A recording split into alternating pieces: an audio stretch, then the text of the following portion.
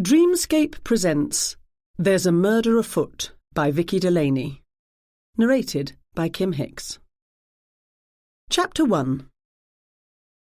My sister, Philippa Doyle, is a minor functionary in the British government.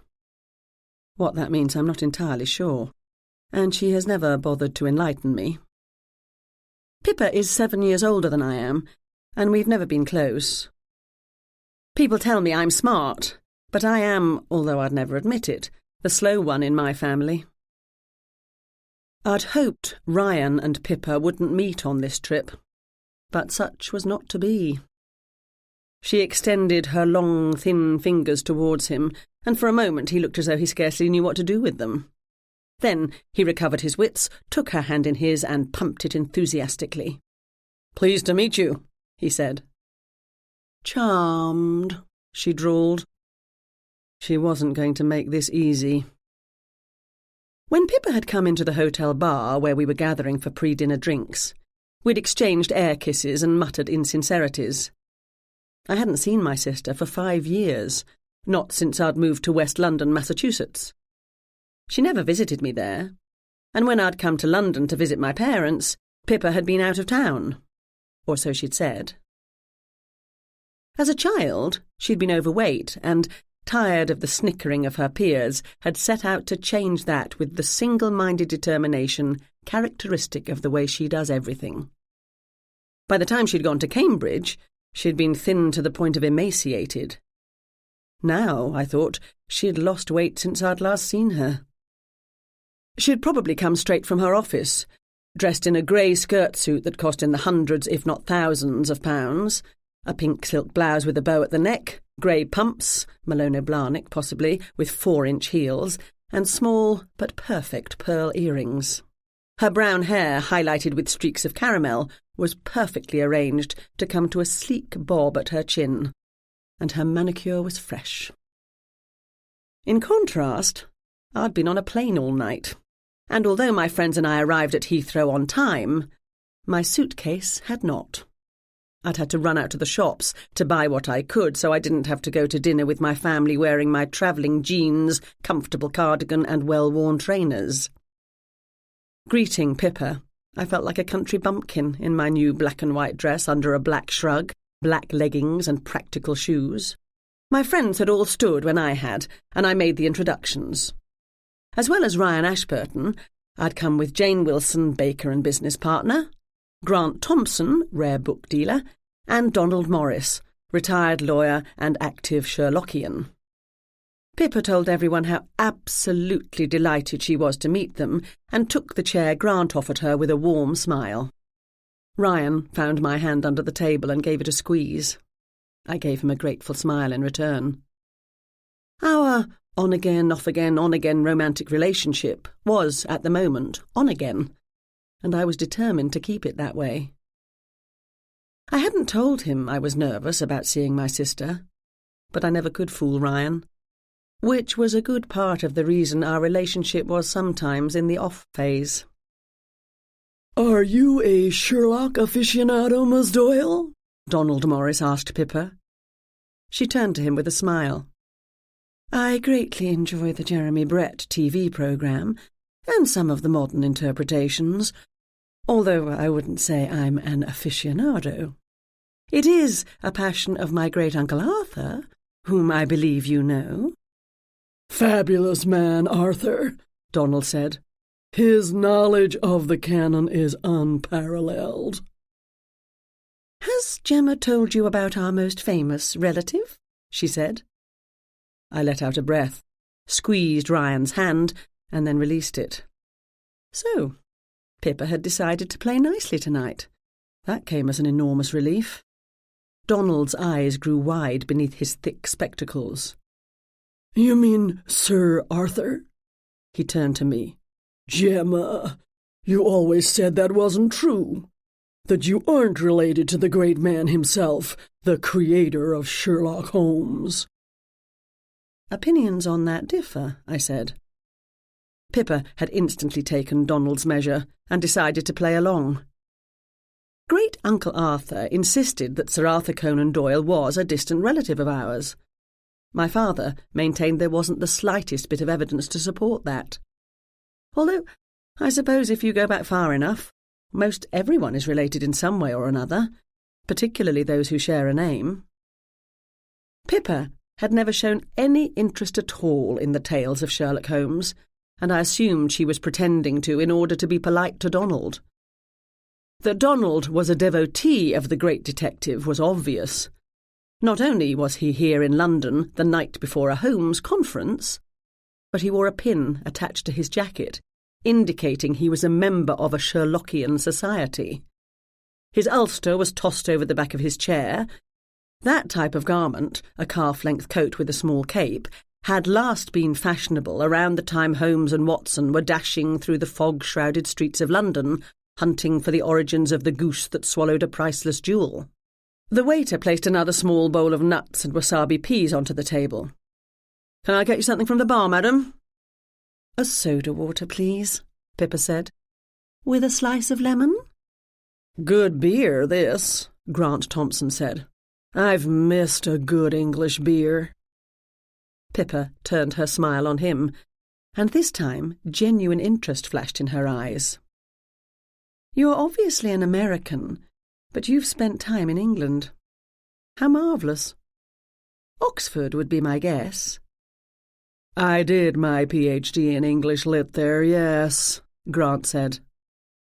A middle-aged couple came into the bar, and I leapt to my feet. Here they are now! I ran across the room and gathered the newcomers into a deep hug. My mother hugged me in return, and then stepped away so my dad could shake me with enough enthusiasm to make my teeth rattle. "Gemma," he said when we finally separated. "Here you are. Gosh, but I've missed you." "I missed you too, Dad. Come and meet my friends." I led my parents to our table. "Everyone, this is Mum and Dad, Anne and Henry Doyle." We were having drinks in the downstairs bar of the Bentley Hotel in Kensington.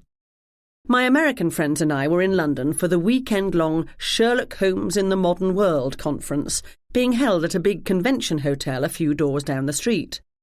I'd come because I was giving a talk on Holmes's influence on popular culture, Grant because he was on the lookout for rare books at a good price, and Donald because Sherlock Holmes was his life.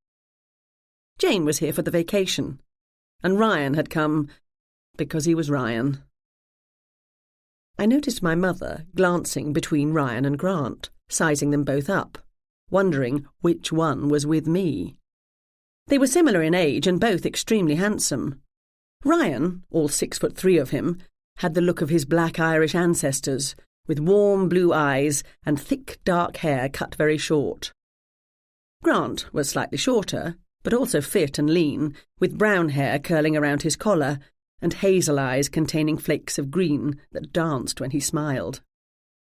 Greetings over and introductions made, my parents took their seats. We occupied a large, round table in a corner with enough space for all of us. A plush banquette covered in red silk with a pattern of tigers and cheetahs etched in gold thread was tucked into an alcove, and the chairs around the table were upholstered in green and gold velvet. Paintings of big cats hung on the walls, and the doorways and alcoves were trimmed in gilt. Being in the basement, the room had no windows. A soft, golden light, the type that makes everyone look good, came from lamps and the candles on each table. This time, it was my turn to give Ryan's hand a squeeze.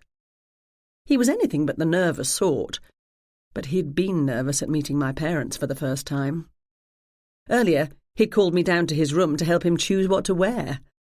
He didn't want to look too formal as though he were trying to impress anyone, or too casual as though he couldn't be bothered to make the effort.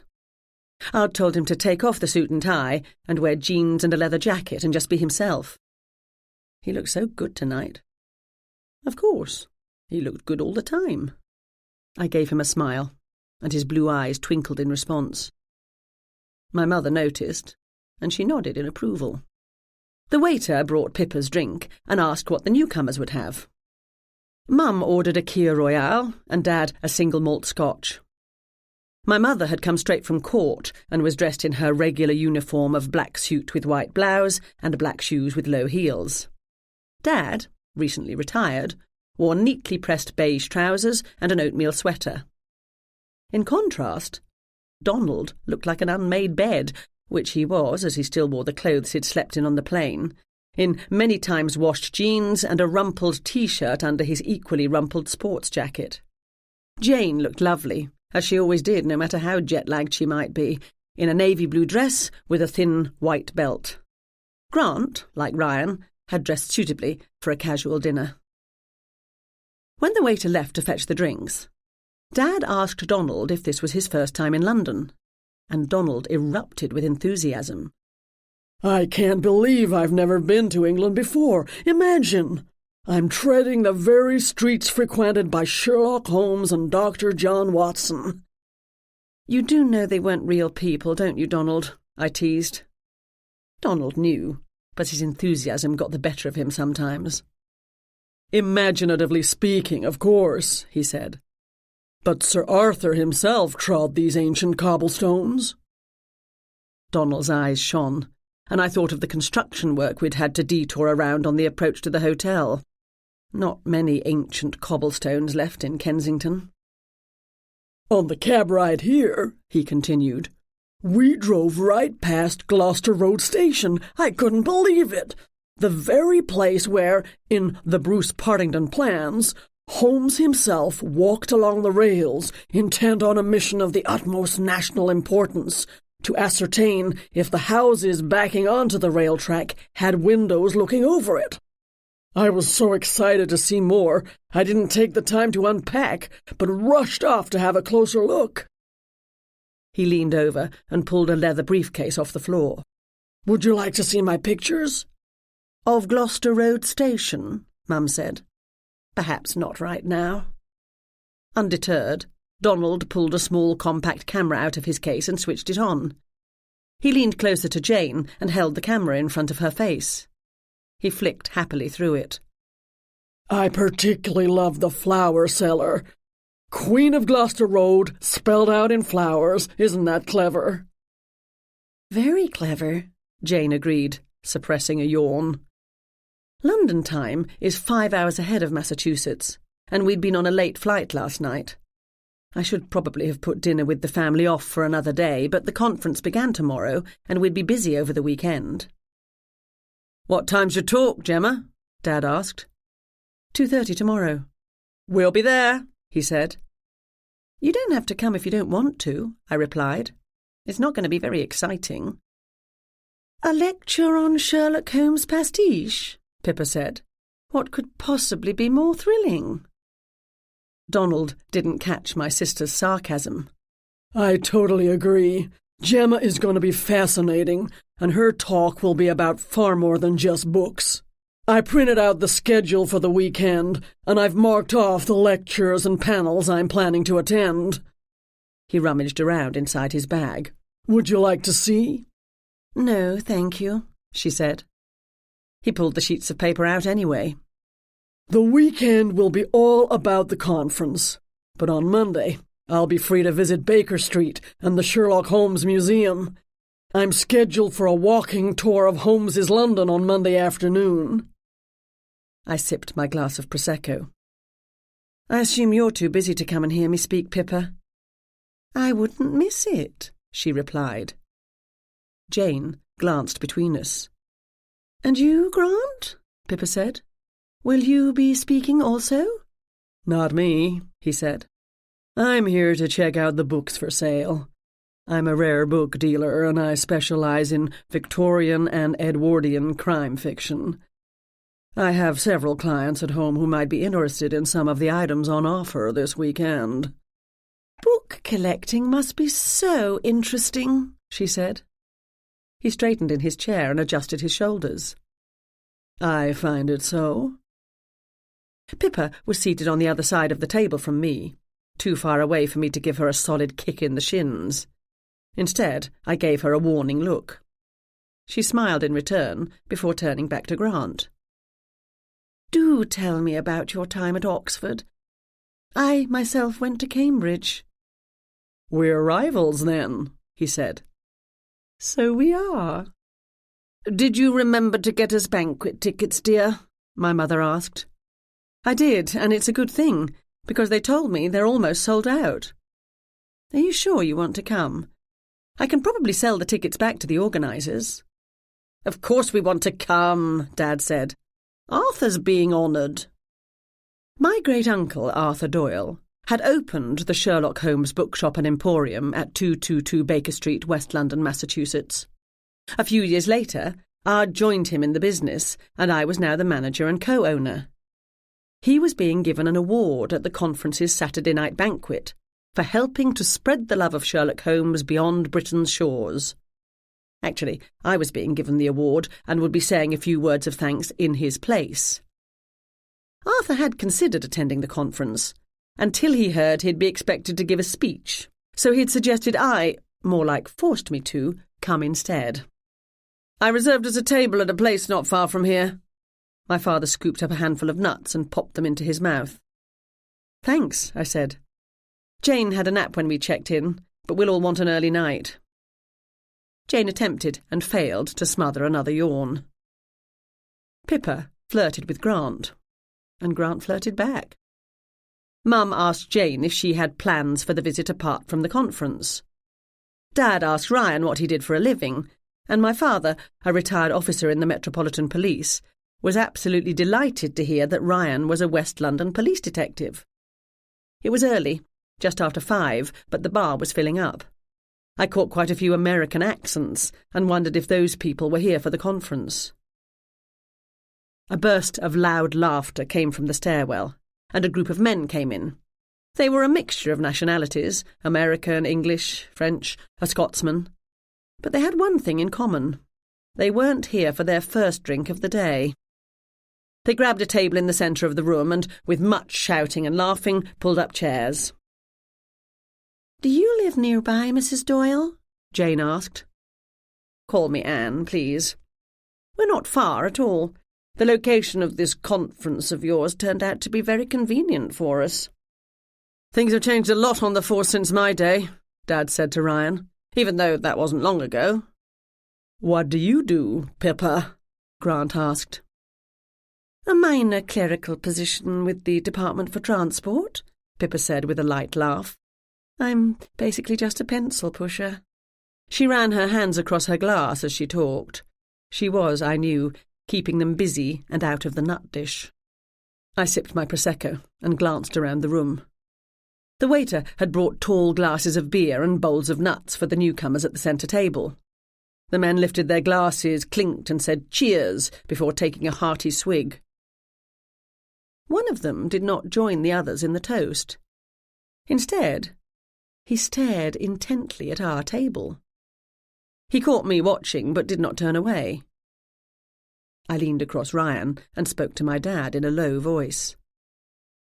"Centre table. Big guy in a blue shirt? He seems to be watching you." Beside me I felt Ryan stiffen.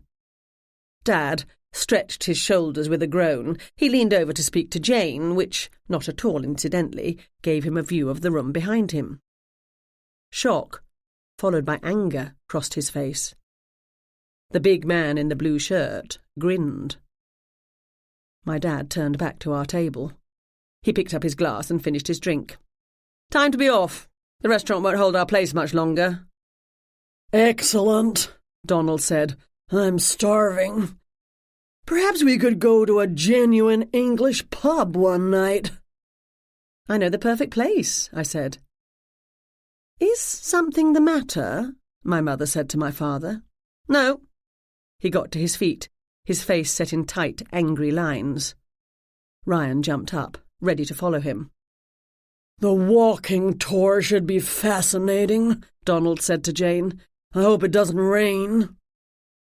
The man at the centre table watched us gather our coats and bags. The waiter hurried over with our bill. I grabbed it. "I'll sign for it." If Donald had to calculate his share of the bill, determine the exchange rate, work out a suitable tip, and then examine every note and pound coin in his wallet, we'd never get out of here. Dad stepped back and allowed Mum and Jane to precede him.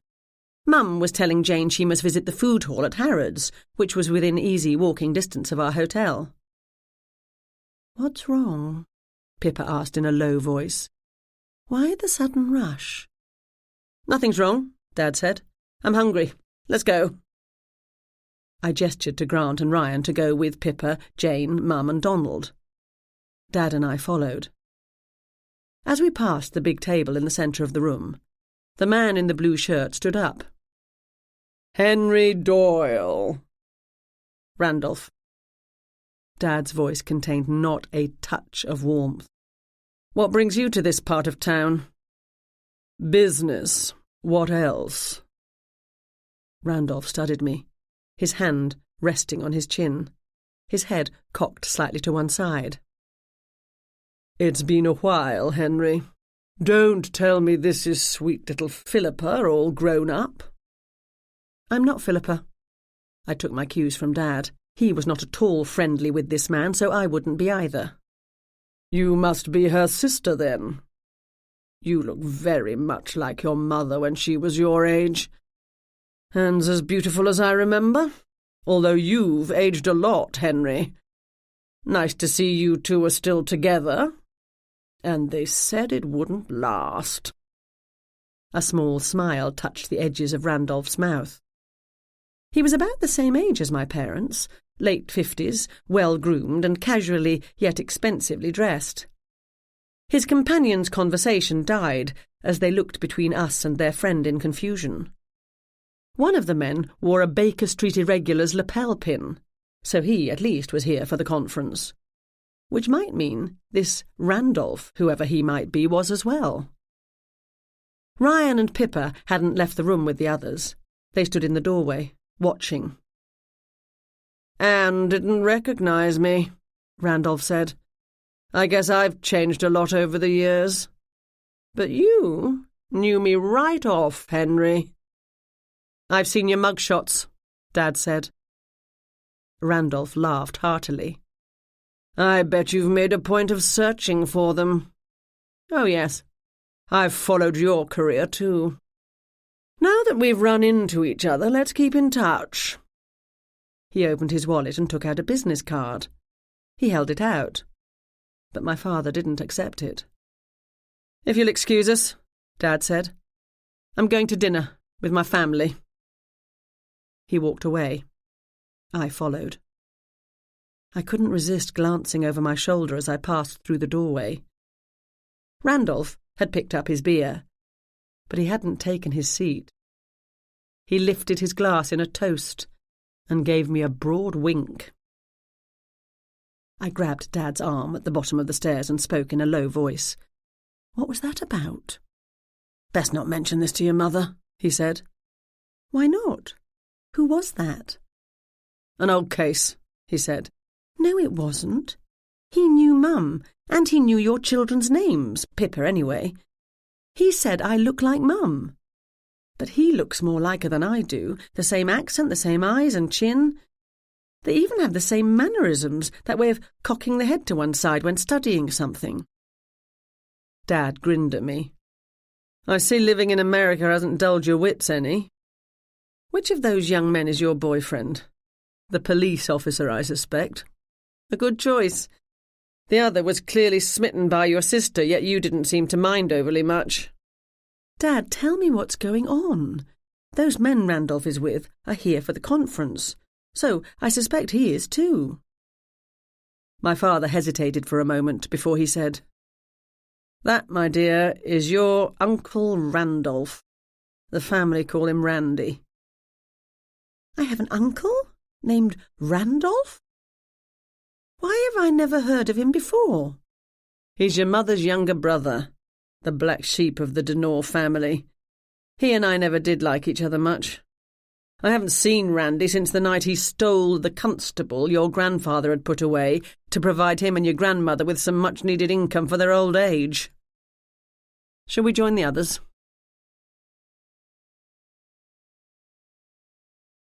Chapter 2. The Sherlock Holmes in the Modern World conference was a big affair. Sherlockians had come from all over the world to attend a weekend of all Holmes all the time. I'm not an excessively enthusiastic Sherlockian myself. I enjoy the original Conan Doyle stories and many of the offshoots, and confess to having a small weakness for Benedict Cumberbatch's portrayal of the great detective. But I can't discuss the minutiae of the canon in great detail, argue over the finer points, or identify which obscure quote comes from which obscure story. I leave that to my father's uncle, Arthur, founder and co-owner of the Sherlock Holmes Bookshop and Emporium. Retired after a long and successful career in the Royal Navy, acting totally on impulse, Great Uncle Arthur bought the building at 222 Baker Street in West London, Massachusetts, for its address. Whereupon he turned it into a shop dedicated to all things Sherlock Holmes. He loved setting up the store, searching for and purchasing stock and chatting with potential customers. But he soon tired of the actual running of the business and tried to sell it. He couldn't find a buyer for such a specialised bookstore. Whereupon I arrived on the scene, fresh from getting rid of my partnership in a mystery bookshop near Trafalgar Square and looking for a fresh start. Now I own half the business and run it. Uncle Arthur is a silent partner, in the bookstore as well as in the bakery next door, which we call Mrs. Hudson's Tea Room, and own along with Jane Wilson, who also serves as head baker and restaurant manager. At this moment, Great Uncle Arthur was at the shop, keeping an eye on things, with the help of my assistant Ashley, and caring for our cocker spaniel, Violet. Our shop cat, Moriarty, pretty much looks after himself. It was mid-January and business was slow, so I hoped they'd be able to manage without me. Jane had reluctantly left the tea room in the hands of Fiona and Jocelyn, her helpers. It hadn't been easy, but I'd managed to convince her to come. She's been working non-stop since opening the bakery a year and a half ago. She needed the break. Donald had heard of the conference some time ago and made plans to attend. Without asking my permission, which I would not have given, he had proposed my name as a speaker. When I received the invitation, I'd been about to refuse, but Uncle Arthur suggested I accept the award in his place. The timing was perfect. January, when business in the shop is at its slowest. Donald told Grant about the event, and Grant decided to come along. Ryan then decided to come too, saying he had vacation time to use up. I hoped he wasn't with us because he wanted to keep an eye on Grant, who had once had feelings for me. As our group got larger and larger, I managed to convince Jane to join us as a delayed birthday treat. Jane's birthday is January 6th, which I remember only because it's the same date as Sherlock Holmes's. Not that the Sherlock of Sir Arthur Conan Doyle's imagination has a birthday, but for some reason fans have settled upon that day. When I discovered that Donald had done nothing at all about planning how to get to the conference, never mind where to stay once he arrived, I took over managing the details of the trip. By the time I made up my mind to come, the conference hotel was fully booked. So I put us all in the Bentley, also located on the street named Harrington Gardens, wanting to be as near the action as possible. Jane had balked at the expense and wanted to back out of the plan, so I'd had to talk her into sharing a room with me by telling her it was my birthday gift to her. That left Ryan in a room 1 floor below us, bunking in with Donald. He hadn't complained about that too much. As well as delivering my talk on Sherlock Holmes and popular culture on Friday afternoon, and accepting Uncle Arthur's award at the Saturday evening dinner, I planned to check out things I might want to stock in the shop. We're primarily a bookstore, but over the years we've gradually accumulated all the paraphernalia that goes with the name of the great detective these days. Colouring books, socks, teacups, coffee mugs, puzzles, dolls, calendars, life-sized cardboard cutouts. The list is practically endless. My lecture was scheduled for 2:30 on Friday, the first day of the conference. I planned to relax in the morning and tour the exhibit hall before giving my talk. The restaurant prices at our hotel were well out of my comfort zone, So first thing Friday morning, Jane and I went in search of breakfast. We ended up at Garfunkel's, located in a small arcade off Gloucester Road, where I enjoyed a proper English breakfast with an excellent cup of tea before heading to the conference. "Let's check out the exhibit floor," I said. "I'm looking for items we can stock in the Emporium. Nothing our regular customers would find too expensive, and nothing we'll have trouble importing into America." We walked into the exhibit space.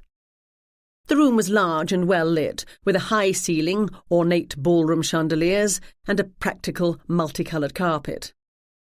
Tables and booths had been laid out in rows, every one of them covered in some variation of Holmes-related merchandise, ranging from costumes to art to books to scale replicas of the sitting room at 221B or Baskerville Hall.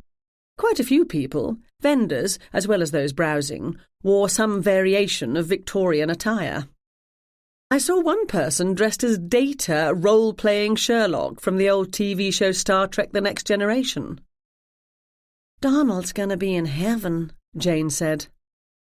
"Speaking of heaven, always nice to see you two in a morning." Grant Thompson popped between us. "Good morning. How are you today?" I asked. "Just great."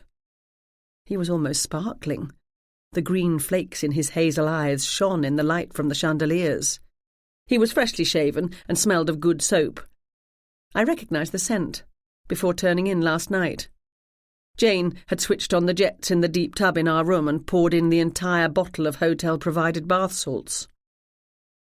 "I hope you didn't get back to the hotel too late," Jane said. After dinner, my parents had bid us good night and headed home. Grant and Pippa had gone for another drink, while the rest of us staggered our weary way back to the hotel and collapsed into our baths or beds. "Not too late," Grant said with a grin. I swallowed a sigh. Pippa was sometimes not a nice person. I don't mean she intended to be cruel, but she didn't always, like ever, pick up on other people's unspoken signals, and the only thing in her life that mattered to Pippa was Pippa, followed by her job and our parents. I reminded myself that Grant would be on the flight home with the rest of us on Tuesday, so she couldn't do too much damage to his heart. Besides, he was a big boy. He didn't need my well-meaning advice. "Have you seen Ryan and Donald this morning?" I asked.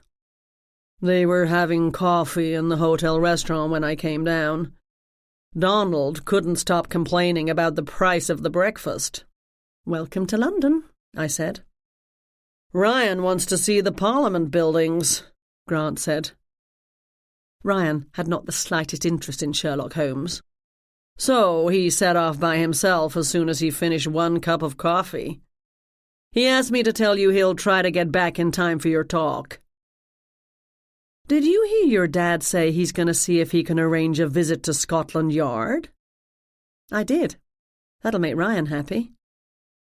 "Speaking of happy," Jane said, "here comes Donald." Our friend had dispensed with the Ulster this morning and was dressed in jeans and a T-shirt that proclaimed, "You know my methods." "I see people are dressing up already," he said with a pout. "I thought they'd only do that for the banquet on Saturday." "Are we supposed to wear costumes?" Jane said. "I didn't bring anything." "Neither did I said, "and I have no intention of playing dress-up." "Catch you later," Grant said, and we went our separate ways. Donald had his face buried so deeply in the programme book, he bumped into a young woman in full Victorian dress, complete with aisle-filling bustle. He almost knocked her into a display of Sherlock-themed teacups. He carried on, not noticing the poisonous glare she threw after him. Jane and I walked down the closest row of tables and booths. I wasn't ready to get into buying conversations yet, just having a first look. But one of the largest displays had me stopping dead in my tracks. The walls of the foldable partitions were covered in pencil and pen and ink sketches illustrating scenes from the canon. Holmes leaping nimbly across the moors, Holmes and Watson having tea in 221B, or relaxing with their newspapers and pipes on a train. Holmes's walking stick slashing frantically at a bedside bell pull. A visit by the unruly young mob of street urchins he called the Baker Street Irregulars. Mrs. Hudson ushering in a darkly cloaked visitor. The drawings were exceptionally well done. The representations were faithful to the spirit of the canon and to its earliest illustrators. Even out of context and out of costume, this Holmes would be instantly recognisable. The lean face, the hook nose, the piercing intelligence in the eyes. Holmes and Watson wore the dress of Victorian gentlemen, hat, cane, cloak. The women, Mrs. Hudson, Irene Adler and Violet Hunter, recognisable among them, were in long dresses with either hats or aprons. On first look, the pictures were standard Holmes fare, although exceptional in their quality. But look again, and something modern lay beneath the surface. The window out the train carriage showed a glass and concrete high-rise in the distance. An iPad was falling off the edge of the breakfast table. Mrs. Hudson had trainers, what Americans call sneakers, peeking out from beneath her dress. Look once more, and the modern became disturbing. The high-rise was all shattered windows and crumbling concrete. The iPad showed an image of an ambulance outside a hospital at night. Mrs. Hudson's laces were undone, and her shoes covered in mud. "Those are good," Jane said. "Slightly creepy, though," I replied.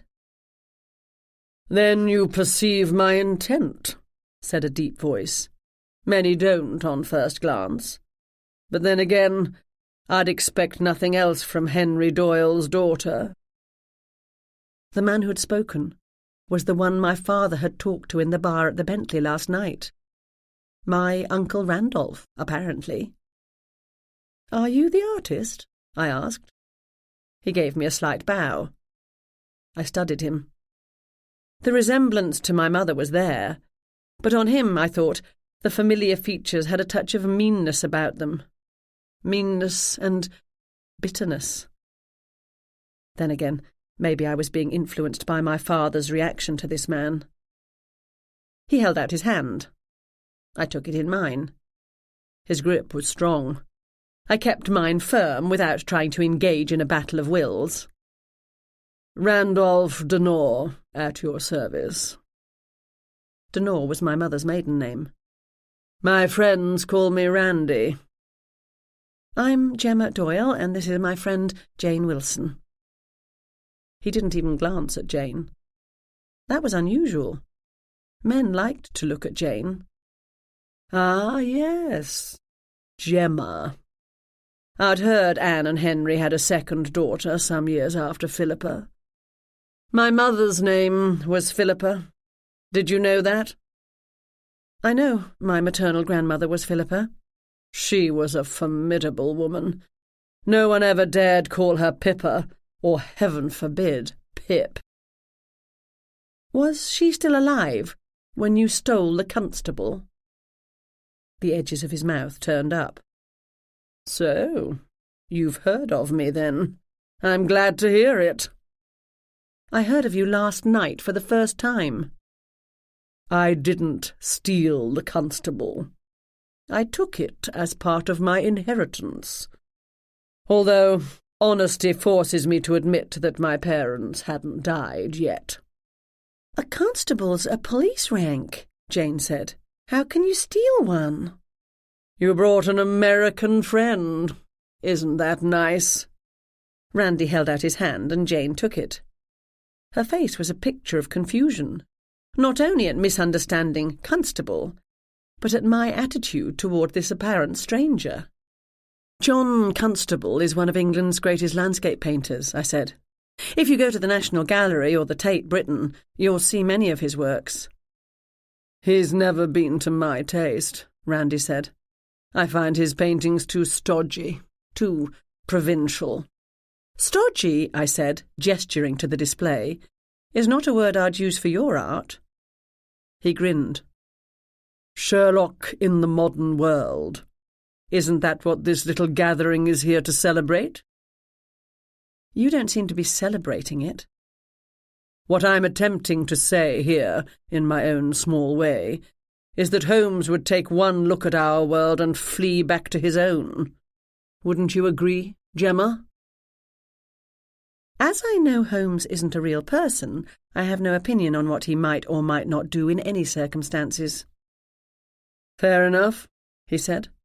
But a man has to earn a living, and this is how I am attempting to earn mine these days. He gestured to the metal cash box, pile of business cards and receipt pad on the table. I'm surprised to see you here at this thing. He dipped his chin to indicate the conference badge on the lanyard around my neck. Wouldn't have taken a daughter of Anne for a Sherlock fanatic. Gemma owns... I cut Jane off. I'm interested in a great many things.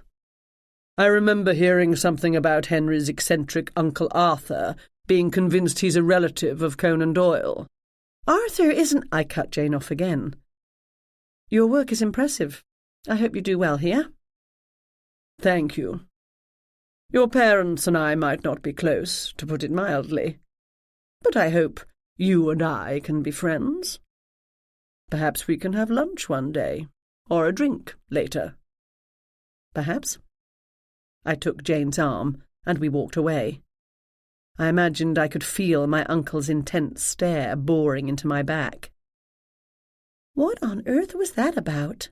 Jane asked, once we were out of Randy's hearing. Is that guy a relative of yours? You weren't very friendly. He's my mother's brother, and I'd never even heard of him before last night. Dad said he's the black sheep of the family. Wow, sounds interesting, Jane said. My father had said nothing further about it, despite my questions as we walked through the darkening streets to dinner. Jane and I made a circuit of the hall, and I made a mental note of the vendors I wanted to talk to in more detail later.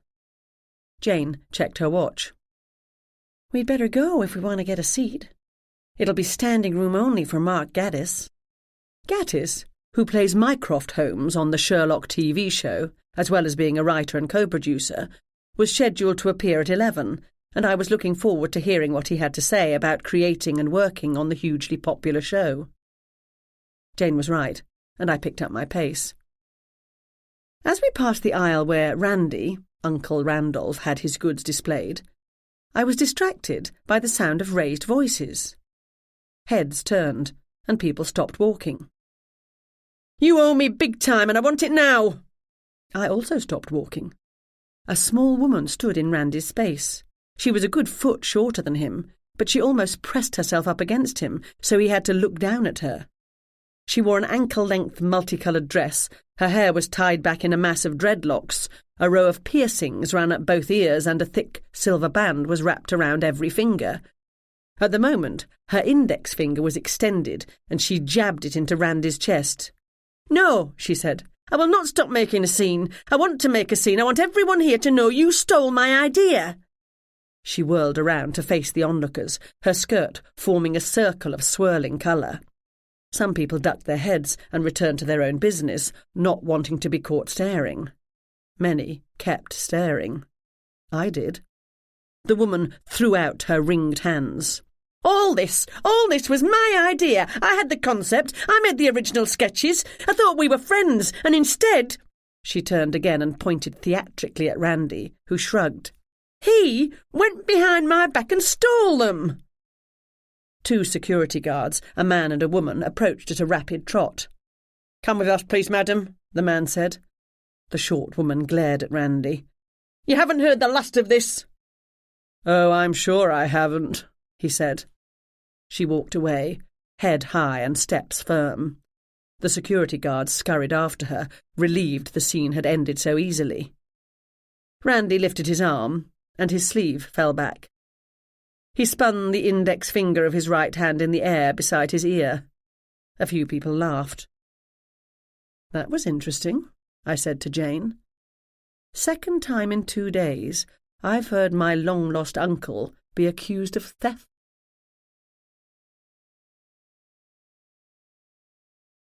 Chapter 3.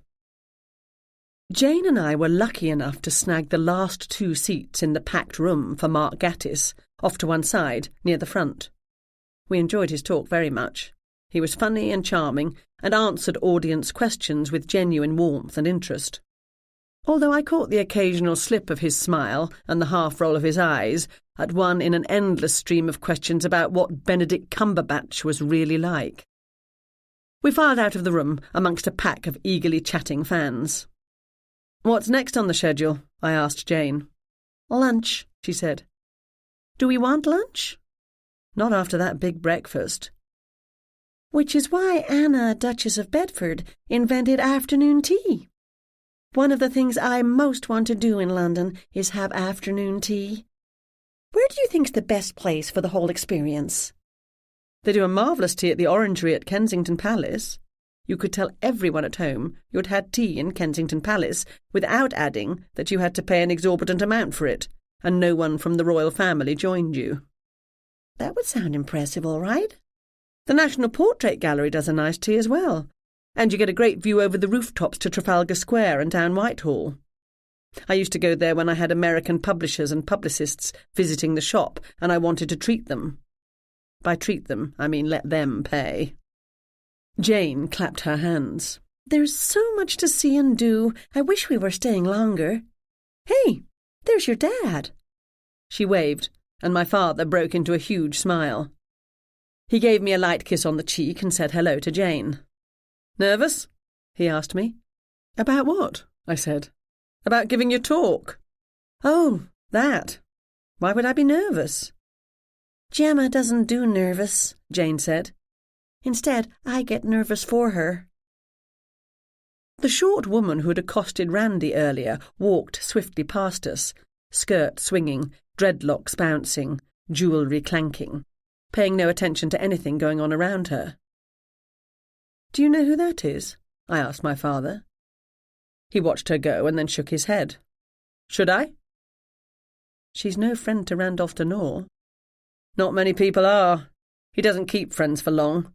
No longer than it takes to fleece them, anyway." "You going to tell me the story there?" "Some day, perhaps. Can I take you ladies to lunch?" "No lunch for us, thanks," I said. "But if you're going someplace, we'll join you and have a cup of tea." "I'm heading back to the hotel," Jane said, "to check into the Times for some of the things I want to do in the city tomorrow and Sunday. I'll be back in time for your talk, Gemma." She wiggled her fingers at us and slipped into the crowd. "Your friend's nice," Dad said. "She is definitely that." Jane had her phone with her, and the hotel provided free Wi-Fi for conference attendees. She didn't need to go to our room. She wanted to let my father and me have some time alone together. I slipped my arm through his, and we went to the hotel restaurant. I ordered tea, and Dad asked for steak and kidney pie, his favourite. "Don't tell your mother," he said, after he'd handed the waiter his menu. "Tell her what?" "That I'm having a pie and mash. Now I'm retired, she thinks I'm a prime candidate for a heart attack, and she's put me on a diet." This was the first I'd heard of any heart problems. I looked at my father in alarm. His colour was good, his eyes clear, and he hadn't put on more than a pound or two since I'd last seen him. He read my face and gave me a big smile. "Don't worry, Gemma. I'm as healthy as I ever was. One of the solicitors in her chambers dropped dead of a heart attack a week after his retirement party. Your mother's convinced retirement killed him. Not the fact that he was a 2-pack-a-day smoker and he weighed close to 20 stone. "That'll do it," I said. 20 stone was almost 300 pounds. I leaned back to allow the waiter to put my tea things in front of me. I happily breathed in the scent of a perfectly prepared cup of tea. "Now that you've retired, is Mum thinking about doing the same?" "She's thinking about it, yes, but thinking and doing are very different things. I'm well aware a lot of old cops can't cope very well with retirement, but I've always had my woodworking to keep me focused. I'm selling some pieces now." "Glad to hear it," I said. Before I'd been born, Dad had set up a woodworking shed in the back garden.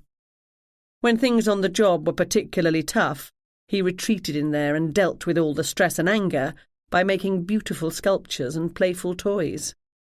My mother was a barrister, a trial lawyer. She and her chambers, her law firm, were one of the most highly regarded in the city. My dad had been a cop. Police officer and defence lawyer didn't make for an easy marriage sometimes.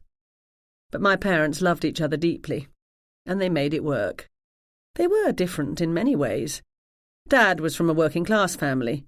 His father had been a construction worker and his mother a store clerk, whereas Mum's family was genuine aristocracy, although her extended family had the title, and it was a minor one at that. Her family had been penniless since the late 19th century, when a drinking, gambling, dissolute son invested everything in a scheme to find gold in the jungles of Borneo.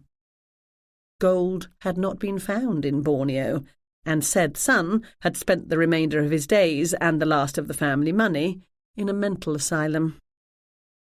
These days, the family seat, meaning the house and the land that couldn't be sold off, was crumbling into ruin, and I hadn't seen the current Earl, my third cousin twice removed, or was it second cousin 3 times removed, since my christening.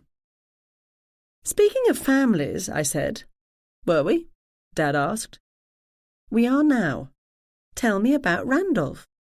He's here, at this conference, selling sketches in the exhibit room. They're very good." The waiter brought Dad's lunch. A large round pie with a glistening golden crust, thick brown gravy, a mountain of mashed potatoes drenched in butter, and a side of mushy peas. Dad picked up his knife and fork and cut into the pie. Steam, fragrant with the smell of beef and onions, rose into the air, and the filling spread through the potatoes. "Want some?" Dad said. "Oh, yeah." I pushed my side plate over and he served me a healthy portion. I savoured a few bites and then repeated my question. "Randolph?" "First, what's your take on him, Gemma?" I thought. "He's been in prison, but probably not for too long. He has at least one poorly applied tattoo, what the Americans call a prison tat, visible above his right wrist. I'd noticed that when he lifted his hands to joke to the onlookers that the woman who had confronted him was crazy. His colour is fine, for an Englishman in January anyway, so it's been some time since he was in jail. He has a similar accent as Mum, which you'd expect, but slightly different, which means they were educated apart. Mum's dad went to Eton, so his son likely did also. But Randolph didn't attend Cambridge or Oxford." Dad nodded. "Close enough. He was kicked out of Cambridge first term." "If he did the drawings I saw this morning, and judging by his attitude to them he did, then he's highly talented. But he doesn't take his art seriously. I don't think he takes much seriously." "Except the pursuit of money," Dad said. "Considering he's staffing his own booth at a fan conference, his career as an artist isn't proving all that lucrative, meaning he has to find money another way. He'd stolen a valuable painting from my grandparents more than 30 years ago. He'd been in prison at least once. He was, judging by his drawings, a highly skilled and highly detailed artist. That, plus the accusations the dreadlocked woman had thrown at him, led me to the logical conclusion. His past, and maybe his present, is in art forgery?" Dad grinned at me. "You got it. I've unofficially followed Randy's career for a long time. After he was expelled from Cambridge for forging a letter of recommendation, he went to Camberwell College of Arts.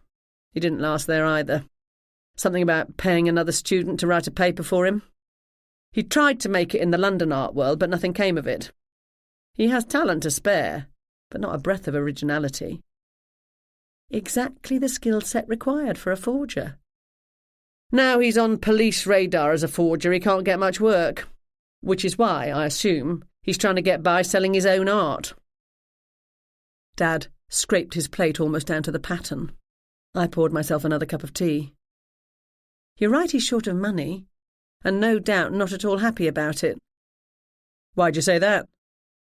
"His clothes, both last night and today, were middling expensive and reasonably new, or at least well-maintained. But his shoes showed signs of excessive wear.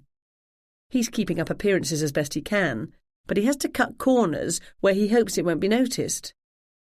He was wearing the same shoes last night, with black dress trousers as today with khakis. Dad nodded, telling me to go on. As people come for this weekend from all around the world, and some pack lighter than others, on most people at the conference, I wouldn't consider the lack of shoes matching clothes to indicate a problem. But Randy lives in London. How do you know that? He has an Oyster card, a tube pass. I saw it last night when he opened his wallet to take out his business card. Although, I will admit, tourists buy Oyster cards for temporary visits. Randy might seem like a charming old rogue, Dad said, but he's nothing of the sort. I didn't think so, I said. I can't help thinking it's not a coincidence he's here this weekend. Your name is listed on the conference website as a guest speaker, Gemma. Be warned. He broke your grandparents' hearts when he took the constable and disappeared. They didn't have much money, but they used what they did have to give your mother and her brother a good education. The constable was an inheritance, one of the only things saved when the family lost everything, and they needed it to help them in their old age. What happened to the painting? Dad shook his head. I've no idea. I've never worked in art fraud, but I made a few inquiries over the years. It seems to have simply disappeared. Probably locked in some Middle Eastern art collector's private vault these days. Everyone knew Randy took it, but your grandparents wouldn't help the police investigate, so he was never charged. They hoped he'd have a change of heart and bring it back. That never happened. Keep away from him, Gemma. That's all I ask. Dad rubbed his face, and he suddenly looked 20 years older. I only hope your mother doesn't catch sight of him. She adored her little brother. It was an enormous blow to her when he did what he did, and to this day she hasn't forgiven him. Ready to go? Is Mum coming to hear me speak? She'd like to, if she can get away in time. Dad paid the bill, and we left the restaurant. I wanted to check in with Ashley at the Emporium, so Dad and I separated in the lobby, and I found a seat in a reasonably quiet corner. You're calling all the way from England? Ashley bellowed. I winced and pulled the phone away from my ear. I can hear you perfectly well, no need to shout. Oh, sorry. Her voice dropped fractionally. How's everything there? Good. Busy. Really? Yes, really. We've been exceptionally busy. A lot of new customers, too, which is surprising, as the tourists aren't here. Quite a few elderly ladies have been coming in. So, Uncle Arthur's been helping out. He's such fun, Gemma. I haven't laughed so much in years. Did you know he used to be the captain of a battleship? I did know that, yes. About the store, he knows everything there is to know about Sherlock Holmes. I'm learning so much. That's good. Have you heard from... He thinks the franchise idea's a good one. I didn't. Ashley was a good employee. She cared about the business and wanted to see the shop doing well. She had more ambition for it than I did.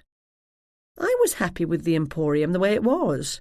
I didn't want to open more branches or set up franchise agreements, both of which Ashley thought would be great ideas. You might have a whole market we hadn't thought of, she said. Some ladies from the retirement home came in yesterday. They want Arthur to speak to them about Sir Arthur Conan Doyle. I grinned to myself. In the over-80 set, great Uncle Arthur, an unmarried, healthy and active man, was a valuable commodity. You're giving a lecture at that conference you're at, Ashley said. Maybe we can open a speaker's bureau. You can make good money on the lecture circuit, or so I've been told.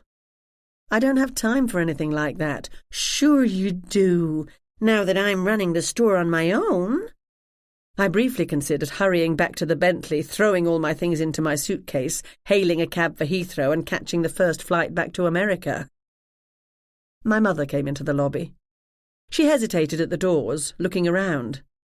Dad didn't want her to run into her long-lost brother. If she was here for my talk and didn't plan on seeing anything else of the conference, such as the exhibits in the dealer's hall, that might be possible. I stood up and waved my arms over my head to catch her attention. "Gotta run. I'll call again later. Love to Uncle Arthur." "Oh, one thing. I'm sorry, but Moriarty got into your office. I'm sure I shut the door after me when I went home last night, but maybe I didn't. Sorry. We're trying to dry out your laptop now. The guy at the computer shop says he thinks he can save the hard drive. Maybe." My mother caught sight of me and headed my way. I said goodbye to Ashley and put my phone away. I'd worry about my shop cat and his act of sabotage later. Moriarty never had liked me. Mum and I brushed cheeks, and the familiar scent of Chanel No. 5 took me instantly back to my childhood. "Good news," she said. "I was assisting one of my juniors in court this morning. The Crown's star witness admitted on the stand that he might not have been at the bar at the time in question, but if he wasn't, he wanted to be. The case was dismissed, so I will not have to go over her strategy with her, and thus I have the remainder of the weekend free. How about we have a nice afternoon at Harrods tomorrow, with lunch first?" "I'd like that," I said. Shopping, to me, wasn't a recreational activity, but it was for my mother. "Bring your friend Jane. She's so sweet. And I'll check with Pippa." "Are you coming to hear my talk?" "Wouldn't miss it," she said. "I have to go someplace quiet and read over my notes," I said. "I'll see you there. Room 110. Dad's around somewhere." I didn't actually have any notes to read over. I hadn't made any. I hadn't even thought about what I was going to say to fill an hour in front of a room full of people who'd come from all parts of the world to hear my insights into marketing the modern phenomenon known as Sherlock Holmes. I had about 15 minutes to write and memorize a speech. I needed a few moments of quiet to get my thoughts into some sort of order, but the lobby was busy, and I feared random people might want to talk to me. I glanced around, searching for some place to escape to for a short while. A discreet, darkened hallway led off a far corner of the lobby. It ran alongside the restaurant, so probably went to the kitchens. No guests would go there, so it should suit my purposes perfectly. A few steps in, and the cacophony behind me died away. I faced the wall to try to block out all distractions. I wanted to start my talk with an amusing anecdote about an Englishwoman out of her comfort zone in America. Unfortunately, I could think of no amusing anecdotes on the spur of the moment. Jane had asked me on the plane if I wanted her to help me write my speech. I told her I had it all in hand, and opened the copy of From Holmes to Sherlock by Matthias Bostrom I'd bought for the flight, looking forward to the hours ahead with nothing to do but read. In retrospect, that might have been a mistake.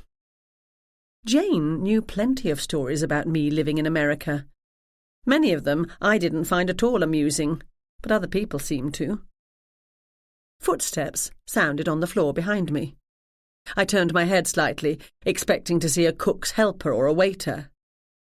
Instead, it was a large man in jeans and a denim jacket. He had not a strand of hair on his head, and his face was clean-shaven. A tattoo of the outstretched talons of an eagle reached up out of his shirt collar on the left side of his thick neck. He studied me through narrow eyes, so dark they were almost black. I whirled around and tensed. "Doyle," he said. "You have the advantage of me," I said. He blinked. "What's that mean?" London accent. East End, not a lot of education. In contrast to his head, his hands were matted with black hair. Those hands were large and rough. An old burn scar crossed the back of the right. He smelled of tobacco, cheap aftershave applied far too liberally, and the beer he'd enjoyed at lunch. "You know who I am," I said. "Who are you?" "That don't matter, does it?" "It matters to me." Behind him, I could hear the low buzz of conversation. People were leaving the lobby, heading for the 2:30 panels, and my talk. No one came our way. The man filled the hallway with his bulk. I carried nothing but a small over-the-shoulder red leather handbag containing my phone, some cash, a credit card, and my room key. The key, unlike those of old, wasn't a heavy metal thing, just a thin piece of plastic, Good for opening doors, not so good for defending oneself. The streets were dry, with no rain or snow in the forecast, so I'd worn a pair of ballet flats and wasn't carrying an umbrella. "Whatever," he said. "You tell your uncle. My people want what's theirs." That took me by surprise. I stopped mentally inventorying the contents of my bag. What? I don't even know who you're talking about. "You know. We saw you talking to him earlier, so we figured you'd be a good one to deliver the message. Tell him." He turned to go. I let out a long breath. He swung around. "I'm looking forward to your talk. I think Jeremy Brett was the best Holmes, don't you?" He nodded politely and then walked away. What on earth? I needed to find my dad, and right now. A small figure appeared at the entrance to the hall. The man who had spoken to me slipped past her and disappeared. "I knew I'd find you hiding in some dark corner," Jane said. "You're late. Your fans are getting restless." "That man," I said. "What man?" "The one who passed you just now." She shrugged. "I didn't see anyone. Are you ready?" "What time is it?" 2:35. You're late. It's okay to be nervous, Gemma, but you can't not show up." "I'm not nervous." She placed a hand lightly on my arm. "I understand." "Is my dad there?" "Yes, and your mom, too. They sent me to look for you." We headed for the meeting rooms at the back of the hotel. The lobby and corridors were mostly empty now. I swerved as we passed the exhibit hall. The vendors relaxed and chatted to each other in the absence of browsing customers. No one was at my Uncle Randolph's booth. Jane grabbed my arm. "No, you don't. This way." I allowed her to lead me on. To my surprise, the room was packed. People, Ryan among them, lined the walls. I'd thought a handful of people from the Sherlock tourist industry, if there is such a thing, and there probably is, would be interested in my tales of owning a Holmes-themed shop. But no one else. I walked up the centre aisle with Jane. A podium with a microphone and a glass of water was at the front. A projector sat on a table, and a big white screen hung on the wall. Only now did it occur to me that I should have prepared some sort of slideshow to illustrate my talk with pictures of things I sold at the Emporium. Not only did I not have a slideshow, at this moment I didn't even have a speech. "Knock 'em dead," Jane whispered to me, after giving my arm one last squeeze before releasing her grip. She took a seat in the second row. I climbed the 2 steps to the podium and turned to face the crowd. My parents sat together in the front row. They smiled broadly, and Mum gave me a small wave. It reminded me of when I'd had the role of Gwendolen in my school's production of The Importance of Being Earnest when I was in 4th form. The only reason I, who had no interest whatsoever in theatre, got the part was because both the lead and the understudy took ill, and I was the only one in the class who knew the lines. I'd been roped unwillingly into helping to build the sets, and had overheard most of the rehearsals. I glanced at Ryan. He gave me a big thumbs up. I studied the crowd. Grant sat next to Pippa. Donald had found a group of the like-minded, all of them wearing Inverness capes, ulsters or tweed suits. I did not see the man who had accosted me in the kitchen hallway, nor did I see my Uncle Randolph. "Good afternoon," I said. "My name is Gemma Doyle, and I own the Sherlock Holmes Bookshop and Emporium at 222 Baker Street in West London, Massachusetts."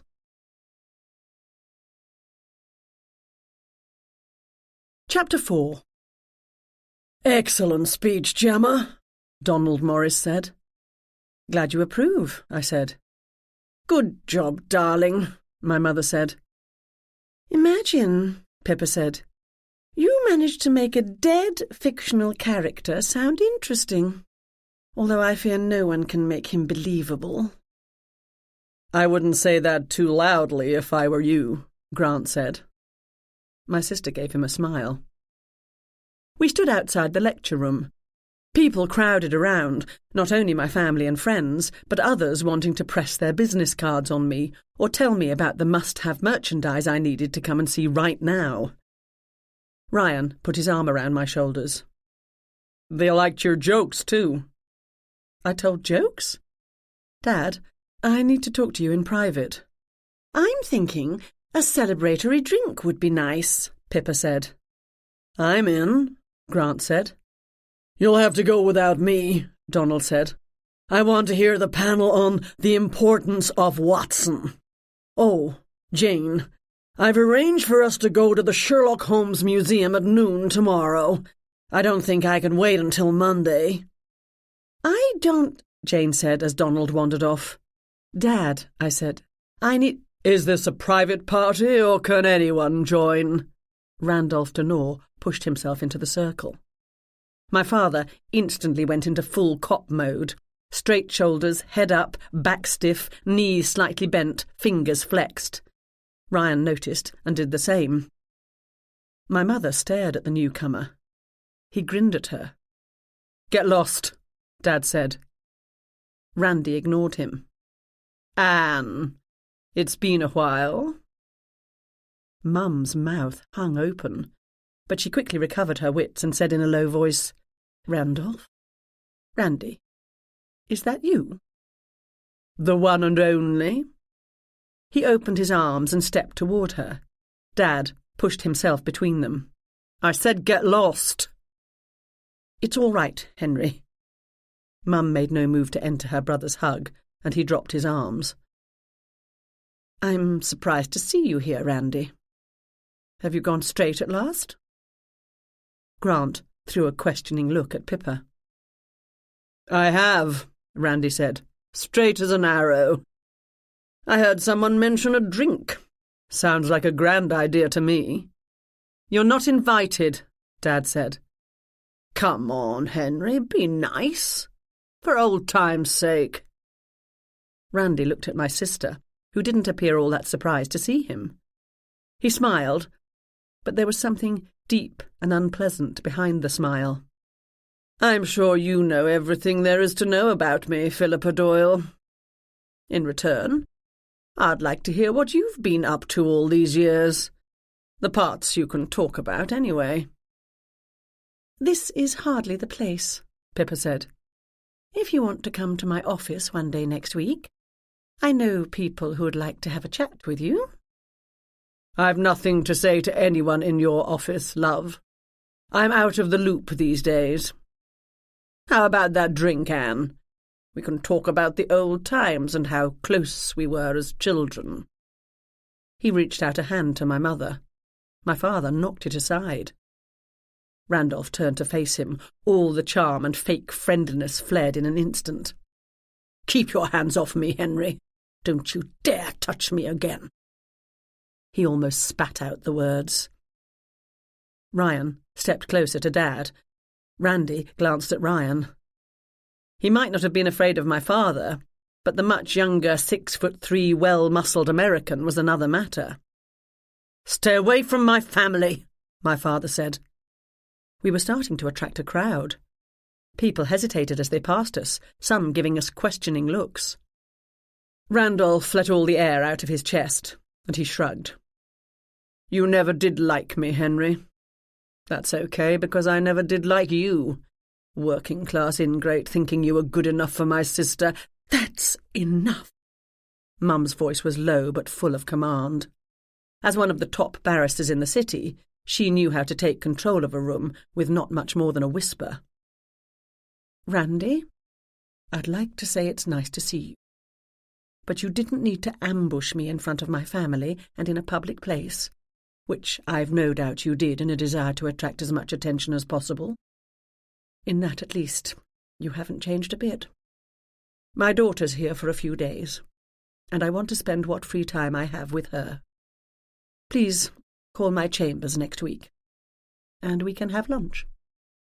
I don't think, Dad said. We can have lunch, Mum said. And at that time, you can tell me what you want from me. I don't want anything, Anne, Randy said. That, she said, I do not believe. Memories crossed his face. Memory and emotion. And I guessed he was thinking about how brother and sister had been close once, when they were children. "Believe it or not, Anne," he said in a low voice, "people can change, if they really want to. Maybe it's my time." He blinked, and the traces of emotion fled. "If you change your mind, I'll be around all weekend. I'm an honest man here to earn an honest living. Come and see me in the exhibit hall. I'll offer you a discount on a picture." He turned to me. "You and I can talk about stocking my drawings in your store." "They won't appeal to my customers." "Then I can do something that will appeal. Your talk was interesting." "I didn't see you there," I said. "I didn't intend that you should." I didn't believe him. He hadn't been in the room. I didn't remember much about what I had to say, although I seemed to have filled the hour and even told jokes and took questions.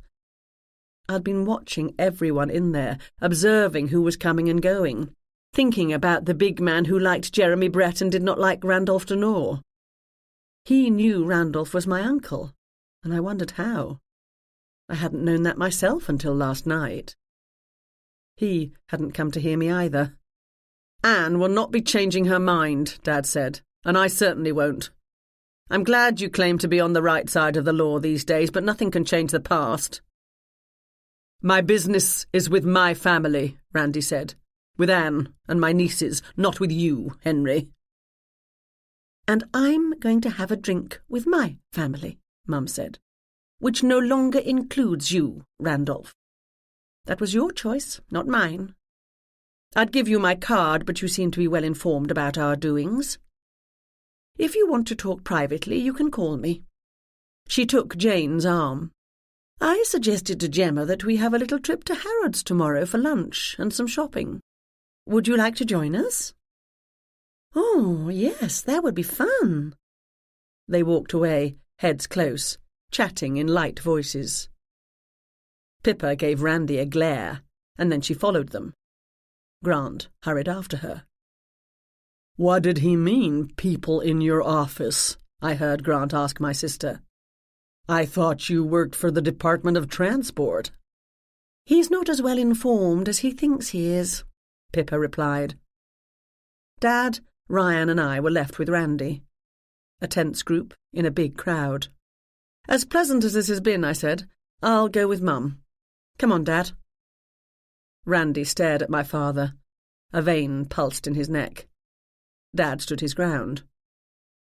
They were close in age, Randy a fraction taller, although he carried a lot more weight on his belly and around his chin. Ryan remained braced to intervene. Dad broke the silence. "Stay away from my wife." "Or what?" Randy said. "I still have contacts at the Met," Dad said, meaning the Metropolitan Police. "I'm sure you do. Then again, I have friends also." I threw a look at Ryan. This was escalating far too fast. "Yeah, well, as for me," Ryan said, "I don't know a single person in this city who's not in this hotel right now. But I've heard a lot about your English beer. Anything you'd recommend I try, Henry?" "I'm warning you," Dad said. "Is everything all right here?" The female security guard pushed herself into our space. The radio at her shoulder spat static. "It sounds rather tense. Perhaps you gentlemen can continue your conversation elsewhere." Like a light being switched off, the fight went out of Randy's face and body. "Nothing to worry about. We're locked in a bitter discussion of who's the best Holmes. My friend here," he indicated Ryan, "likes Robert Downey, but I insist no American can properly portray the great detective." He gave the guard his big, warm smile. "I'm sure you'll agree." She tried not to smile back. She was in her late 50s, rough round the edges. Despite her job, she was the right age to be charmed by my uncle. "Not a Holmes fan myself. See, you don't get too enthusiastic about this discussion. People are becoming alarmed." A small crowd milled around us. They pretended to be minding their own business, but ears were definitely flapping. I have to get back to my booth, Randy said. I've left it unattended for too long. Catch you all later. He walked away, followed by the security guard. Ryan let out a long breath. That's not good, Henry. Thanks for backing me up. It wouldn't have come to a fight. He's not the type. Sounds like you haven't seen him for a long time, Ryan said. Maybe he's the type now. Maybe, Dad said. Shall we join the ladies? We found Jane and my mother in the lobby, using their mobile phones to exchange scone recipes. My mother was by no stretch of the imagination a baker. She found boiling an egg a challenge. But I appreciated that she was trying to make Jane comfortable. Where's Pippa? I asked. She and Grant seem to have left without us, Mum said. Is everything okay, darling? She asked Dad. For now. Imagine, after all these years, Randolph shows up out of the blue.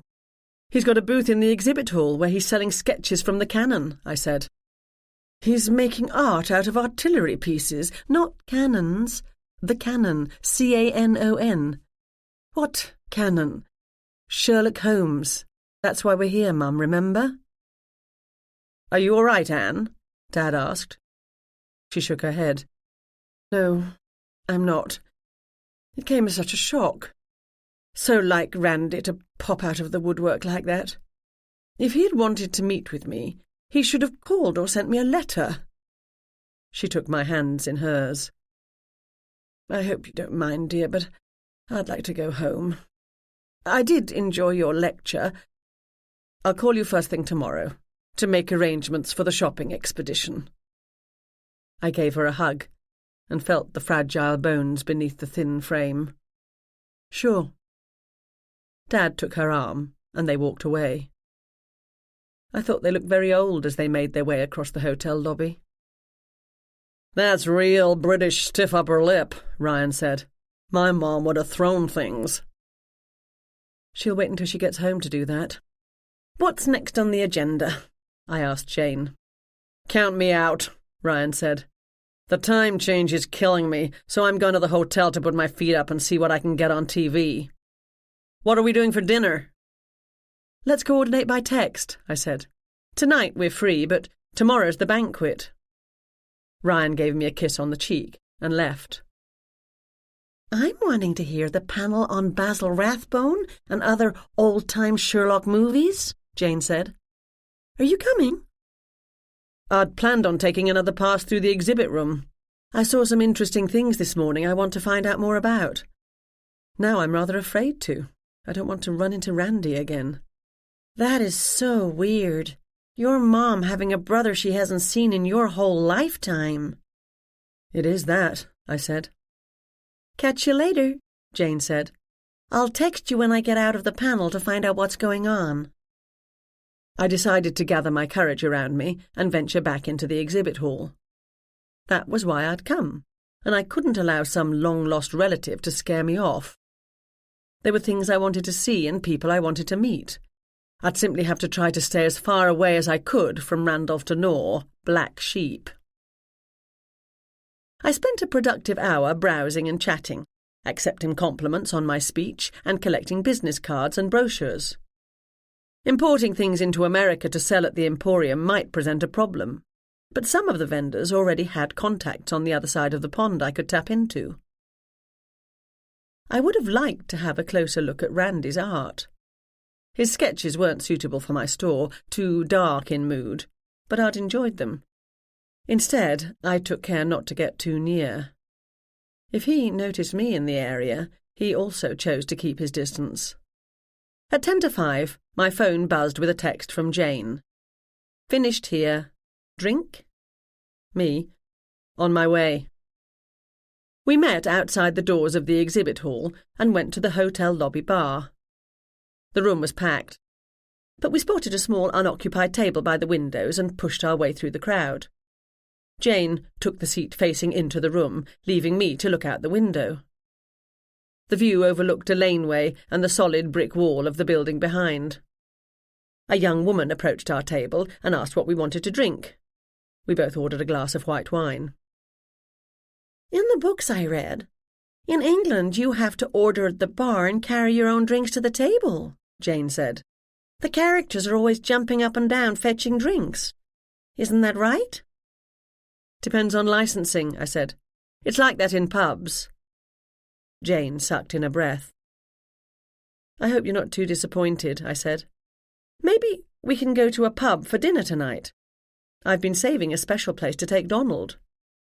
It's not that. She nodded to the room behind me.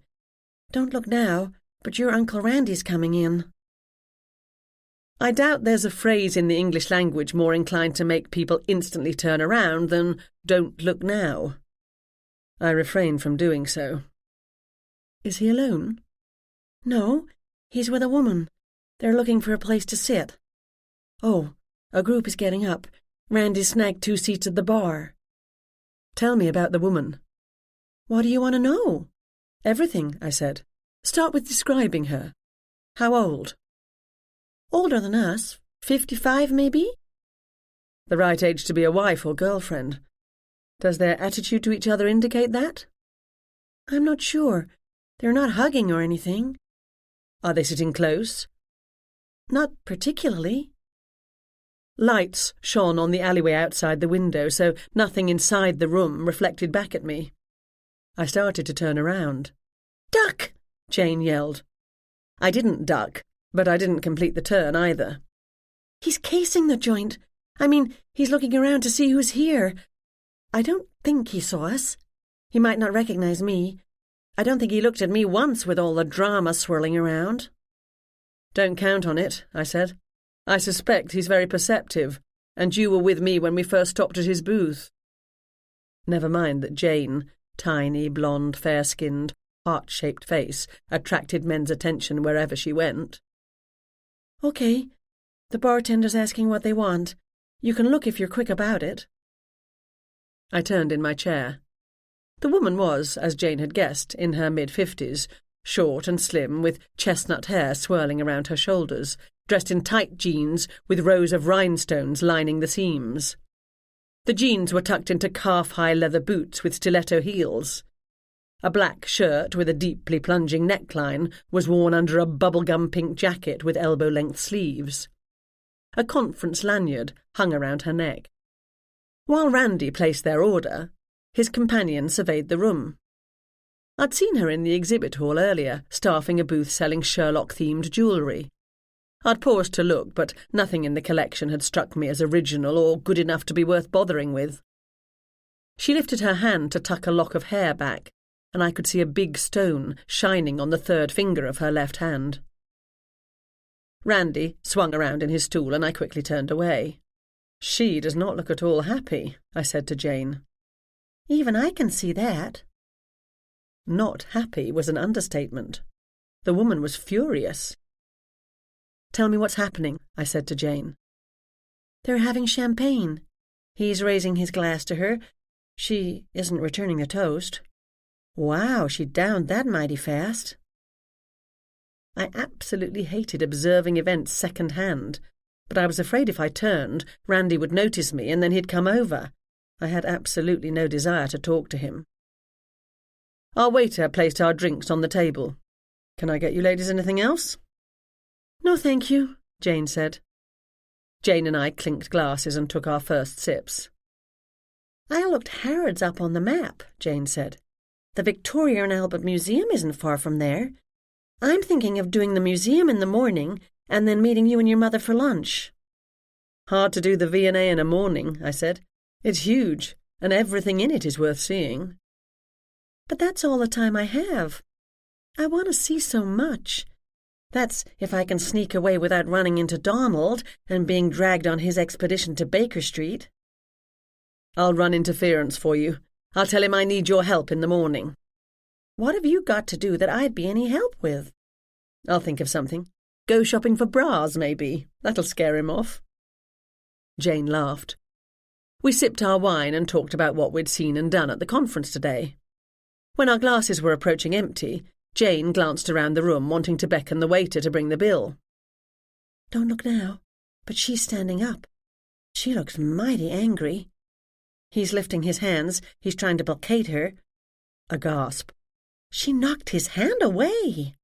I turned fully in my seat, in time to hear the woman yell with a trace of Polish accent. "You really are cold-hearted creature, aren't you?" Conversation at the bar momentarily died. The woman's face was bright red, her lips tight with anger, and her eyes blazed fire. In contrast, Randy grinned his self-satisfied, smug grin. "Takes one to know one, Ariana," he said. "You were pretty quick off the mark to check out the value, weren't you? Not a whole lot of trust toward your intended." She threw the contents of her glass in his face. Then she turned on her heel and marched out of the bar. Everyone in the room watched her go. Everyone except me. I kept my eyes on Randy. He scooped a napkin off the counter and wiped casually at the liquid dripping down his face. "Good thing," he said in a voice designed to carry, "I didn't buy her the good stuff." A man at the table next to us laughed. The woman with him threw him a poisonous look, and he quickly took a gulp of his beer. "Waiter," Randy called. "I'll have another. And this time I will have the good stuff." He looked directly at me and lifted his glass in a toast. So much for trying not to be seen. A group of people walked between us, and when they'd passed, my uncle had turned back to the bar and was consulting with the waiter. "I wonder what that was about," Jane said, as we gathered our things and left. I didn't reply. The man who'd accosted me in the kitchen hallway earlier, the one who liked Jeremy Brett, was leaning against a wall near the exit. He stood in a circle of laughing men, holding a glass of beer in his hand. But he was not part of the group, and he was not enjoying himself along with them. His dark, narrow eyes were fixed on Randolph Denore.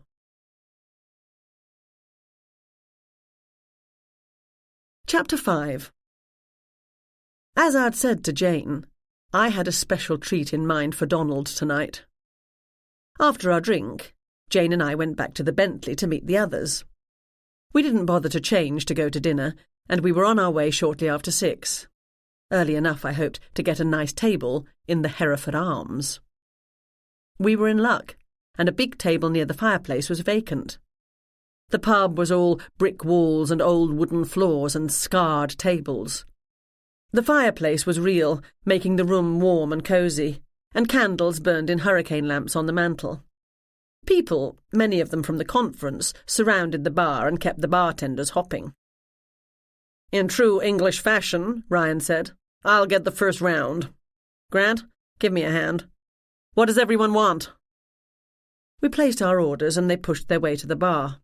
"What'll you have, mate?" asked the bartender in a strong Australian accent. Donald, Jane and I shrugged off our coats and divested ourselves of scarves and gloves. Donald dropped into a seat with a happy grin. "Exactly the sort of pub Holmes and Watson might frequent," he said. "It's more than that." I took his hand and helped him to stand. "Come with me." A series of framed, typed statements hung on the fireplace wall. I showed Donald the last one. He gasped.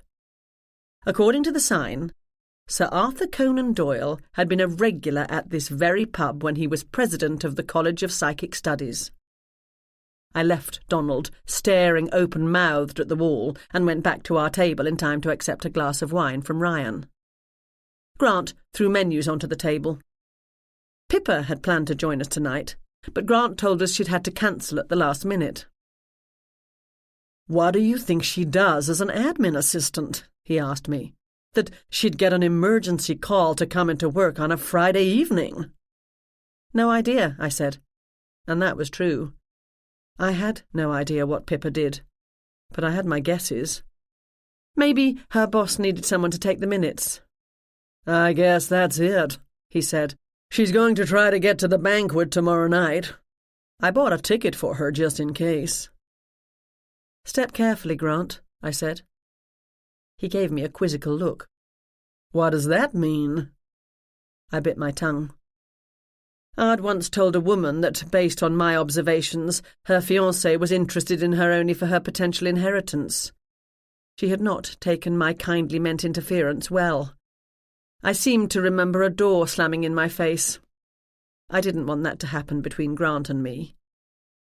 "My parents were planning to come tomorrow," I said. "I'm not sure if they'll still want to after running into Randy." "What's the story there?" Grant asked. I told him what little I knew, and then we went on to talk about other things. Saturday morning, Jane and I were on the steps of the Victoria and Albert Museum when it opened. I tried to show her my favourite things in the short time we had, but before I knew it, it was time to hurry to Harrods to meet Mum. My idea of heaven is the sculpture hall in the V&A. Jane's is the food hall in Harrods. I swear she must have had them open every large red tin of tea leaves so she could drink in the aroma of each one. Once she'd loaded herself with various boxes of tea to take home, instead of going to the restaurant for our lunch, we perched on stools at the fish counter, nibbled on oysters, sipped champagne, and watched the world go by. Then we went upstairs to shop. While Jane gagged at the prices, Mum tried clothes on for work. Grey or black suits and starched white blouses, of course, and shoes for country weekends. Jane bought a selection of scented soaps for her mother and a silk scarf for herself. Dusk was falling when we staggered out of the store, Mum and Jane laden with parcels. I emerged empty-handed. "I need to get home and change. We can share a cab." Mum asked the doorman to fetch us a taxi. "Your event starts at 7, dear?" "You're still coming?" I asked. One of the iconic London black cabs screeched to a halt in front of us. The doorman opened the door and bowed us in. Mum pressed a coin into his hand. We climbed in.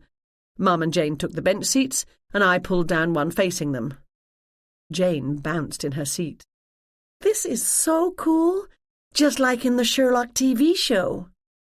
Mum smiled at her. "As long as we don't get into a car chase." I was delighted they were getting on so well. My parents live in a row house on Stanhope Gardens, not far from the Bentley Hotel. The cab dropped Mum off first. "I'm assuming," she said before she got out, "dress is not too formal. Only if you plan on coming in a full Victorian gown, corset and bustle and all." Perish the thought. "That's the house you grew up in?" Jane asked as the cab pulled back into traffic. "Yes." "The whole house?" "Yes." "I was looking at pictures in the window of the realtor's office last night. Even apartments in buildings like that cost a couple of £1,000,000. 40 years ago, property in South Kensington was a lot cheaper than it is now," I said. My parents' house was in the centre of the row. The houses on this street were typical of Kensington and similar neighbourhoods in the West End. 3 stories tall, painted white with a black door, white pillars on either side of the entrance, black and white check tiles on the stairs and landing, black iron railings around a set of steep stairs leading below ground to what used to be the kitchen staff door. The second-floor balcony wasn't large enough for anything more than a few plant pots, and once my father had built his woodworking studio in the back garden, there hadn't been room for anything else. On the other side of the street, an enclosed and locked square block-sized private garden was provided for the enjoyment of residents of the street. It had been a nice area in which to grow up. The house had belonged to my mother's parents, and they'd lived with us until they died within a year of each other when I was in 4th form, the equivalent to American grade 10. The house had been one of the few things of value my grandparents had after, I'd learned yesterday, their son had absconded with their most valuable possession. I'd always believed my mother was their only child. Every family picture I'd ever seen had shown my grandparents with just my mother. I remembered seeing a couple of snaps of Mum as a schoolgirl standing with a younger boy, a family friend I'd been told, before the pages of the album were hastily turned. "It looks like 221B Baker Street," Jane said. "A good deal more upscale," I said. "Did you know that when Conan Doyle wrote the Holmes stories, there was no such number as 221 on Baker Street?" "You mean it was a fictional address?" "Yes. The street has grown, as has London, since then." It was almost 6 when we got back to the hotel, giving us not a lot of time to get ready for our night out. My suitcase and I had been joyfully reunited yesterday. I changed into a black and white linen dress with matching black jacket, opaque black leggings and ankle-high boots. I put large silver hoops through my ears and a silver chain around my neck. Jane looked delightful in a slim-fitting raspberry dress and red heels. Then again, Jane always looked delightful, even in the back of Mrs. Hudson's tea-room in a hairnet with flour on her nose. "The bells of the ball," I said, as we studied ourselves in the mirror. She gave me a spontaneous hug. "This is so great. I'm glad I came." "I'm glad you came too. Next time we'll have to plan on staying longer." "Your mother's taking me to the National Gallery and the Portrait Gallery tomorrow. Want to come?" "No time. I need to do another round of the vendors and make contact with the ones I'm interested in." Our hotel room was large enough for a desk with chair, a gold brocade couch with 2 side tables, and a coffee table. Jane's shopping bags were strewn everywhere, and almost every surface was covered by discarded clothes, scarves and gloves, suitcases, purses, guidebooks, conference programs, electronic cables and chargers, and advertising information. The 2 beds, dressed during the day in rich blue duvets and mounds of matching pillows, had been turned down while we were out. Right now, my bed looked far more inviting than attendance at a stodgy formal dinner. "Have you called Mrs. Hudson's?" I asked Jane as I surveyed the chaos of our room, hoping I wasn't leaving anything I needed behind. "I did earlier. I spoke to Fiona. She said every elderly lady in West London has been in. The Widowed and Divorced Network of Women of Advanced Years has established a schedule of rotation for having your Uncle Arthur to dinner while you're out of town." I laughed. Who knew there's such a network? Little do they know Arthur's the cook in our house, not me. "From what I hear, he's in no hurry to enlighten them," Jane said. We went downstairs to meet the men waiting for us in the lobby. Donald, as could be expected, was in full 19th century men's formal wear. Stiff white shirt with high collar, black frock coat, shoes polished to a high gloss, dark grey suit with waistcoat. Even a pocket watch on a chain and a tall hat tucked under his arm. Holmes himself would not have looked better heading off to a concert at Covent Garden, dinner at Mancini's, or even to accept his emerald tie-pin from a certain gracious lady. "You look marvellous, Donald," I said, and he preened. Grant and Ryan looked very plain next to him in their 21st century business suits. Plainly dressed, but so very handsome. I slipped one hand through each of their arms. "Shall we go?" A light rain was falling, but we didn't have far to go. The wet streets reflected the glow of street lamps and the headlights of passing cars. Donald struggled with the small, foldable umbrella he'd brought from home. Eventually he gave up trying to get it open and hurried ahead of us. He reached an intersection and looked left before stepping off the curb. Ryan grabbed his arm as a car sped past in a spray of rainwater, coming fast from our right. "Watch it there, Donald! Remember, they're driving on the wrong side of the road." "We call it the correct side," I said. "You need to consciously look down and check the directions before crossing." Whether for the aid of tourists or not, in London, most intersections are clearly marked "look left" or "look right," with arrows pointing in the appropriate direction. Inside the hotel, we divested ourselves of coats and umbrellas and followed the hum of conversation. The hallway was wide and thickly carpeted, with banqueting rooms leading off one side and smaller meeting rooms at the end. A portrait of the Queen was prominently placed high on the centre wall. The doors to the banquet room hadn't been opened yet, but a bar was set up in the hallway outside. More than a few of the guests, women as well as men, wore formal Victorian attire, ranging from the hastily put together to outfits that could appear on stage or in a movie. I saw lush gowns, plumes of ostrich feathers, and rows of glittering diamonds, fake or otherwise, as well as plenty of pasted-on whiskers, top hats and pocket watches. "Excellent!" Donald rubbed his hands together in glee and plunged into the crowd.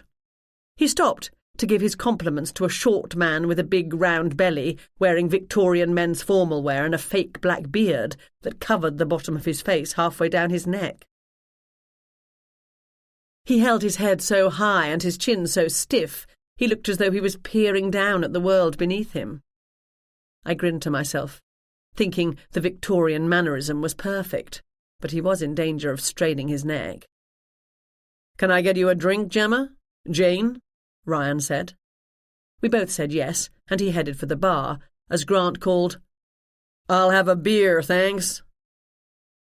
Grant searched the room, peering into corners and trying to see past pillars. "Expecting anyone in particular?" I asked.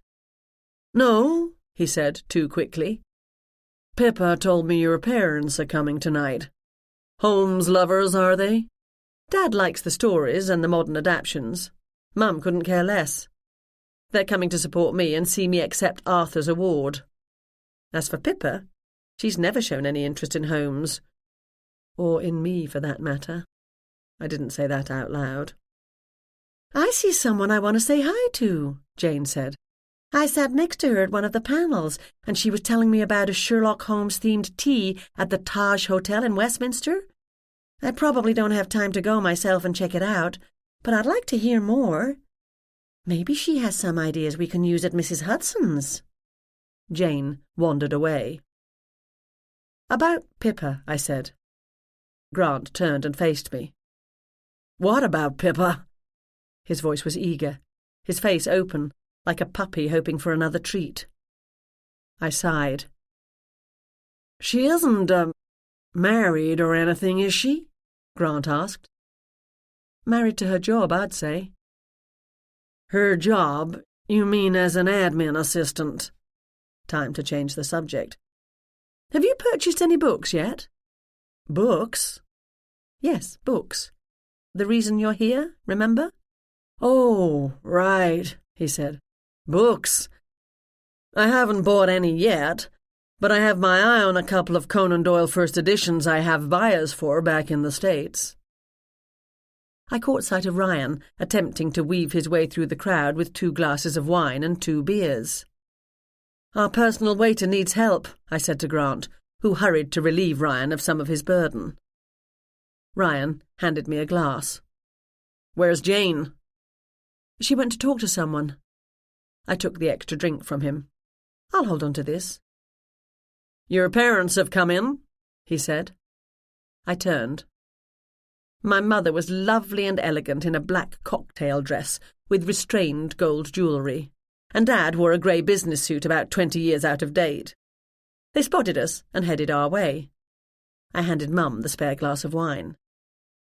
"That's excellent service," she said. "Thank you." She took a sip and studied the room. "Good heavens, I do believe that's Marion Forrester over there. Henry? Isn't that Marion? What on earth is she wearing? I never would have taken her ladyship for a Sherlock fanatic. I have to go and say hello." Mum hurried off. "Is, Pippa coming?" Grant asked, trying not to sound too hopeful. "She's taking care of the coats," Dad said. At that moment, Grant's entire face lit up, and I didn't have to turn around to know my sister had arrived. She wore an electric blue dress with a deeply cut, curved neckline, fitting snugly at the top and flaring abruptly at the waist in a spray of stiff satin. Her shoes had sharp heels, and she carried a small plain blue bag over her shoulder. The bag was similar to mine. Like me, Pippa didn't like to have her hands occupied with a clutch purse. Grant hurried toward her without a word of goodbye, leaving me between Dad and Ryan. Pippa smiled when she spotted Grant. "I've been wanting to ask you," Dad said to Ryan, "are you getting much anti-terrorism training in your department?" I left them to talk shop. It was after 7. The doors were late opening. I stood against a wall, looking out over the crowd. I spotted Randy, close to the bar, glass of smoky liquid in his hand. He was with a large group of people, talking and waving his hands in the air. He lifted the glass to his mouth and took a drink. He looked over the sea of heads between us, caught my eye and gave me a nod. I didn't return it. He was drinking, as was almost everyone here, and I didn't know if he got aggressive when he drank. More aggressive, I should say. It might not have been a good idea for my parents to come tonight, but I hadn't said anything, thinking my dad knew what he was doing. The woman I'd seen with Randy in the bar, the one who'd thrown her drink in his face, was on the far side of the room. She sipped from a glass of wine and laughed uproariously at whatever her companion said. She so pointedly didn't look in Randy's direction, I knew she was fully aware of exactly where he was and what he was doing. Randy's companions moved on, and he was left standing alone. He was now watching my mother, chatting to a woman dressed in an elaborate scarlet dress of the sort seen on the cover of the historical mysteries I sell at the Emporium. Mum's back was to her brother, and I hoped she hadn't seen him. He made no move to approach her, and so my gaze travelled on. The man who had accosted me in the hallway was here, dressed in an expensive suit that fit him well, but didn't look like the sort of thing he was comfortable in. He was facing away from me, but I recognised that bald, bullet-shaped head and thick neck. He did not have a drink in hand, and didn't appear to be with anyone. My father continued chatting with Ryan, but his gaze moved constantly between his wife and her estranged brother. The small, dreadlocked woman who'd accused Randy of stealing her ideas headed his way. He saw her coming, and his face darkened. He slipped into the safety of the crowd and disappeared from my view. The horde was getting restless, and I was debating finding myself another glass of wine, when I saw the bullet-headed man moving. He crossed the room as fast as he could, almost pushing people out of his way. The moment I realised where he was heading, I also moved. Unfortunately, at that blasted moment, the doors of the banquet room were thrown open, and the crowd surged forward. I fought my way through the mass of hungry people, feeling like a salmon swimming upstream. "Gemma, I'm glad I ran into you. I own a small souvenir store in Edinburgh, and we stock a lot of Conan Doyle items. But I'm thinking of— Sorry, no time, gotta run, talk later." I pushed my way past the man from Edinburgh, who said to his companion, "That was rude." By the time I reached my mother, she stood alone. Her perfectly made-up face was pale. "There you are, dear. I've just had the strangest encounter." "What did he want?" "I scarcely know. He told me people had sent him here. I assumed at first he represented someone on the opposing side in a legal case I'd won. That does happen sometimes. Don't tell your father." "That wasn't it this time?" "No. He told me to tell my brother to watch his step. I have absolutely no idea what that means, and I have no intention of telling my brother anything. I attempted to tell him so, but he walked away." "Did you sense a threat from him?" "Not directed at me, no. He was simply delivering a message I failed to understand." "Do you know something about this?" I shook my head. He said much the same to me earlier. Except for the bartenders at their station and a couple of men getting themselves another drink, the hallway was empty. Everyone had gone into dinner. "Are you going to tell Dad?" "This time, yes, I am. Randy's problems are not ours, but if they threaten to become so, Henry needs to know." She slipped her arm through mine. "Shall we go in?" Fortunately, the seating was pre-assigned, so I didn't have to worry about Randy trying to push himself into our group. The big, round, cloth-covered table seated 10. The 8 of us, Grant, Donald, Ryan, Jane, Mum, Dad, Pippa and me, and a German couple dressed as Sherlock Holmes and Irene Adler. Donald immediately recognised kindred spirits and fell into an intense debate as to whether or not Irene Adler, had she not just hastily married Geoffrey Norton, would have remained in London to be with Sherlock. Dad explained to Ryan in great detail the organisation of police forces in the United Kingdom. Mum and Jane chatted about shopping and afternoon tea opportunities in London. Donald and his new friends went on to discuss Sir Arthur Conan Doyle's interest in spiritualism, and Grant remained enraptured in every word that came out of Pippa's perfectly lipsticked mouth. I was left to my own devices. I couldn't see much as I was sitting down, and the room was full. 40 tables with 10 chairs at each, and all the seats were taken. Conversation filled the air, and people had to shout into their neighbour's ear to be heard. The waiters began to serve the first course, an insipid green salad, and the clamour of dishes and cutlery added to the cacophony. The room, as well as the meal of tough chicken and overdone roast potatoes, followed by a chocolate cake so dry it had me longing for the delights of Mrs. Hudson's tea-room, could have been in any hotel in the Western world. At last, the meal was over, plates were cleared, coffee and tea served, and the programme of speeches began. I was called upon to be the first speaker. The host announced the award and mentioned that Arthur Doyle was not able to accept it in person, but I, as his partner in the business, would do so on his behalf. I made my way to the front to polite applause. The host shook my hand and gave me the foot-high glass statue of the great detective, complete with pipe and deerstalker, which was Arthur's award. We posed for a picture, and then I began my speech. I kept my remarks short and to the point. I thanked the committee on Arthur's behalf for the honour. I told them, to murmured approval, about my attempts to ensure that a proper cup of tea was served in Mrs. Hudson's tea-room. I invited everyone here present to visit the Sherlock Holmes Bookshop and Emporium on their next visit to the United States. As I babbled on, I took note of what was happening in the room. Randy sat with a group consisting mainly of vendors from the dealer's room. The woman who had thrown cheap champagne into his face was at his table, but seated on the opposite side. She pointedly avoided looking at him.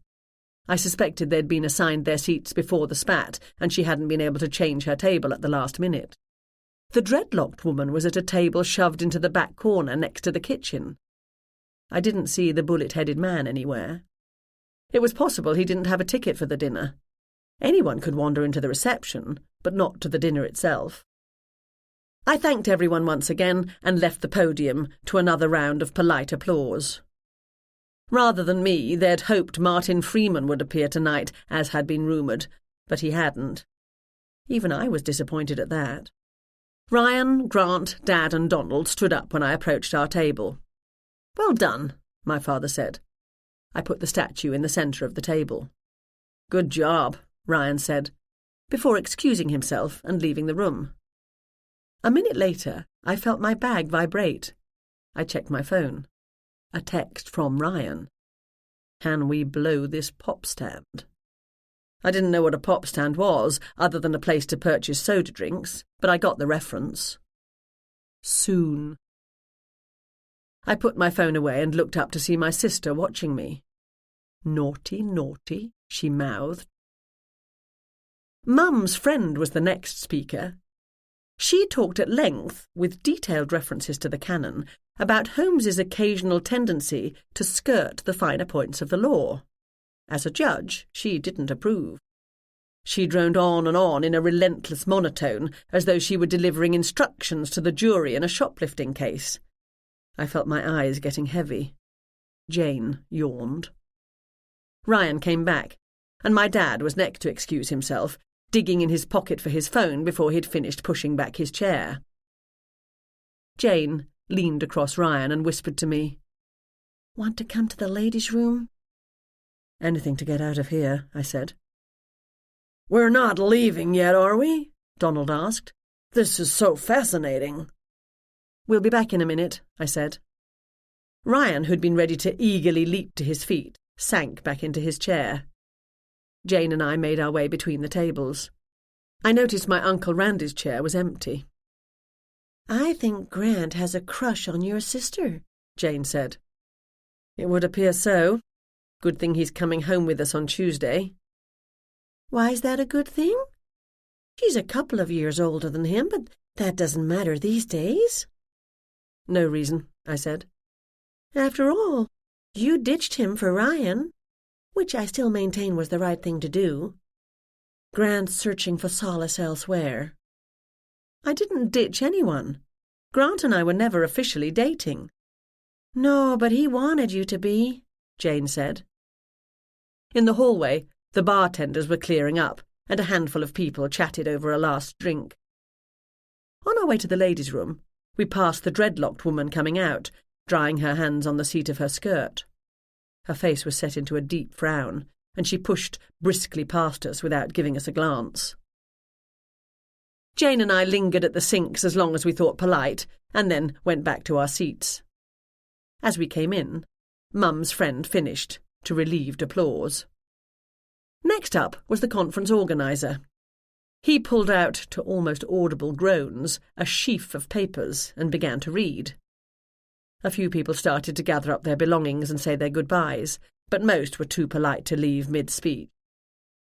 Ryan's hands were under the table, as his thumbs rapidly moved. My father hadn't come back. Grant smiled at Pippa, and she smiled back. At last, the organiser thanked everyone for coming, and his voice ground to a halt. The noise of chairs being pushed back and people leaping to their feet was deafening. I picked up the statue. It wasn't at all attractive, and I didn't think Uncle Arthur would care what we did with it. I'd make room for it on a shelf in the shop. It wasn't any more tasteless than some of the things we sold. Before we could move, Mum's friend swept down on her.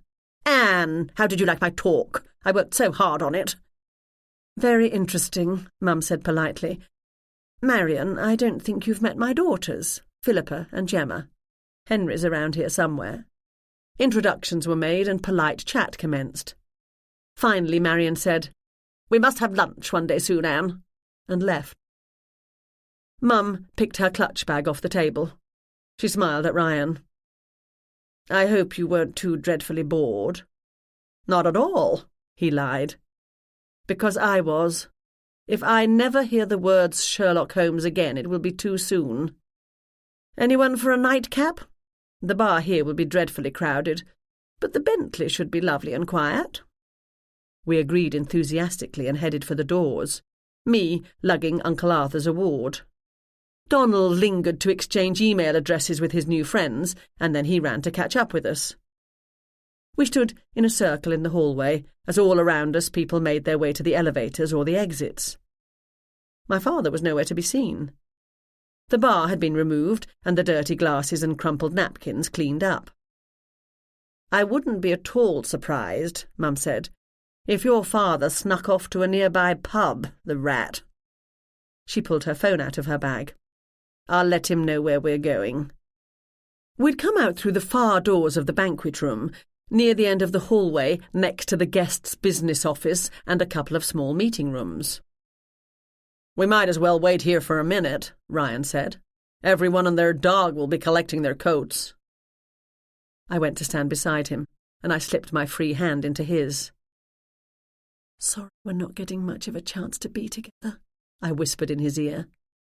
"I'd love to show you all my favourite places in London, but—" "But you brought half of West London with you on this trip," he said. "Not a problem. Plenty of years yet to come back to London together." My heart dropped to my shoes. Was Ryan suggesting we were now back on a permanent basis, that we had a future together? We'd been a couple once before, on the verge of getting formally engaged. The relationship had not ended well, all of which was my fault, and he had left to take a job in Boston. Now he was living and working in West London again, and we were together again. I was taking things as they came, taking it slowly. Did he have other ideas? Did I mind if he did? I looked away to see my sister watching us. She wiggled her eyebrows in amusement. The hallway was steadily clearing out. Only about 20 people were left milling around, and Mum said, "It should be safe to go for the coats now." A woman, barely out of her teens, dressed in the uniform of the hotel's waitstaff, approached the door to one of the meeting rooms. She carried a large empty tray, and Grant held the door open for her. She muttered her thanks and went inside. He let go of the door, and it swung shut behind her. Seconds later, the door flew open with such force it hit the wall, and the waitress ran out. Her eyes were round and wild, and she gasped for breath. She glanced around the room, rapidly emptying out as everyone headed for their rooms, the bar or the coat room. My group was the closest to her. Ryan took one look at her face and said, "What's the matter?" She gasped, and her legs gave way beneath her. As she fell, she called, "Help! Someone call 999!" Ryan grabbed her before she hit the floor. "What? Where?" Pippa said. The waitress lifted a shaking hand. "In there! I think he's dead!" Pippa wrenched open the door. I shoved the glass statue at Jane, not stopping to notice if she caught it or not, and Pippa and I ran into the room, leaving Ryan holding the waitress. My Uncle Randolph, black sheep of the Denore family, lay on the floor, face up, beneath a painting of sheep grazing in a meadow. A length of rope was tied tightly around his neck. His head lolled to one side, and his eyes bulged. He did not move. My father knelt beside him. A lamp with a heavy orange base lay on the floor next to him. And his hands were on the rope.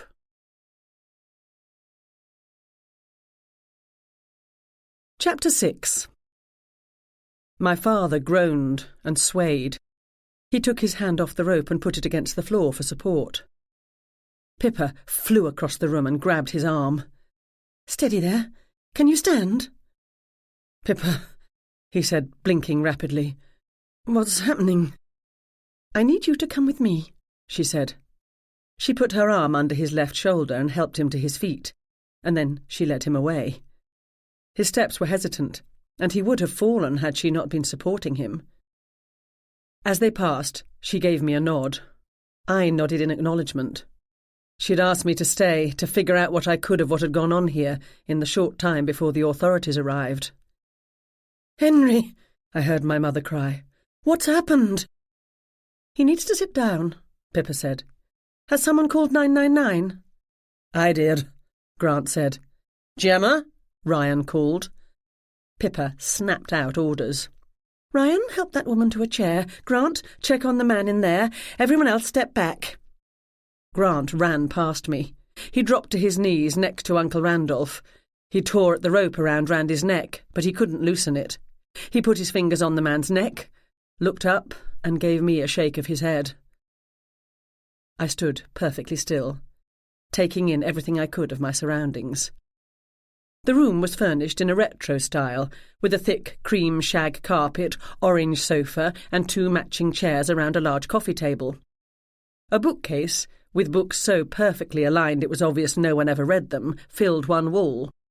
The mass-produced but tasteful paintings on the walls showed English pastoral scenes. The room had no windows, and light came from a wide-bottomed orange lamp on the far side of the couch. The lamp was one of a pair, its mate now lying on the floor with its electrical cord yanked out of the socket. 8 dirty glasses holding the residue of red wine, beer and whiskey were on the centre table, but otherwise everything appeared to be in order, except for an overturned side table and the lamp on the floor. I touched the base of the lamp with my toe.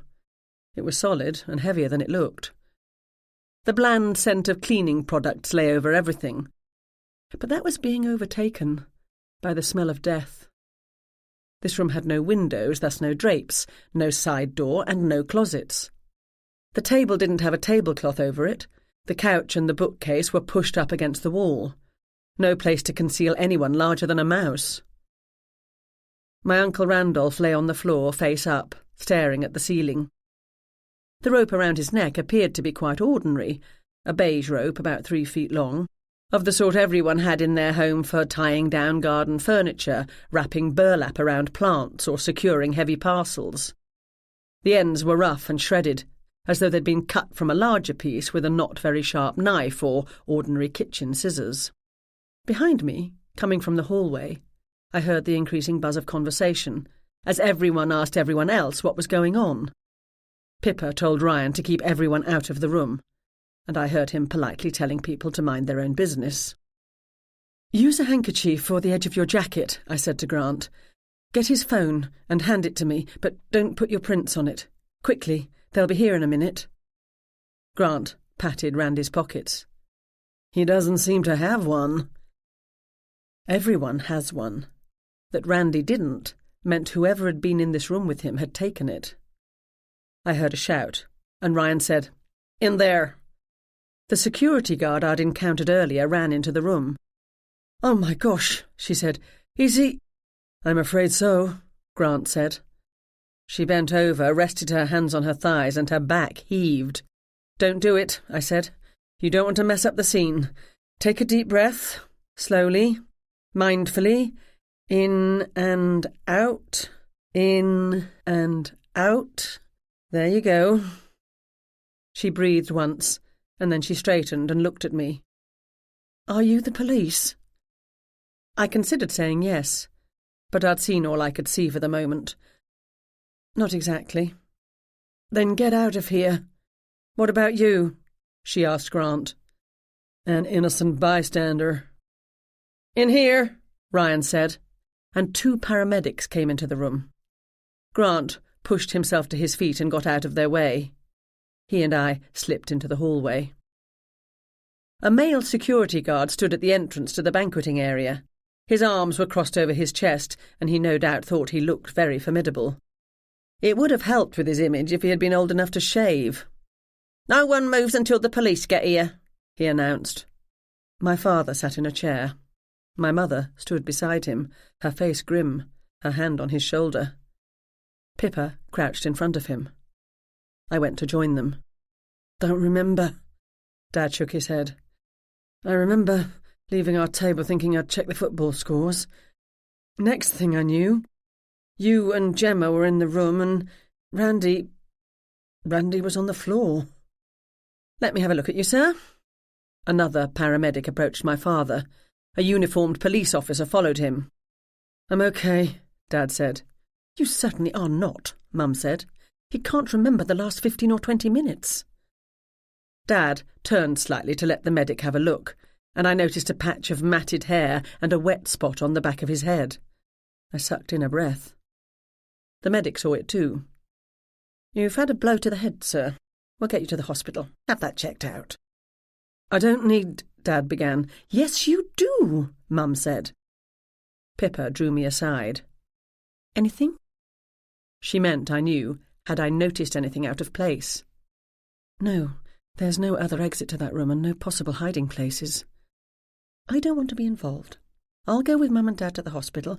You stay here in case the police have questions." "Of course they'll have questions," I said.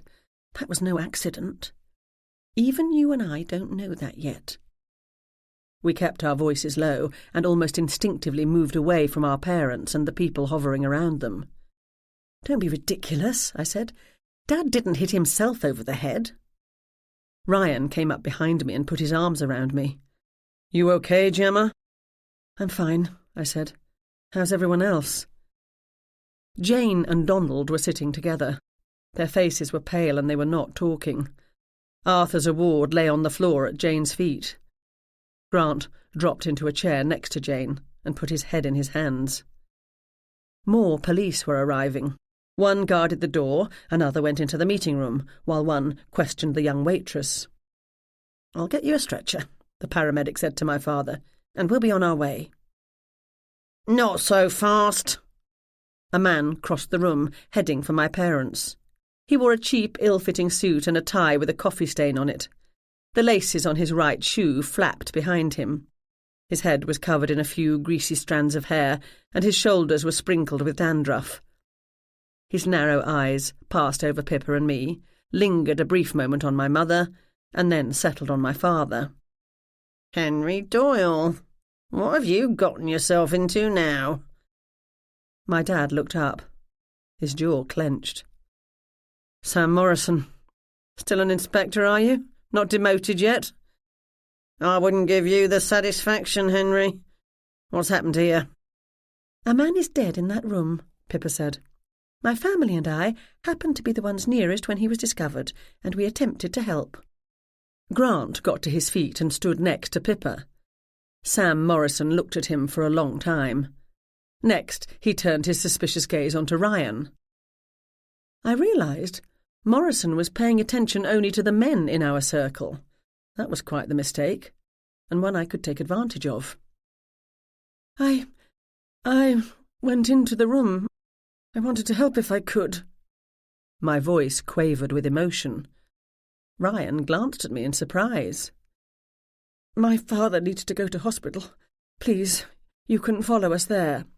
I'm sorry, miss, Inspector Morrison said to me in a kindly voice that put my back teeth on edge. Your father looked well enough to answer some questions first. I need you people to stay here while I check the scene. He turned to the uniformed officer who'd followed him. Start taking names and addresses of everyone here, but no one's to leave until I say so. I'll handle this group myself. She nodded and walked away. There was a banquet here tonight, Ryan said. Must have been 300 people. 400, Pippa and I said in unison. Plus the staff. Okay, Ryan said. 400 people. Most of them left before this was discovered. We were lingering to let the crowd disperse, that's all. American, are you? Morrison said. What brings you here? And why do you think you can tell me how to do my job? My name's Ryan Ashburton. I'm a police officer, a detective in West London, Massachusetts. But that's not why I'm here. I'm attending the conference. Is that so? They tell me this was a Sherlock Holmes convention. About the last thing I need. First a bunch of Holmes wannabes, and now an American hotshot. Don't any of you move. I'll be back. He went into the meeting room. Behind Morrison's back, Ryan rolled his eyes. I would have followed the inspector, but the stern-faced officer guarding the door held up his hand. I'm all right, Dad said to the hovering medic. Bit of a sore spot on the noggin, but nothing more serious. I don't need to go to hospital. My wife will stay with me all night, and if there are any problems, we'll go straight to casualty. If you're sure, sir. I am. Thank you. The medic left, and we were momentarily alone. What happened, Henry? Ryan kept his voice low. Do you really not remember? Not here, Pippa snapped.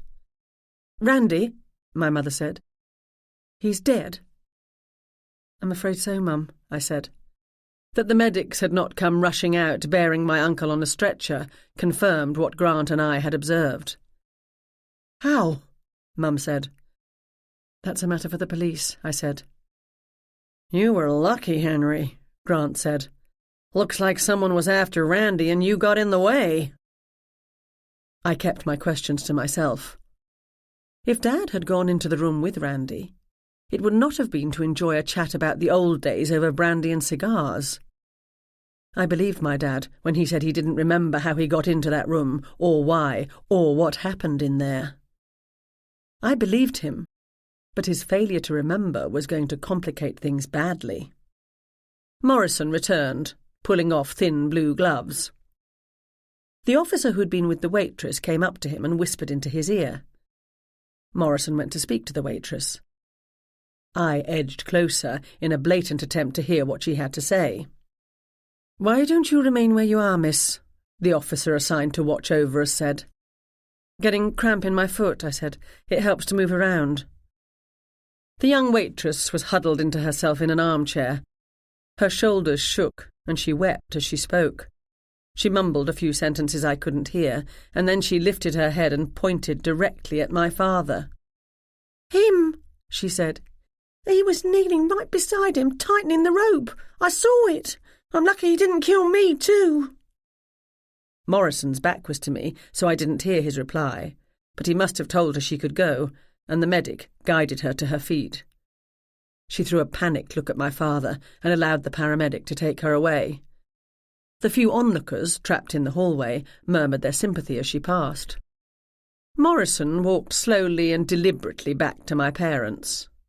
He kept his face impassive and his eyes steady.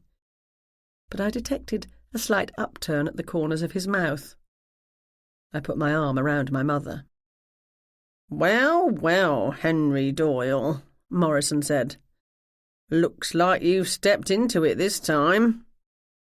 I have no idea, Dad began. His colour was not looking good, and I didn't like the way his eyes seemed not to be focusing. He needed to get out of here and lie down. "My husband has no recollection of events of this evening," Mum said in her best barrister tone. "He will contact you in the morning after he's rested to make a statement." Morrison ignored her. "Did you know the dead man, Henry?" Dad said nothing. "Do you know him, Mrs. Doyle?" Morrison asked Mum. "I haven't been in that room, so I haven't seen anything for myself," she said, neatly avoiding the question. He turned to me. "What about you?" I hesitated. Everyone watched me. I couldn't out-and-out lie and say I didn't know him. Plenty of people had seen me talking to him. "His name's Randolph Denore. I'd never met him before this week." Morrison nodded. "That's what his driver's licence says. What's this Denore to you or your father?" I said nothing. Pippa broke the silence. "Randolph Denore was my uncle, my mother's brother. They have been estranged for some time." Morrison couldn't contain the smug grin that crossed his face. "Is that so? You didn't just happen upon the victim of a random attack then, Henry? The young lady who found the body says you were beside him tightening that rope. What do you have to say about that?" Dad said nothing. That he hadn't leapt to his feet and defended himself was not a good sign. "She truthfully reported what she saw," Pippa said, "but she is mistaken in her interpretation. It's natural enough for anyone coming upon such a scene to immediately try to help the person in distress. Obviously, that is what my father did." "That's right," Grant said. "I did the same myself. I tried to loosen the rope, but it was too tight. If I had a knife on me, I would have cut it off, but I don't. I'm sure Henry was only trying to do the same." Morrison ignored him. "You look okay to me," he said to Dad. "Constable Jones, take Mr. Doyle here to the station. I'll be along later to talk to him." The policewoman took a step forward. "You can't do that," my mother said. "My husband is clearly unwell. He needs to be seen by a doctor." "I heard him tell the medics he didn't need their help," Morrison said. "If you won't come willingly, Henry, we'll put the cuffs on." Dad still said nothing. Pippa pulled her phone out of her bag. "This has gone far enough. A word, Inspector?" "Who are you?" "Philippa Doyle." She pushed buttons on her phone. Someone must have answered immediately, and she said, "Hold on one moment, please. Inspector, you'll want to take this call." "I'm not wasting my time nattering to one of your boyfriends. If he's a lawyer, tell him to come down to the station." "You will want to take this call," Pippa repeated. She walked into the centre of the room. If the floor had not been covered in industrial carpet, her heels would have beat a furious rhythm. She didn't so much as glance over her shoulder to see if Morrison followed her. But he did. She handed him the phone. He looked at her. He looked back at us. He took the phone. He said, "Hello?"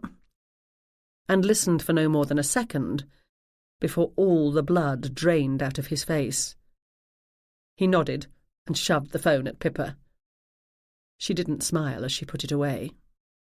Morrison marched back to our little group. The smirk had been wiped off his face, and something dark and unpleasant lurked behind his eyes. "You can take your husband home, Mrs. Doyle," he said to Mum. "Go straight to your house and ensure he remains there. I'll pay a call in the morning. I'll decide at that time if charges are to be laid." "Thank you," Mum said. "Give Constable Jones your address. The rest of you are not yet free to go. Do you understand me?" We chorused yes. "I'll assist my mother," Pippa said. "You do that," Morrison said. The look he gave her was not friendly. It was also, I thought, tinged with fear. He went into the meeting room. Forensics officers had started to arrive. Mum and Pippa helped Dad to stand. He gave me a smile that, although it was weak, I was glad to see. I was also glad to see that the bleeding on his head seemed to have stopped. They crossed the room slowly, Mum and Pippa supporting Dad. Everyone, police officers and medics included, stopped what they were doing to watch them go. When they were out of sight, Ryan whirled round. "What the heck was that about?" "Who did Pippa call?" Jane asked. "Did she phone her boss and ask for help?" Grant asked. "I don't entirely know what Pippa does," I said, "but I suspect she doesn't actually have a boss, except for maybe—" I let my voice trail off as I turned to glance at the portrait of Her Imperial Majesty staring out over the room. Donald gasped. "You don't mean—" As I said, I don't know. "I don't get it," Ryan said. Donald winked at me. "Mycroft Holmes, Sherlock's older brother, didn't work for the British government. According to Dr. John Watson, Mycroft was the British government." "Geez, Donald," Grant said. "As interesting as that is, I don't know that we want to get into a discussion of Holmes's family situation right now." "If you will come with me, please, madam," Constable Jones said to me.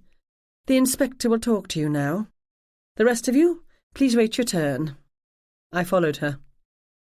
The business office had been set up as an impromptu police headquarters. When I'd glanced in there yesterday, idly exploring the hotel venue, the 3 desks and chairs had been set into a row, all of them facing the wall. Now, one of the desks had been moved so it was perpendicular to the others. The intent had been to create a more formal space, to allow Morrison to sit behind the desk looking authoritative and glare at the person he was talking to. He glared now, as I came in. I was in a bit of a pickle here. I wanted to help the police as much as possible, let them know everything I'd learned or observed around Randy. But I didn't trust Morrison. Obviously he and Dad had a history, and equally obviously they were not friends. My initial impression of Morrison was that he wasn't all that bright, and he was likely the sort who leapt to conclusions and couldn't later back down in the face of fresh evidence. I kept my expression impassive and sat down. I tucked my hands neatly into my lap. Morrison stared at me. If the stare was supposed to be intimidating, it failed, but I made the attempt to appear suitably intimidated. I twisted my hands together and gave him a tight, nervous smile. "Name?" he snapped. "Gemma Doyle." "Is that so? Henry's daughter?" "Yes, I'm the younger one." "What do you do for a living, Miss Doyle?" "I own a bookshop." His eyebrows rose. Clearly he'd been expecting me to say that I organised the movements of Her Majesty's Navy or some such thing. Instead, a lowly bookstore owner. "How many stores do you have?" "1, and a half interest in the tea room next door. In Massachusetts, in the United States, where I now live. I'm here for this conference." He leaned back in his chair, visibly relaxed. I wasn't even a bookshop tycoon. He then asked me the standard questions about my Uncle Randolph, and I answered honestly. I'd never met the man before this week. He'd left the family many years ago, and he'd had no contact with them since. I said nothing about Randy's past as a forger of fine art. If he had a police record and had spent time in prison, even Morrison should be able to find it. "When the security guard arrived on the scene, she found you and one of your American friends in the room. What were you doing there?" We'd been at the banquet and were waiting for the crowd to disperse before collecting our coats and going back to our hotel, as my friend told you. The waitress went into the room to clean, and she immediately ran back out, clearly in some distress. Naturally, we went to see if we could help. I'd gone into the room with Pippa, who had then sent Grant to see Randy. I didn't bother to mention that. There was... My voice broke. Nothing we could do. My father had obviously been attacked as well. Tears welled up in my eyes. I swallowed heavily. "Perhaps," Morrison said. He didn't ask the most obvious questions. Had I seen anyone else in the room? Had I moved or removed anything? Had I touched anything? Had Randy been dead or alive when I found him? And had he said anything to me? Had I vacuumed the floor and dusted off the countertops? He didn't even ask if I'd removed Randy's phone from the body. "Thank you for your time, Miss Doyle," he said at last. "When are you scheduled to go back to America?" "Tuesday." "I see no reason for you to change your plans, as long as you give us your contact information in case I have further questions." "There are one or two things I'm thinking might be important." "What's that?" "On Friday, Mr. Denore had an argument with a woman in the dealer's room. She accused him of stealing her ideas." "What sort of ideas?" "He was selling sketches of scenes from the Sherlock Holmes books and stories. She said that was her idea and he had stolen it." Morrison gave me such a patronising smile, I was surprised he didn't get up and pat me on the head. "I'm sure that's nothing. Some drawings of Sherlock Holmes are hardly anything to kill a man over." "I guess not." I'd been about to tell him about the argument I'd seen in the bar, but I decided not to. I didn't need another pat on the head. "Something else happened that you might be interested in. On Friday afternoon, a man came up to me when I was alone, preparing to deliver a lecture. He told me he had a message for Randolph." "What sort of message?" "He said something about people sending him to get back what belonged to them.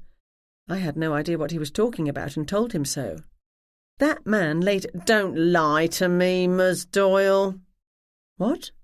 "You're trying to protect your father. I can understand that, but you don't want to get yourself in trouble by making up stories about some mysterious man lurking in dark corners." "Now see here, Inspector, That'll be all, thank you." He nodded to Constable Jones, who had been standing next to the door with her arms crossed over her thin chest. I hesitated, considering giving Morrison my opinion on overzealous police officers who disregarded witness testimony if it didn't suit their preconceived conclusions. "Thank you for your time, Miss Doyle." A smile touched the edges of his mouth. If anything, it made him look even less attractive than when he was frowning. I got to my feet. "You are making a mistake." I walked out, followed by Constable Jones, who then asked Jane to come with her. I joined Donald, Grant and Ryan. Other than the police officers and a hotel manager, everyone else had gone. "The police took people's statements and let them leave," Ryan said. "Seems we're the only ones the inspector wants to interview himself." "Because of Dad," I said. "Yep."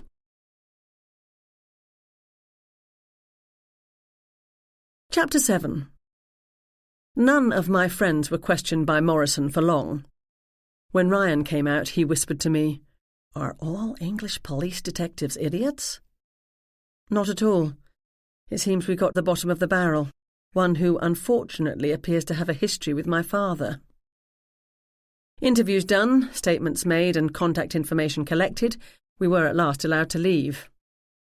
When I went to pick Uncle Arthur's award off the floor, an officer told me to leave it. I didn't argue. Dead tired, we staggered down the quiet, dark street back to the Bentley. Ryan and I lingered in the lobby after everyone had said their good nights and gone upstairs.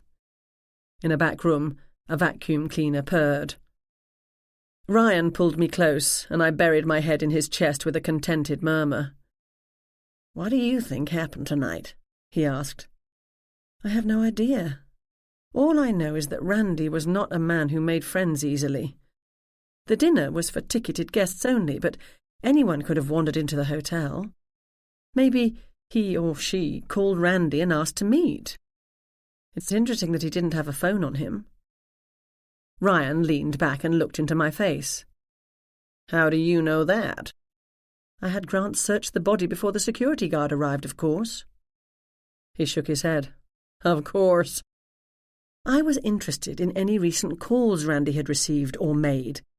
That the killer must have taken his phone proves my point. I don't see what I can do here, as I don't know the people involved, but unless this is cleared up fast and my father proved to be innocent, I'm not going home on Tuesday." I figured you'd say that. I'll stay too. You don't have to. No, but I will. The stubble on his face was coming in thick and dark. I ran my fingers over it. I'm thinking, he said, that your dad saw Randy go into that room and decided it was a good time to have a chat. He walked in on an argument and got a bash in the head for his pains. Agreed. I snuggled back into Ryan's chest.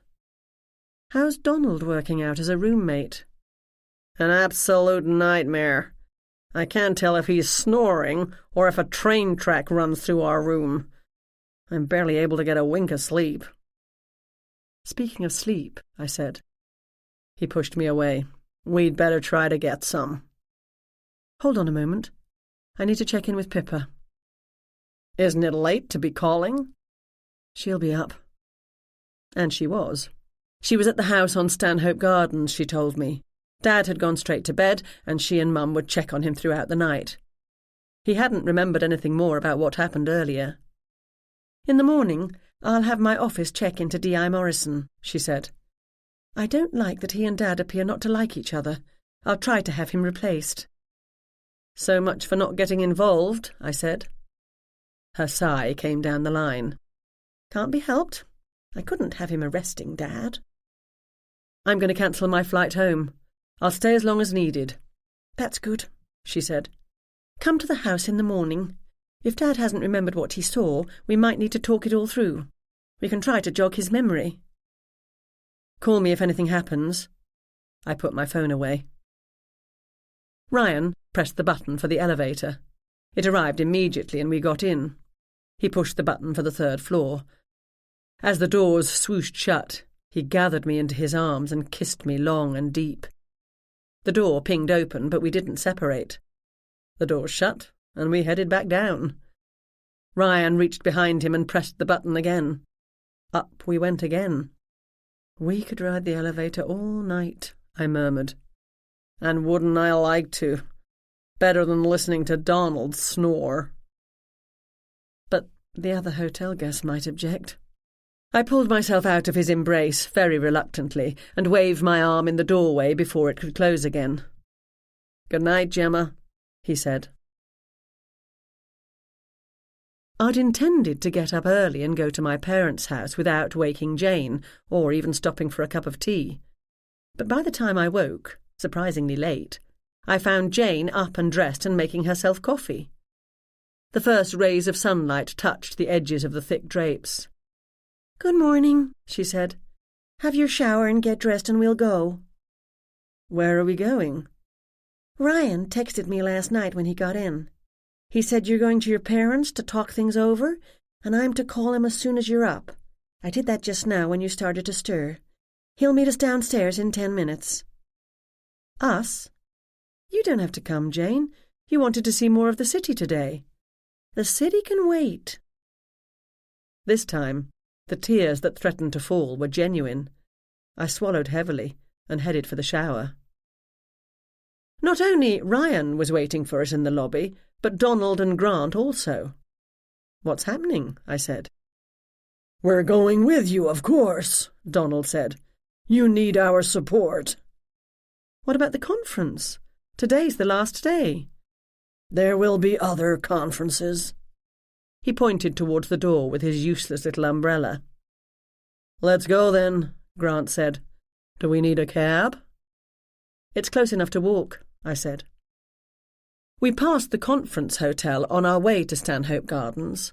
A blue and yellow police car was parked outside, and I wondered if the conference's scheduled programming would continue. It was a Sunday morning, the air cool and crisp, the clouds overhead grey and heavy. Kensington is a very affluent neighbourhood. Kensington Palace itself is situated at the end of the road, of stately white Georgian townhouses and enclosed private gardens, but also bustling streets of local pubs, good restaurants and trendy cafes and funky shops. On a crisp morning in January, the trees were bare and the flower pots empty. We were out early enough that the restaurants on Gloucester Road were just starting to open. but the streets were already busy with dog walkers and cyclists, the occasional jogger, and people in search of Sunday morning coffee. As Stanhope Gardens came into view, I quickened my pace. I was afraid I'd see a police car parked outside the house in the middle of the row, but if one was there, it wasn't marked. Pippa answered the door to my ring. Pippa and a big black dog. Jane immediately dropped to her haunches to greet him. "What on earth?" I said. Pippa's mouth pinched in disapproval. "This is Horace. He belongs to Dad. I cannot imagine what Mother was thinking to allow it." My sister had on the same dress she'd worn last night, but in true Pippa fashion she still managed to look fresh and bright. "A schnauzer," Grant said, "and a big one. Nice-looking animal." I held out my hand. Horace gave it a quick sniff before studying me through his intelligent brown eyes. He was solid black, with dense, wiry fur, a beard and small erect ears. He stood about 2 feet tall and weighed 60 or 70 pounds. He went on to sniff at my trouser legs, and I wondered if he could sense traces of violet. "What about Mum's allergies?" I asked. "When Dad retired," Pippa said, "he insisted he needed a companion while Mum's at work all day. This breed is supposedly good for people with severe allergies, and Dad promised to keep him clean and well-groomed and away from her office and the bedrooms." "I think he's beautiful." Jane gave Horace a hearty slap on the rump and then pushed herself to her feet. "Are we going to stand on the front step all day?" Donald asked. Pippa stood back, and we filed into the house. "Horace Walpole?" I asked Pippa. "Of course," she replied. The dog had been named for the 18th-century English novelist and politician, one of my father's favourite historical figures. While Pippa helped us with our coats, the dog danced around our feet, thrilled to have visitors. I turned to see Jane's mouth hanging open, and I hid a grin. I thought she'd be impressed. When my grandparents owned this house, it had been gradually falling into genteel disrepair. But over the years, Mum and Dad fixed what needed fixing and upgraded it as needed. The entrance hall was large and grand, with off-white paint on the walls and white tiles on the floor. The furniture consisted of a chaise longue in soft cream and a glass-topped table on which sat a gold reproduction antique clock. A sweeping staircase with an oak banister led upstairs, and a portrait of my mother, young and beautiful, painted when she was first called to the bar, hung on the wall. "Mum and Dad are in the library," Pippa said. "Library?" Jane squeaked. "You have a library?" "How's Dad?" I asked. "He slept well, despite us constantly checking on him, and says he feels fine this morning," Pippa said, "although he has a slight headache. He hasn't remembered anything more about last night." "Have you heard from Inspector Morrison this morning?" Ryan asked. "He just left. Dad had nothing further to tell him. Morrison wasn't happy about that." "What's the story there?" Ryan asked. "It's obvious they know each other." "I'll let Dad explain if he wants to." Pippa led the way down the hallway. Jane kept tripping over her own feet as she studied the paintings on the walls and peeked into the rooms we passed as Horace bounded on ahead. The library is Dad's room, whereas the entrance hall is decorated to Mum's taste, all shades of white and elegance. Dad chose the colours in here. Blue, blue, and more blue. The carpet was a deep navy, the walls periwinkle, the bookshelves cobalt, the chairs upholstered in some combination of blues and whites. Jane, in a blue sweater and dark jeans, almost faded into the walls. Dad sat in his favourite wing-back chair next to the fireplace. He was dressed in casual trousers and a brown and orange cardigan, and I was pleased to see his colour was almost normal. A discreet white bandage had been applied to the back of his head. As we came in, he started to struggle to his feet, but Ryan put up a hand. "No need to get up, Henry. You need to rest." Dad fell back into his chair.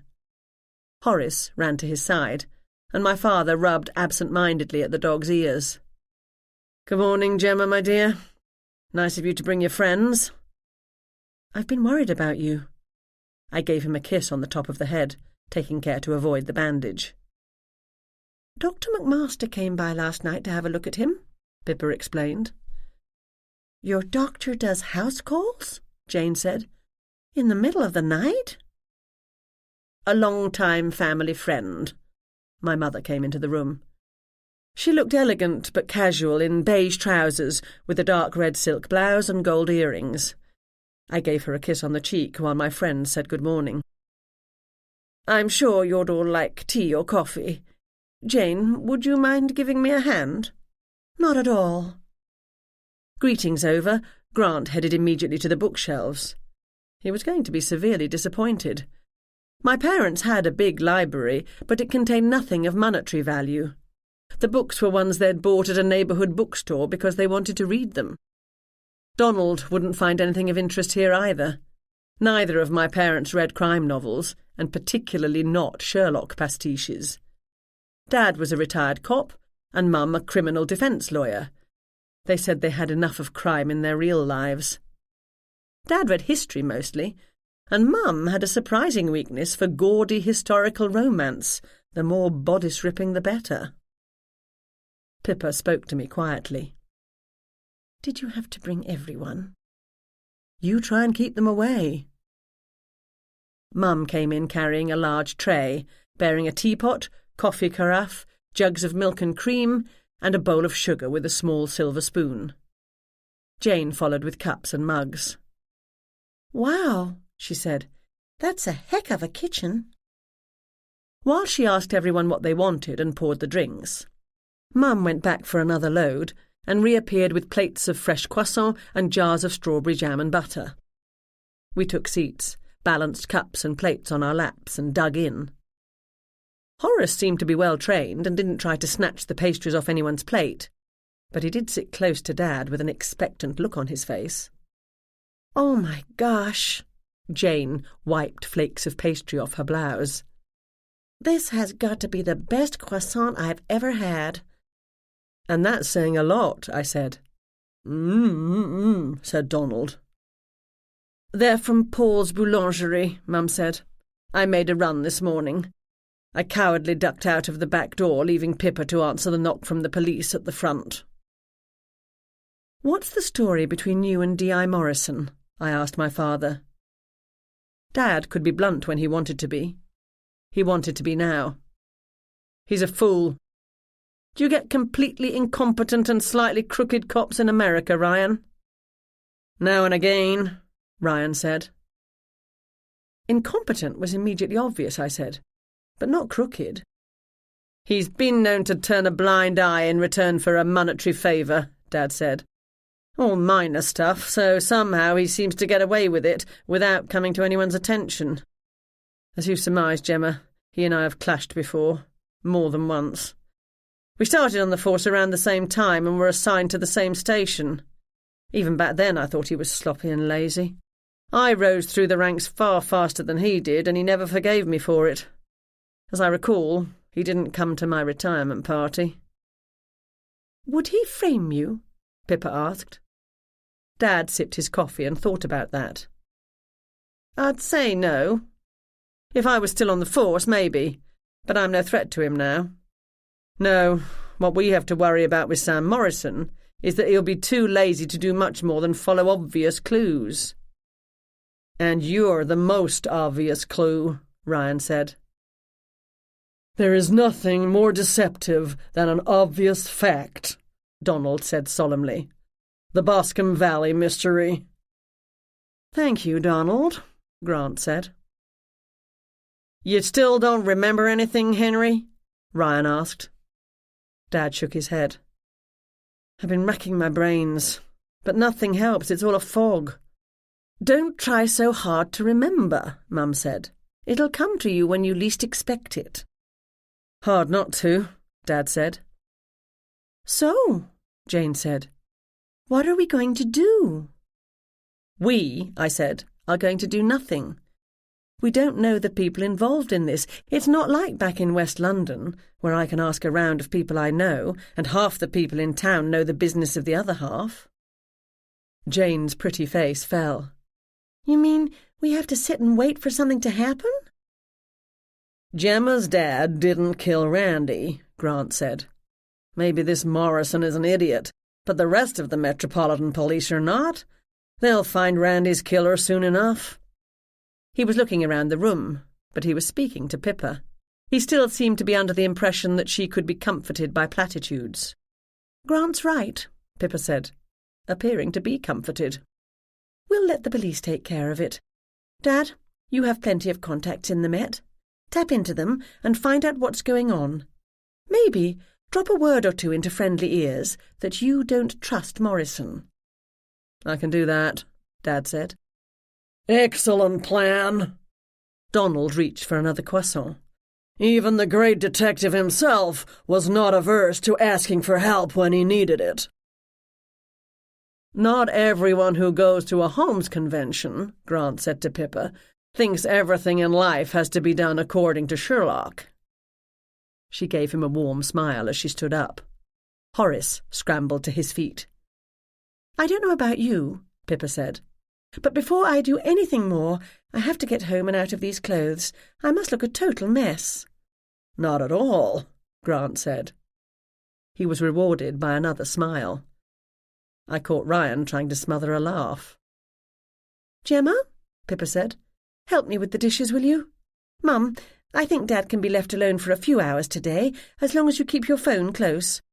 Perhaps you could take Jane to see some of the sights. Would you like that, Jane? Mum asked. If you're sure I can't do anything to help. There's nothing like a local guide. Jane's phone rang, and she checked the screen. I'm sorry, but I have to get this. She hurried out of the room. How about a visit to the Sherlock Holmes Museum on Baker Street? Donald said. As a barrister, Mum had to be a competent actor. It required all her skills not to look completely horrified at the suggestion. I gathered cups and plates, indicated to Ryan to stay where he was, and followed Pippa down the hall and into the kitchen. Horace followed me. The kitchen was at the back of the house, overlooking the small garden, neatly put away for the winter, and Dad's workshop. We were a good distance from the library, but I kept my voice low. What do you want me to do? Horace went to his water bowl and began slurping. Unlike your extremely handsome and overly optimistic friend, and when we have time I want to hear the story there, I do not trust the Met to always get the right person. My office cannot be involved in any of this. The conflict of interest is simply too great. So, you want me to be involved in your place? I've been kept appraised of some of your activities in West London. From more than Uncle Arthur, I presume. Did you doubt it? No. You seem to have made a name for yourself as one who can get to the bottom of cases the police cannot. Ryan's a good detective, I said. None better. I work faster because I can be pushier, that's all. And pushy is what we need here. I will monitor the progress of the official investigation from a distance and keep you informed. In the meantime, the best place for you to start is Randy's apartment. Considering I don't know where that is, I assume you do. The police arrived there a couple of hours ago. They've taken some items away, which may be a problem for us, but you might still be able to find out what he was up to in the way of illegalities, and if he had any enemies. From what I observed in 2 days, he did. Have enemies, I mean. I don't know about him breaking the law, although Dad tells me he had a history of doing that. Before searching his place, I'd like to go back to the conference. I saw 3 different people arguing with him. This might have been a simple quarrel gone wrong, and when I confront her or him, she'll break down and confess. Stranger things have happened, Pippa said. If that doesn't produce any results, how am I going to get into his apartment? She checked her watch. At 15 minutes past 1 this afternoon, the electronic locks on the front door of the building and on his flat will be inactive for 2 minutes. Convenient? It is, isn't it? She gave me an address in the East End of London. Oh, one more thing. Do not call me at my office or on my usual phone with updates on this matter. Use this number. She rattled it off. Actually, 2 more things. Ditch the entourage. How am I going to do that? Up to you. You can't have a gaggle of Americans traipsing around London after you. Thus, I suggested Mum take Jane on an outing. If you want someone to watch your back, your boyfriend can do it. You'll have to distract Grant. Something lit up in her eyes. I've been assigned less onerous duties. That includes Donald? Oh, yes, Donald. I suspect he means well, but Ryan too. Jane will come with me. Why? I need a wingman, but that can't be Ryan. If things go pear-shaped, such as us being arrested for break and entry, he could be seriously compromised. She was about to argue, but read my face and let it go. We went back to the library, leaving the dishes undone. We found Donald examining the bookshelves, Ryan and Grant asking Dad questions, such as how many officers the Met would be likely to assign to the case, and Mum and Jane flipping through a huge glossy cookbook. I had no idea why there would be any cookbooks in my parents' house. Must have been a gift. Pippa clapped her hands. I've had a marvellous idea. Her voice rose 2 octaves from when we'd been talking in the kitchen. Donald, you want to go to the Sherlock Holmes Museum, but I have something much, much better in mind. Donald looked thrilled, Grant pleased, Ryan dubious. A private tour of Scotland Yard. You don't mind if we leave you for a while, do you, Dad? I had to pull a lot of strings to get us into the yard on such short notice. I'm fine, he said. I might have a short nap. Donald looked like a kid who'd found the biggest and shiniest bike under the tree Christmas morning. Then again, maybe even as a child, Donald would have preferred a junior Sherlock detective set. Might we possibly see records from the Jack the Ripper case? I'll see what I can arrange, Pippa said. I'll bow out, thanks, I said. I need to go back to the conference. I arranged to meet with the vendor to talk about selling his items in my shop. Indecision crossed Grant's face. He still had business to do at the conference, and everything shut down at 3 this afternoon. But on the other hand, Pippa was offering a day together. Pippa, who'd also read Grant's face, turned her smile on him. Please say you'll come, Grant. It wouldn't be as much fun without you. He gulped and nodded. We can meet for dinner here, Pippa said, to exchange news about our day. Anne and I were planning to go to the portrait gallery, Jane said. Mum started to nod, but Pippa jumped in. On second thought, I'm not sure Dad should be left alone. Dad said. Mum could also pick up on unspoken signals. You're right, dear. Maybe tomorrow, Jane. Great, I said. Let's go. I'll pass on Scotland Yard, Ryan said. I'll go with Gemma to the conference. The people who attacked Henry and Randy might still be there, and I don't want her to be alone. Oh, no, Pippa said. You're coming with me. I want to hear an American's impression of the way we do things in the UK. Gemma will have to manage without you. Jane can come with me, I said. She'll protect me, won't you, Jane? I will? OK, I can do that, I guess. I grabbed Jane's arm. If I wanted to be at Randy's apartment by 1:15 and spend time at the conference first, we needed to leave now. We'll coordinate dinner by text, I called over my shoulder. I almost dragged Jane out of the library and down the hall. I shoved Jane's coat into her arms and grabbed mine. I opened the front door and looked down. Horace had followed us. He stood still, simply watching me. "Guard Henry," I said to him. I swear he nodded in reply.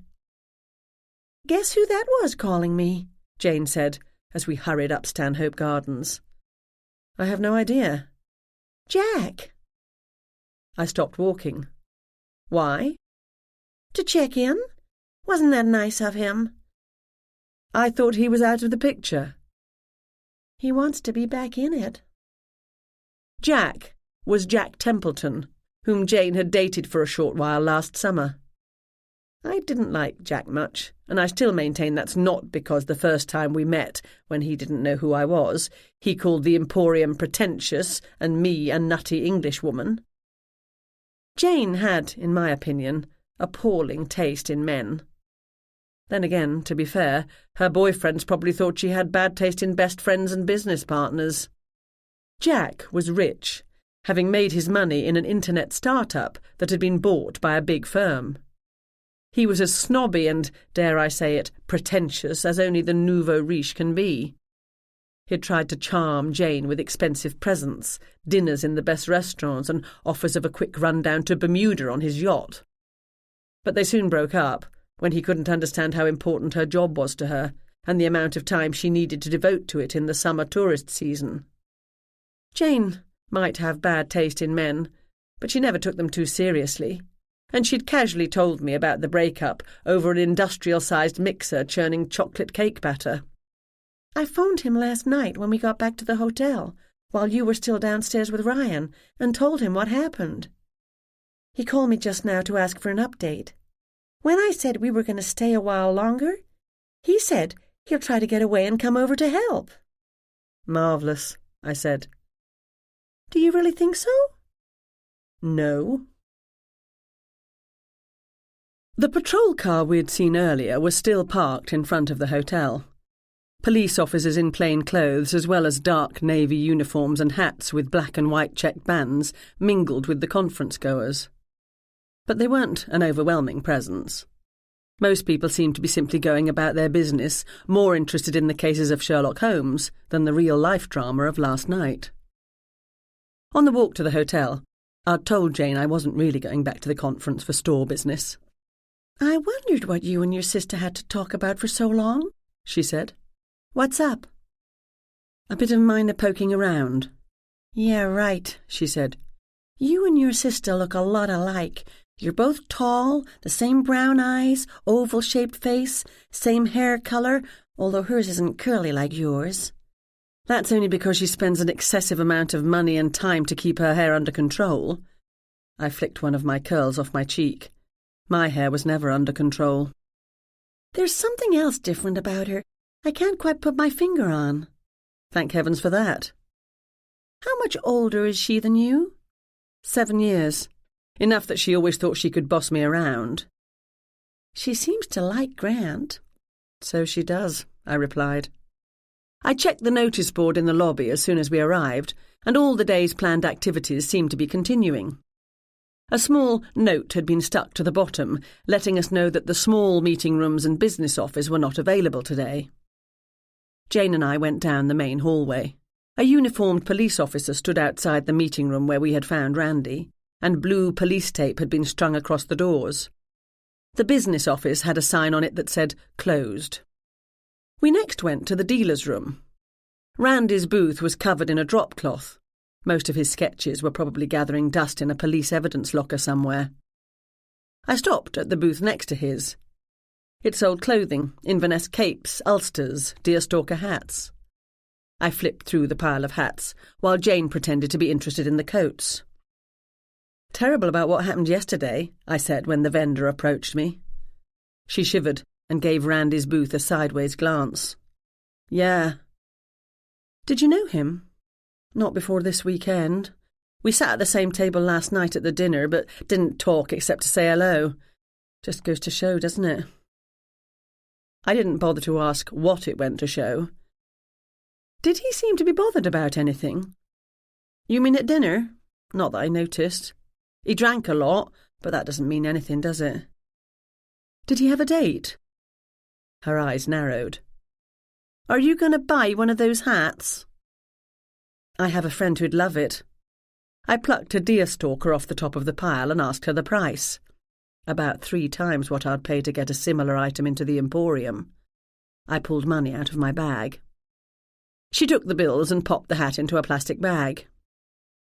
"He was trying to make nice with a woman at our table, the Polish one who's selling the jewellery, but she was having none of it." That would be the woman I'd seen throw her drink in his face, the one who hadn't been able to get her table changed for dinner. Anyone seem unduly interested in him over the last few days? Are you with the police? She asked me. Just curious. I hadn't put my conference pass around my neck this morning. She turned and began to tidy a display of overly large magnifying glasses. Maybe I'll take a second one of these hats, I said. My father would absolutely love it. I peeled off more bills. This one woman got into his face so much on Friday, security had to be called. She was babbling on and on about him stealing her ideas. He seemed to think it was dreadfully funny and that only made her madder. She chuckled. You don't think I came up with the design for these hats all on my own, do you? Nothing original under the sun, I said. So true. I took my 2 unwanted deerstalker hats and wished her a good day. Jane had been listening to the exchange. You didn't learn anything new, did you? No. The argument sounds like the incident we saw, the woman with the dreadlocks upset about him apparently stealing her ideas. As well as Randy's, one other booth was shrouded in darkness, and dust cloths covered the jewellery made by the woman who'd thrown wine in Randy's face. I headed for it, and when we got there, I handed my bag of hats to Jane. Oh, dear, I said, I have a stone in my shoe. I leaned up against the cloth-draped table, right about where I'd seen the small cash box and receipt book yesterday when I checked out the booth. I kicked off my shoe and shook it with my left hand, while I slid my right hand under the cloth. I felt around and soon found what I was after. The little stand propping up her business cards. I plucked a card from the stack, slipped it into my pocket, and put my shoe back on. Much better, I said to Jane. We walked to the end of the row. My plan was to find the people I'd seen at Randy's table last night, most of whom were vendors here, and ask them what they'd seen or heard. Instead, I saw something that had me spinning around on my heel. The broad back of D.I. Sam Morrison as he talked to a man selling his own series of pastiche books. Maybe not, I said to Jane. Let's go. We have an appointment. We do? Where? Across town. Mustn't be late. As we crossed the lobby, I spotted something I wanted at the concierge desk, and I made a quick detour. I plucked a street map of London off the top of the display and tucked it into my handbag. I took the receipt for the hats out of the plastic bag and put it into my pocket. I was about to dump the hats into the trash, but then I decided some keen conference-goer might like them, so I placed them on a table. I could see absolutely no reason why I'd want to wear a deerstalker today, and I didn't want to carry them around. It might be nice to disguise my face from CCTV cameras, but wearing a deerstalker would only attract attention to me. I'd give the receipt to Pippa and ask that her office reimburse me. The doorman opened the door for us and we went outside. I stopped on the hotel steps and mentally slapped my forehead. What is it? Jane said. You've thought of something important, I can tell. In West London, I'm so busy trying to avoid letting Ryan and Louise know what I'm doing, I forgot that here I am not entirely without resources. Detective Louise Estrada was Ryan's partner. I sent a text to the number Pippa had given me.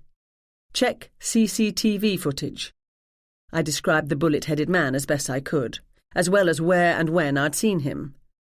I did the same for the dreadlocked woman. I didn't ask Pippa to find Randy's angry Polish girlfriend. Her business card kindly provided me not only with a name, Ariana Nowacki, but a phone number and London address. What's so funny? Jane asked. I'm thinking of poor Pippa trying to keep Ryan, Donald and Grant entertained all day. We went to Gloucester Road Tube Station and took the District line to Westminster, where we changed to the Jubilee line. We got off at London Bridge Station. London Bridge was a long way from where we needed to go, but we were half an hour early, and I didn't want to be seen hanging around Randy's building waiting for the appointed time. I feel like a latte, I said to Jane when we emerged onto the street. Aside from a few tourists, recognisable by the cameras around their necks or phones held in front of their faces, this area, close to the business district called the City, was almost deserted on a Sunday at noon. You do? You don't drink coffee? I can make an exception now and again. We're early for our appointment. This mysterious appointment you won't tell me about? The very one. I'd spotted a coffee shop, and we went inside to be enveloped in the familiar scents of steamed milk and roasted coffee beans. We bought drinks and found seats, which wasn't difficult, as the place was empty except for one scruffy young man hunched over a laptop in the corner. Jane pulled out her phone and read the screen. Text from Jack. He tried to clear his schedule for the next few days, but couldn't manage. He's not going to be able to come. What a disappointment, I said. Probably just as well, she said with a sigh. I'm not sure I want to get back together with him, and if he came all this way, I'd... Her voice trailed off, and she sipped her coffee. Even if he did come, this would all be over soon, and he'd only have to turn around and fly back with us. Do you think so? I wanted to say no, but I didn't. Jane was half finished with her drink. I hadn't even touched mine when I hopped off my stool. Time to go. Back we went to the underground.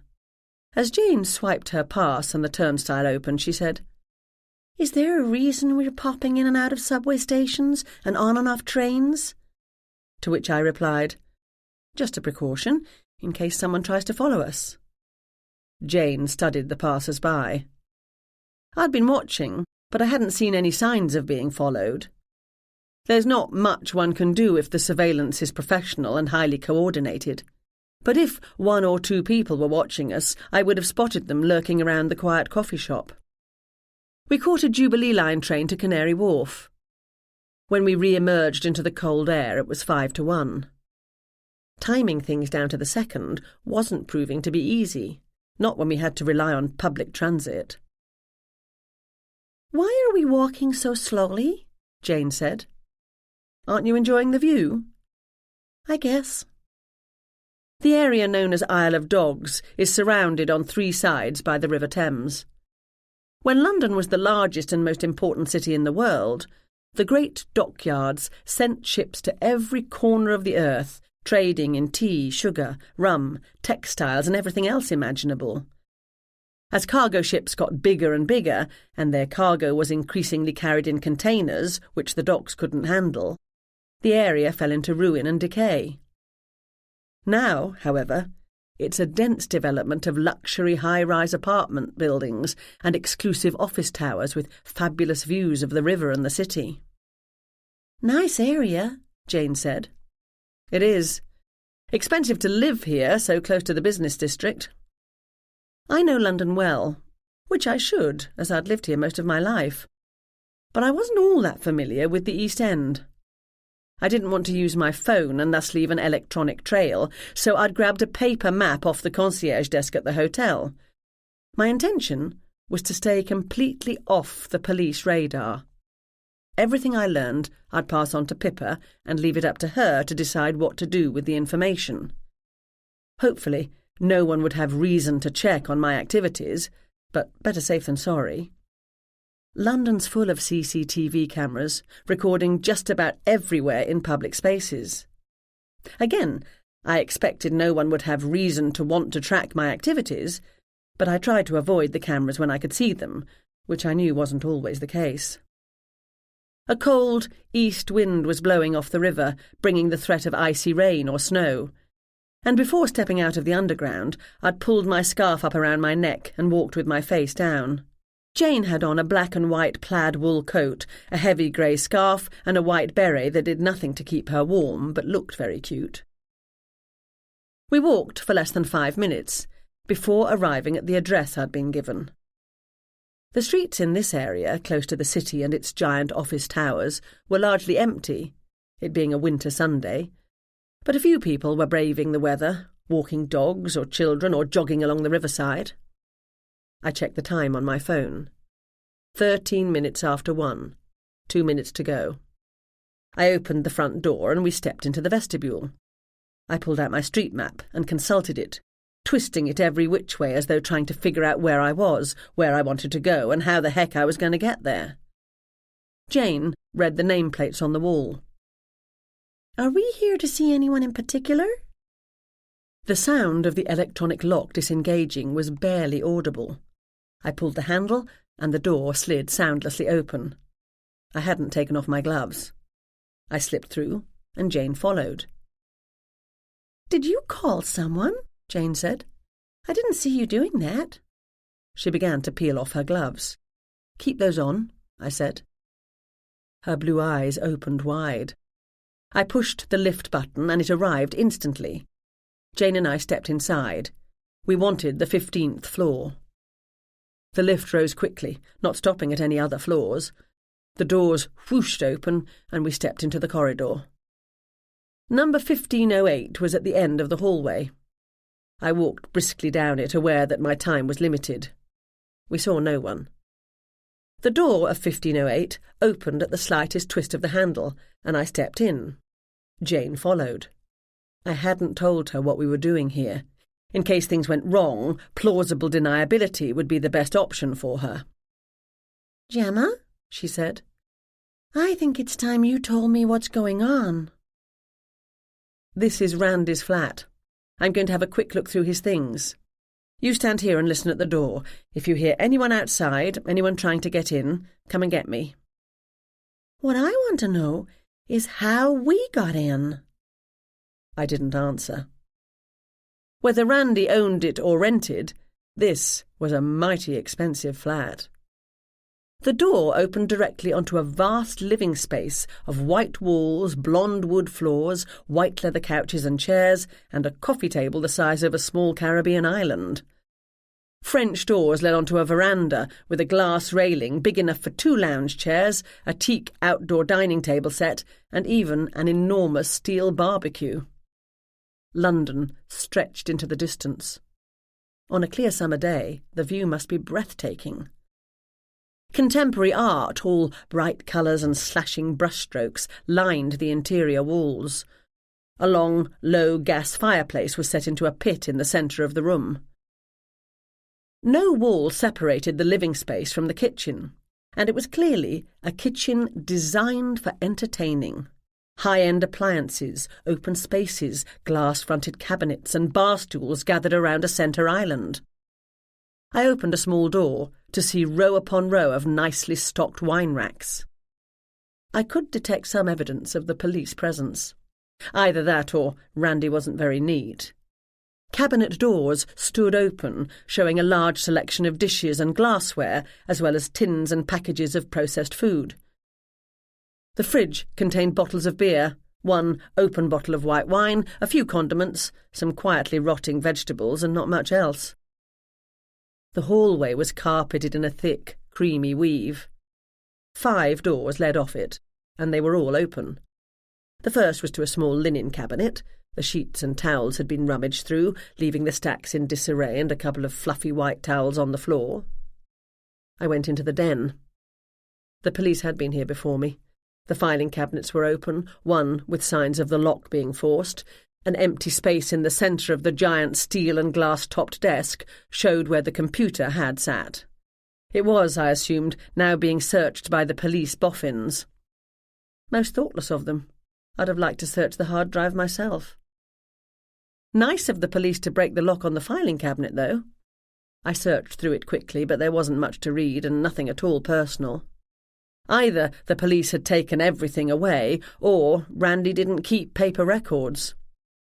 In an otherwise empty desk drawer, I found credit card statements for the previous 2 months in the name of Randolph Tenor. There were only a handful of expenses, but the numbers were eye-watering. Thousands of pounds at restaurants, some of the names I recognised as belonging to top celebrity chefs. Several £100 at a wine merchant. My uncle had supposedly been down on his luck.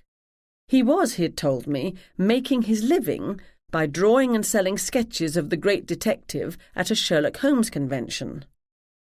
Judging by this flat and these bills, he either had a lot more funds than he was letting on, or someone was financing his lifestyle.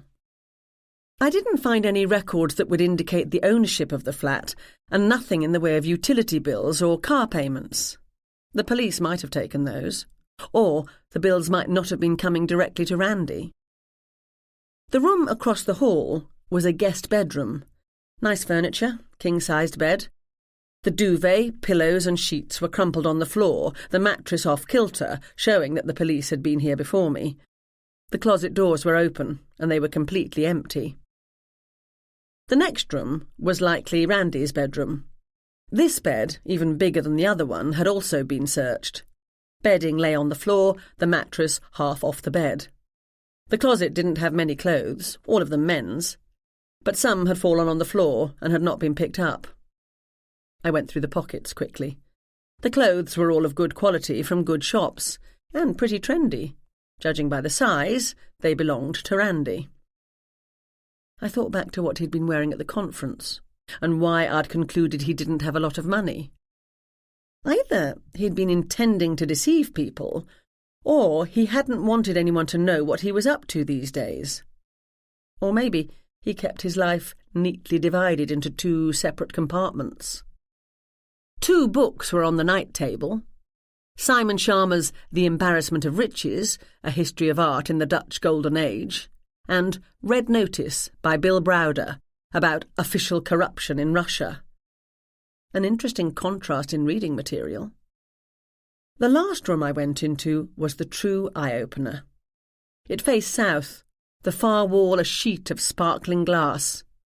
Even with the grey winter skies, light poured into the space.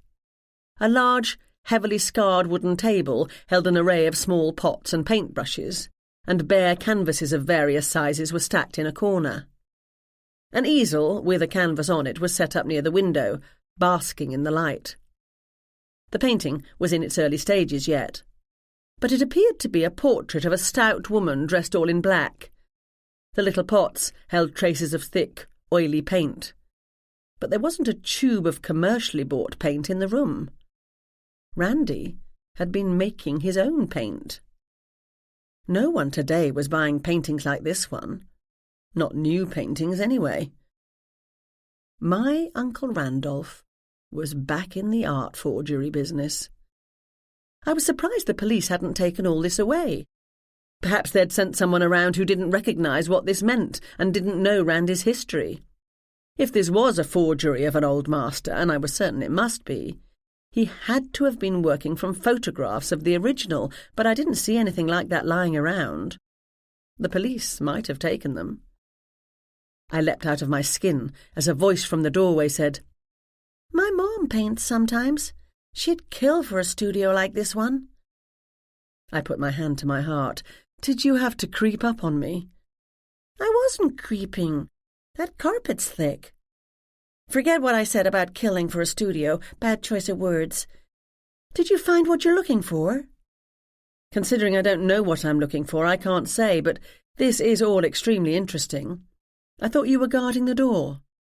I got bored. Give me another 5 minutes and we'll be out of here. Okay. I stood in the centre of the room and studied the studio. The police hadn't done much searching in here, probably thinking dabbling in art was the guy's hobby and of no interest to them. A long, low table filled the back wall. The drawers were all closed. I opened them. I took a stack of pencil drawings out and flicked quickly through them. These appeared to be the preliminary sketches for the Holmes pen and ink art he'd been selling at the conference. Even these rough ideas, unfinished, were very good. He had a genuine talent. Too bad.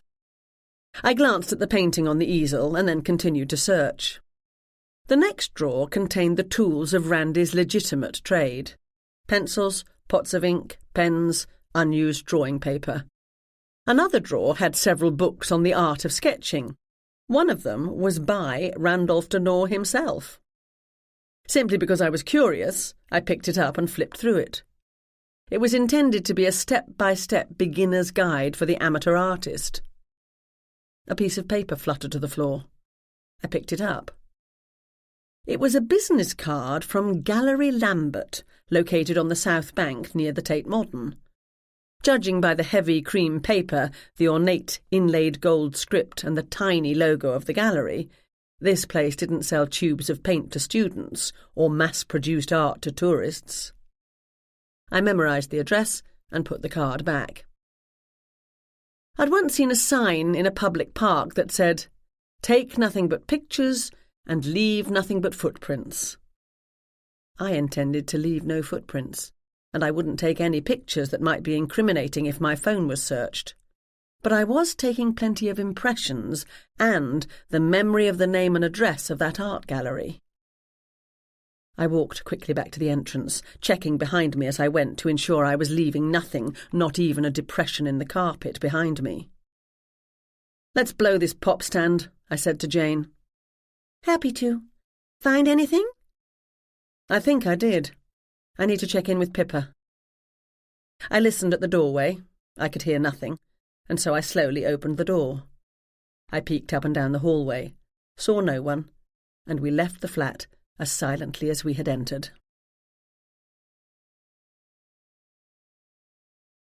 Chapter 8.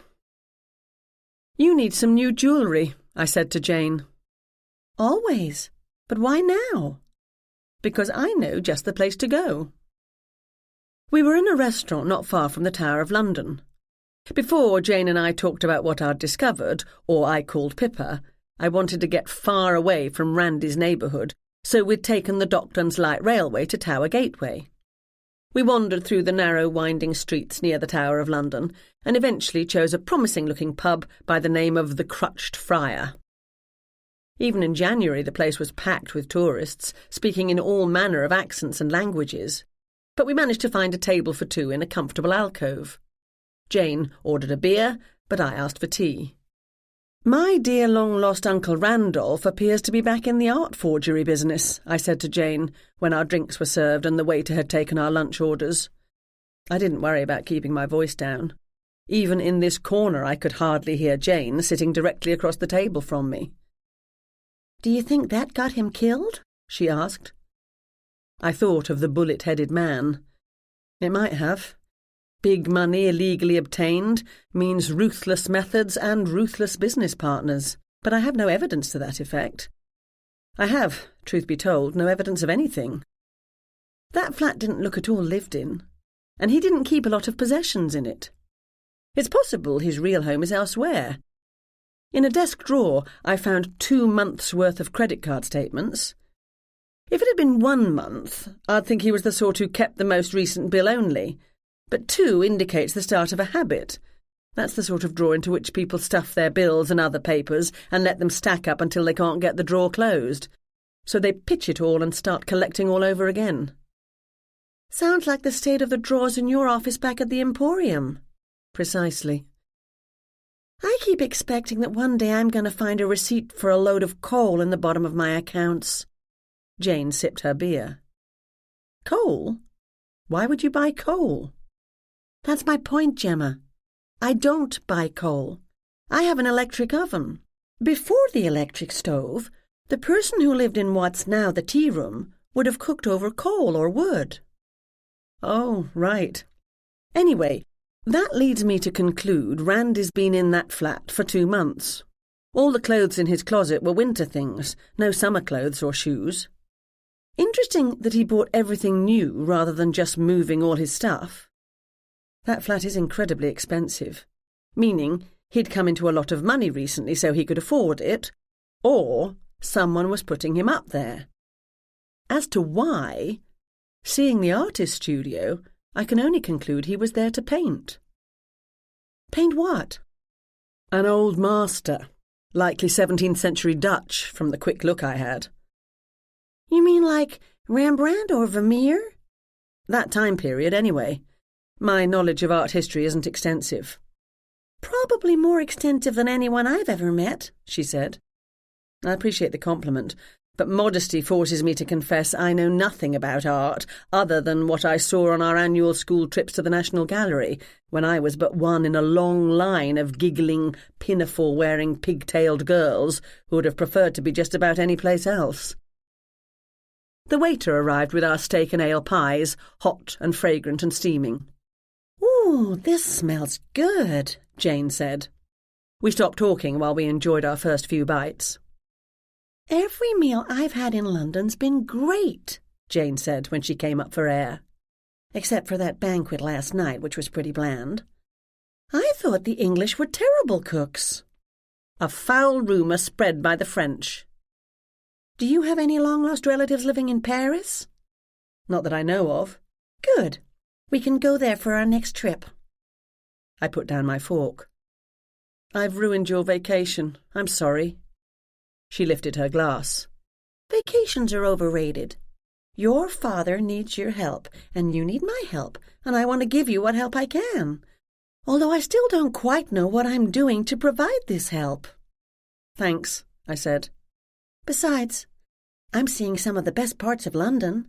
Things the tourists don't usually get to, like the inside of a really expensive apartment in Canary Wharf, and a really, really expensive house in Kensington. She put her glass down and took a mouthful of beef and chewed thoughtfully. Gemma, are your folks rich? Like, super rich?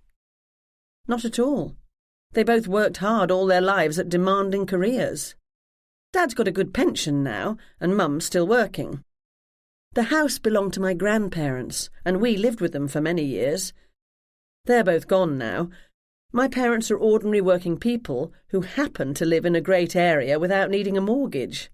They've been talking about selling the house when they both retire. It quite likely will bring in a lot of money, so I guess they'll be rich then.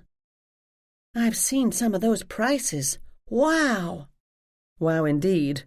But London's an expensive city, and I don't see them moving very far away, although I know Mum would like a country place. You don't have any dukes or lords in your family, do you? Your dad's pretty down-to-earth, but your mom seems the type. I ate my pie and didn't mention my second cousin 3 times removed, or was it my third cousin twice removed, who was the current Earl. I returned to the original subject. I did find one item of interest in Randy's place, but I'm going to follow that trail later. I have a plan for after lunch. Chapter 9. I picked up the bill for our meal, telling Jane that Pippa would pay me back. As we stood outside, putting on our gloves and wrapping our scarves around our necks, I told her what I wanted to do. She grinned and said, "Lead me to it." While we'd waited for our food, I'd sent a quick text to Pippa's regular phone to say we were going for lunch, and I was eager to hear about her day. My only purpose in doing that had been to let her know we were safely out of the flat. I'd tell her what I'd learned in person. The address on Ariana Novachki's business card was close enough we could walk it in a few minutes. I didn't call ahead, hoping to catch her by surprise. If she wasn't home, I'd have to phone. But I didn't like doing that unless it was necessary. Always better to catch people by surprise, I've found. "Did you notice her booth at the conference?" I asked Jane. I had a look at it. She was selling Holmes-themed jewellery. I saw necklaces and bracelets with sayings from the stories or the TV show. A keychain with a key for 221B, that sort of thing. I didn't think her stuff was anything special. I agree. We don't need to tell her that. The address on Ariana Novachki's card took us to an Indian restaurant. A small door was set into the wall beside the restaurant, next to which were buzzers for 4 flats. I pressed the bell marked number 3. We waited. I pressed it again. "Hello," said a tinny voice. I nodded to Jane. "Hi," she said. "I'm sorry to bother you at home, but I thought I'd take a chance 'cause I have to go back to the States tomorrow." "What is this about?"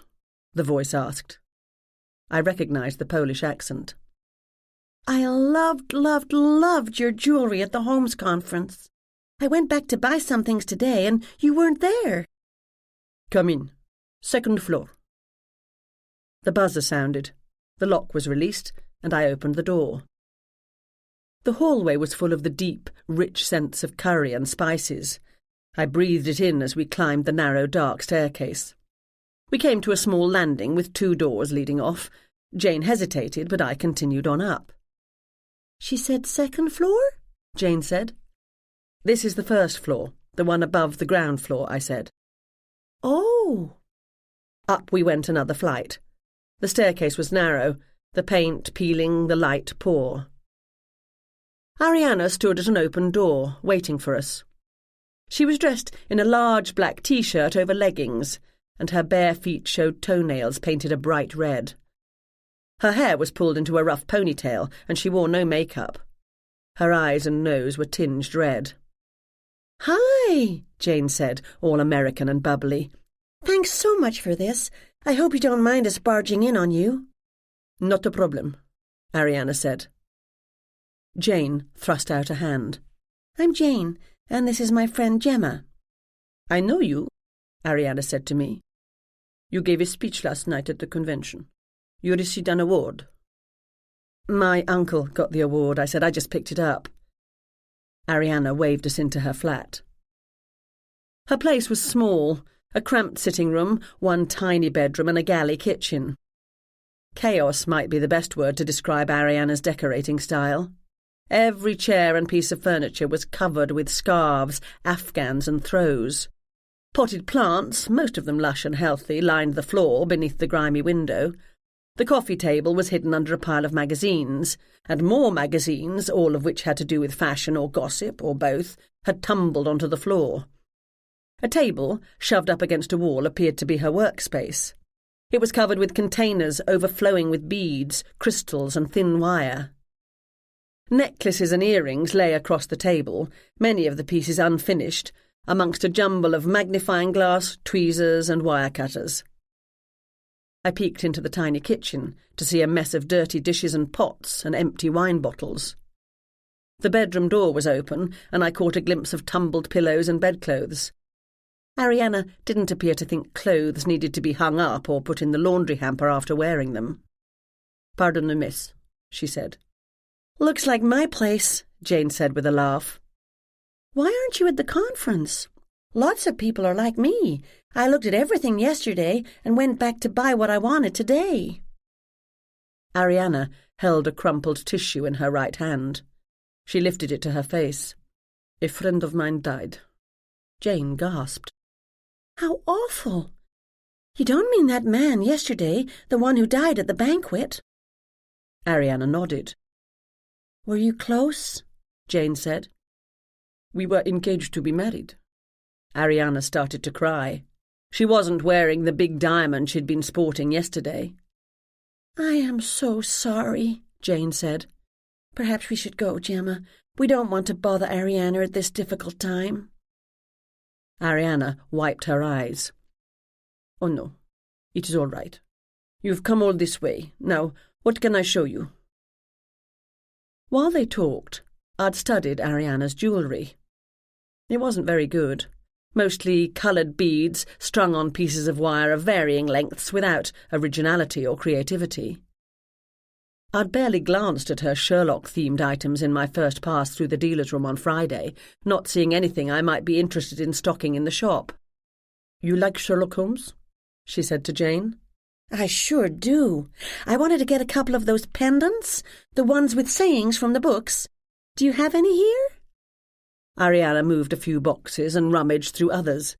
Eventually, she found what she was searching for and held the box out. "Like these?" The tears were drying, leaving streaks on her cheeks. "Oh, yes." Jane picked up a chain with a metal disc hanging from it. "You Know My Methods" was carved into it. "This will be perfect for my mother's birthday. How much?" 30 quid. I swallowed a retort. I would have thought £10 excessive. No doubt that's what she sold it for on a street corner on Baker Street, but she'd upped her prices for the conference. Probably upped them more for people who'd come all the way across town looking for her. "Your work is interesting." I pointed to a hideous silver bracelet with John and Sherlock written on it in intertwined letters. "If you were at the banquet, you know I own a store in America." Pure greed gleamed behind Ariana's dark eyes. "We can make deal? I give you good price." "I'll have to think about it," I said. "Customs and duties and all that boring stuff. Do you sell in America?" She had to admit she didn't. Not yet, anyway, but she'd like to expand her business. "I might take that piece," I said. "Irene would love it, don't you think so, Jane?" "She'll adore it," Jane said. "How much?" I asked. Indecision played across Ariana's face. She wanted whatever she could get for the bracelet, but she also wanted me to consider carrying her goods in the shop. Immediacy won out, and she said, £50. I almost laughed. 40 then, she said. How about 40 for both? Jane offered. Fine, Ariana said quickly. While Jane counted out the money, I walked around the room pretending to study the rest of Ariana's things. You do some good work. Thank you, she said. It's too bad you had to leave the conference early. People love this sort of thing. The people at the hotel this morning were saying the police think your fiancé was murdered. Is that true? I don't know, she said. What did they tell you? They told me nothing. I have not spoken to them. You should give them a call. You might know something important. I cannot help them. I do not like to get involved with the police. I shrugged. Your business, I guess. Were you and, Randolph? Randolph, were you together long? She shook her head as she stuffed Jane's money into her bra. Not long, no. You must be devastated, Jane said. Do you have any idea who'd want to kill him? I am sad, yes, that he has died. She twisted the scrap of tissue between her fingers. I told him only yesterday that I could not marry him. She buried her face in her hands and sobbed. Jane wrapped her arms around Ariana and murmured platitudes. Over the woman's shoulder, she looked at me and raised an eyebrow. I made keep-her-talking gestures. That's awful. You must feel so guilty, Jane said. Even though you had nothing to do with his death, of course. Ariana pulled herself free. That is it. You understand. I feel guilt. His last hours on this earth were not happy ones. I thought of Randy at the banquet, laughing, drinking, chatting, having a great time. I suspected Ariana was genuinely grieving, for now. But it was more of a self-pity party than any sadness for Randy. Jane and I were giving her what she wanted, attention and sympathy, not to mention buying her cheap junk, and she was happy to take it. Why'd you break off with him? Jane asked. I wanted to know that too, but I might have been a bit more subtle about asking. It didn't matter. Ariana was happy to tell us. He was a cheat. No, Jane said. Isn't that like a man? I was about to get engaged 3 years ago, when I found out he was seeing a girl in the next town. That, I knew, wasn't true. I do not mean cheating with another woman, Ariana said. He would not prefer any woman to me. She puffed up her chest ever so slightly and patted the mess of hair. No, he cheated with money. I show you. She went into the bedroom. Jane and I exchanged glances. Ariana was soon back with the ring I'd seen her wearing in the hotel bar. She held it out to show us. Jane squealed. That's gorgeous! It's not gorgeous. Ariana marched up to the mirror over her work table. She ran the stone in the ring across the surface of the glass. Nothing happened. Is fake! Her Polish accent got stronger as she got angrier. Not real diamond. Oh, Jane said. The rat! We went to jewellery store. I picked out beautiful ring. It had to be made for my size. We went back for it next day. She spat on the floor, not minding that it was carpeted. And I got this. Gee, Jane said. Maybe he was cheated by the jeweller. You should tell the police. No police. I took it to be appraised, for insurance. I didn't believe that for a minute. She hadn't trusted Randy, and she wanted to check his gift out. He laughed and said jewellery was from friend of his. He'd get real ring later. He had big job and would soon get paid. What sort of big job? I asked. She shrugged. Randy always about to get rich. I had enough. That must have been the scene in the bar Jane and I had been witness to. Notably, Ariana hadn't thrown the ring in Randy's face. She'd taken it with her, no doubt intending to sell it for 50 quid at a street market along with her other junk. And now, she said, he'll never get rich. I'm sorry, Jane said. You should talk to the police, I said. You might know something you don't even know you know. She shook her head. Up to you, I said. But they'll find out that you knew each other. Panic flashed across her face. How? Maybe they'll find something of yours in his flat. The panic disappeared and she shrugged. He moved 2 months ago. I have not been to new flat. He said it was not in nice part of town. Temporary until he could get something better. Is that so? I said. Do what you want. Thanks for your time. Give me your number, she said. I will call you, and we can talk about your store. I hesitated.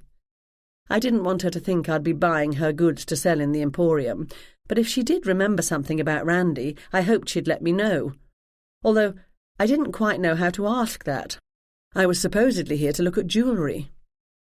Gemma stocks lots of mystery books in her store, Jane said. She's really interested in crime. Maybe you could call us if you hear anything more about what happened to your fiancé. Ex-fiancé, I mean. Just 'cause we're curious. Good idea, I said. I rattled off my phone number. It's a US number, remember, so you don't want to call if it's not important. Ariana pulled her own phone out of her pocket and quickly typed my number in. We left the flat and walked down the narrow stairs. When we emerged onto the street, a light snow was falling and daylight was fading. It sure gets dark early here. Jane pulled her gloves on.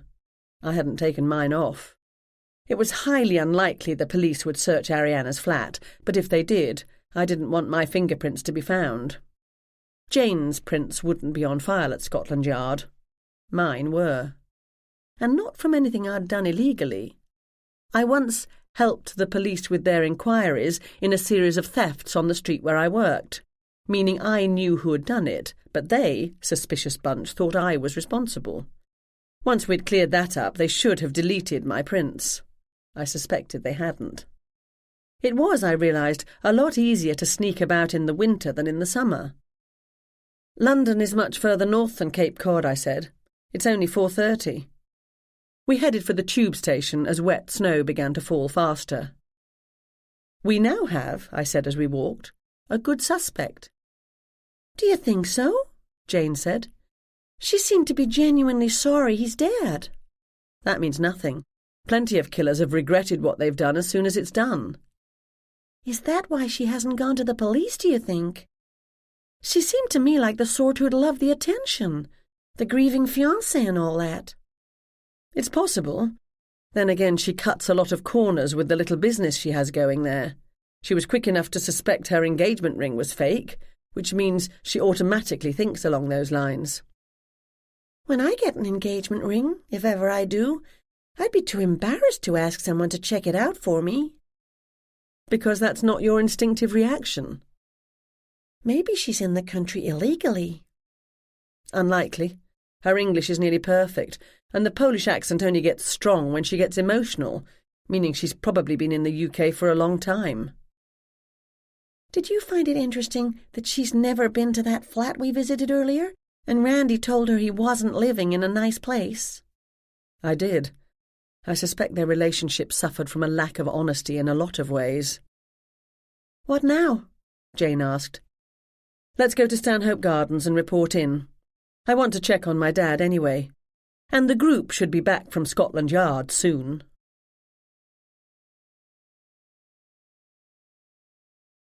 Chapter 10. I texted Pippa and told her we were on our way back to Stanhope Gardens. We went to Tower Hill Station to catch the tube, but first I took a short detour so Jane could have a look at the Tower of London from a distance. She gazed longingly at the massive fortress. We'll come back, I promise, I said. Maybe we can get this business settled today and visit the tower tomorrow. It would be fun to skate around it. She pointed to the brightly lit ice skating rink at the base of the historic fortifications. A whole new 21st century use for a moat, I said. My mother answered the door to my ring. Your father's definitely on the mend, she said. He's complaining about being bored. Any memories coming back? I asked, as Jane and I stepped into the house. He says no. He's in his shop, if you want to see him. I'll pop out there. In the meantime, I bet Jane would love a cup of tea." Mum smiled at my friend. As would I. We hung up our outerwear, and I walked through the house in search of my father. The centre hallway ends with the kitchen on one side and the conservatory on the other. There it opens onto a small terrace, used in the nice weather for dining outdoors. A low wall surrounds the terrace, and 2 steps lead down to the garden. Large trees, their branches bare now, and a 6-foot-high brick wall surround the property. The large iron pots, which my mother fills with plants in the summer, were empty.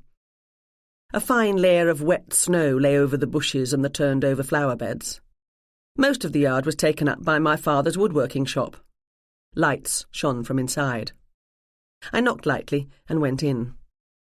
Horace leapt to his feet and barked, and then he ran over to sniff the scents on my clothes to check what I'd been up to today. I patted him on the head, and I looked up to see my father smiling at me. I gave him a hug. "Feeling better?" I asked. "Much better. Still don't remember anything about last night. Dr. McMaster said it may never come back. Depends on whether or not my short-term memory had stored the events in my brain before I got hit." I perched on a high stool and swung my legs in the air. I was 10 years old again, sitting on the stool, enveloped in the familiar scents of freshly cut wood, mineral oil and machine oil, and breathing in sawdust, proudly telling my father my exam results.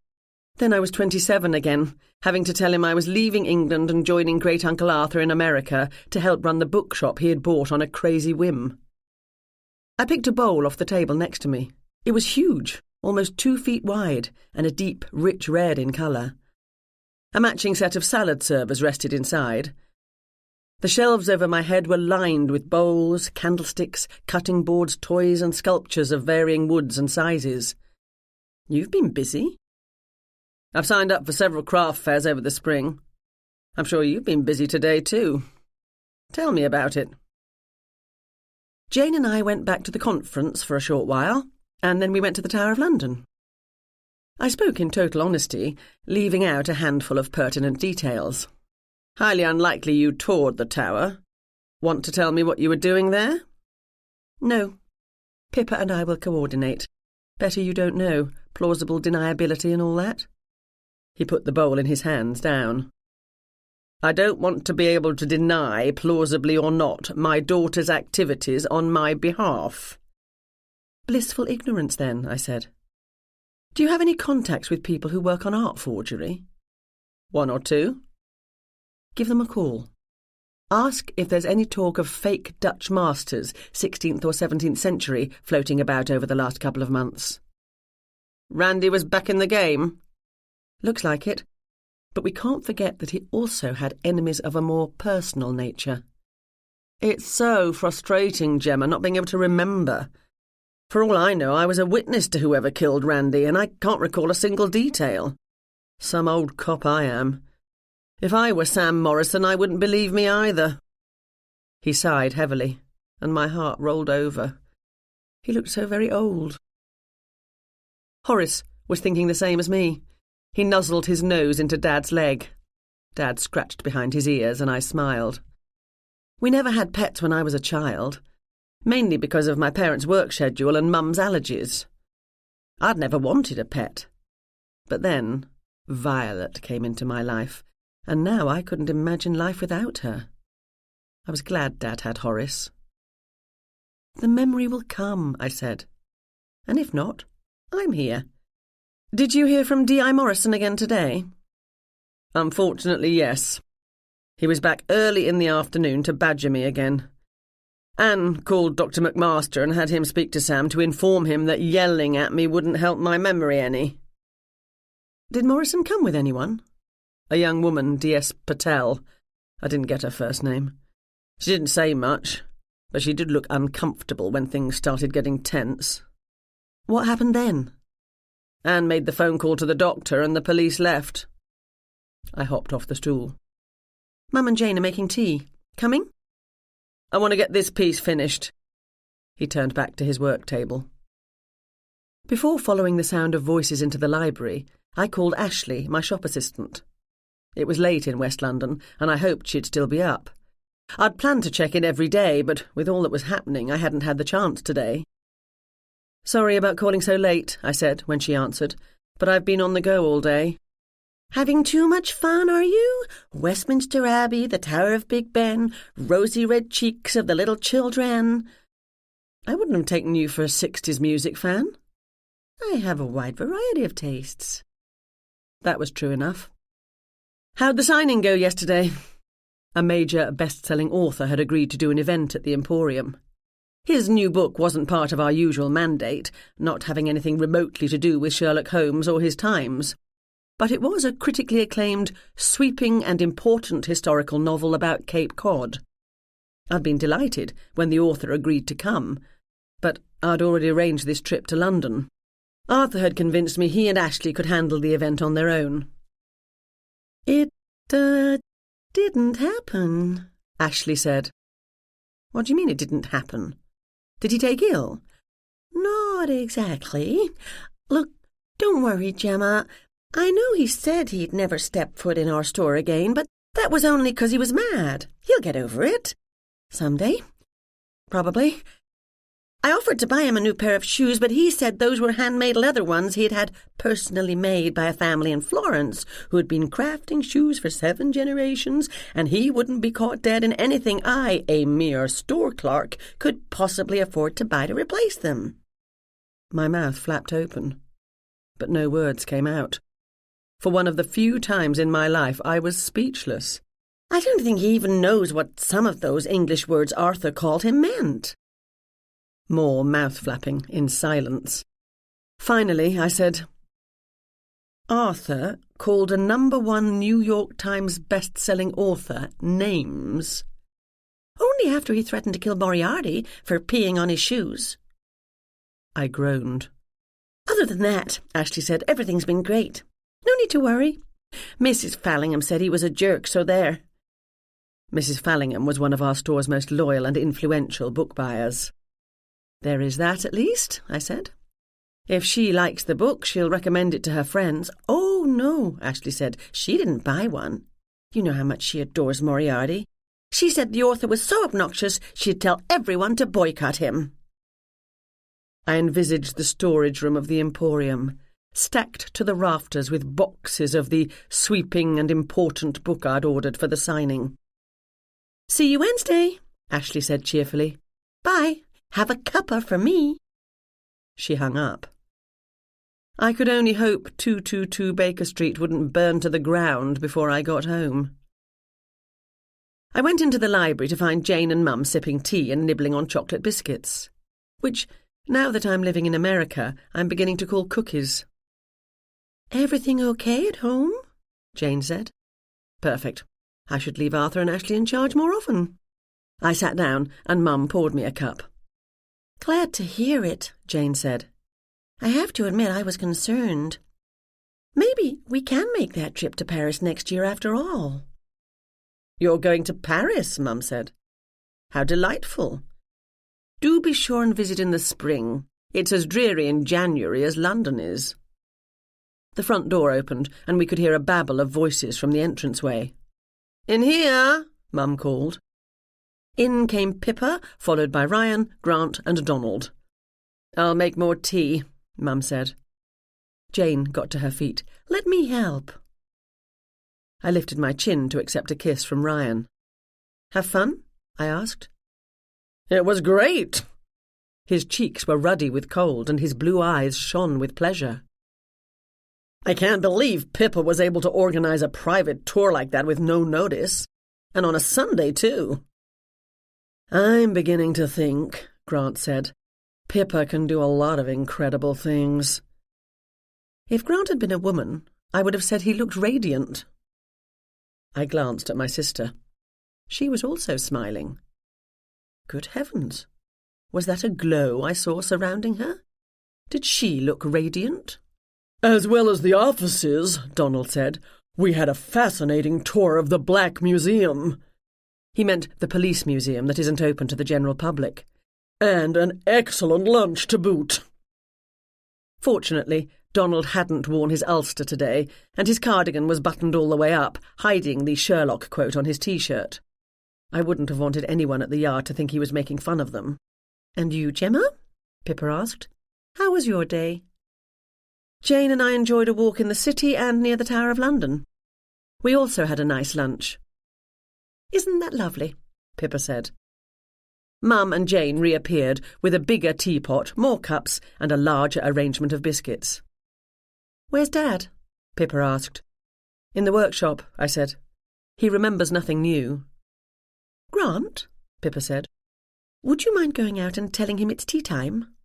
"I'd be happy to." Grant almost skipped away. "Gemma, why don't you and I take a moment to chat?" "Sure," I said. Ryan started to stand. I gave him a playful push in the chest. "Sister talk, not for you."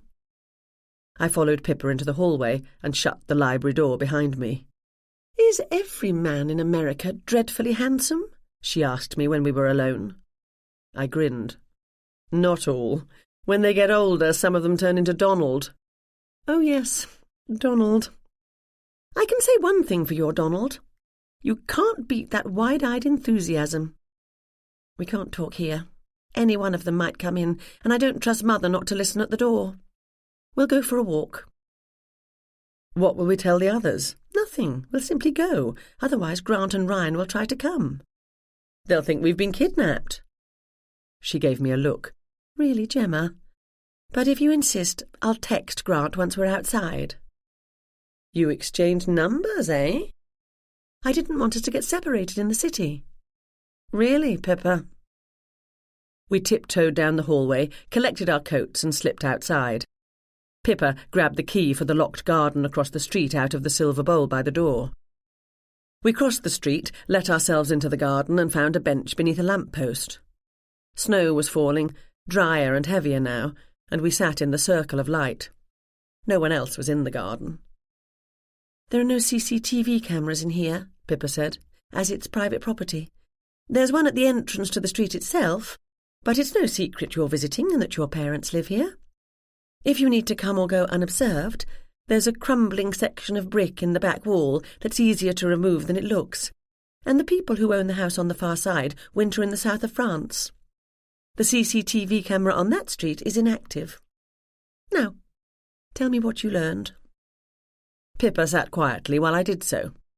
I finished talking at last and let her think over what I'd told her. "So, he's back in the forgery business," she said at last. "That's what I concluded." "With money behind him.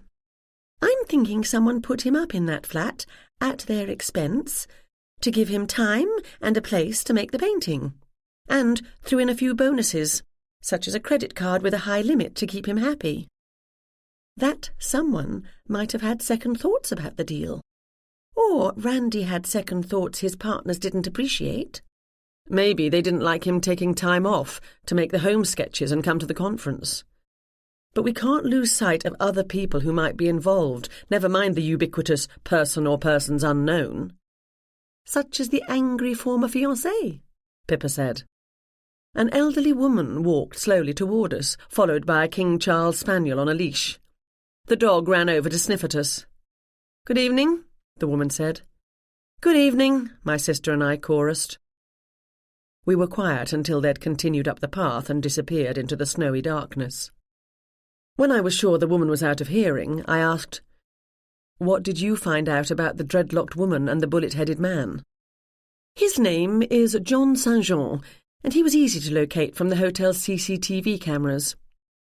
I won't give you any information on him, because I want you to go in with an open mind.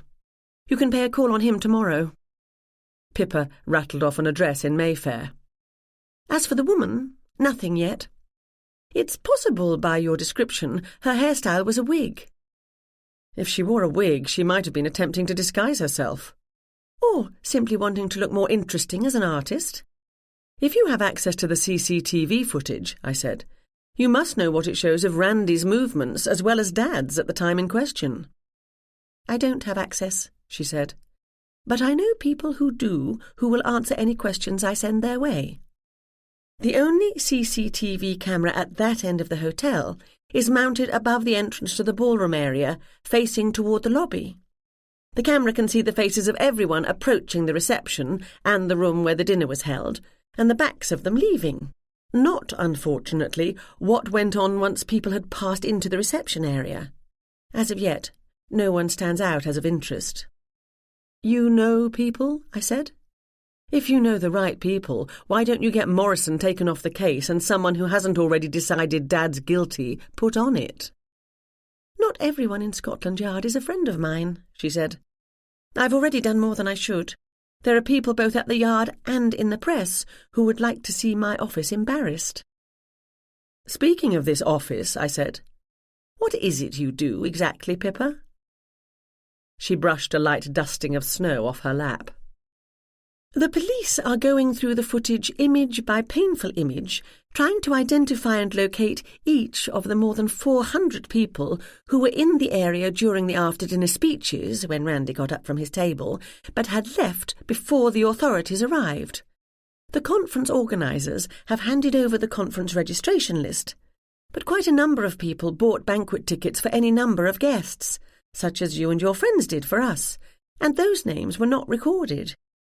Even if names were given, no one ever checked that names and addresses provided were legitimate. It's going to take the police forever to find and talk to everyone who was there. I'll give them a little nudge and drop the name of this jewellery maker you found. Ariana Novachki. Maybe we'll be lucky and she'll confess when they question her. That I am not counting on. I have to go to work tomorrow. Things are happening that I can't put off even for this case. What's your plan? I want to pay a call on Gallery Lambert. That's the name on the business card you found in the Canary Wharf flat? Yes. I'll pose as a wealthy American art collector. Are you going to take Jane? I like her very much, by the way. You're lucky to have a friend. To have a friend like her. Pippa, I realised, had let her tongue slip. Pippa had no friends. She had contacts, and she had people and her office, but she had no friends. And that made me very sad. I pushed the emotion aside to ponder another time. Not Jane. I'd like to take Grant. He can play the rich American, one not entirely averse to dealing under the table better than Jane. Besides, you never know when you're going to run into someone who won't take Jane and me, young women, seriously. I agree, she said. Which brings up the question as to what on earth I'm going to do with the rest of them. I have no more suggestions, Pippa said. Unfortunately, I can't get them into Buck House for a private tour. Buck House is the nickname for Buckingham Palace. Her Majesty is in residence this week. I stared at her. She reached into her coat pocket. I bought you a present. She handed me a mobile phone. What's this for? It's untraceable. Use it if you need to leave your number with someone you don't want knowing you have a North American phone number, or if you have reason to believe the police might want to check into whom you've been speaking to. I took the phone and put it in my own pocket. I did enjoy our outing today. Pippa stood up. Do you know, I've never been to the Black Museum. It was fascinating. I need to start doing more recreational things. You can come and visit me in Cape Cod, I said, without thinking. She smiled. I might do that one day. Let me make a few calls. I can probably arrange something to keep your entourage busy. Never mind. I have an idea. You still haven't had a chance to visit the Sherlock Holmes Museum or go on the walking tour, Donald, I said, once Pippa and I were back in the library with fresh cups of tea on our laps. When we returned, my mother had looked questioningly at us, obviously not believing my sister and I would spontaneously go for a walk. But everyone else had taken the text to Grant at face value. Mum, are you planning a fun day out with Jane for tomorrow? I asked. I'd love to, dear, but I have court tomorrow, and I cannot put this one off. The Crown has delayed and delayed, and I simply can't put my client through that any longer.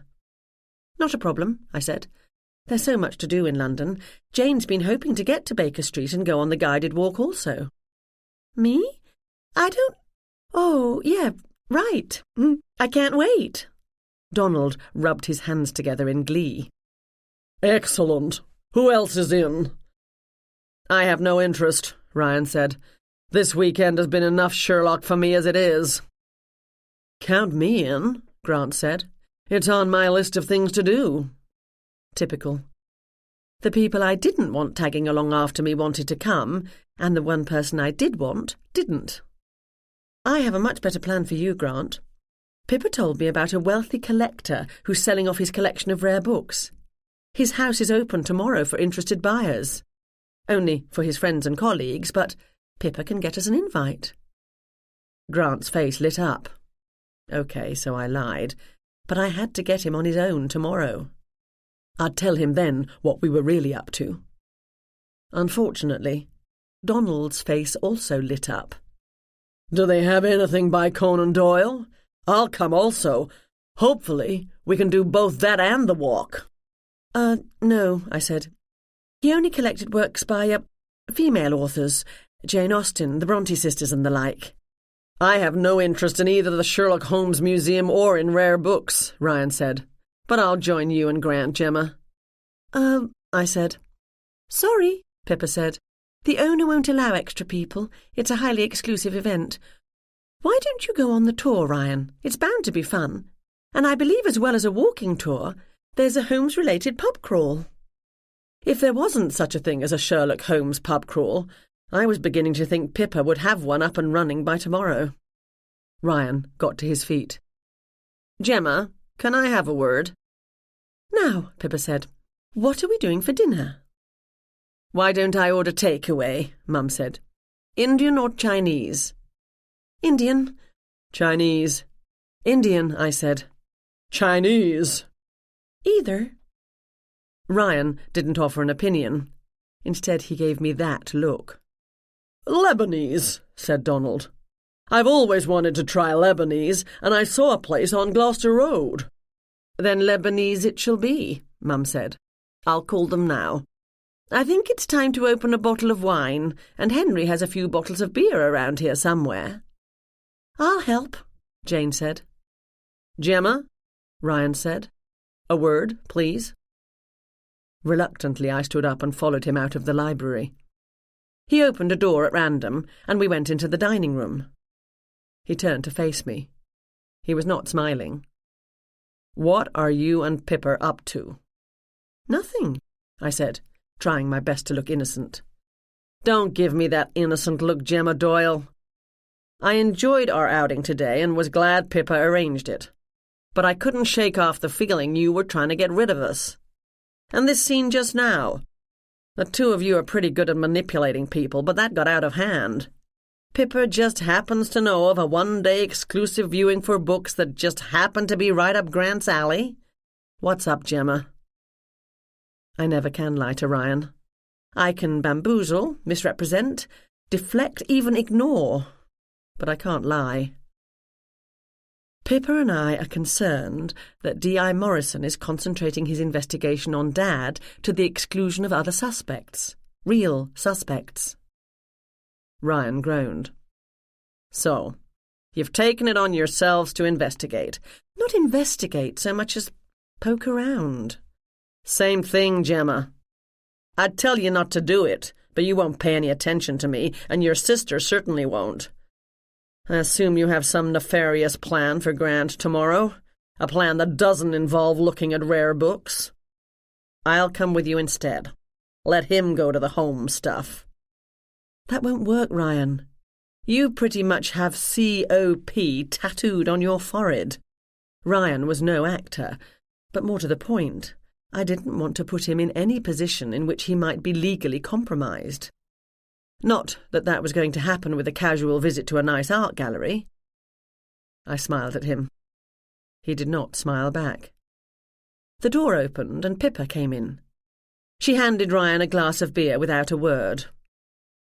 "Trust Gemma," she said. She closed the door on her way out. Ryan studied me over the rim of the glass. "Guess I'll have to."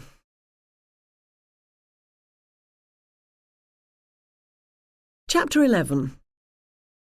Ryan and I desperately needed some alone time, some relationship-building time. Dinner together, just the two of us, or at least a quiet nightcap in the hotel bar. Instead, we ate takeaway Lebanese food off paper plates in my parents' formal dining room and walked back to the hotel with the group. "I'm very tired." I took Jane's arm as we walked into the lobby. "Time for an early night." If I had any alone time with Ryan, I knew it would turn into him asking me what my plan was and me confessing. "Really?" Ryan said. "It's only 5 in the afternoon, Boston time." "We're not in Boston," I said. "And you must still be jet-lagged. I am." "Night all." I dragged Jane away. "I'm game for another beer," Grant said. As I'd been digging the last of the tabbouleh out of the container, Pippa's phone, one of Pippa's phones, buzzed, and she had risen from the table to take the call without even checking the screen. She never came back, so I assumed she'd been called into work to take the minutes. If the call had something to do with Randy's death, she would have told me. "Not me," Donald said. "We have a busy day tomorrow, so I need my rest." "Might as well," Ryan said. My sleeping pattern was still messed up with the time change, and rather than going to sleep when Jane and I got to our room, I sat up for a long time.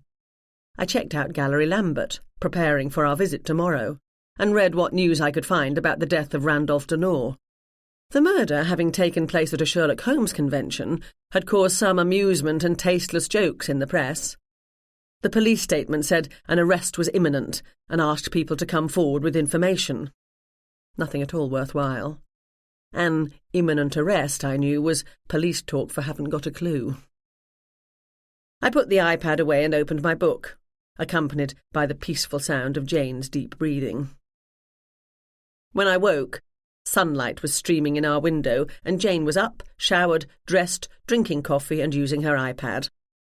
"Morning," I mumbled. "Anything interesting in the world?" Same old, same old. I'm reading about all the exciting and interesting things there are to do in London, which I am not going to do because I'm going to the Sherlock Holmes Museum and touring Baker Street. Why are you taking Grant today and not me? I explained my reasoning to her.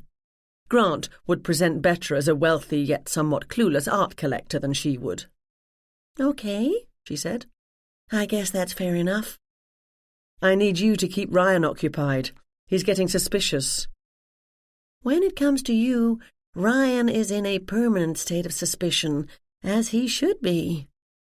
"I don't need him deciding he needs to come to my rescue and tagging along after us. That would only complicate everything." "Because it's not at all complicated now." She snapped her arm up into a stiff salute and touched her forehead. "I have my orders. I'll follow them to the letter, sir." I went for my shower. When I came out, Jane said, "Your phone buzzed." Pippa. Dreadlocked woman identified by police. She paid for lunch with credit card. A name and address followed. Me. When did they get the ID? Pippa. Yesterday aft. Me. Anything come of it? Pippa. Don't know. Meaning the police would have paid a call on her yesterday and they hadn't arrested her. So she should be free today. I'd drop in on her after Grant and I visited the art gallery. I texted Grant, "Lobby, 10:30, dress rich." He replied immediately, "What does that mean?" Me? You'll think of something. "Breakfast?" I asked Jane. "I've arranged to meet Donald in 15 minutes in the hotel restaurant. Want to come with us?" No. I spent a lot of time deciding what to wear. I wanted to look like the wife of a man who bought fine art, but I hadn't brought anything very posh with me. My coat was a black woolen thing bought at an end-of-season sale 3 years ago, which was pilling badly around the elbows. If we were invited into the gallery's private office for tea, I'd have to take the coat off. The forecast for today was for slightly warmer temperatures than yesterday and no rain, so I eventually decided on slumming it in jeans and a navy blue blazer. I'd need some high-end accessories, though, if I wanted to look the part. I answered the door to a knock. Ryan stood there, grinning slightly, hair damp from the shower, freshly shaven, looking absolutely delicious. He held out 2 take-out cups and a small paper bag from Paul's boulangerie. "Room service, madam?" I laughed and stepped back to allow him in. He put the drinks and bag on the small coffee table, threw Jane's backpack on the floor and sat on the couch. I dropped beside him and curled my feet up under me. Ryan handed me a cup, and I took the lid off and breathed in the scent of hot, fresh tea.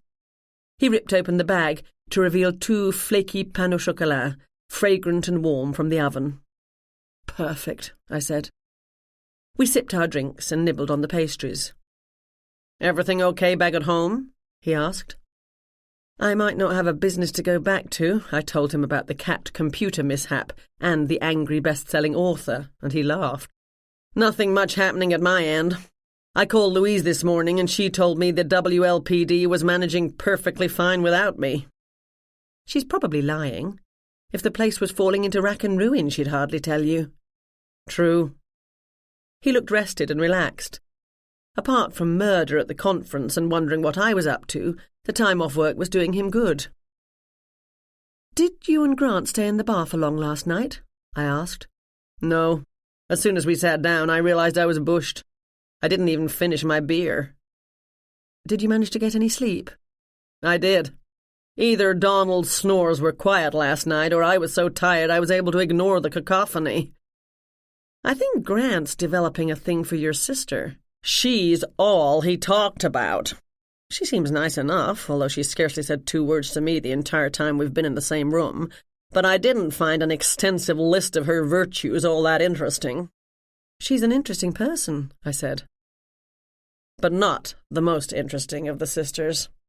He put down his cup and licked chocolate off his fingers. "What time are you and Grant meeting?" 10:30? 10:30? It's 10:15 now. I saw Jane and Donald heading for the restaurant when I was going out for coffee. They'll be a while yet." He plucked my cup out of my hand. I was in the lobby precisely on time, and Grant was waiting. Ryan had come down with me. "I'm not going home tomorrow as planned," I said to the men. "I'll need to extend my stay in the hotel." "I'm not leaving without you," Ryan said. "I'll stay as long as I can be of help," Grant said. I felt something warm move in my chest. "Thanks, guys." We went to the reproduction antique desk that served as reception to make the arrangements. The woman, seated behind it, smiled at us and asked me to take a seat. I did so, but I didn't sit there for long. The hotel was fully booked all through to the weekend, she told me, with a shake of her head so regretful you might have thought she was being kicked into the street rather than us. "You're unlikely to find anything else suitable in the immediate area. A big convention is starting on Wednesday. Something to do with the architecture of computer systems, whatever that is."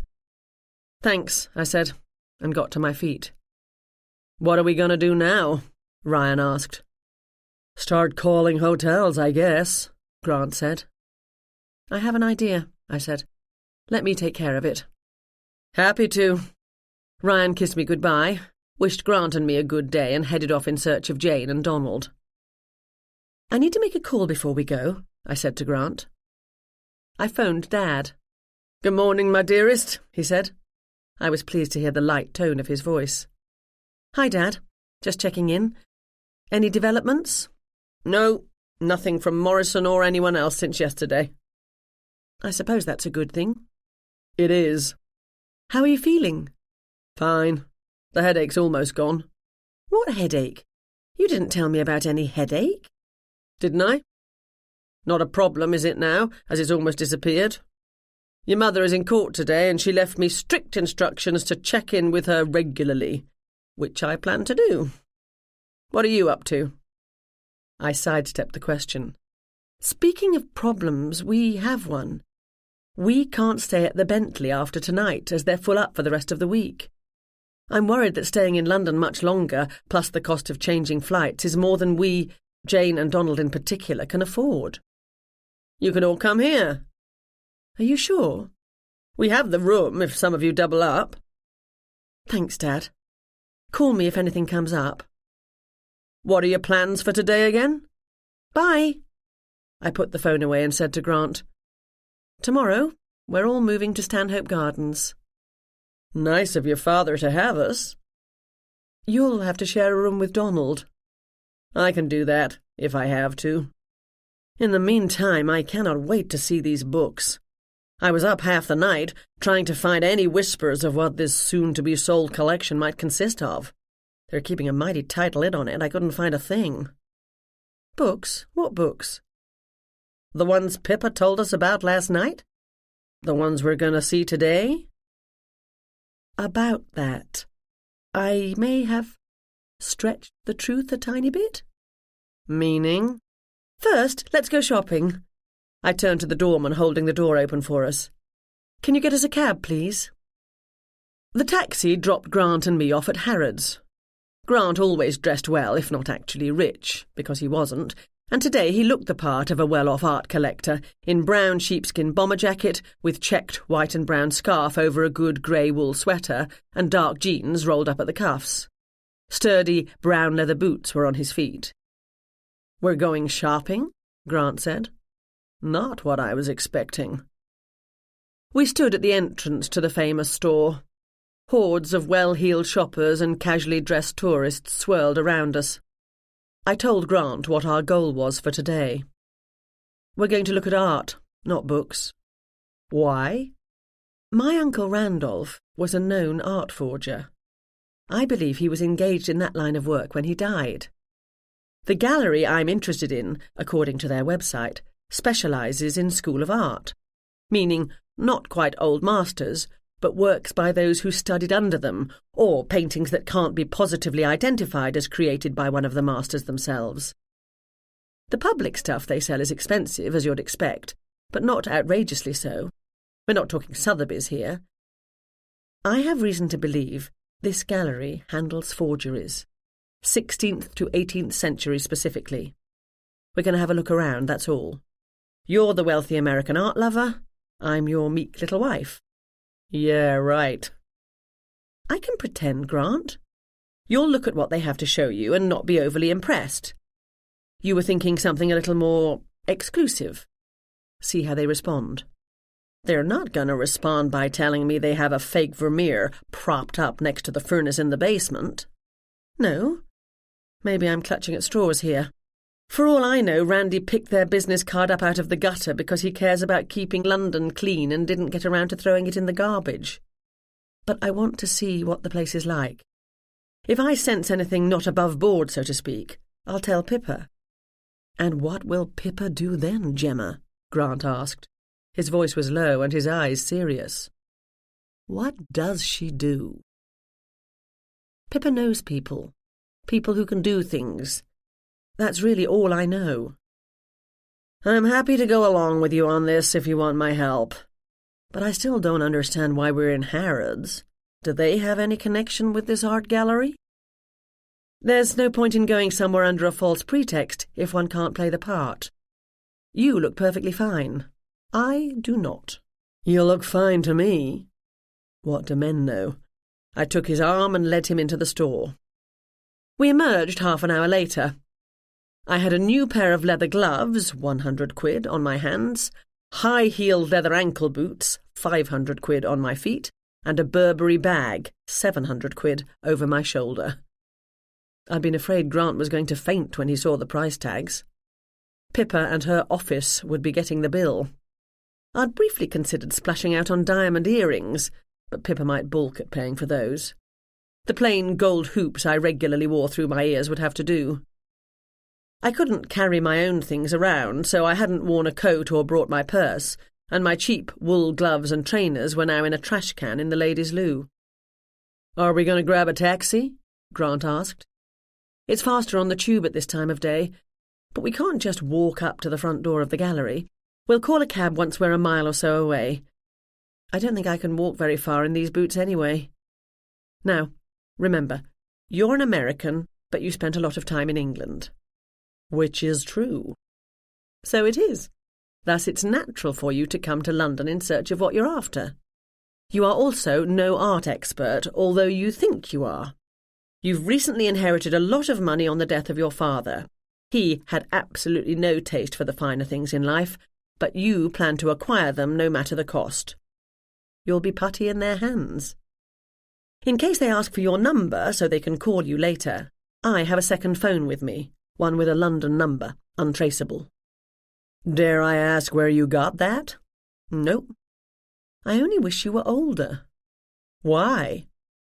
So I could be the young, new wife. I batted my eyelashes at him. He rolled his eyes and said, Don't lay it on too thick.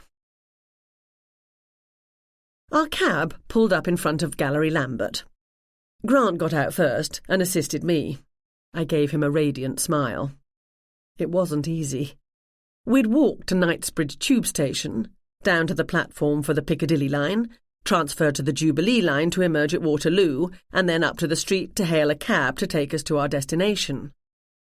I couldn't have been walking in my new boots more than 10 minutes, and my feet were screaming in pain. I don't normally wear such high heels, and I was worried I'd topple over. Perhaps I should have gone for lower heels instead, but that wouldn't have made the impression I wanted. Nor would falling flat on my face. Grant took my arm, and we went inside. Gallery Lambert was minimalist and screaming of money. Paintings in the style of the old masters hung on walls painted in shades of terracotta. The lighting was dim, with individual lamps discreetly illuminating each painting. Gosh, I said in my best American accent. These are nice, honey. A woman who looked like she might have stepped out of a modern painting, all sharp angles and harsh edges, was seated behind a reception desk. She smiled at us without a trace of warmth. Her skin was the colour of bleached cotton, her hair chopped at the line of her chin and dyed a pure, solid black. Her mouth a thin slash of red. I couldn't help glancing at the painting behind her desk, of a woman in a stiff black dress trimmed with pearls and a high ruffled collar. She wasn't smiling, but compared to the live woman in front of us, she was all softness and warmth. Good afternoon, the woman, the living one, said in a terribly posh drawl.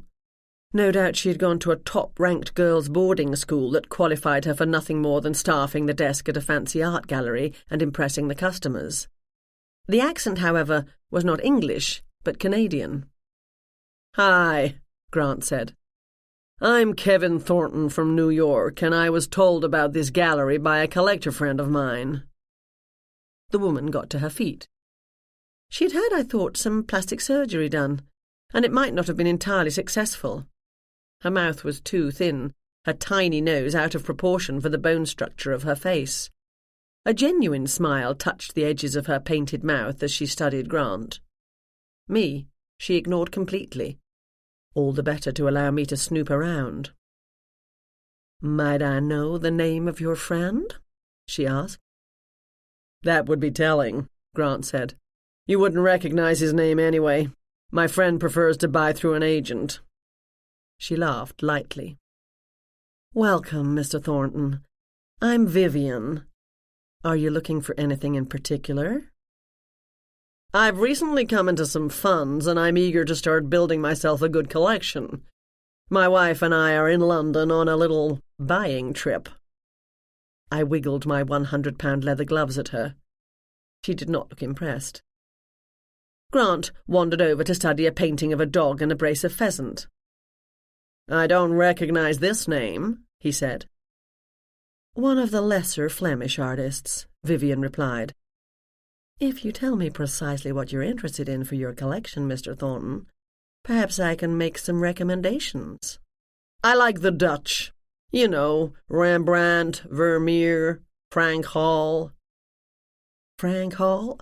Oh, you mean Frans Hals. Yeah, him.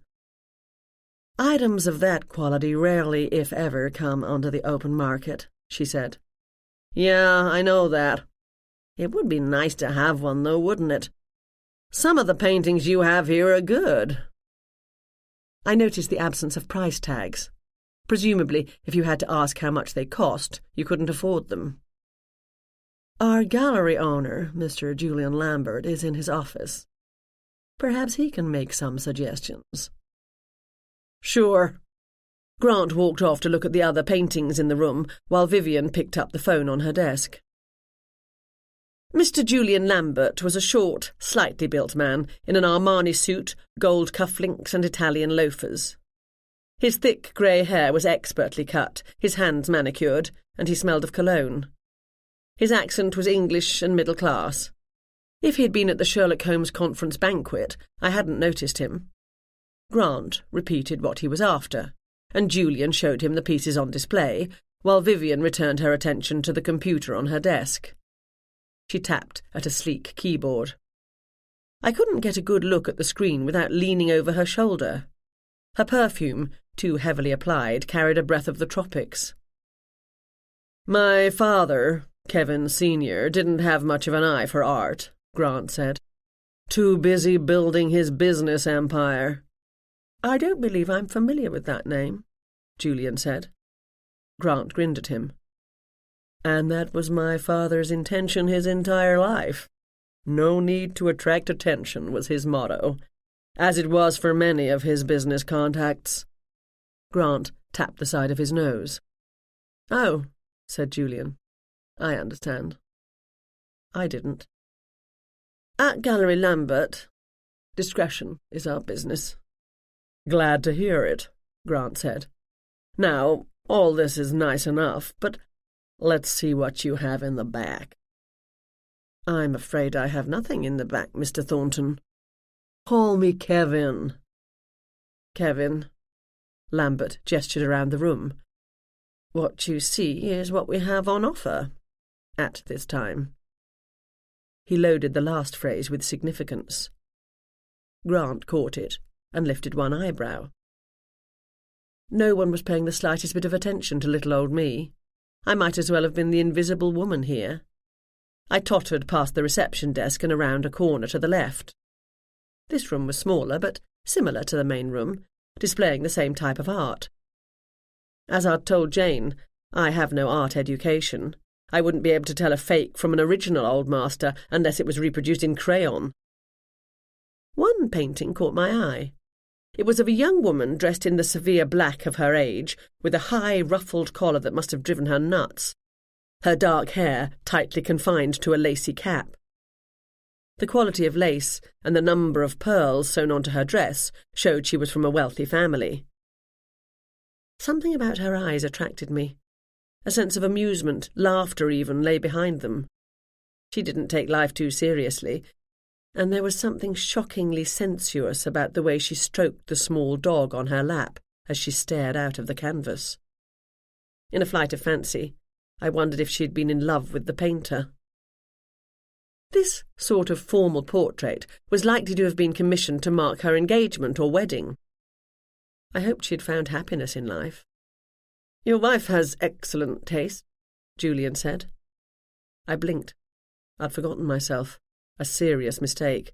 I turned to him with a smile. "This is lovely. Do we know who she is?"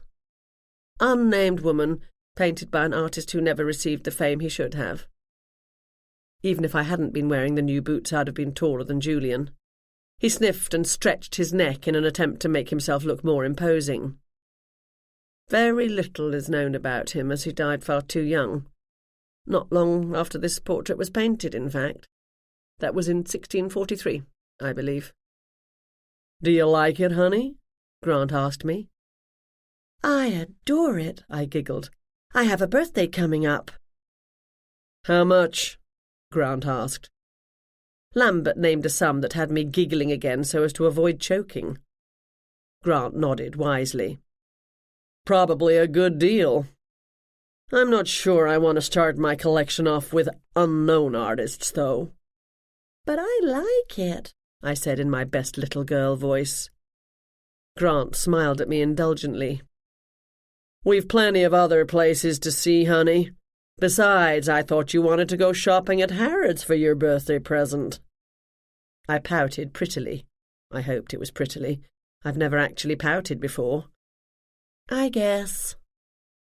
Grant turned back to Julian. My birthday present and I were dismissed.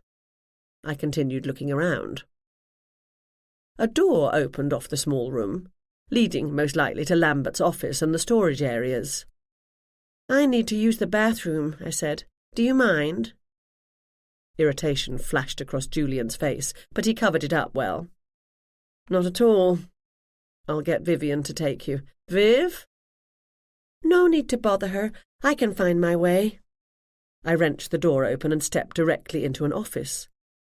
Lambert obviously brought clients here, as it was luxuriously furnished with a glass and chrome desk, a chair with good lumbar support, and 2 comfortable guest chairs.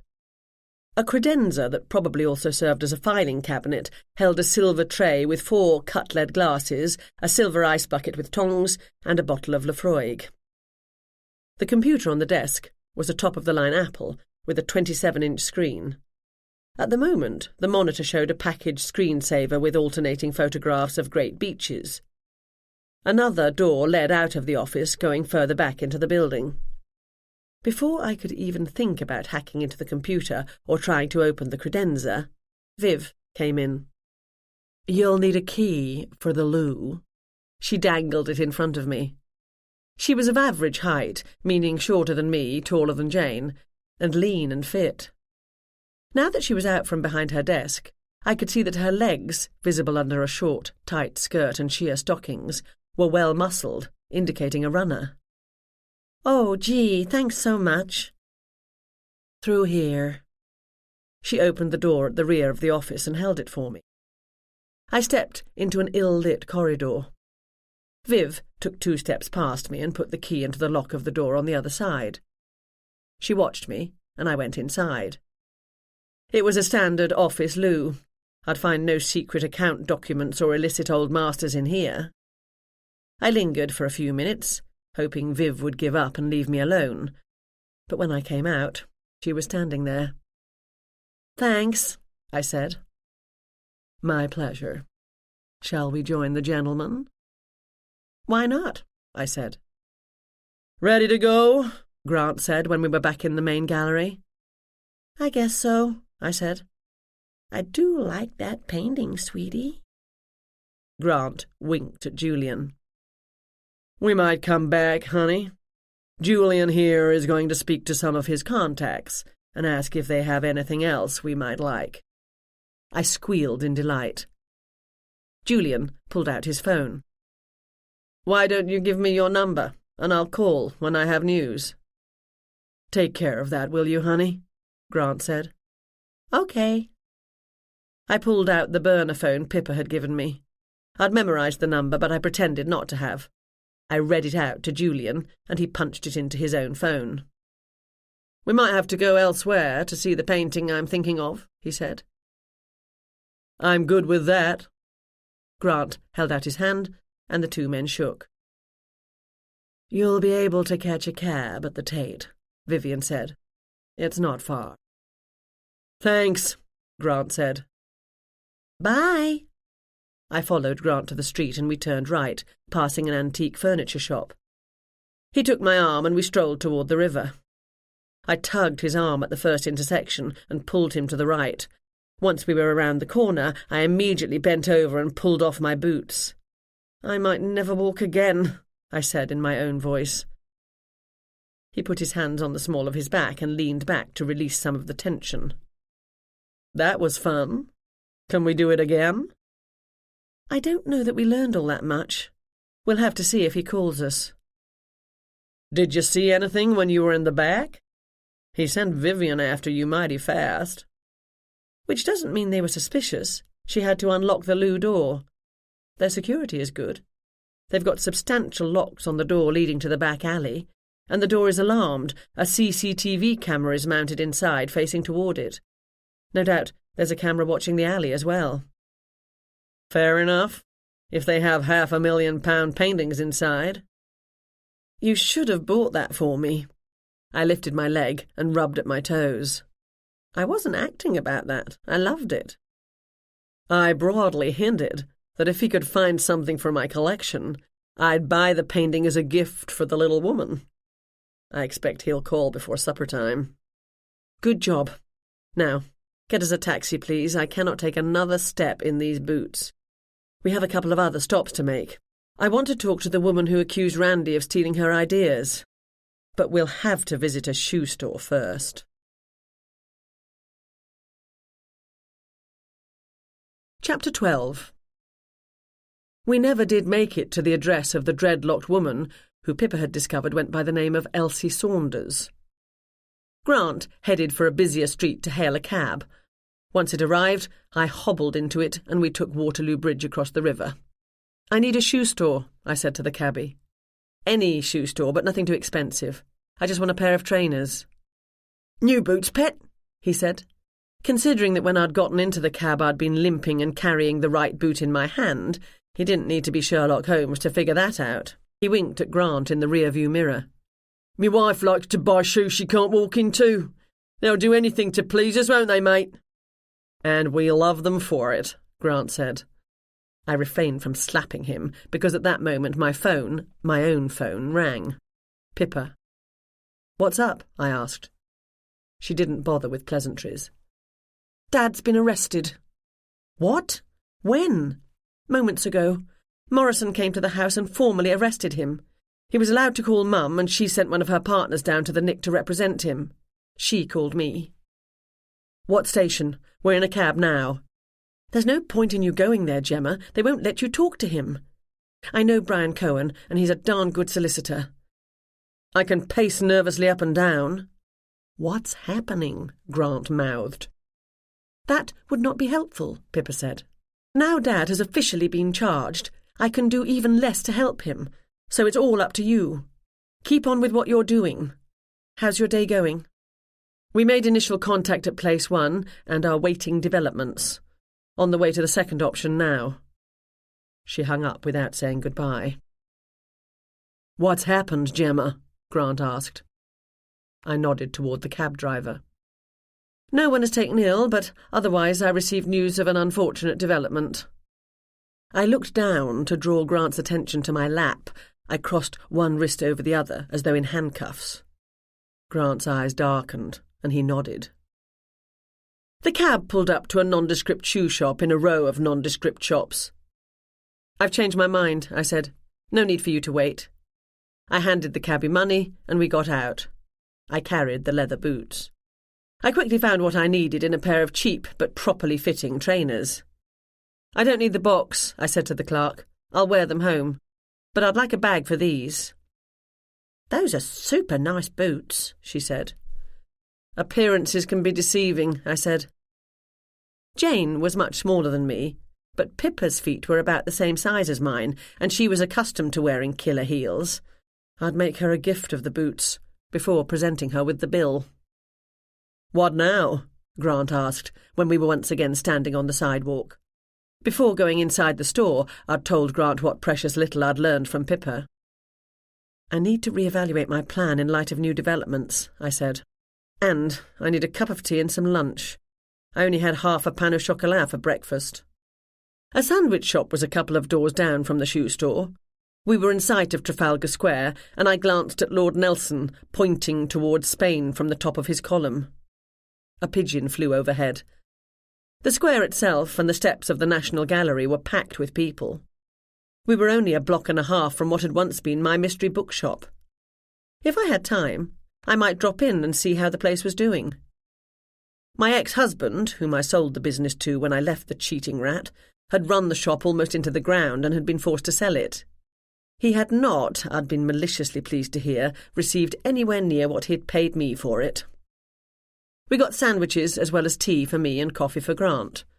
The people next to us had a map of London spread out on the table, and everyone was pointing at different directions as they argued loudly in German.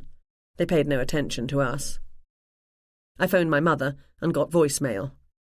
"It's Gemma. Pippa called to tell me what's happened. Let me know if there's anything I can do and what time you'll be home. Obviously, we have things to talk over. Love you. Bye." I next phoned Jane to check in. "How are things going?" "Good, Gemma. We went to the museum and took pictures in front of 221 Baker Street. Ryan couldn't have looked more bored if he'd tried, but Donald was thrilled with everything. We're now having a drink in the Allsop Arms, waiting for the walking tour to start. What about you?" Nothing of significance. Let me speak to Ryan, please. The phone was passed, and Ryan said, "What's up?" "Don't tell the others, but my father's been arrested for the murder." "Okay," he said, so calmly I might have been giving him an account of my shoe-shopping expedition.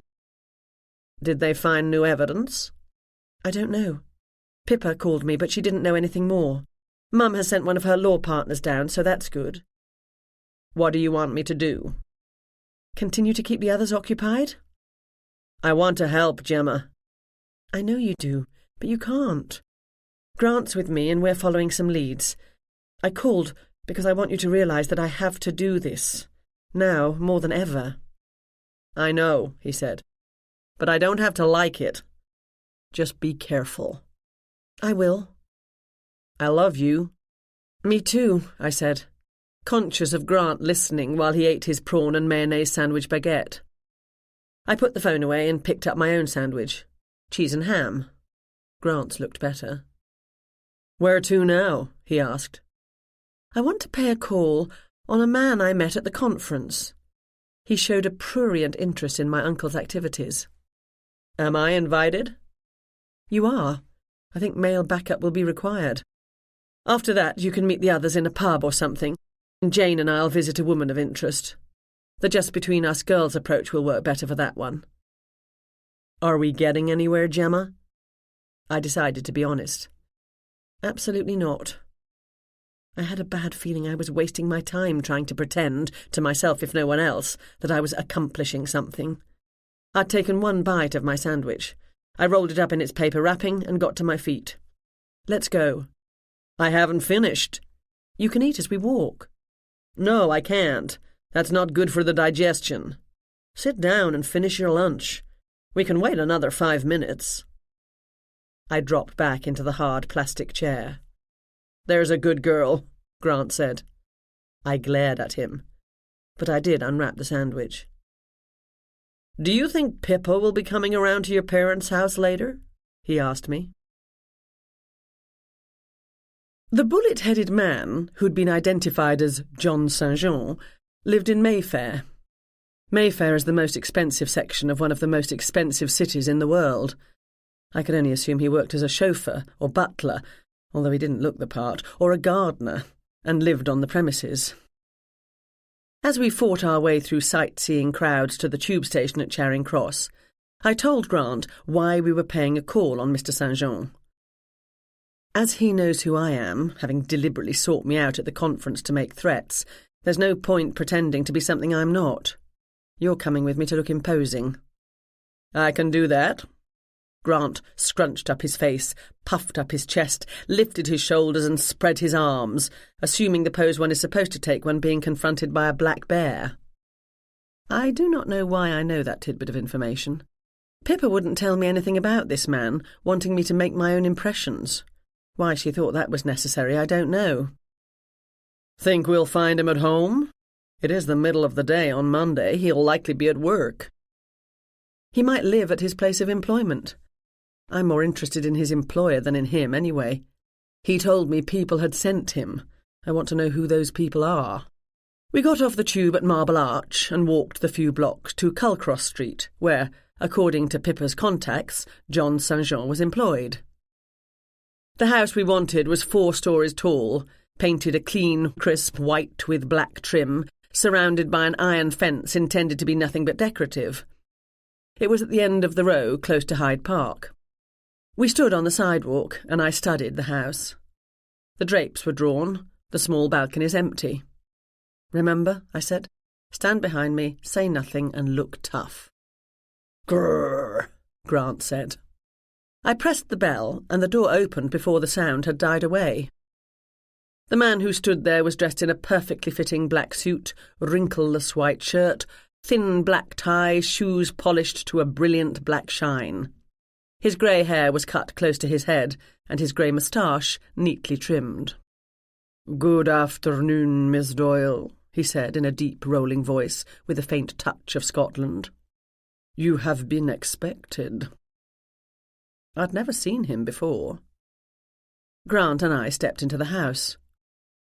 We might have been in Baskerville Hall, All dim lighting, dark wood, deep red carpet, upholstered chairs, and gilt-framed paintings of hounds and horses and red-coated men at the hunt. Sir John is waiting in the library. May I offer you tea or perhaps something stronger, sir? Nothing at the moment, thank you, I said. Before we meet your employer, do you know a man by the name of John St. Jean? Does he work here? I know him, yes. He does work here, in a manner of speaking. This way, please. He bowed ever so slightly and led the way deep into the house.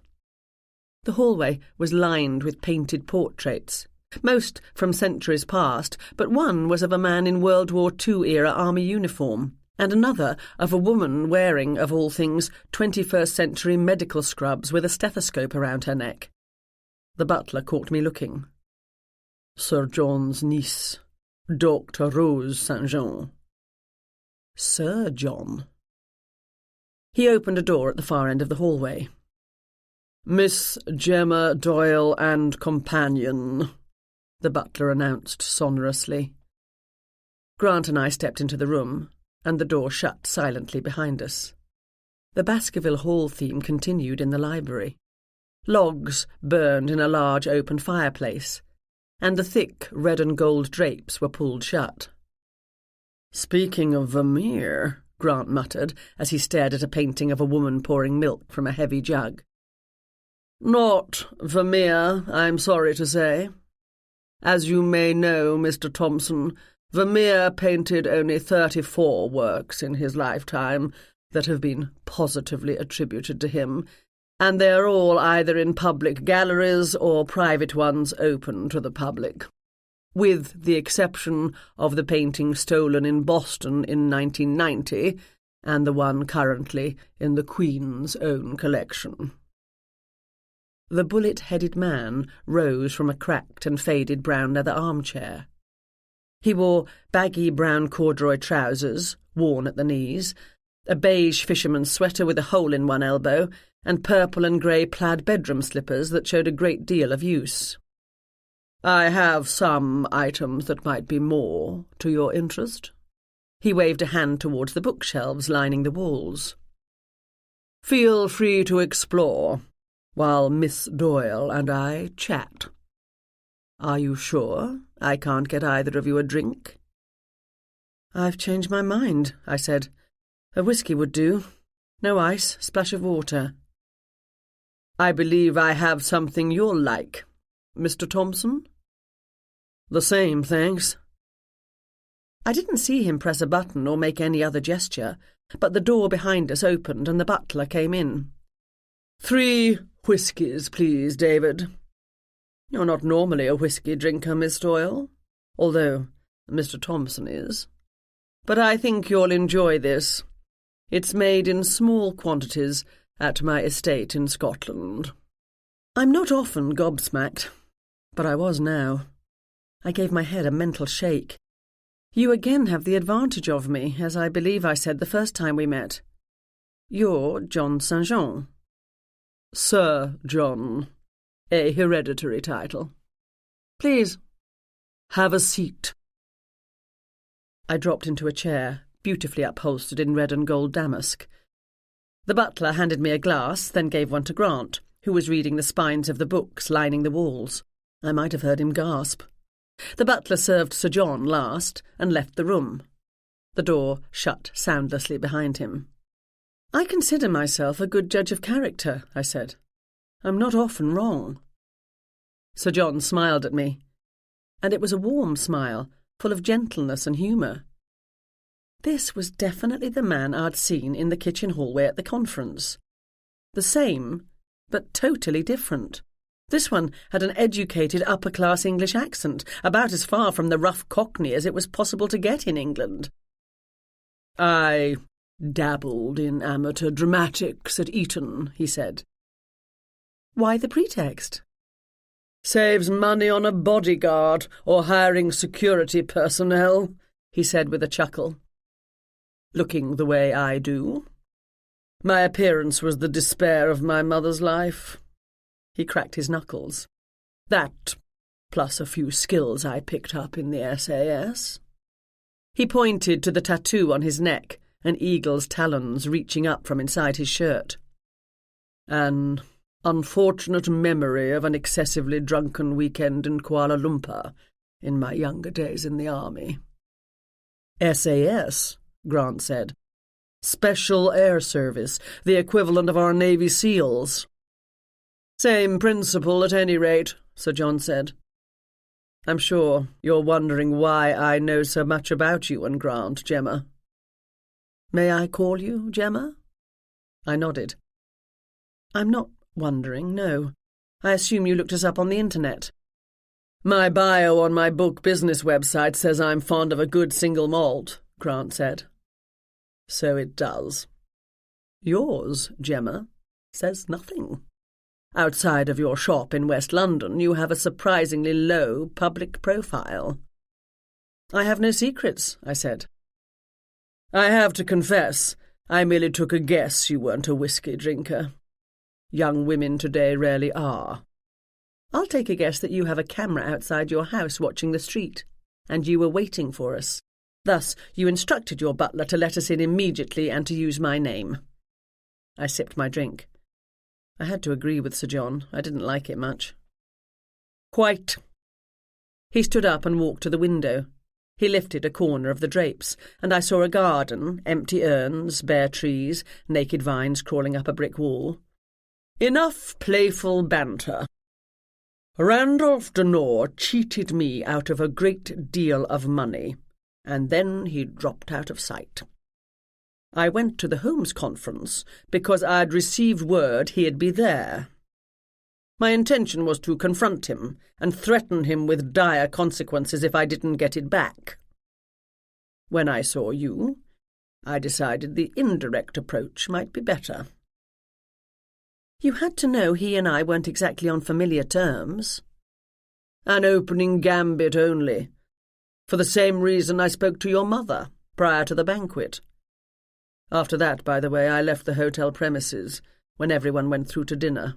I didn't have a ticket. I came straight home, which both David and the CCTV camera the next street over can testify, and did not go out again. Meaning, I didn't kill Randolph." "Why am I here?" I asked. Sir John hadn't summoned me, but he'd sat back and waited, confident I'd show up sooner rather than later. "Your uncle's death means it's unlikely I will ever get back what I was cheated out of." "He sold you a piece of forged art?" Sir John nodded. "He sold me an old master and replaced it with a forgery at the time of delivery. I paid £10 million for a painting I might as well use to keep the fire going.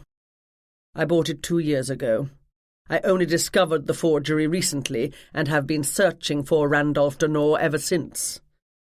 I got word he'd popped up at a Sherlock Holmes convention of all things. You ask why you are here? I know you're investigating Randolph's murder." "The police are investigating." "Them too," he said. "I wanted to tell you my story, so you wouldn't be distracted investigating me, as well as to ask you to let me know if you learn anything about my painting. I'll have David bring the copy in before you leave." "I'm not a detective or a private investigator. I don't care about your painting." "No, but you do care that your father not be charged with the murder of his wife's long-lost brother." I kept my face impassive. According to Pippa, Dad had been charged. Apparently that was one detail Sir John didn't know. Yet. "I'm a bookstore owner," I said. "I live in a pleasant seaside town on the far side of the Atlantic Ocean. I have a cat who hates me and a dog who loves me." I put my glass on the table. "Thank you for your time, Sir John." "At the time of his death, Denore was doing a job for a man named Julian Lambert, who owns a gallery." "Near the Tate Modern. Grant and I paid him a visit this morning." He grinned. "You are good. The police haven't made that connection yet. My bet is that someone in the rarefied world of fine art killed Denore. There is no honour among thieves." So I've heard. Let's go, Grant. I know Philippa quite well, by the way, Sir John said. I must say I had a shock when I saw her at the Holmes banquet. I never would have expected to see her at a thing such as that. I refrained from glancing at Grant. The door opened, and the butler came in bearing a painting in a heavy, ornate gilt frame. He held it up in front of him. It was a family portrait: mother, father, 2 girls, 1 boy, a dog. Dutch, mid-17th century, very much in the style of Rembrandt. I'm pleased you tracked me down. I wanted to meet you and let you know I had nothing to do with the death of your uncle, Sir John said. However, if in the course of your investigation you happen to come across a picture exactly like this, do let me know. I'm not investigating anything, I said. Just poking around. Nevertheless, things do have a habit of popping up unexpectedly. I'm sure you'll agree. While Sir John and I talked, Grant had been continuously throwing wistful glances at the bookshelves. None of my books are for sale, Grant, Sir John said. But if you give me a call later, I'll put you in contact with a few of my friends. Thanks, Grant said. Next time you're in London, drop by. I'd love to talk books with you. Give my regards to Arthur, Gemma. Good day. We walked down the long corridor behind the silent David, still carrying the forged painting. He opened the door and gave us a slight bow. When we were standing on the sidewalk once again, I let out a long breath. Wow, that was something. I waved in the general direction of where I thought the house's security camera would be. I couldn't believe the books, Gemma. I've never seen a private collection like it, and I've seen some pretty good ones. I turned away from the camera, in case Sir John or his butler could read lips, which wouldn't have surprised me in the least. John St. Jean was full of surprises. Did he mean your uncle, Arthur, when he asked you to give his regards to Arthur? Grant asked. He must have. He seems to know an uncomfortable amount about me and my family.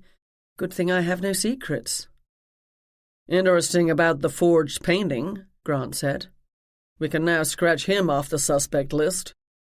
Scratch him off? Oh no, he's zoomed to the top. Why? Didn't you like him? I liked him enormously, Grant. What a fascinating man. If I was staying in London, I'd want to get to know him better.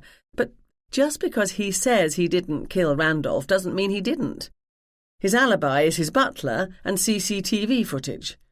The butler will say what he's told to, and video footage can be altered, particularly by someone who has the sort of contacts I suspect Sir John does.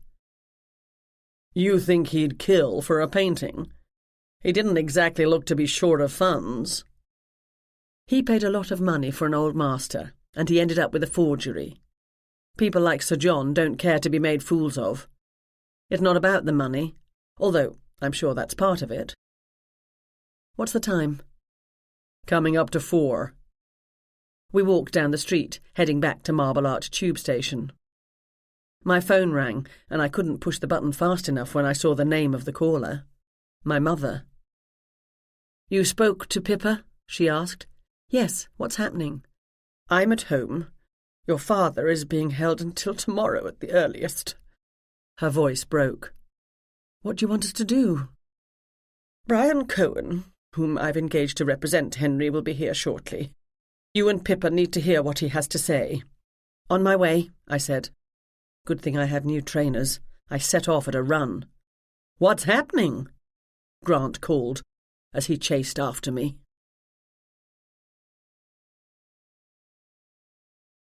Chapter 13. Pippa reached Stanhope Gardens before us. She answered the door and said, I'll ask Mum to give you a key. Bought you something. I handed her the bag containing the boots. She looked at it very suspiciously, as well she might. What's this? A present.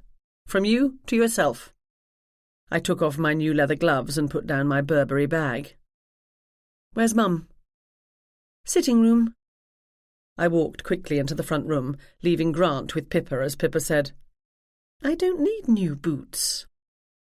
The sitting room is painted a soft peach, with a sage-green sofa and matching chairs, and looks out onto the street. The paintings are watercolours of pretty meadows and long-haired girls in big hats. The green drapes were open, and Mum stood at the window, staring onto the darkening street. Horace was curled up on the carpet in a corner of the room. My mother turned when I came in, and Horace leapt to his feet. Her face was drawn, and her eyes troubled, and new lines had appeared at the corners of her mouth. Horace gave me a welcoming sniff. "Did you have to leave court prematurely?" I asked. "Fortunately not. For some reason my client decided this would be a good week to visit Scotland." "He didn't show?" "No. The judge was not happy with him, or with me. On the bright side, my calendar is clear for the rest of the week. I've instructed my client to seek representation elsewhere." "What's happening with Dad?" "Let's wait until Brian arrives, shall we? At the moment I know nothing more than you do. You can tell me about your day when we're all here." I sat down as she said, "I like your young man." "You mean Ryan?" She nodded. "I like him very much. He's obviously head over heels for you, as he should be." She sat on the couch, tucking her skirt neatly beneath her. She was still dressed for court. "The way he looks at you when you aren't aware is totally charming." Fire burned in my cheeks. Poor Ryan. I promised him I'd not spend a lot of time at the conference, and we'd have a romantic few days in London. I planned to show him all the places that are important to me, as well as things I know he'd like. Instead, he's trailing around after Donald, admiring Sherlock Holmes' tourist traps. "He'll forgive you," she said. She was probably right. I hoped so. In West London, he'd get mad at what he considered my interference in his cases and in things that were, in his eyes, none of my business. Here in London, it wasn't his case, and it was obviously very much my business. "You should plan on coming back in the summer," Mum said. "Then you can do all the romantic things you want to do, and in much more pleasant weather. Arthur can mind the shop, can he not?" Which reminded me that I hadn't called West London today. Just as well. I probably didn't want to know. Pippa and Grant came in with the tea tray. How nice to be back in England, where every problem can be solved over a cup of tea and a chocolate biscuit. Mum poured while Pippa went to the window. Deep in my pocket, the burner phone buzzed, and I checked the display. Gallery Lambert. Grant was watching Pippa, and I said, "You should take this." I handed him the phone. "Hello?" he said. "Oh, hi. Yeah, I can do that. Hold on while I write that down." "Great. See you then. Looking forward to it." He gave me back the phone. "That was Julian Lambert. He's taken the bait. We're meeting at an art gallery, not his, tomorrow at 3. "Good," I said. "A cab's pulling up," Pippa said. "A man with an expensive overcoat and a briefcase is getting out. Almost certainly one of yours, Mum. I'll get the door." She and Horace were back seconds later, leading a short, round man in his late 50s, who peered at the world through thick spectacles. Mum said, "Brian, thank you so much for coming. My daughters, Philippa and Gemma. A friend of Gemma's from America, Grant Thompson. You arrived in time for tea. Please, sit down." Brian Cohen perched in an armchair. The dog came over to investigate the newcomer, and Brian gave him a hearty rub on the top of the head. He had quick, nervous mannerisms, and his watery eyes blinked rapidly. His right hand shook slightly as he accepted a cup of tea from Pippa. She had noticed it before pouring and had not filled the cup to the top. I had total confidence in him. If he hadn't been a highly competent solicitor, Mum would not have retained him. "First of all," he said, once we were seated, balancing our own cups and staring expectantly at him. "Henry told me to tell you not to worry." "Easier said than done," Pippa said. "Quite," he said. "But in this situation, I'm inclined to agree. The case against Henry is weak, extremely weak, and I'm confident I can have him sprung," a glance at Grant, "as you Americans say, in the morning." "Obviously something happened this morning," Mum said. "What was it?" "Henry insists he can remember nothing about the evening in question at the time Mr. Donore was killed. Henry was found in the company of the dead man, with no memory of how he came to be there or of what happened. That looks bad, naturally, but isn't enough to have charges laid without further evidence. Henry's doctor has made a statement to the police outlining the injury to Henry's head, saying memory loss of incidents occurring in the minutes before such an injury are common. The memories have not had time to transfer to permanent storage in the brain before the trauma wipes them out." Pippa picked the important words out of Brian's statement. "And that further evidence is?" Before he could answer, Horace leapt to his feet, and a fraction of a second later the doorbell buzzed. Pippa and Mum exchanged glances, and Pippa got up and peered out of the window. "The remainder of Gemma's entourage has returned from a fun-filled day on Baker Street. I'll let them in." I stood up. "I'll get more cups and make another pot." I ran into Jane in the hallway. "Help me with the tea, please." "Happy to." "Did you have a nice day?" "It was pretty good. Donald's enthusiasm was so infectious, I think even Ryan enjoyed it. What about you? Did you learn anything?" "My dad's been arrested." She stopped in her tracks and stared at me. "No! That's awful. What happened?" "His solicitor's here and about to tell us." I switched on the gas, filled the kettle and put it on the hob, while Jane took more of the Royal Doulton teacups out of the cupboard. "I didn't get a chance to call on the dreadlocked woman as I'd planned," I said. "Can you come with me when I do that?" "Sure. Are you okay, Gemma?" I turned to face her. "No, I am not. I'm dreadfully worried, and I fear all I'm accomplishing running all over London is trying to pretend to myself that I'm helping." I didn't cry, but I felt tears well up behind my eyes. Jane gathered me into her arms and held me tightly. "You're doing all you can do, Gemma, and absolutely no one I know could do it better." I pulled myself away and gave her a smile. "Thanks." The kettle screamed, and I filled the teapot. "Let's go and hear what the solicitor has to say." I carried the tray into the sitting room. Ryan took it from me. He looked into my eyes, and I gave him a smile. He nodded in return. Introductions had obviously been made while Jane and I were busy. Jane took the place on the sofa next to Mum, and Horace sat at her feet, staring intently at the chocolate biscuit on her plate. Brian picked up where he'd been cut off. "As you would expect, the police have been interviewing everyone they can locate who'd been at the conference. It's taking a long time, as conference attendees, hotel staff and other guests amount to a great many people. They heard several reports of an acrimonious altercation on Friday between Randolph Donore and another man." "Meaning Henry," Ryan said. "When asked, witnesses identified Mr. Doyle from a photographic lineup. Those witnesses include one of the security guards. She claims she heard Mr. Doyle make threats against Mr. Donore. Henry was heard to warn Mr. Donore to stay away from you, Anne." "So?" Ryan said. "What of it? Henry was angry, and Randy was being obnoxious. Threats made in front of a room full of people mean nothing." "That's right." Donald munched on a biscuit. So interested was he in the conversation, he hadn't tried to tell me all about his day at his pilgrimage site, Baker Street. "Threats mean nothing, I agree," Brian said. "Unless the person threatened turns up dead shortly thereafter, with the person who threatened him standing over his body, which is precisely what happened in this situation." "I wouldn't take a case to court if that was all I had," Ryan said. "Is it different here?" "No," Brian said.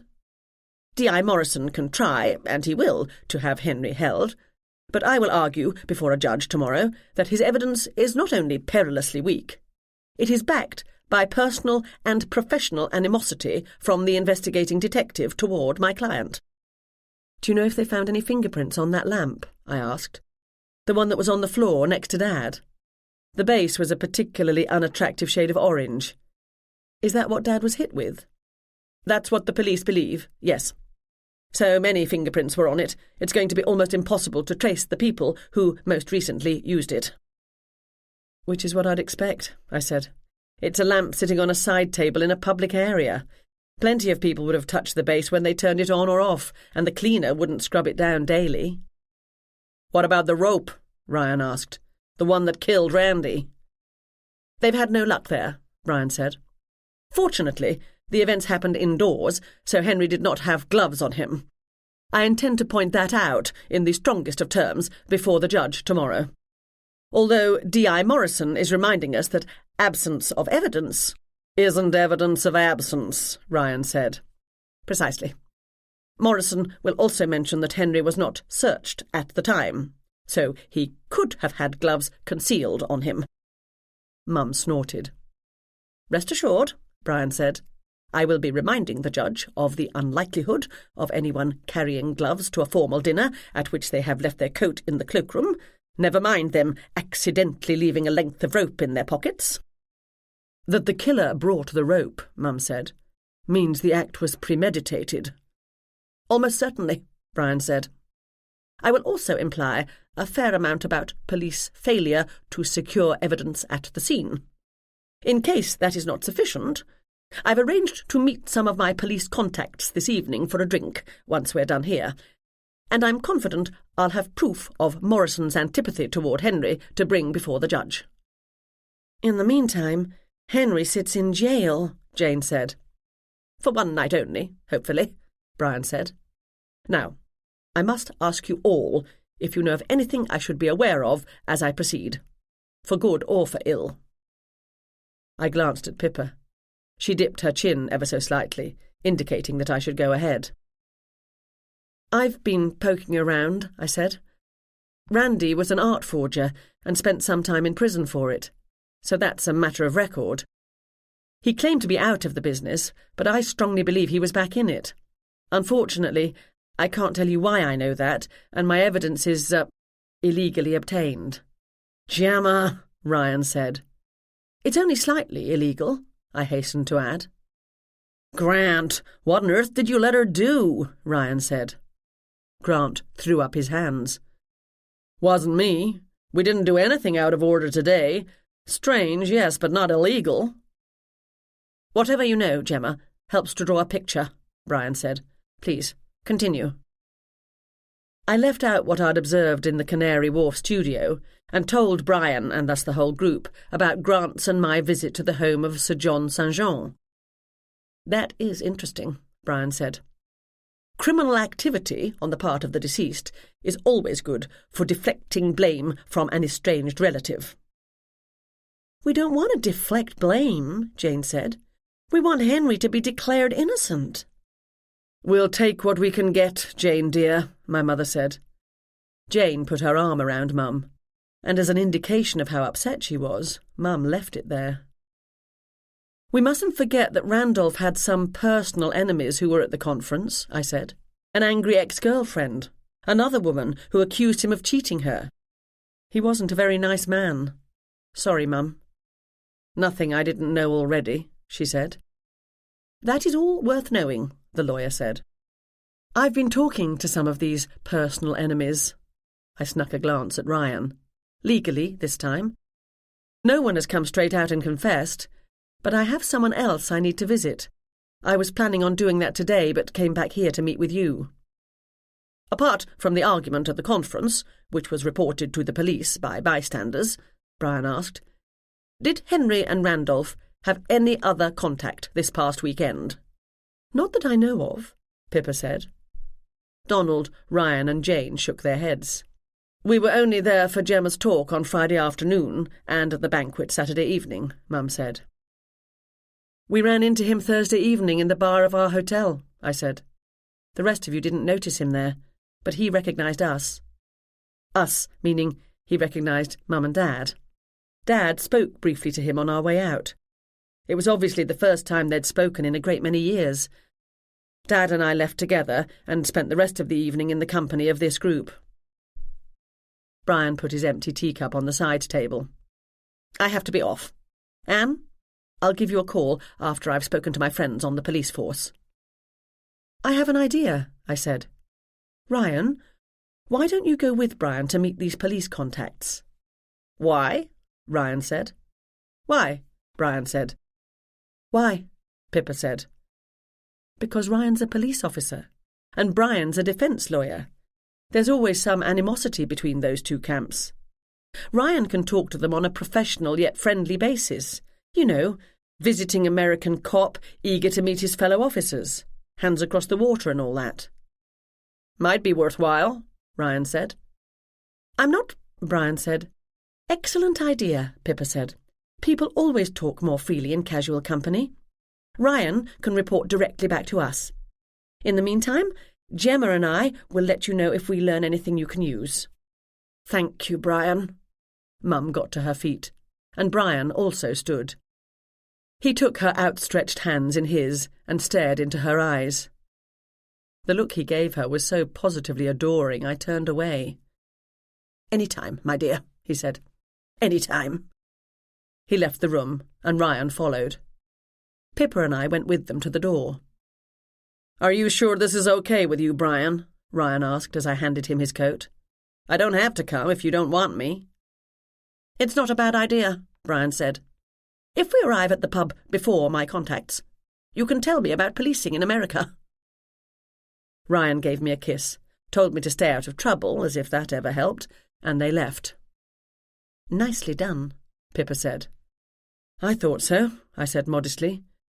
My first instinct was nothing but an attempt to give Ryan something to do. He won't be happy for much longer, traipsing around the tourist traps of London. But on second thought, it is a good idea. Back in the front room, everyone was quiet. Outside, night had fallen and the street lamps had come on. Mum pulled the heavy drapes shut. Jane, I said, feel like an outing? Where? I have yet to talk to the woman we saw accusing Randy of stealing her ideas. Time to do that now. If she has a job, she should be getting home soon. Donald leapt to his feet. I'll come as well. Thanks, I said, but she'll be more open with a couple of women. I want to help, he said. Everyone else is doing their bit. You took Grant with you today, and Ryan is off to meet police officers. Not this time, Donald, I said. I appreciated my friend's concern very much, and the knowledge that they cared about my father because they loved me brought a lump to my throat. But I didn't need Donald with his Ulster, his Baker Street Irregulars pin, and his total inability to pretend he was anything other than what he was, tagging along behind me. I struggled to come up with a plausible excuse, when Mum came to my rescue. Why don't you tell me about your day, Donald? I'd love to hear about it. I've never been to the Sherlock Holmes Museum. He turned to her. You haven't? Oh, you must. It was fascinating. And the walking tour. I consider myself to be somewhat of a minor expert on Holmes, but even I learned new things today. I jerked my head toward Jane, and she followed me into the hall. Pippa followed us. Grant followed Pippa. Your job, I said to Grant as I pulled on my coat, yours and Donald's, is to keep Mum occupied and not worrying. I can do that, he said. I have the burner phone, so if Julian Lambert calls again, I'll answer it, tell him you're busy, and offer to take any messages. I'll put things in motion, Pippa said, to see what I can learn about the painting Sir John St. John claims Randolph cheated him out of. Although, I have to say, I consider Sir John to be the least viable of our suspects. Someone with his background and training wouldn't bludgeon a man to death in a public place. Don't discount it, I said. Anyone can act out in a moment of sudden anger. What do you know about him, anyway? He said he knows you, and he had to do some nimble footwork on Saturday evening to avoid running into you at the banquet. Let's just say that if Sir John St. John did kill Randolph, or anyone else, it would be an inconvenience to the powers that be to see him stand trial. "What does that mean?" Grant asked. Pippa said nothing. "She means," I said, "that he's intimately involved in matters of national security." "How do you know that?" Jane asked Pippa. "Let's go," I said. "I'll outline our plan, not that I have one, on the way." Jane and I stepped outside. The light snow continued to fall, soft and beautiful in the glow of light from the street lamps. A man walked past, a golden retriever trotting at his side, and a group of schoolboys in their neat uniforms chased each other up the road. "Hold on," I said. "I forgot my scarf." I hurried up the steps and threw open the door, to see Grant and Pippa standing close together. Very close together. So close together that their arms were around each other and their lips touching. They flew apart, looking as guilty as school kids caught necking in the bushes. "Sorry," I said. "Forgot something. Never mind, don't need it." I slammed the door behind me and dashed down the steps. "Everything okay?" Jane asked. "Perfectly okay. Fine." "Where's your scarf?" "What scarf?" "The scarf you went back for?" "Oh, that. I decided I don't need it. Come along, don't dawdle." Pippa had told me the dreadlocked woman was named Elsie Saunders, and she lived in Whitechapel. Jane and I caught the tube and crossed the city. The trains were crowded with people heading home from work.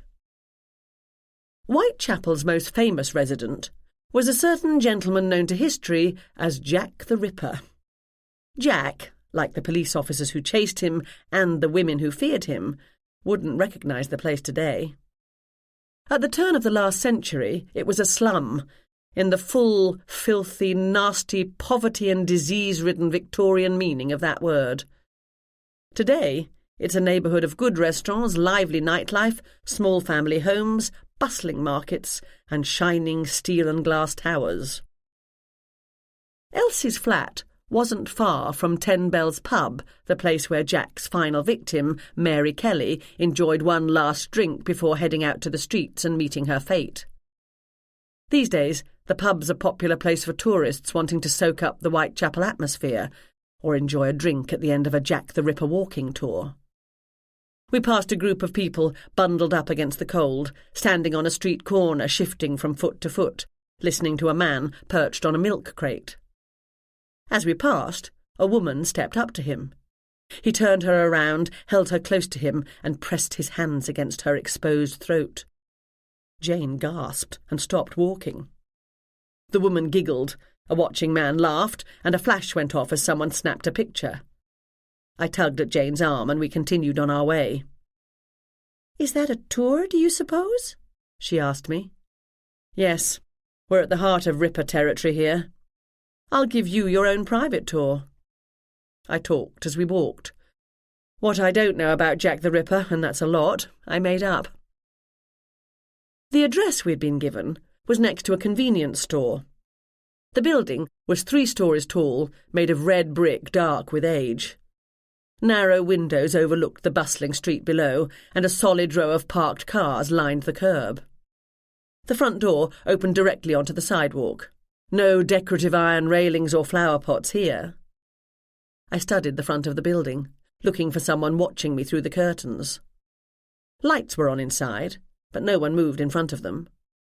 I stepped forward and knocked on the black door. It opened almost immediately. The woman was in her mid-40s, substantially overweight, with long blonde hair reminiscent of a rat's nest, showing about 2 inches of grey roots. She wore a formless red tunic over lumpy bare legs. "If you're selling," she said in an accent that proved she had been born within the sound of Bow Bells, "I'm not buying, not interested in finding God neither." "Sorry to bother you," I said in an accent that originated very far from Bow Bells, more like West London, Massachusetts. "I'm looking for Elsie Saunders." "She's at work." "What time does she get home?" "She knocks off at 9. Sometimes she goes for a pint after, sometimes not." Her eyes flicked toward Jane, standing slightly behind me, and then she began to close the door. "We're not selling," I said. But my friend and I are interested in buying. The door stopped moving. What's that? Elsie's an artist. A friend of mine told me she did the sort of work I might appreciate. I'd like to talk to her tonight. We're going home tomorrow. Guess it won't hurt none, she said. Els works at Glenbow Art Supplies. She gave me an address. Tell her I sent you and I want a cut. The door shut in our faces before I could even say thank you. Art supplies, I said to Jane. That sounds interesting. Do you know where that place is? Haven't a clue, but as we're on legitimate business this time I don't mind looking it up. I called up the address I'd been given on my phone. Fortunately, Glenbow Art Supplies wasn't more than a 10-minute walk away. The streets of Whitechapel were quiet on a Monday night in January, but we didn't walk as fast as I might have liked because Jane kept stopping to stare at everything around her. As this quiet moment unfolds, let the soft music guide your thoughts into a calmer space before the story returns.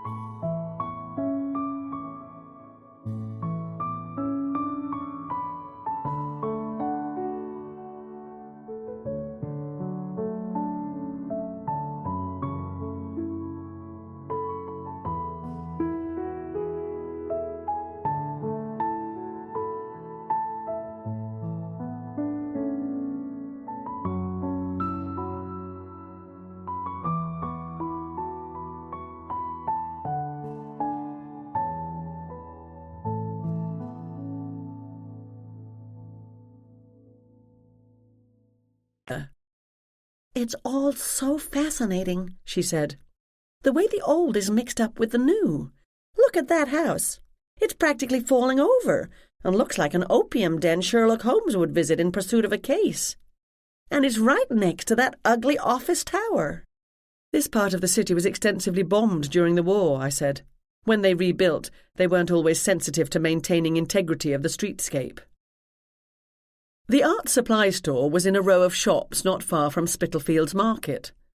The large front window was brightly lit, featuring a colourful display of half-finished abstract canvases propped on easels and cans of spray paint arranged in colour-splashed pyramids. The bells over the door tinkled as we came in. Elsie Saunders stood behind the sales counter, ringing up a purchase for a multi-tattooed, multi-pierced man. He put his credit card in his wallet, picked up his bag, said "Cheers" to Elsie and "Hello" to us, and left. "Hi." Elsie turned to us. "Can I help you?" She didn't appear to recognise us. She looked the same as she had on the weekend, colourful flowing dress, tons of cheap jewellery, numerous piercings. When I looked closer, I could see that her hair, tied into masses of dreadlocks, which Pippa suggested might have been a wig, was the real thing, meaning she had not been in any sort of disguise at the conference. "Hello," I said. "This is a nice store," Jane said. "Thanks," Elsie said. "Visiting from America, are you?" "Yes," I said. "We're here for the Sherlock Holmes convention." I didn't put on an American accent. If Elsie had heard me speak at the conference, she'd be suspicious of why I'd be pretending now. "I think I saw you," Jane said. "Were you there?" Before coming in, I'd suggested to Jane we take the tag team approach and both talk to Elsie. I'd also decided not to pretend we'd been sent to her house by a contact. That might fool her friend, but Elsie would likely not have anyone recommending her art to visiting Americans. I was there. "Sherlock lover, are you?" Jane said. "That's so great." "I was hoping to have a space in the dealer's room," she said, "but by the time I went to pay for my table, they were full." "A table? Are you an artist?" I asked. "Yes, I am." The door opened and 2 young men came in. Elsie nodded at them in greeting, and they made a beeline for the cans of spray paint stacked against one wall. "Do you do anything Sherlock-related?" I asked. Elsie talked to us, but kept one eye on the shoppers. "I specialise in pen and ink drawings of scenes from the books." Jane's eyes opened wide. "Oh, I'd love to see them. Are they any good?" She laughed. "Sorry, silly question. Of course you think they're good." The young men carried a basket piled high with cans of paint to the counter. "Give me a minute here," Elsie said to us. She rang up the paint, put the cans in a bag, and accepted the money. The young men left, and we were again alone in the store. "I'd like to see your work," I said. "I own a shop specialising in Sherlockiana. Sounds like the sort of thing my customers might like. Do you have a studio we can visit? We don't have a lot of time, I'm afraid. We leave tomorrow." "I keep a few pieces of my work here, in the back. The owner lets us use some of the space to show our own art. He pretends he's being generous, but it allows him to get away with paying less than everyone else on the street." "Can I see them?" I asked. "Sure. Let's say it's my tea break, okay?" "Fine with me," I said. Elsie locked the door, flipped the sign, and led the way through the store to a small room off the back hallway. She opened the door, switched on the lights, and walked in. The art in this room was eclectic, to say the least. I saw some beautiful watercolours of London at night, all hazy and romantic, that I'd have enjoyed hanging in my own house. There was also a giant piece reminiscent of graffiti found on the sides of train cars, and some oils by an artist who seemed to be releasing his or her anger issues onto the canvas. "Quite the variety," I said. "Ben, that's my boss, and some of the other employees keep their stuff here too." She took a thin stack of papers off a table and handed them to me. "Have a look." I looked. The idea was there, but the execution was sorely lacking. In these sketches, Holmes, I had to take a guess it was supposed to be the great detective, was unrecognisable.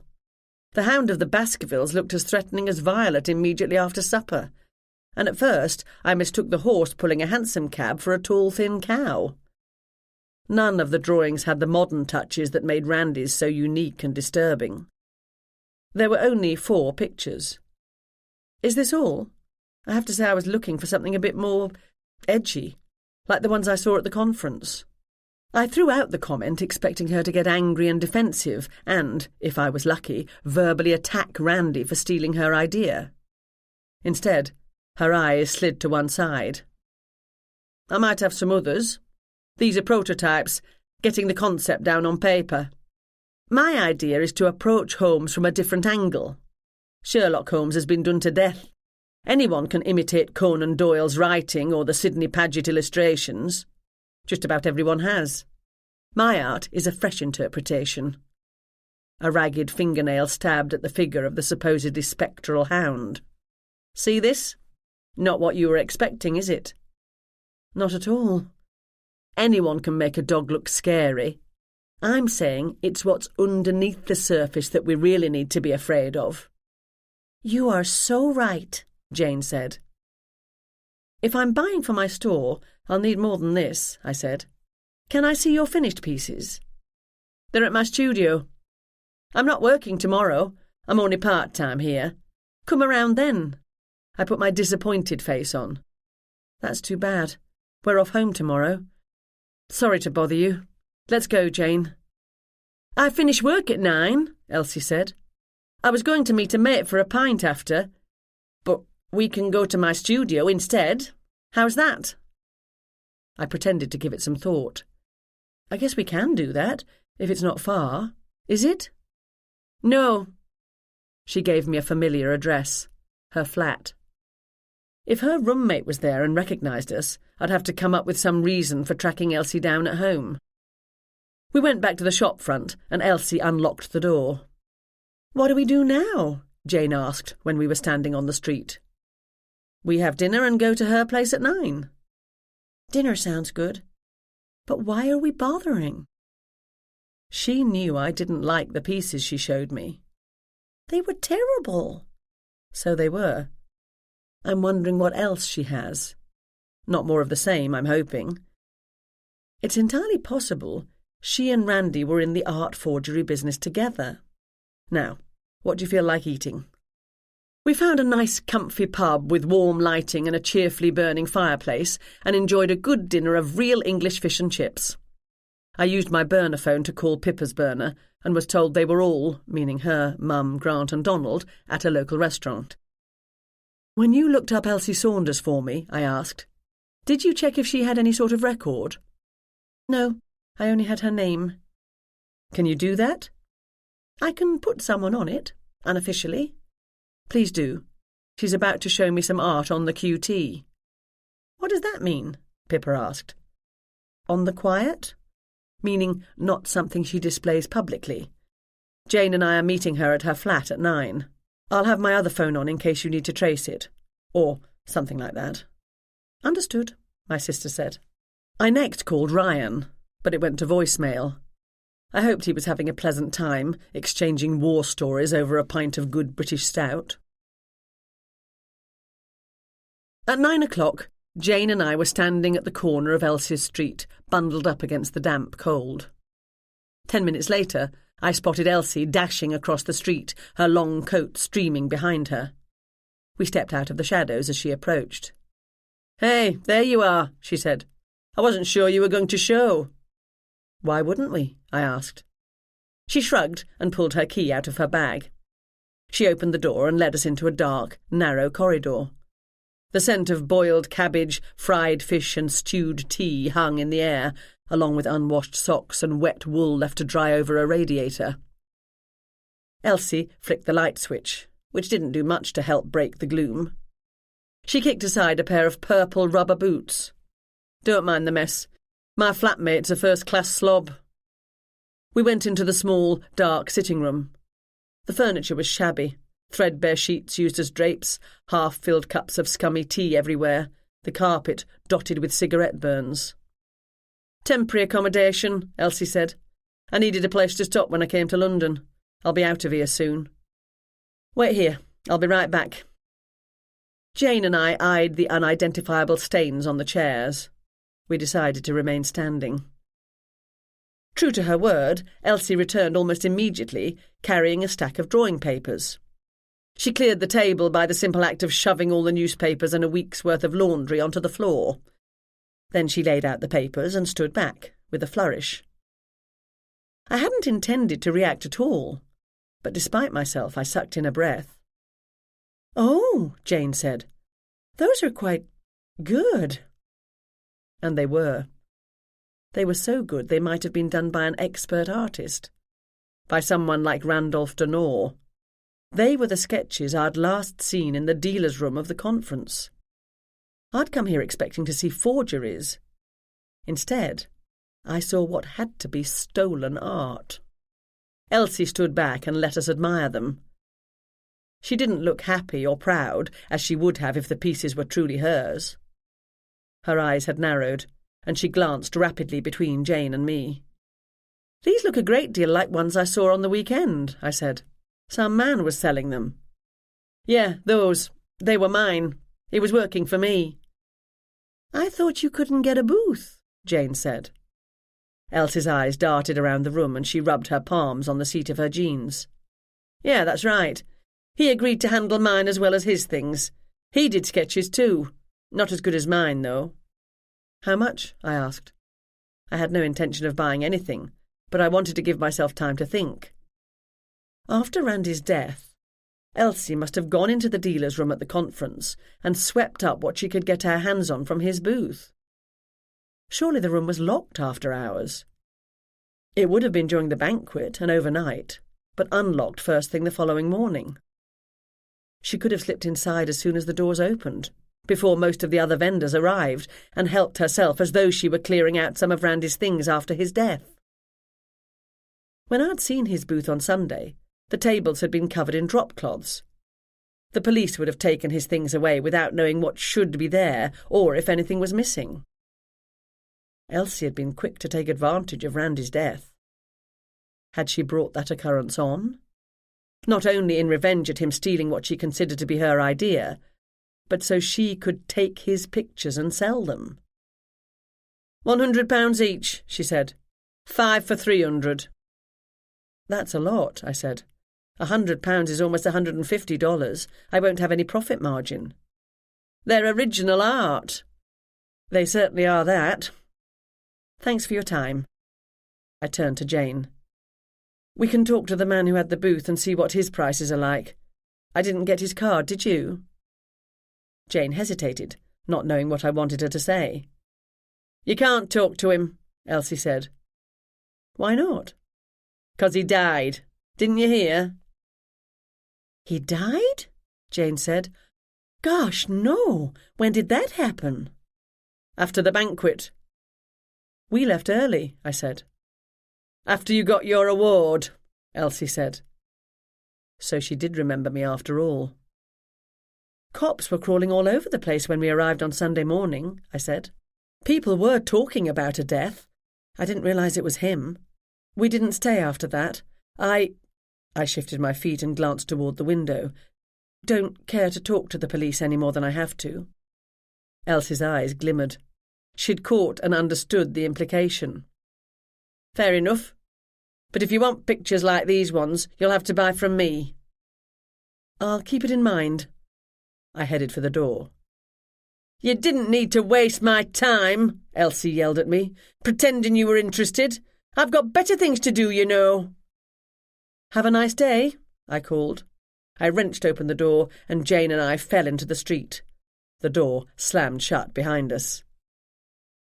Were those Randy's drawings? Jane said, as we walked quickly away. Almost certainly. Aside from the fact that they're identical to the ones we saw in Randy's booth, the quality is far, far better than the pieces she originally showed us. Elsie went back to the conference hotel first thing on Sunday morning and helped herself. You mean she stole them? I mean precisely that. The police must have spoken to her as part of their investigation, but as they weren't American shop owners in London on a shopping trip, she would have left out that minor detail. Didn't someone notice his stuff had been cleaned out? she didn't take it all, not judging by what she showed us anyway. If no one has legally claimed Randy's sketches, the police won't know how much he had. Even then, it would be hard to tell what's missing if he didn't keep a detailed inventory. "What are we going to do now?" Jane asked. "This isn't something we can keep to ourselves. Elsie stole the property of a murder victim. I'll talk to Mum and Pippa first, but they'll want me to tell the police. Which is exactly what I have tried to avoid here. I hate getting wrapped up in police inquiries. They're always so slow to follow my thought process. It makes them suspicious." "Why are you grinning like that?" "No reason." "I hope Brian manages to get D.I. Morrison removed from the case and they put a competent officer on. I'd be willing to talk things over with him, or her." Chapter 14. I called Mum to check in, and she told me she was at home. Grant and Pippa had gone for a drink, and Donald had returned to the hotel. She hadn't heard from Brian. I wished her a good night and asked again if it was okay if we all moved into the house in the morning. "It would be nice," she said, "to have people around until this gets sorted out." Jane and I took the tube to Gloucester Road Station and walked the short distance to Harrington Gardens. Halfway to the Bentley, a car drove slowly past. It pulled into a loading zone and a young woman got out. She stood by her car, facing us. I'd seen her at the hotel Saturday night with the police, but hadn't spoken to her. I was not pleased to see D.I. Sam Morrison emerge from the passenger seat, as unkempt and rumpled as ever. He wore the same stained tie as on Saturday night. I wondered if he owned only the one. "Trouble," Jane muttered. "Leave the talking to me." I kept my pace steady. "Happy to," Jane said. "Miss Doyle?" Morrison greeted me when we reached their car. "Good evening, Inspector," I said. "I was on my way to see you." "Is that so?" My eyes flicked to the woman. "This is D.S. Patel," Morrison said. She was a short, round, dark woman, and she did not look friendly. "Hi," I said. "Hello." Her voice was cool. "It's late," I said. "Can we talk in the morning?" By which time I hoped Morrison would be off the case. "No time like the present," he said. "When I spoke to you on Saturday evening, Miss Doyle, you told me you and your party were going to America on Tuesday morning." "Our plans have changed." "Your hotel will do." Morrison turned to Patel. "Leave the car here." The four of us walked to the Bentley together. I hoped we wouldn't run into Ryan in the lobby. If he'd been spending the evening getting the dirt on the good inspector, he wouldn't be in a mood to be polite. We saw no one but the night manager when we came in. His eyes opened wide when he saw who we were with, and I knew he knew who Morrison was. "The bar downstairs is still open," I said. "Your room will do," Morrison replied. I rummaged in my bag for my hotel key as the four of us squeezed into the tiny lift. Fortunately, our room had chairs and a sofa, so we didn't have to provide seating accommodations on the beds, which had been turned down invitingly for the night. "Tea?" I asked when we were all inside. "No," Morrison said. He then begrudgingly added, "Thank you." "I'm having one," I said. "Jane?" "Not for me, thanks," she said. I fussed with the kettle and tea things. I didn't want tea, but I wanted a moment to collect my thoughts and decide how much to tell Morrison and Patel. I'd hoped there would be a new detective assigned to the case when I went to report what I'd learned at Elsie Saunders' flat. "You are aware," Morrison said, "that your father has been arrested for the murder of Randolph Denore?" "I'm confident he will be released soon." "Because he can pay for a top solicitor."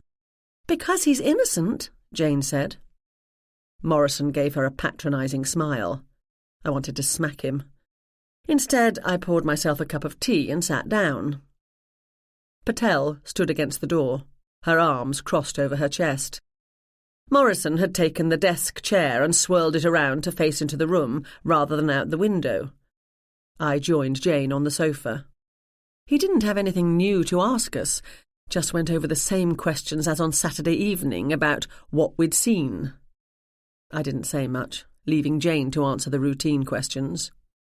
Morrison was rude and obnoxious and totally offensive, but he seemed to think he was coming across as tough but fair. After about a half an hour of trying to trip us up, he abruptly switched tactics, maybe thinking he'd catch me off guard, and asked me if my father was known to have a temper. He then tried to get me to confess that I'd left England to get away from my parents. He didn't ask a single question about what we'd been doing since Saturday. D.S. Patel didn't say a word the entire time. She just shifted uncomfortably from one foot to another. At last, Morrison stood up. "Thank you for your time, Ms. Doyle, Ms. Wilson.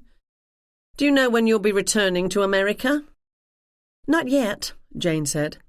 "As we told you, we own our own businesses, and this is the slow time of year, so we don't have to get back immediately." "Are you staying in this hotel?" "We're moving to my parents' home in the morning." I decided I'd have to tell Morrison about Elsie and the stolen sketches. Brian Cohen was going before a judge in the morning to ask that Morrison be removed from the case, but there was no guarantee the judge would decide in my father's favour.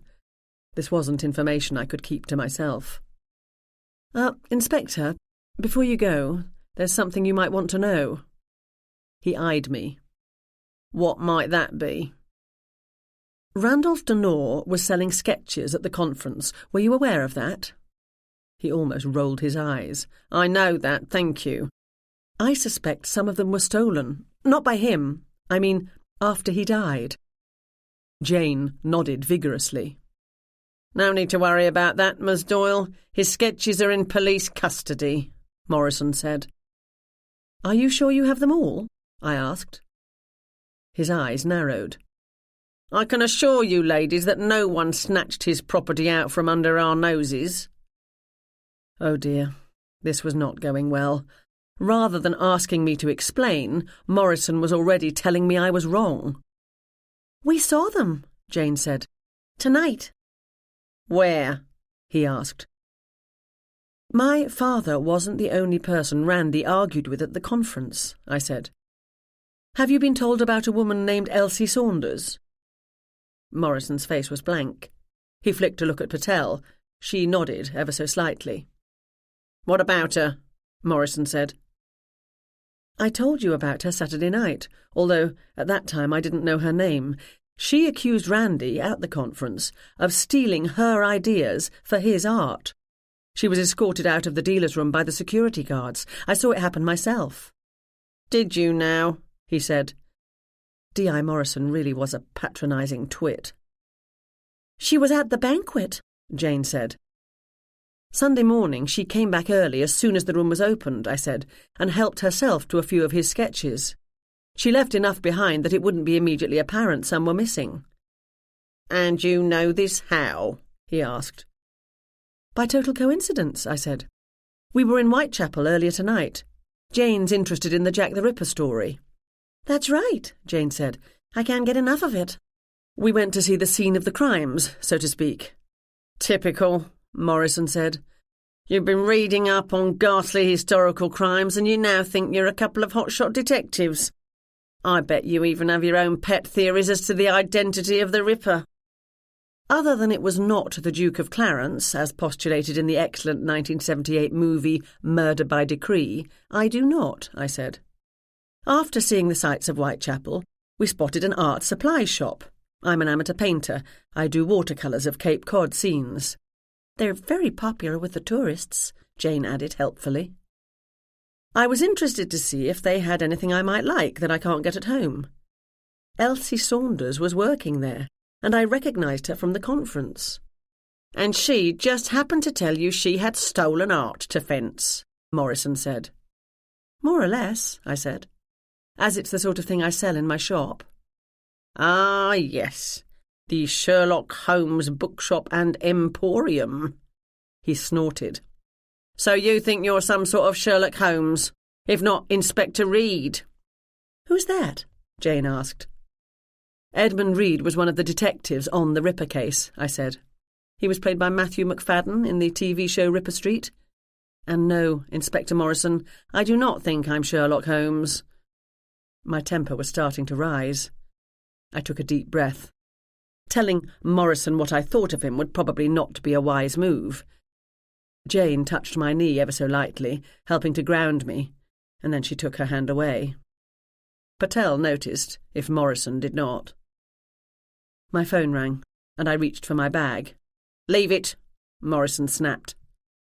I let it ring.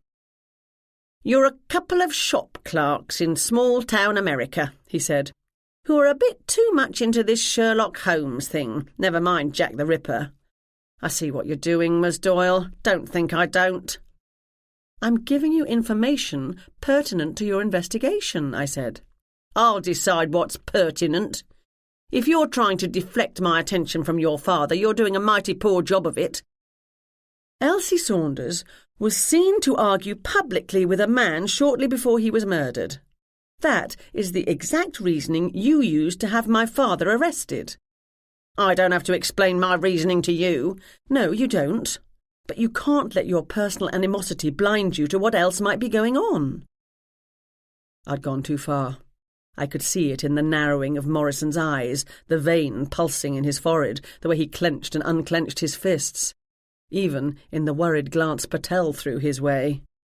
"If you continue to dream up possible suspects to distract me in my investigation," he said, "I'll arrest you for interference." "You can't do that," Jane said. "Can't I?" he said.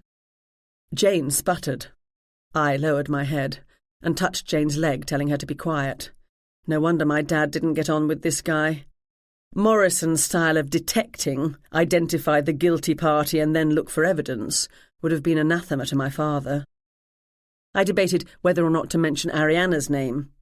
It was possible Randy's estranged lover hadn't even come to police attention. She had argued with Randy, but in the bar, not the conference area. I said nothing. Anything I did say would give Morrison another reason to accuse me of interference at best and obstruction at worst. Jane sat silently beside me. "I'm glad we understand each other," Morrison said at last. He puffed up his chest. He really did need to do something about getting a fresh tie. "You need to think things over, Miss Doyle. If you're lying because you think you're helping your father, it will only go worse for you both. I'll expect a call from you in the morning, after you've had time to think things over." I sat meekly on the couch, my knees together, my shoulders slumped, my hands in my lap. I nodded without looking up. Patel opened the door and Morrison marched through it. I lifted my head, and she and I looked at each other. She touched her forehead with her index finger, gave me a nod, and left, closing the door behind her. She hadn't said a single word. I jumped to my feet. "What an awful man," Jane said. "Shush." I stood at the door, listening. I heard the lift ting to announce its arrival. I then went into the bathroom and turned the faucets in the tub on full blast. "Are you going to have a bath?" Jane said. I wouldn't put it past him to listen at the door. It's unfortunate that his wife has ceased to love him and he's taking it out on everyone else. "What on earth do you know about his marriage?" "That he's still in one is clear because he's wearing a wedding ring. He's been married for some time, as the ring is scratched and worn and much too tight. If his wife loved him, she'd care about his appearance and point out to him, even if he didn't notice, that he has a stain on his tie, the same one it had Saturday night."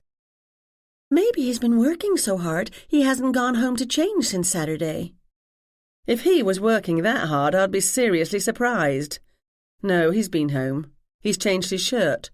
It's the same brand of white shirt, bought off the rack at a cheap store, but today's was marginally less rumpled than the one he'd been wearing on Saturday evening. Men who keep a change of shirt at the office always have a fresh tie as well. It's obvious that his wife doesn't love him, or at least doesn't care about his appearance, and I am not at all surprised at that." Jane shook her head. I found my phone and checked voicemail. Ryan, saying he was back, and if I hadn't gone to bed to give him a call. It was 11:30 now, but I was anxious to hear what he had to report, so I called him. He answered the first ring. Did you have a nice night? I asked. I did. Productive, too. We can't talk on the phone, I said. Come to our room. Morrison was here and he just left, so he might still be in the hotel. Use the back stairs. As he'd said, Ryan had spent a productive evening. He and Brian had met at separate times with 2 police officers. Both cops told the same story. My dad, who'd been a detective chief superintendent when he retired, had clashed with Sam Morrison on several occasions. It was generally believed Dad had prevented Morrison from getting a promotion at least twice. Morrison had friends on the force, but not many. He was known to be sloppy and pig-headed. That came as no surprise to me, and was generally unpopular. But he'd solved some high-profile cases, more through dumb luck than any investigative skill, and that had saved him from being dismissed. The guys we met said we'd have no trouble getting retired cops to testify on Henry's behalf, if it comes to that, Ryan said. Brian says what we were told tonight is enough for him to bring before the judge tomorrow to have the initial charges dismissed, pending further investigation. While waiting for Ryan to sneak up the back stairs, I'd rummaged through the minibar and found 2 miniature bottles of whiskey. Ryan had accepted one and Jane and I shared the other. "Never knew you to be a whiskey drinker, Gemma," he said. "Always eager to learn new habits?" I lifted my glass. "Cheers." I told Ryan about our visit to Elsie Saunders. I didn't usually tell him what I was up to, as he never took my interference in police matters well, but I wanted to show my good faith tonight. I also told him Morrison had been completely uninterested in my suggestion Elsie was someone they might want to investigate further. "Jerk," he said. "I'll talk to Brian in the morning," I said. "The police might not be interested in following up the theft of Randy's sketches, but the defence team certainly will." "We can hope your dad never comes to court," Ryan said. "But if he does, the police failure to investigate a viable suspect can be grounds for the whole case to be thrown out." He finished his drink. "We're still moving into your parents' house tomorrow?" "Yes." Please don't make me share with Donald. I swear, Gemma, the man's snoring would wake the dead. Certainly keeps me awake." "Time to brush my teeth."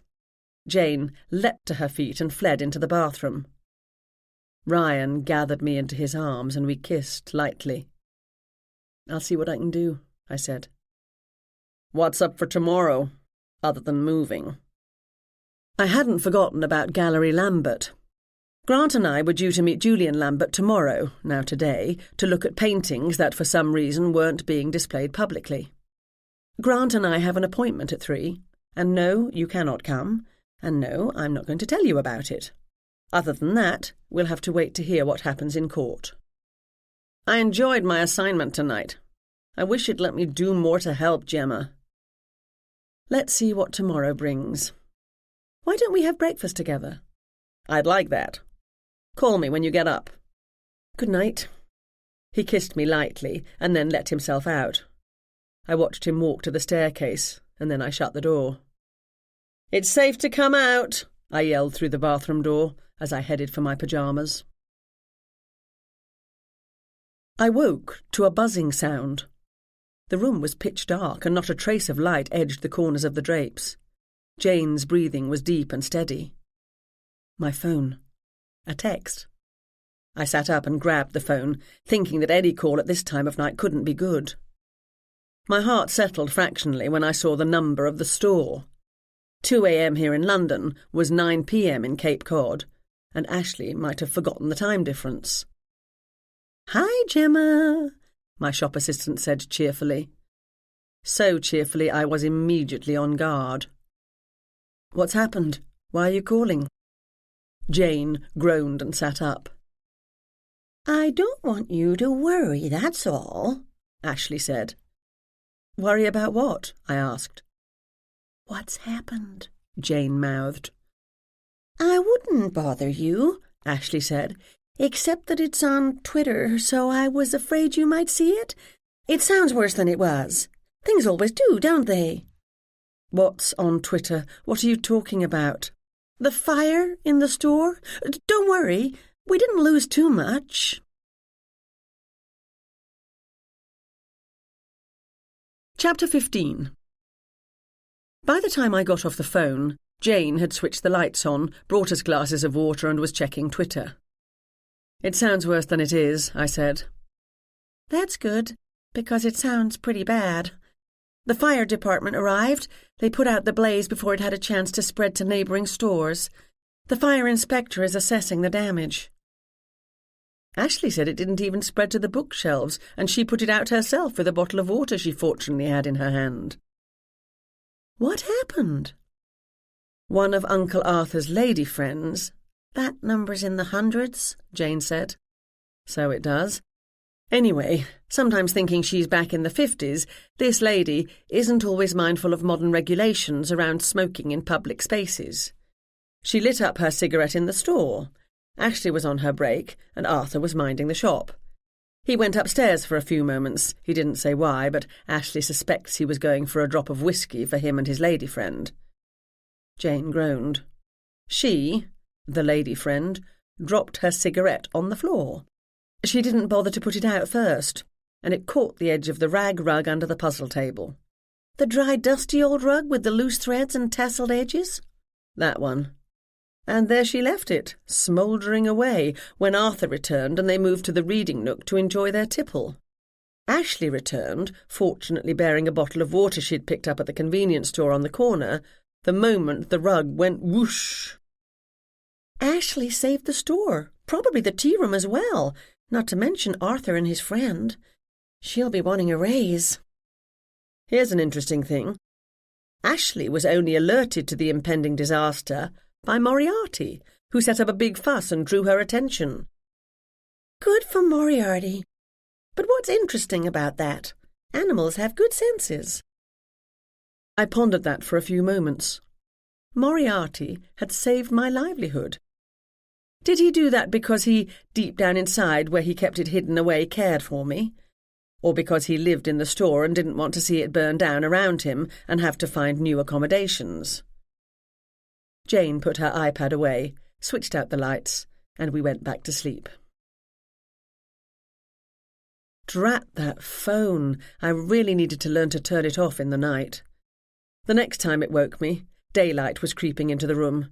Jane's bed was empty and I could hear water running into the bathtub. More heart leaping into mouth, more heart settling when I saw the number. This time it was one I didn't recognise. Hello? Gemma Doyle? A Polish accent, strong today, indicating the owner was under some stress. This is she? Can I help you, Ariana? I hope so. I need to talk to you. Can we meet? What's this about? I have a busy day planned. I'd rather not say on the phone.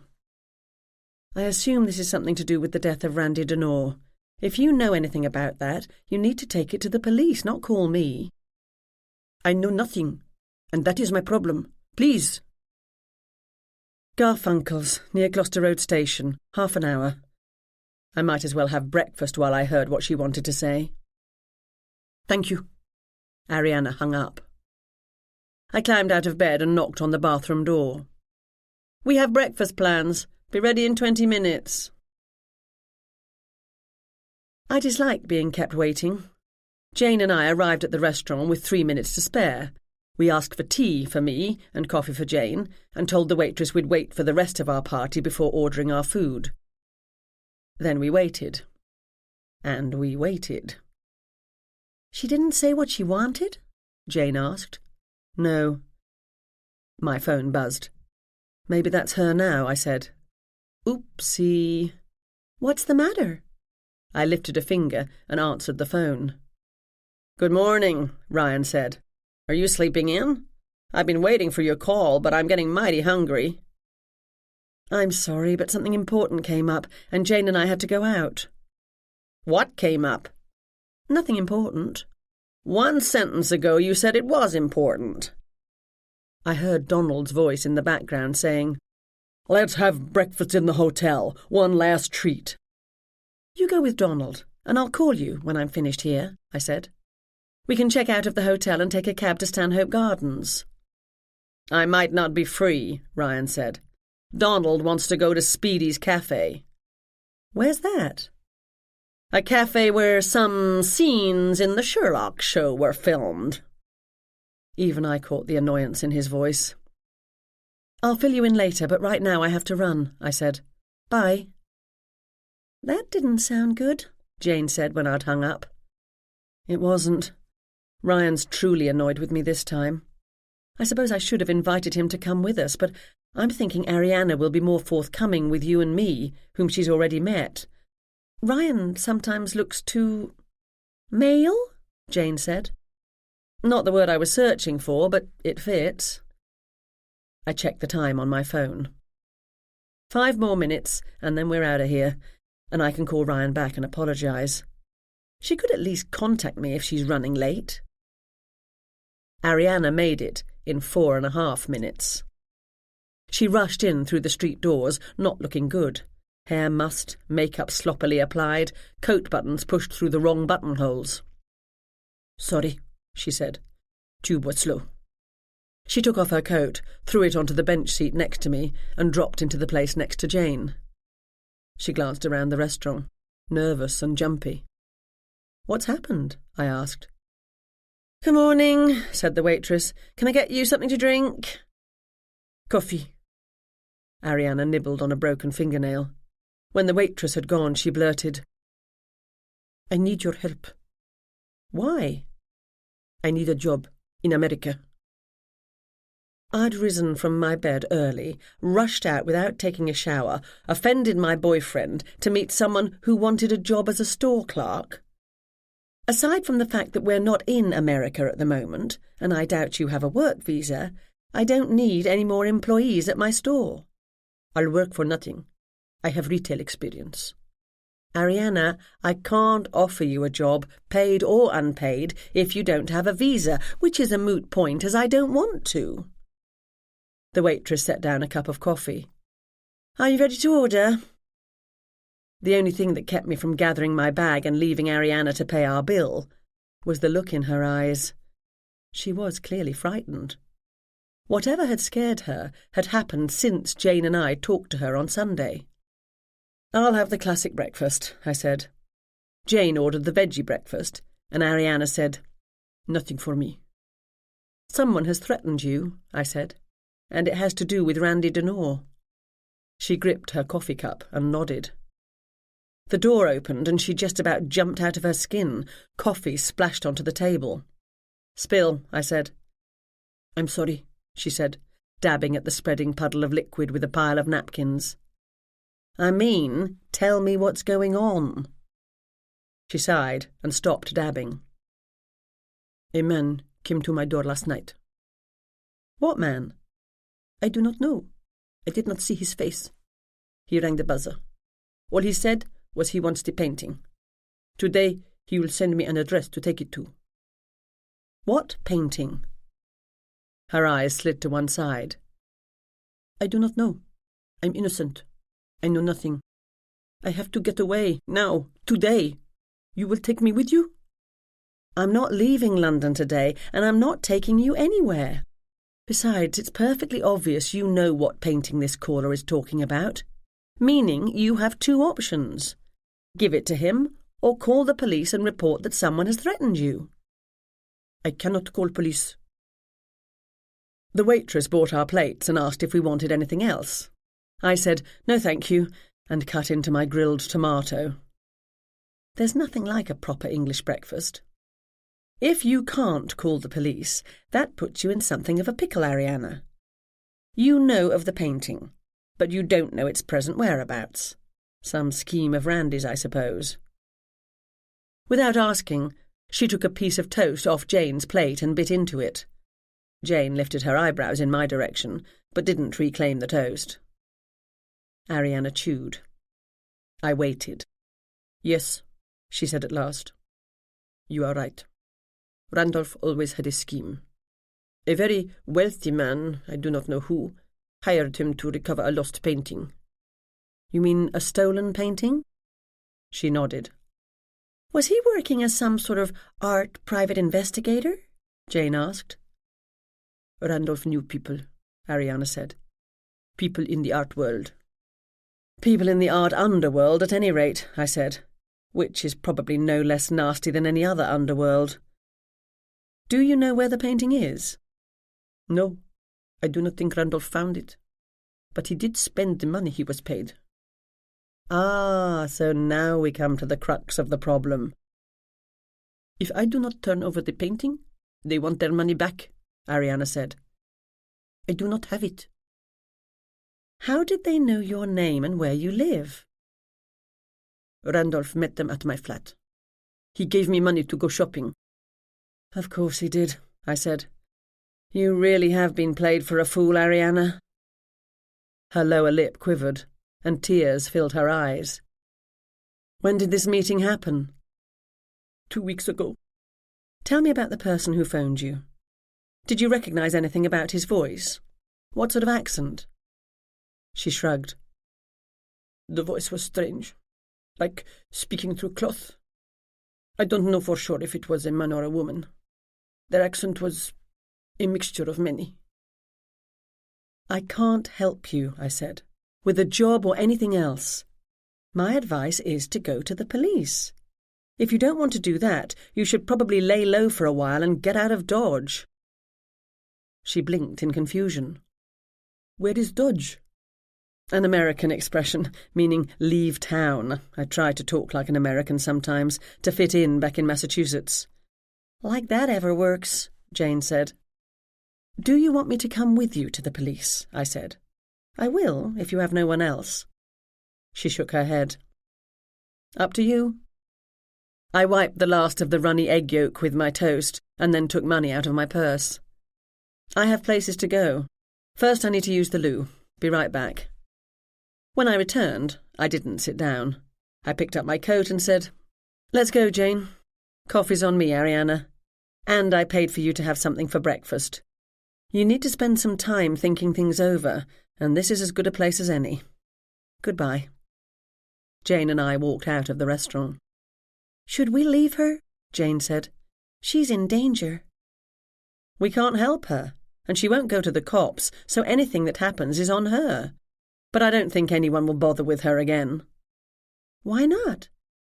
Because she doesn't have this painting they're after, or the money they spent to try and get it, if what she says is true. Whoever called her this morning was just covering their bases in case she did have it. We stood on the street, slightly to one side of the doors. I could see Ariana still at our booth. She'd signalled to the waitress, who was bringing over a menu. Randy's death hasn't benefited her at all, Jane said. If anything, it's put her in danger. That doesn't mean she didn't kill him, I said. She doesn't look to me like the sort of woman who thinks things through long term. Jane started to walk away. Let's wait here a few minutes, I said. Why? No reason. I pulled a map out of my purse. Sherlockians have been speculating for a long time about the actual location of Caulfield Gardens, the fictional street on which the flat used to dump the body in the Bruce Partington plans was situated. I think it's... Gemma, your father is under suspicion for murder, and we've just spoken to a woman afraid for her life. And you want to find the location of a fictional story? A large, black Mitsubishi Shogun pulled up to the curb. A man and a woman got out. He was in a black suit under a rumpled overcoat, and she wore a plain brown trench coat. The driver remained in the car. The couple went into Garfunkel's. I watched as they crossed the floor with rapid, purposeful steps. Ariana's avocado on toast had only just arrived. Now we can go, I said. What's happening? Jane said. I called Pippa when I went to the loo. A precaution in case I'm wrong and Randy's business partners really do mean Ariana harm. They'll take care of her for a few days. Jane started to turn around. I grabbed her arm. Let's go. Time we were getting back.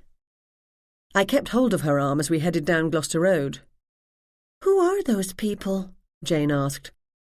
I've no idea, I said, in total honesty. I'd done what I could. I couldn't make Ariana go to the cops. She hadn't committed any crime, and she wasn't admitting to knowing anything about Randy's death. She hadn't met the people he had dealt with, nor could she identify the person who had contacted her last night. I'd tell the police, if someone was assigned to replace D.I. Morrison, what Ariana had told me. But all that meant was that my Uncle Randolph was involved in nefarious activities. That hardly came as a shocking revelation.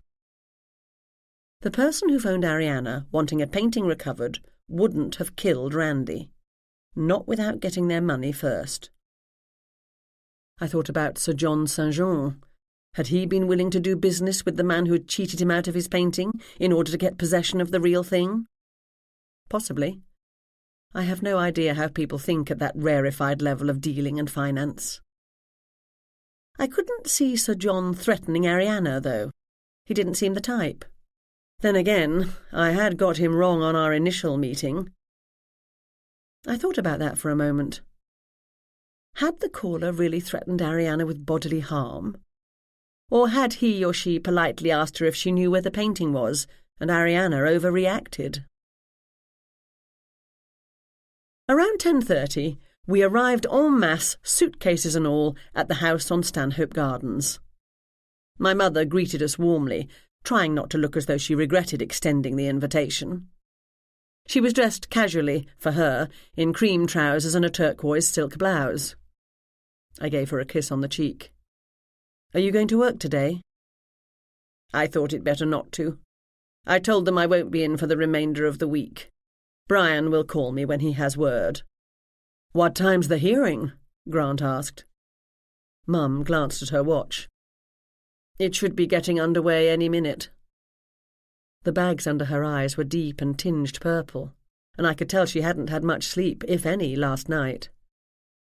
She led the way up the wide staircase, and we followed, suitcases banging against the stairs and wheels rattling. The hallway was softly lit by wall sconces, and the weak winter light from the window overlooking the garden. This isn't a small house. Several closed doors led off the corridor. Horace followed us. He seemed to be trying to hide behind suitcases and legs, keeping himself out of view of Mum. Dad had told me the dog wasn't allowed in the bedrooms. I didn't rat on him. "Jane," Mum said, "I've given you the smallest room, but it has a window onto the garden and can be quite delightful in the morning. The last room on the left." "Thank you," Jane said. "Donald and Grant, I hope you don't mind sharing," Mum said. "We had more bedrooms at one time, but we knocked out a wall and moved my study down to this floor a few years ago. I was grateful not to have to manage the stairs any longer. Henry's office is still on the upper level, although he rarely uses it these days, favouring time in his workshop." "Happy to share," Donald said cheerfully. Grant forced out a tight smile. "Second on the right," she said. Ryan and I got the big room at the front of the house, overlooking the street.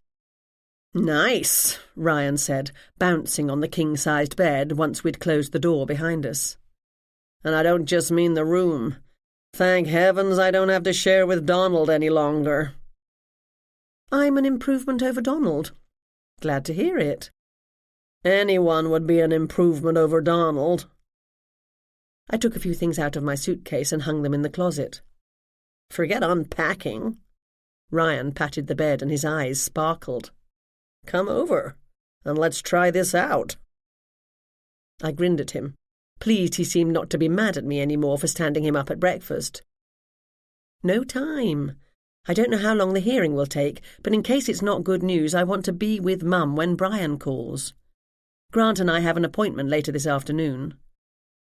"Normally I'd complain about you going off with Grant without me, but seeing as how he got the wrong end of the stick in roommates, I won't mind too much." I kissed him and dodged his attempts to pull me down beside him. "Let's go downstairs and act sociable." We found the others gathered in the kitchen. Mum fussed about in a very un-mum-like manner, pretending not to be constantly checking the clock on the wall or her iPhone on the counter.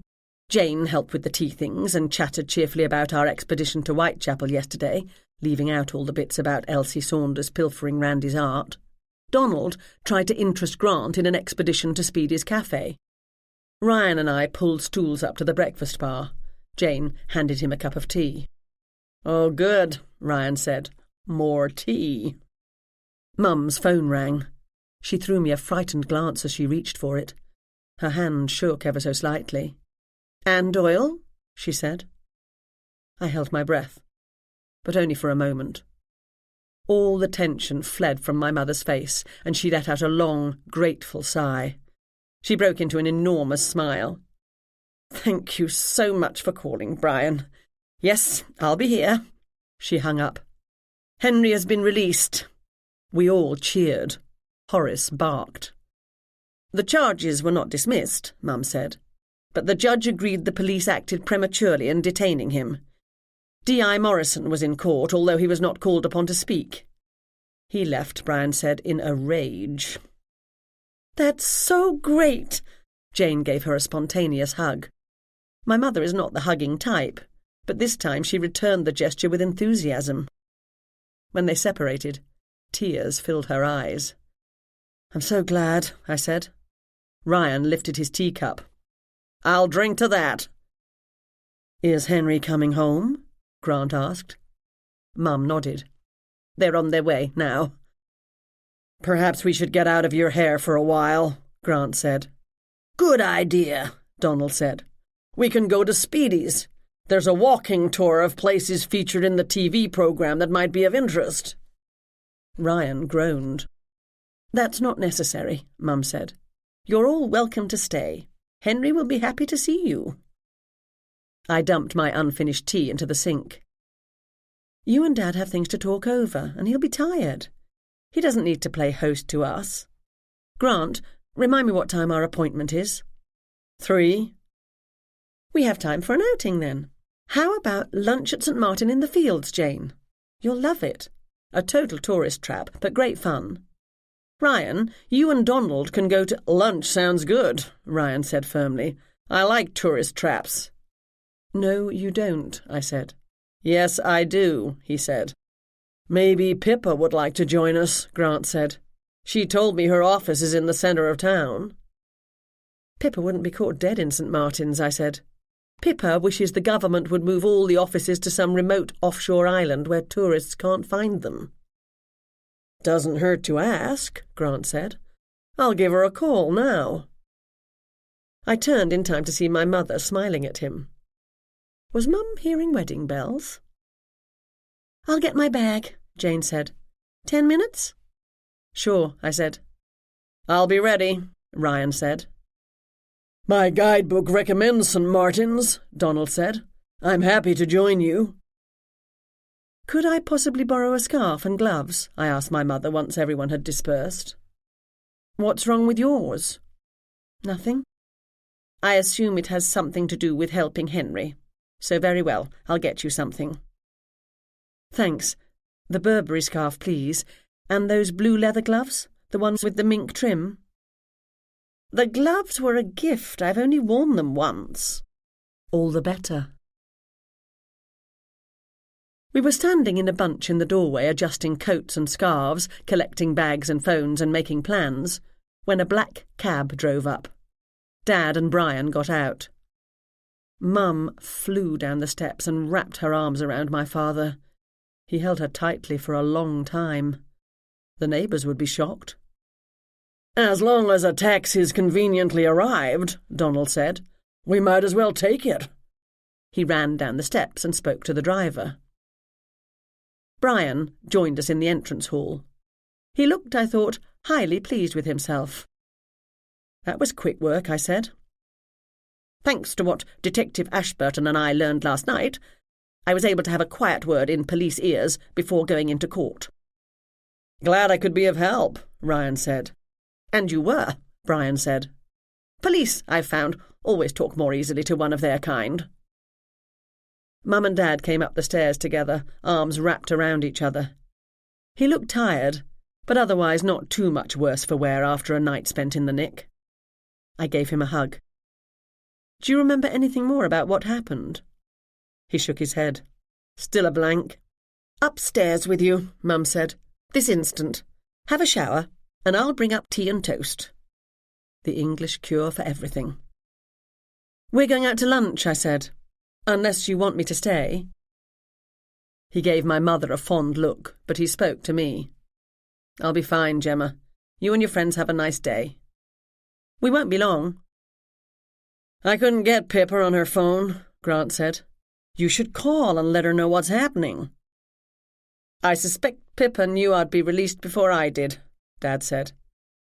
"What does that mean?" Grant asked me. "She's psychic," I said. Then at his look I added, "Only joking." We piled into the waiting cab. I took the seat by the window on the left next to Jane, with Donald and Grant facing us from the jump seats, and Ryan up front beside the cabbie. The driver pulled into the road and drove away. As we approached the intersection with Cromwell Road, I felt a tingling down the back of my neck. D.I. Sam Morrison was standing by the iron fence surrounding the private garden. He was alone, and he stared intently at the taxi as it went by. He caught my eye, and the look on his face sent a chill through me. The cab found a break in traffic and sped away. I sent my mother a quick text. "Morrison is watching the house." The restaurant in the crypt of the Church of St. Martin in the Fields, across the street from Trafalgar Square and the National Gallery, is a tourist favourite, and deservedly so. The moment we entered the underground space, Jane squealed as she caught sight of the soaring red brick arches and the rows of ancient tombstones laid into the floor. "Order me anything," she said, "anything at all." She ran around the room, reading the fading inscriptions on the stones. The place was crowded, but we managed to snag a big table as a group of German tourists, all guidebooks, sturdy shoes and camera equipment, vacated it. Donald and I guarded the table, while Grant and Ryan went for our food, and Jane rushed about looking at everything. "Jolly good to see your father this morning," Donald said. The longer we stayed in England, the more he was picking up traces of an accent. He'd be speaking the Queen's English better than I did soon. It was that. "Have you given any thought to when we can go home?" "Aren't you enjoying London?" "I'm loving every minute," he said. "Except for your father's problem, of course. But home is still home, and I'm not accustomed to being away." "You don't have to stay any longer, Donald. I appreciate your support. I hope you know that. But I understand." "I'll stay," he said firmly, "as long as I'm needed." Once again I felt tears forming behind my eyes. Donald wasn't needed in the least. If anything, it was complicating things, trying to keep him busy and out from underfoot. But his concern for me and my family was genuine. Donald pulled his Lonely Planet Guide to London out of his satchel, adjusted his glasses, turned to the section on St. Martin's, and settled back to read. I was glad Dad had been released from jail, but I was well aware the case wasn't over yet. My father was still under suspicion for the murder of his brother-in-law, and Sam Morrison was watching my parents' house. Brian had argued in front of a judge that Morrison had a grudge against my father, and he'd been removed from the case. His presence in Stanhope Gardens this morning could mean nothing good. Like Donald, I wanted to go home, but I wouldn't, not until my father was completely cleared of all suspicion. And that, I knew, might take a very long time.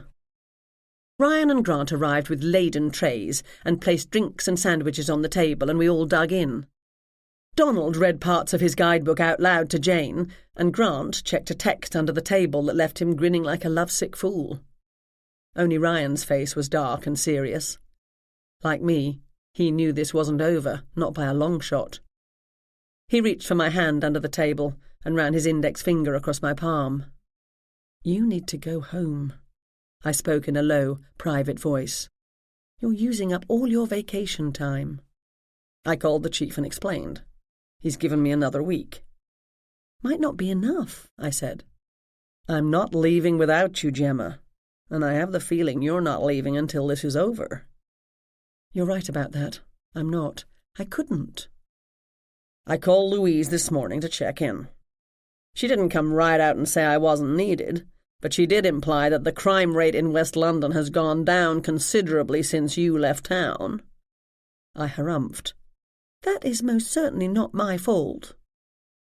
"How's Arthur managing at the store?" he asked. I thought of fires and flooded computers and angry New York Times best-selling authors.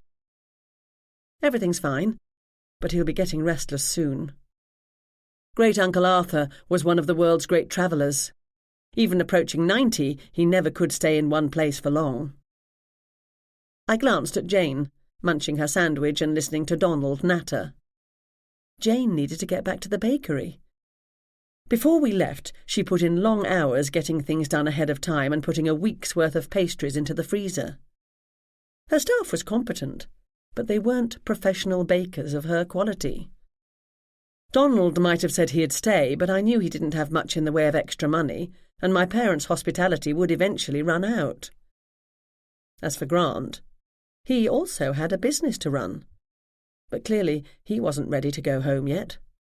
Not until he and Pippa came to an understanding. I feared Grant would have his heart broken. Then again, maybe I was being too hard on my sister. She seemed to be enjoying his company. The very thought had no sooner crossed my mind than I saw her coming toward us. I blinked in case I was imagining things. No, it was Pippa all right, tapping her way across centuries of graves in her red patent leather shoes with 4-inch heels. Wonder of wonders, she was out of the office in the middle of the day and actually smiling. Grant leapt to his feet, his face a picture of pure joy. "Pippa, so glad you could make it." "I snuck out of the office. Wasn't that naughty of me?" She giggled. I checked to make sure this was really Pippa and not some foreign spy pretending to be her. "I'll find another chair," Donald said, politely getting to his feet. "No, thank you," Pippa said. "I can't stay for long, but when Grant said you were lunching here at St. Martin's, I wanted to take the opportunity to show him my favourite room at the gallery." She smiled at Grant. He smiled back. "Great idea," he said. "Gemma, why don't we meet at 10 to 3 on the steps outside the church where we came in? We can walk from here and be on time for our appointment." "Fine," I said. "I've been wanting to visit the National Gallery," Donald said, gathering his book and coat and putting on his gloves. "I'll come with you. It's always better, I've found, to visit these places in the company of someone who knows their way around, particularly when I don't have time to see everything." Ryan chuckled. Grant sputtered. Pippa said, "Let's be off then." She looked at me. "You'll keep me appraised?" "Of course." "Appraised of what?" Ryan said. "Developments," I said. "That means nothing," he said. "Trust me," I said. "He will," Pippa said. 2 against 1, Ryan said. "I haven't got a chance." "Coming, Jane?" Donald asked. Jane glanced at me. "Pippa's taste in art is not mine," I said. "I'm thinking of spending time at the Portrait Gallery. I always love saying hello to Henry VIII and Elizabeth I." "I'll come with you then," Jane said. "History is more to my liking than art." A glance at Ryan. "If that's okay?" "Happy to have you," he said, meaning it. Pippa, Grant and Donald left. I settled back to finish my lunch, and then we also gathered our things. We'd barely risen from our seats before a pack of Japanese tourists in matching red and yellow jackets descended on our table. When we emerged onto the street, the sun was shining in an unusually, for London in January, bright blue sky. Ryan held my hand as we crossed the busy sidewalk heading for the curb. Traffic was heavy in both directions. Behind us I heard Jane say, "Hold on a sec. My sunglasses are in here somewhere." Ryan dropped my hand and stepped back. I stood at the edge of the road waiting for the light to change. I looked across the street and felt a sudden, unexpected tug of emotion. Trafalgar Square, full of pigeons and tourists, hawkers and performance artists. Admiral Nelson standing proud on top of his column. The 4 plinths, one in each corner of the square. The wide, bustling steps of the National Gallery, the building packed full of the greatest art in the world. My city. My city smelled strongly of fumes from delivery lorries, ancient drains, too many people crowded too close together, the occasional passing dog, cooking odours, and something else. Something soft, almost flowery, unexpected, unidentifiable. A hand on my back. A shove. I stumbled and fell forward. A white panel van heading straight toward me.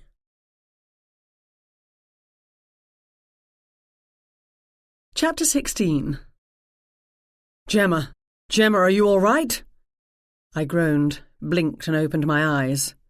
Ryan's intense blue ones, full of fear, were looking straight into mine. Gemma? I'm here. I'm fine, I think. Help me up. I lay on the sidewalk, my legs sticking into the roadway. I yelped and pulled my feet in. A look of pure relief wiped the fear from Ryan's eyes, and he gripped my arm. A soft hand took the other, and between them, Ryan and Jane leveraged me to my feet. I tried to take a step, but my legs gave way and I wobbled. Pain shot through my right knee and I cried out. My friends gripped me harder. We were surrounded by chattering voices and concerned faces. Traffic had come to a complete halt. The face of the driver of the panel van had gone almost pure white, and his dark eyes were round. Behind him, a man leaned out of a sleek black SUV and yelled something rude at us. "We're okay here," Ryan waved at the van's driver. The man nodded in acknowledgement and put his vehicle into gear. Traffic began to move again. A policewoman, young, pretty and efficient, trotted up. "What's going on here?" "My friend fainted," Jane said, "and fell into the road. She had a close call." The policewoman pointed behind us. "There's a bench over there. She needs to sit down." "I'm okay," I said. "Are you sure, madam?" she asked. "Do you need me to call an ambulance?" I tried to smile. "No, thank you. A moment's rest is all I need." She turned to the crowd of onlookers milling about, hoping for something to happen. "Nothing to see here. Move along." Show over, they began to disperse. "What happened?" Jane said to me. "Like you said, I fainted." Ryan looked highly dubious, as well he might. I gave him an encouraging smile. "All's well that ends well." "You had a fright. You need to sit down," Jane said. "Come on." Ryan continued to hold my arm as we followed her. I lowered myself to the bench.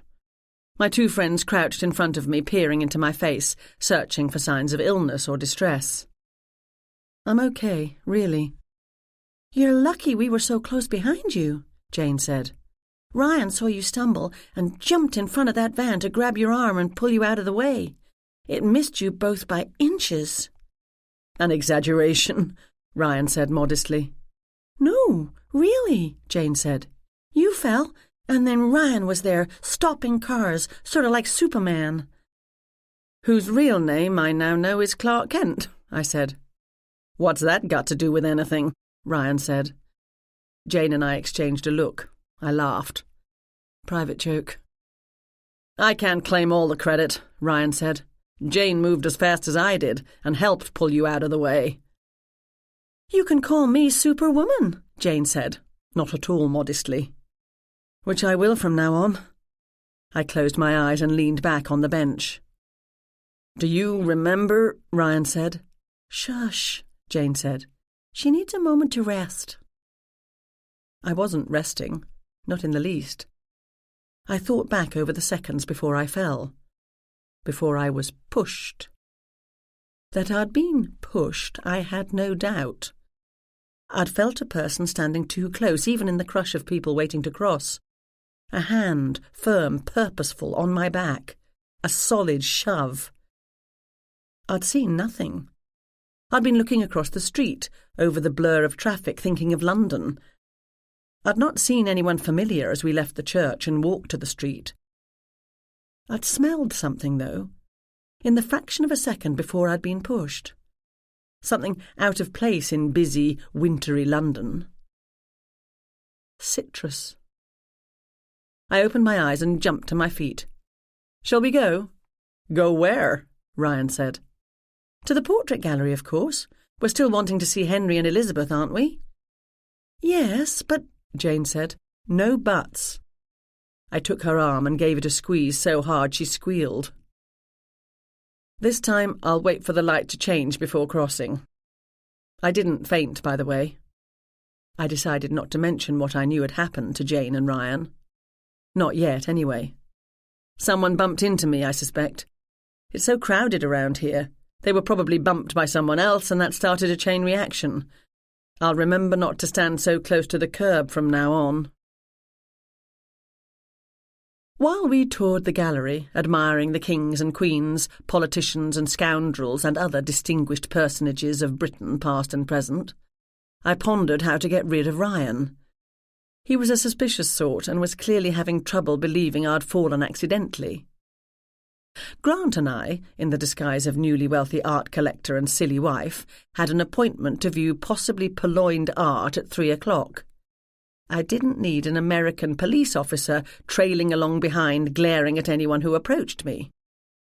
I briefly considered explaining to Julian Lambert and his contacts that Ryan was my bodyguard, but the fact that I needed a bodyguard might cause the art dealers to not be totally forthcoming with Grant.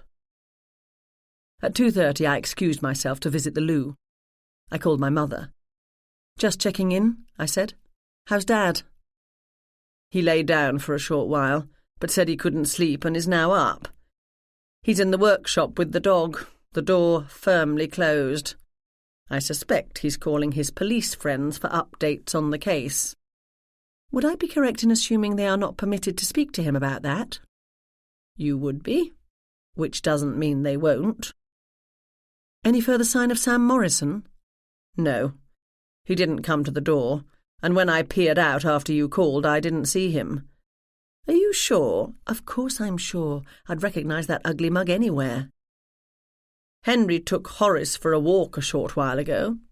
He didn't mention seeing anyone. He might have, but not wanted to worry you. Precisely.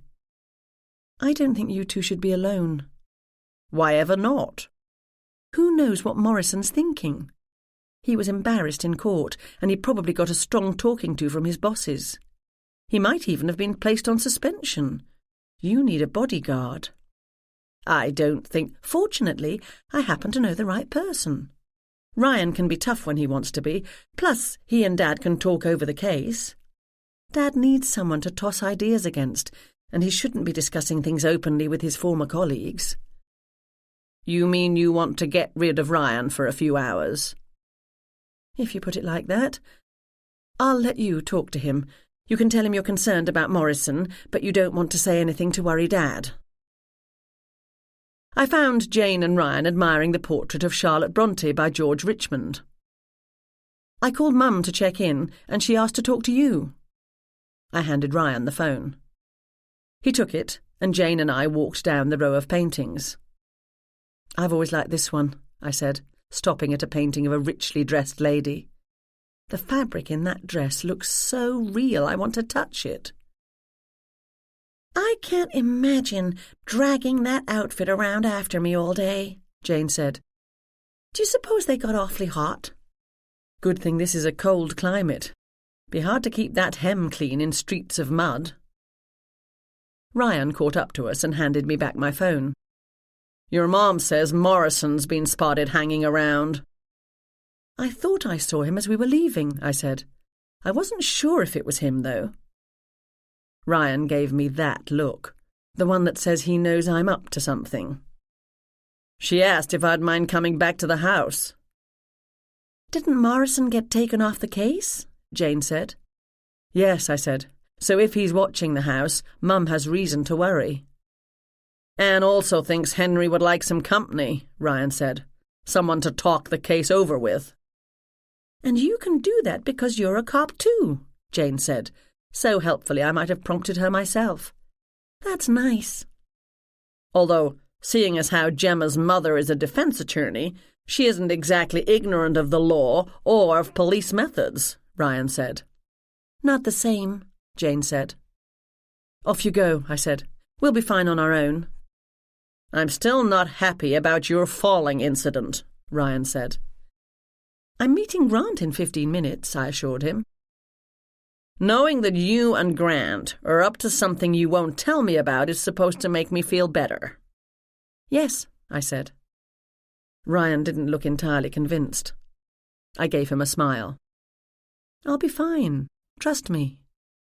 I trust you to get into trouble, but I also trust you to get yourself out of it.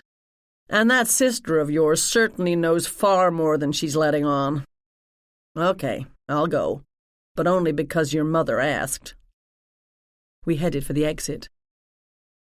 Did you enjoy that? I asked Jane. So much. It was great seeing the faces of people I've only read about in books. I'd love to come back and finish. Maybe we can do that another time. They do a nice afternoon tea in the restaurant. We walked out into the sunshine. You're just as well to take the tube, I said. A taxi is not any faster in this traffic. Jane, you go with Ryan. Mum will need help preparing dinner for us all. I'll see you both back at the house. Jane said. I waved cheerfully and trotted off. This time, I stood far back from the curb while waiting for the traffic to stop. Grant was waiting for me on the steps of St. Martin in the Fields as arranged. I was pleased to see he had come alone. Pippa had to go back to work, he explained, and I managed to persuade Donald to visit the British Library. Pippa said they might have some writings of Sir Arthur Conan Doyle on display this week. I think she lied. Naughty, naughty, I said. Why are you looking at me like that? Are you going to go dressed like that? Like what? For one thing, that coat looks like you lay down in the street in it. You went to so much trouble yesterday, not to mention expense, to dress up. This will have to do. I couldn't come out in an entirely new wardrobe and sexy yet unwalkable in shoes and not expect Ryan to ask questions. It's slightly warmer today, so I can manage without my coat, and I have a few handy accessories that'll make the look. I took off my coat and dug in my bag to pull out the scarf and leather gloves I'd borrowed from Mum. Underneath my coat, I'd worn jeans and a cashmere cardigan that didn't look entirely off the rack and matched the colour of my mother's gloves. I spotted a woman shuffling along, eyes on the tips of her toes, mumbling to herself. Her coat was ragged, the hems of her trousers filthy, and her left trainer had a hole in it. As well as being a popular tourist attraction, St. Martin's does what it can to care for the homeless of central London. Be right back, I said to Grant. I approached the woman. Would you like this? I held out my coat. She probably wasn't much older than me, in her early 30s, but her eyes were far too old for her years, and her skin had an unhealthy yellow sheen. She studied me through red and rheumy eyes full of suspicion. What's that, then? Just a coat. I don't need it any more. My husband doesn't know it yet, but he's going to buy me a new one. She studied me for a long time, trying to read my face. I smiled and held out the garment, and at last she snatched it and hurried away before I could change my mind. I went back to Grant.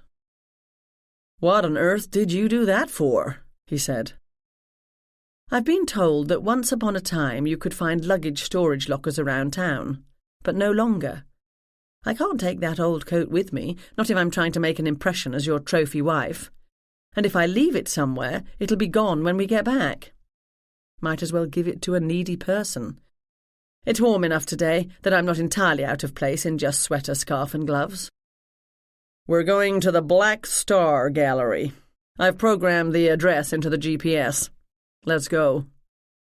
We walked down the street together. I kept us well away from the curb. "What's the plan?" Grant said. "I won't know until we see what's on offer. We might not have one." Just as well I hadn't lain awake last night trying to come up with a plan. No one was there to meet us. The gallery we'd been directed to had some nice paintings for sale, 18th and early 19th century mostly, from artists I'd never heard of at prices that were steep but not excessive. The staff, an older woman in horn-rimmed glasses and a black wool dress she appeared to have been poured into, and a younger man, constantly rubbing his hands together, were polite enough when we arrived. The politeness faded considerably when Grant explained we were here to meet with Julian Lambert, as arranged. The man shrugged, and the woman said, "Doesn't he own a place on the other side of the river near the Tate?" "That's right," Grant said. "He asked us to meet him here. He said you have a painting I might be interested in." "You must be mistaken," she replied with a sniff. "I know Julian Lambert by reputation, and he would be highly unlikely to do any favour, no matter how small, for anyone." Grant looked at me. I shrugged. "Sorry to bother you," he said. "If you're in the market for fine art," she said, "we have some excellent pieces from the estate of a stately home, which have recently come on the market." "Maybe another time," Grant said. "Thanks." We stood on the street corner. "That was odd," Grant said. "Very." I glanced up and down the street. I could see nothing or no one out of place or familiar to me. "When did Julian's assistant call you and recommend we meet here?" "It was Monday, a couple of hours after we left his gallery." Which means something happened between us meeting him and that phone call, something that changed his mind about showing us the art he initially planned to recommend. "Any idea what that could be?" "No. Unless, somehow, he discovered we are not what we presented ourselves as." "How would he do that?" "Followed us, perhaps? Or had someone else follow us? I didn't spot anyone, but he might have a much larger operation than I expected." "Operation?" "As in criminal contacts. To organise an undetectable tale that quickly would take some considerable degree of coordination." "What do we do now?" "We have a cup of tea, of course." I'd spotted a pub across the street and headed for it. The street was narrow, but not much less busy than St. Martin's Place. I took care not to get too close to the edge of the pavement and checked carefully in both directions, as my mother had taught me, before crossing at the light. "Gemma," Grant said as I stepped cautiously into the road, "did something happen after Pippa, Donald and I left you earlier?" "What do you mean?" "You seem more hesitant than usual. Fearful, almost." "Traffic in London can be a nightmare," I said. "I've forgotten how bad it gets." I pushed open the door of the pub, to be enveloped in the scent of an overheated radiator, greasy food and spilled beer. "I'll have tea," I said to Grant. The place was almost empty, and I found us a table close to the fireplace. Without a coat, I was feeling chilly. I sat down and closed my eyes. Julian Lambert had been prepared to show Grant and me some pieces of art, expensive art, he thought would appeal to a new and naive collector. He had phoned Grant a few hours after he'd met us to set up the meeting. But there'd been no meeting, and he didn't intend there to be one. Something had to have happened after we left his gallery. Maybe he'd checked up on Grant and decided he was iffy. But a thorough check would have taken time, more time than he had given it, particularly considering it had been night in the United States. Then again, whatever happened might not have had anything to do with us. Maybe he'd simply received a better offer for whatever he had in mind for Grant to purchase. Still, he could have called and made excuses.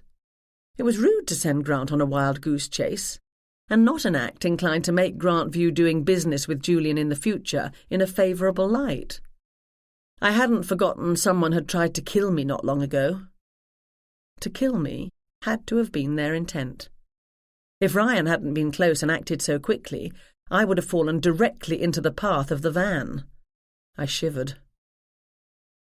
No one outside my immediate circle knew I was having lunch at St. Martin's and going to the portrait gallery after. We'd arranged the lunch only 10 minutes before leaving the house, and the gallery visit on the spur of the moment. Grant had phoned Pippa and told her where we were, but I had to believe Pippa's phone was unhackable. Grant's was not, but if someone was listening in on him, I'd have to believe they were listening to us all. Not impossible to do, but not easy either. Sam Morrison had not followed us, I was positive of that.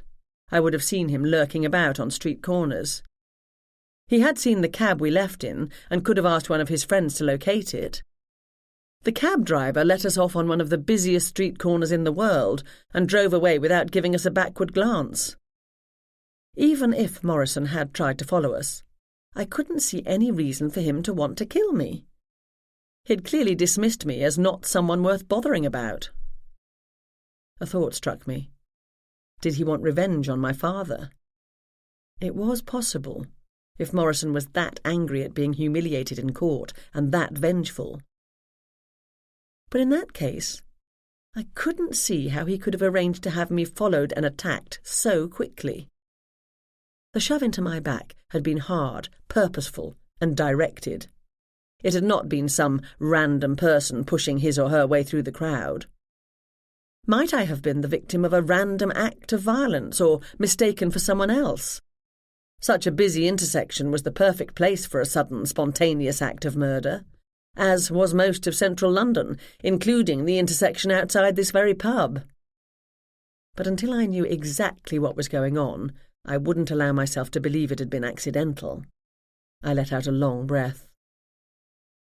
Perhaps it had been an act of random chance. Not of the victim, as I'd speculated, but of the location.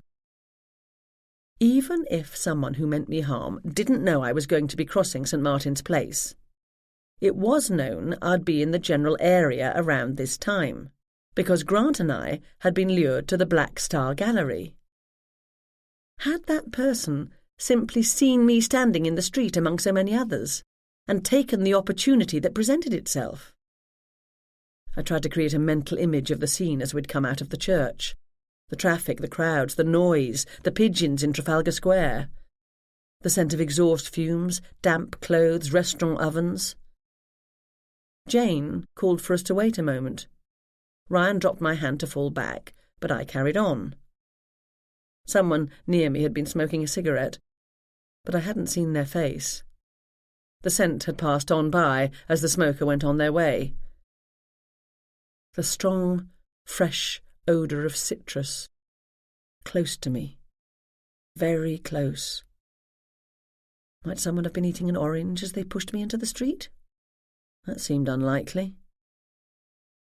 "Gemma," Grant said in a soft voice. I opened my eyes. He had a half-finished pint of beer in front of him. My tea was cold. "What's the time?" 4:15. I didn't like to disturb you. "Time we were going, then. The others will be getting worried." "Did you think of something?" he asked. "No," I said. But I had. Chapter 17. I was pretty sure I knew who had tried to kill me, and why, but I needed time to think over what to do next. I also needed, before doing anything further, to find out if there had been any fresh developments. There had been one, and it was significant. A new detective had been assigned to the case. My mother phoned as Grant and I were leaving the pub. The police, she said, had come to the house to interview Dad and her, as well as Ryan and Jane. They wanted to talk to Grant and me also. "We're on our way," I said. "Half an hour, maybe?" "One other thing," she said. "Henry got word that D.I. Morrison has been placed on leave, pending a review of his behaviour around the arrest of Henry Doyle, which was subsequently determined to be so premature and unfounded it was thrown out of court with strong words from his lordship, the judge, about wasting valuable court time. Morrison is not going to be well disposed to the Doyle family." "We can only assume that is the case," my mother said. Grant and I took the tube to Gloucester Road Station and walked quickly to Stanhope Gardens in the deepening dusk. If Grant was aware that I was paying particular attention, even more than usual, to my immediate surroundings, he said nothing. D.S. Patel met us at the door. She might have looked marginally less stressed than when I'd seen her last, but she was as silent as ever. Ryan had followed her, and he gave me a hug. "Everything okay?" "Okay," I said. "Absolutely nothing happened. and you can check with Grant if you don't believe me." "Somewhat like the curious incident of the dog in the night time," Grant said. "That we met with no one and no one was interested in meeting with us was the curious incident." Ryan raised one eyebrow. At last, Patel spoke. "I wish you people would stop pretending this is an episode of Sherlock." "Fear not. I don't believe that for a moment," I said. "D.I. Robinson is in the library," she said. "She's waiting for you, Miss Doyle." "Lead on," I said. D.I. Robinson was in her mid-40s, married for a long time, judging by the tightness of the band of the gold ring on her left hand. And she had at least one very young child, judging by the porridge stain on the back of her right shoulder. I assumed the late-in-life child had been a surprise, and Robinson was having trouble squeezing the baby into her busy work schedule. Her husband resented the amount of time she dedicated to her job, and thus he hadn't bothered to point out the food residue before she left the house. Either her colleagues didn't like her much, or they were too afraid of her to point it out.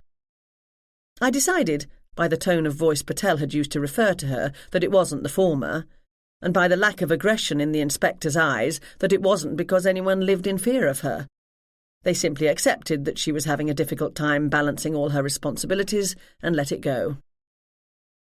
She was sitting in my father's chair, and although I didn't like to see anyone else there, I said nothing.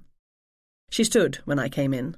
Patel introduced us, we shook hands, and I sat down, aware Robinson was studying me as intently as I had done her. I waited for her to speak. "Tell me about Saturday evening at the conference banquet," she said, in a Birmingham accent. I did so. Our interview took a long time. I told her everything I remembered. Unprompted, I then told her about Elsie Saunders and how I suspected she had pinched some of Randy's sketches. Robinson's face showed no reaction. But when I mentioned Ariana Novatsky and the argument with Randy at the bar, her eyes flicked suddenly to Patel, who was unfortunately standing directly behind me so I couldn't see her, and I knew this information came as news to the detectives. "You might also want to speak to Sir John St. John," I said. "He had a history, so I've been given to understand, with my late Uncle Randolph. He spoke to my mother before we went into dinner." "Is that the bald man, tough-looking, in your mother's words, who wanted her to give a message to her brother?" "Yes," I said. "It would seem my uncle was involved in business to do with forged and stolen art. Plus, on a personal level, a lot of people didn't like him all that much. I trust you're focusing your inquiries in those directions." "I'll keep all that in mind." "Good." "I'm curious as to what you're doing here, Miss Doyle." "Me? I'm visiting my parents." "Other than that, your friend Ryan Ashburton is a detective in Massachusetts. At the Met, we don't take kindly to vacationing police officers investigating crimes in our jurisdiction." "Ryan hasn't, no, he hasn't," she said. "He hasn't been doing anything but visiting the popular sites of the city and talking to your father in general terms about police work. But you, with no qualifications whatsoever, seem to be running all over London investigating." "Perhaps I'm just nosy," I said. "Be that as it may, I have been trying to help my father, yes. Considering that D.I. Morrison was prepared to railroad him, someone had to conduct a proper investigation." "And you thought that someone should be you? The owner of a Sherlock Holmes bookshop?" I'd sat here debating how much to tell Robinson about Julian Lambert and his gallery, the misdirected meeting, and the shove against my back. But now Robinson was putting me in mind of my nemesis, Detective Louise Estrada, back home in West London, who never believed a word I said. If I deduced that the sky was blue, Estrada would accuse me of trying to cover up the fact that the sky was green. Dealing with suspicious police officers can be highly tedious. Although, in fairness, I had absolutely no proof anyone had pushed me. Things do happen in overcrowded streets. "Thank you for your time," Robinson said, dismissing me. I didn't stand up. "Are you aware D.I. Morrison was seen this morning watching this house, and that happened after the court hearing?" Mrs. Doyle mentioned you told us something to that effect. I told her because I saw him. Can I trust you'll be mentioning it to your supervisors? She said nothing. I got to my feet. I'll be staying in London for the time being, if you need anything. Unlikely I will, she said. I hope you can get home in time to put the baby to bed tonight, I said. Your erratic schedule must make it difficult. What the... She shot a look at Patel. I was half turning and saw Patel give her boss a shrug and me a suspicious look. I found everyone huddled in the kitchen. Despite Jane's presence to assist, there was no sign of dinner preparations. What do you know about D.I. Robinson? I asked Dad. Nothing, he said. Never heard of her. I called a mate, and he told me she'd transferred in from Birmingham, but then she went on maternity leave and only just returned to work. So, she has no axe to grind, Grant said. That's good. But a reputation to make, Mum said.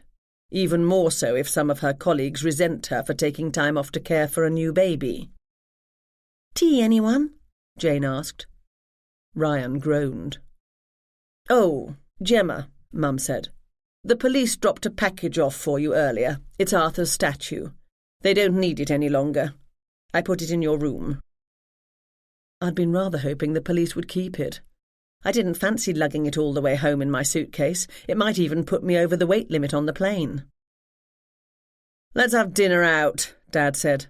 How about Steak & Co. on Gloucester Road? I feel like a good steak. We chorused our agreement. Why don't you see if Pippa's free tonight? Grant said. She might be, Dad said. I saw on the news that the standoff in the South China Sea ended peacefully. Why would that affect her dinner plans? Grant said. Her boss might have had to go into a meeting, I said, and want her to take the minutes. He works her too hard, Grant replied. Don't they have recording devices in the British government these days? Pippa must have been mistaken, Donald said to Grant as they headed for their room. The nice people at the British Library told me they don't have a Sir Arthur display at the moment, but they hope to have the opportunity to put on something next year. They took down my contact information so I can be informed if it happens. I'd like to come back to London to see it. My mother had signalled to me that she wanted to speak privately, so I hung back after everyone went to get ready for dinner, including Dad. Horace stayed behind, clearly wondering what was happening about dinner. The police will be releasing Randolph's body the day after tomorrow, Mum said. I've been on the phone discussing the arrangements. Why is it up to you? She sighed heavily. The strain of the last few days showed in the fine skin around her mouth and the shade of purple under her eyes. There is, it would appear, no one else. He was married at one time, but that ended a number of years ago. The police gave me the number of his ex-wife, and I called her. She lives in Italy and doesn't want to be bothered. She was downright rude about it. He had no children, at least none that I can locate. That's sad, I said. It is, isn't it? I thought of Ariana, supposedly his fiancée prior to Friday. Unlikely she'd want to be saddled with making funeral arrangements.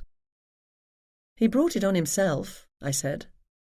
Yes, but that doesn't make it any less sad. Before changing to go out for dinner, I knocked on Jane's door. Horace had followed me up the stairs after first checking that Mum wasn't watching. "Come on in," she called, and the dog and I did so. This room was pretty and feminine, in shades of peach and cream. The bed was small with ruffled pillows and a thick down comforter, and the curtains were pulled back to give a view over the lights of the garden to the dark shapes of the rooftops of the houses behind. Horace sniffed Jane's suitcase and the shoes she'd laid out next to the closet. "You need to go home," I said. "No, I don't," she said. "Not without you." "I might be a while." I sat on the bed. The dog settled his muzzle in my lap and I stroked it. "A while as in permanently?" "Definitely not. Just while my parents need me. Dad's not out from under the cloud of suspicion yet." This case might never be wrapped up. I'm aware of that. Uncle Arthur and Ashley can manage the store. No, they can't. All the more reason for you to go home. Someone has to keep our businesses afloat. Isn't that right, Horace? The dog snuffled in agreement. But that's not why I'm here, I said. You and I are going on an outing tomorrow, if you're willing. Of course I'm willing. Where? We're going to look at art. Our intentions in doing so are not honourable. Are you going to tell me what that means? OK, foolish question. You never do. I went back to my room. Ryan was propped up on the bed reading his phone. Any news from West London? I asked. Nope, he said, far too quickly, closing the phone with an audible click. Nope meaning yes. What's happened now? Nothing you need to know about. Meaning something I desperately needed to know about. Now I am worried. Tell me what's happened, or I'll assume the entire town's been washed away in a flash flood, bearing Uncle Arthur and Moriarty on a raft made of Sherlock pastiche novels. That paints an interesting picture. I guess you'll find out anyway. I went onto Twitter to check the police updates. And? Nothing of importance there. Things do seem to have been quiet in town this week. But a reference to, your store caught my eye. I dropped onto the bed beside him. Let me see. He pressed his thumb on the button to open up the screen. I leaned over his shoulder to read. A reference had been made to the Sherlock Holmes bookshop and emporium, all right. Several references, and none of them good. The tweets were warning people to stay away. I saw words such as rude staff and vicious animal. I groaned and took out my phone. I called the store. Hi, Gemma, Ashley said. Hope you're still having fun. Have you been on the London Eye yet? I was watching a BBC programme last night and everything looks so interesting. An absolute riot, I said. Unfortunately, they get Twitter in England. Oh, I guess you saw. What happened? It's not as bad as it seems, Gemma. No one pays any attention to those sorts of things. Everyone uses Twitter to complain. We all know that. What happened? This bus tour group came in. I don't know why anyone would come on a bus tour to Cape Cod in the winter anyway. They should know better. Probably because it's cheap. Ashley, get to the point. I am. The group consisted of older ladies and gentlemen. One of the women said she loved Benedict Cumberbatch, and one of the men said something not polite about Englishmen. And Uncle Arthur happened to be there at the time. Yeah, so he made a comment about uncouth colonial upstarts, and the old man reminded him that we'd kicked you people out back in 1776. Oh, for heaven's sake! It escalated from there. Some of the women took Arthur's side, but another guy started mocking the whole Sherlock Holmes thing, and Arthur said the reason he didn't like it was because he was too stupid to understand it. The woman who liked Benedict laughed, and the man got mad at her. Arthur ordered them out of the store. They left after exchanging more insults. The woman who liked Benedict bought a wall calendar. I was not consoled by the news of the sale of one calendar. Twitter says something about a vicious animal. Yeah, that. Moriarty took a swipe at the arm of the guy who didn't like Sherlock. He didn't draw blood, though, not that I saw. Ashley, we're lucky he didn't complain to the town. He threatened to, but one of the women said he was a sissy if he went crying to the police about a cat scratch. Don't worry about it, Gemma. I think their bus trip wasn't going very well even before they got to the Emporium. We enjoyed a pleasant dinner and avoided any talk of what was keeping us in London. My dad seemed in fine form, laughing with Jane, talking books with Grant and police with Ryan. Mum smiled and sipped at her glass of wine.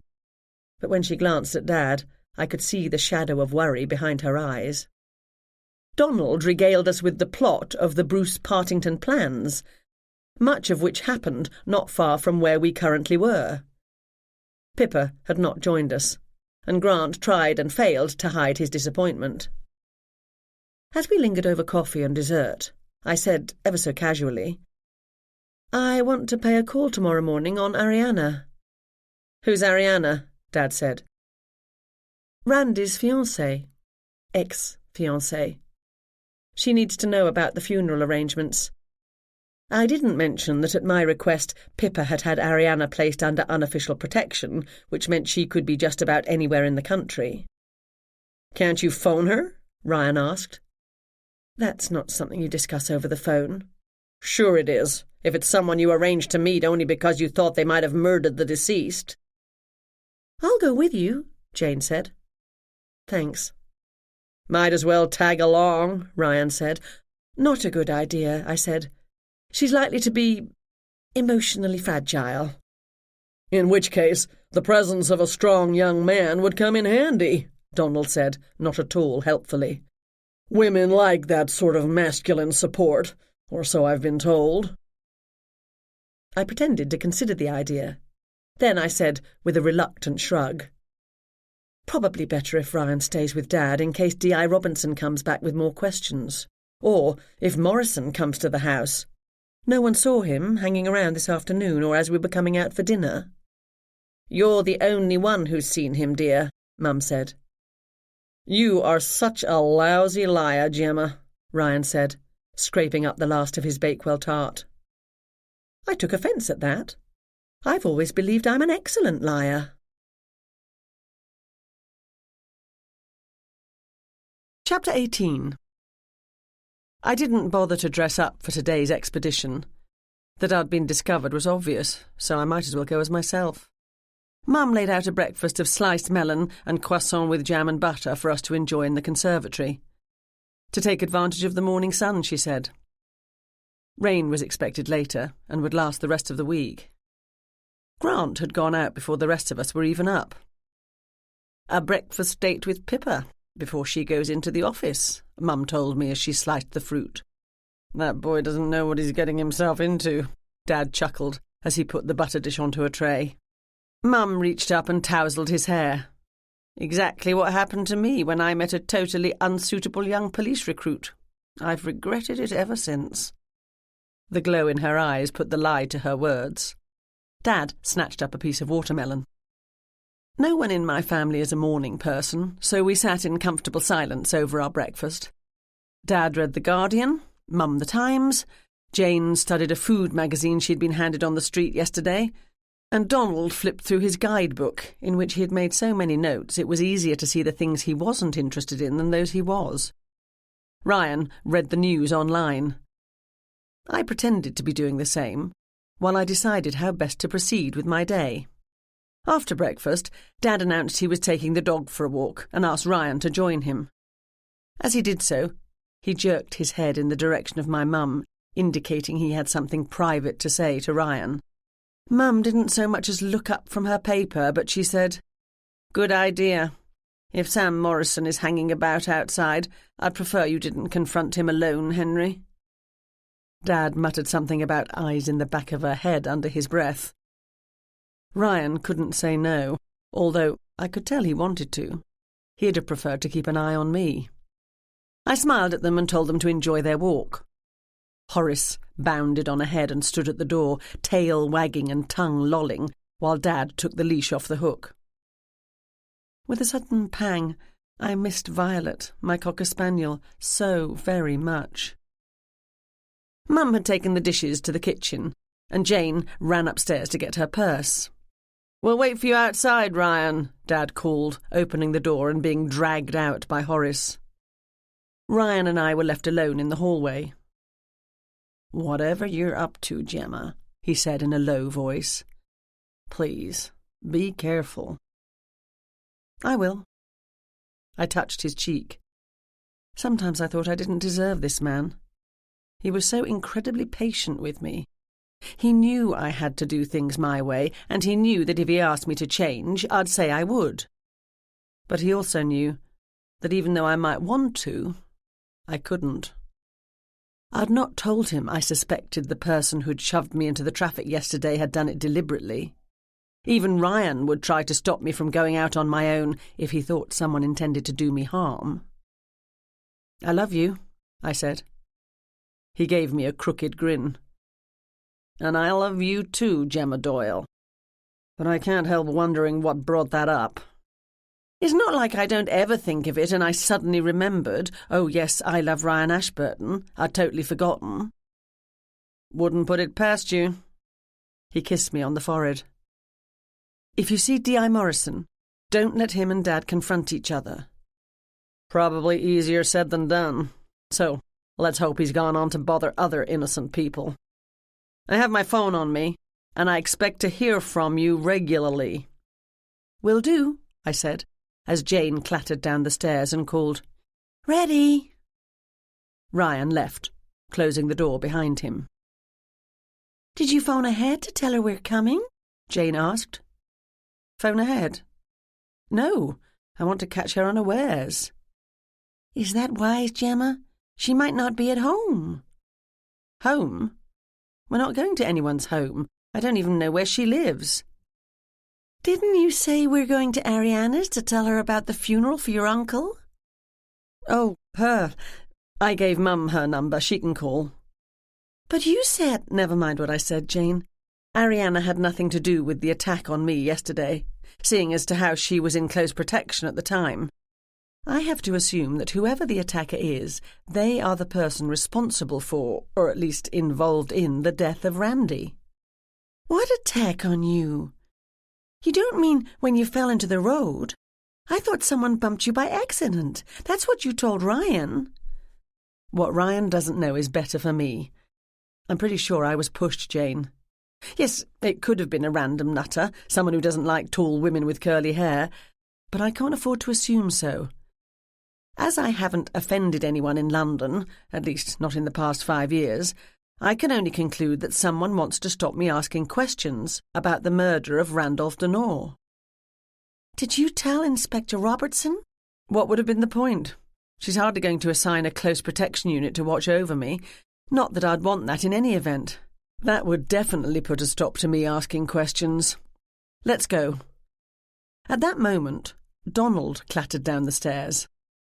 "Another lovely day in London?" "So it is," I said. "We'll see you later." "As you're going into town," he said, "I'll come with you." He took his umbrella out of the polished brass stand by the door. At some point yesterday, he'd bought himself a proper English brolly, large and black with a solid wooden handle. He twirled it in the air.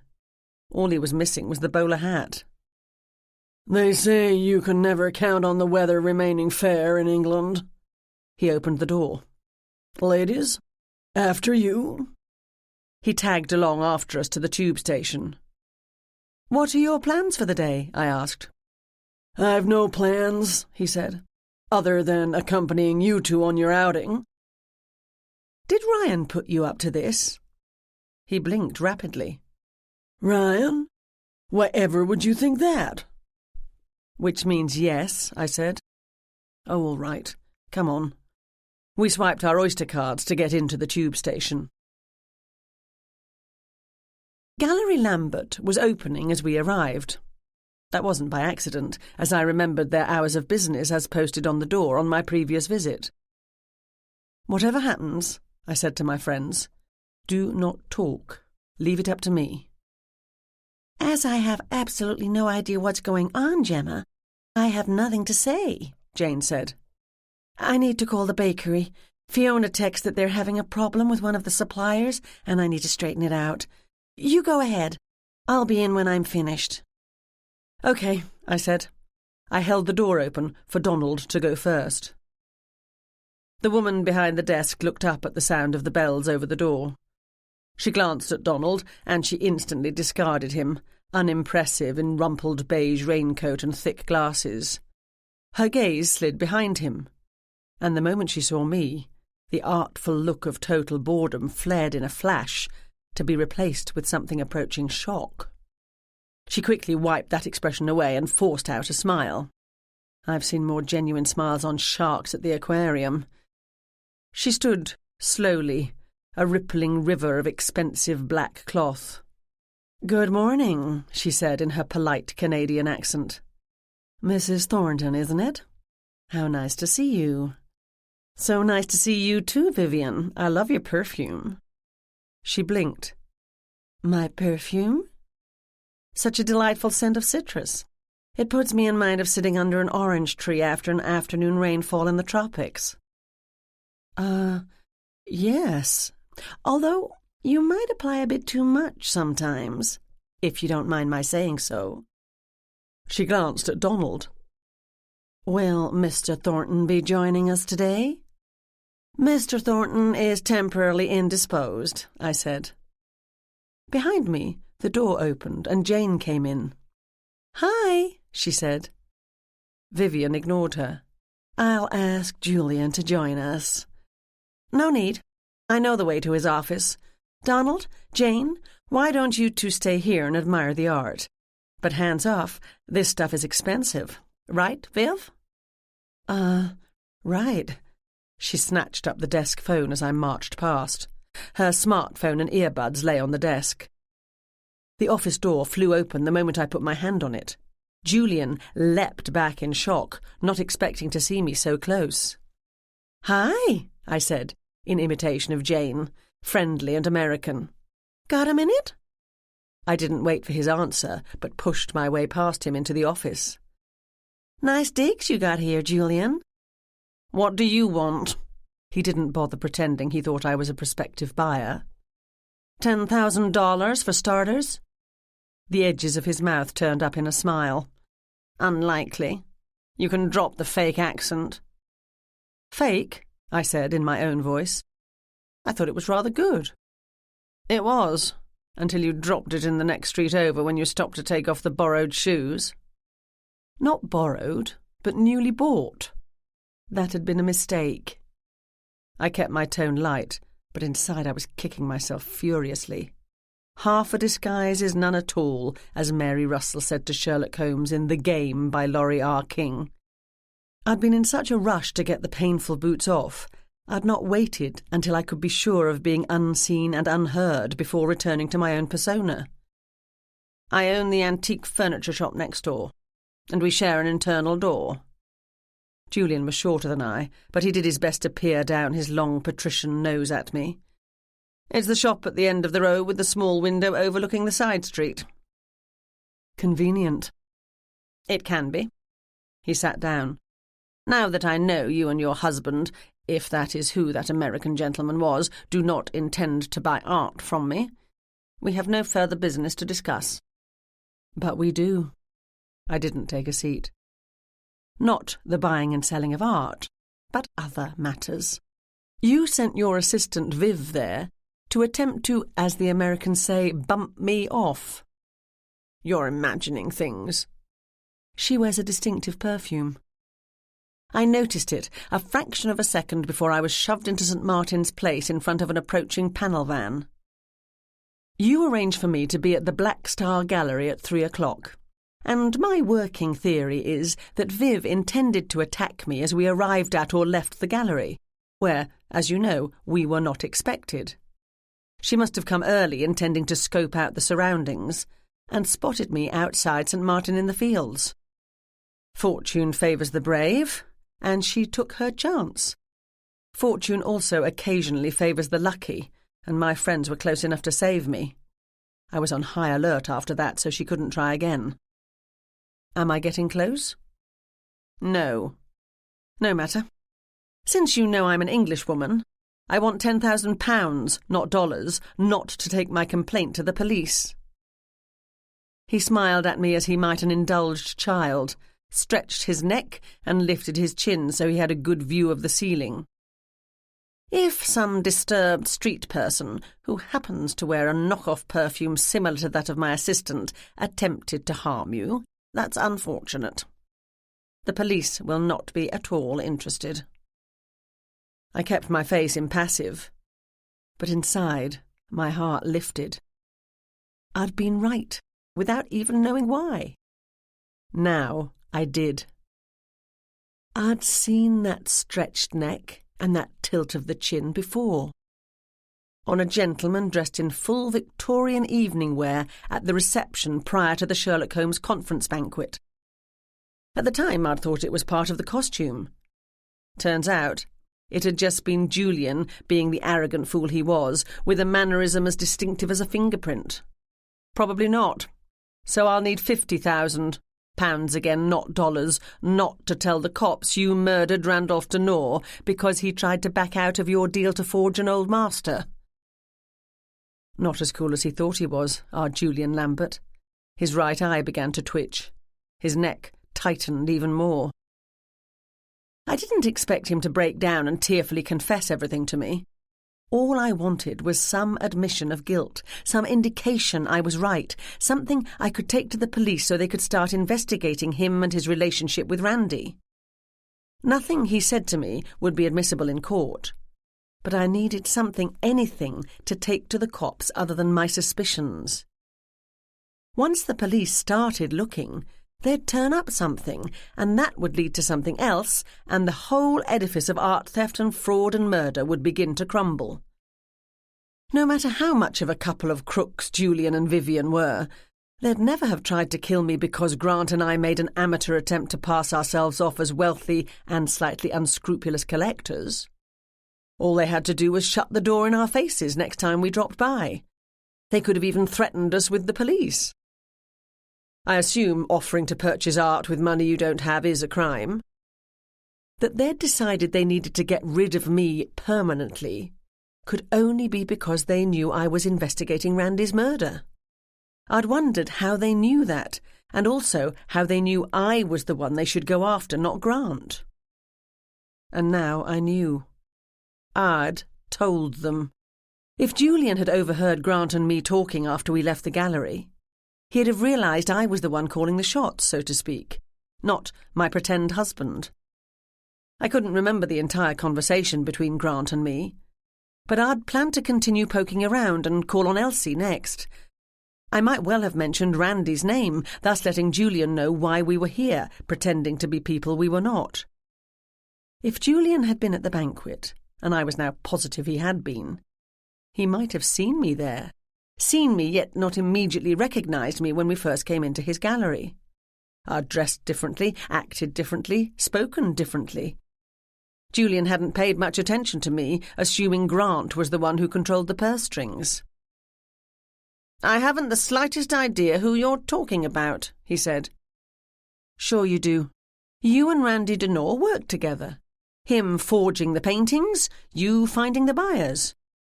You put him up in a nice flat in Canary Wharf." His eye twitched, and his neck tightened still further. "To give him time and place to forge a Dutch old master. I don't exactly know what went wrong this time, but something did. I suspect he changed his mind about the deal. What had Randy told me he was doing at the convention? Earning a living. The words had been spoken in tones of pride. He had, I believed, intended to go straight. That week, anyway. Obviously, any criminal partners he had would have objected to that.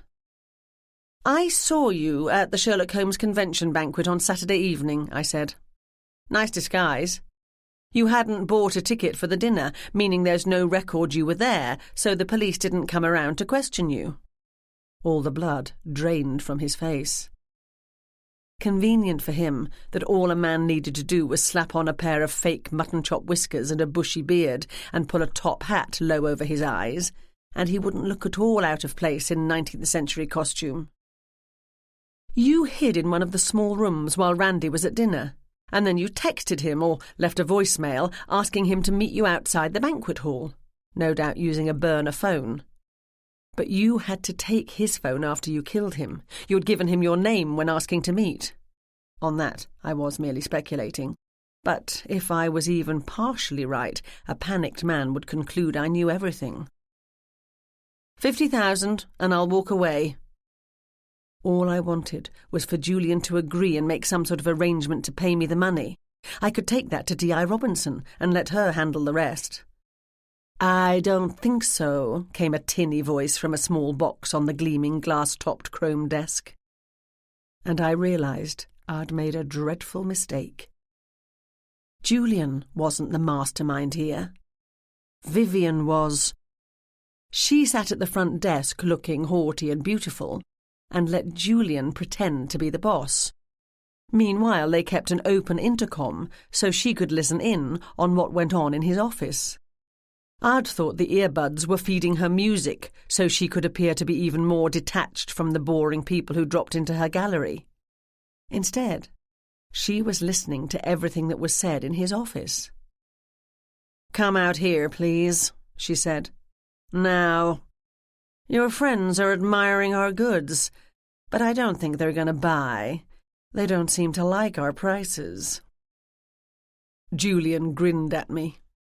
"After you." I went back through the door into the main gallery. Vivian was sitting on her desk, her well-muscled, stockinged legs crossed, facing Donald and Jane, who were standing very close together. Jane's eyes were wide and frightened, and Donald looked simply confused. Vivian held a small pistol in her perfectly manicured hands, and her right shoe, ballet flats today, dangled casually from her toes. "That's not necessary, Viv," Julian said. "She was bluffing. She doesn't know anything." "She knows a heck of a lot," Vivian said. "I assume you're Henry Doyle's daughter." "Yes." "Which means she has the resources to find out a heck of a lot more," Vivian said. "She can't be allowed to do that."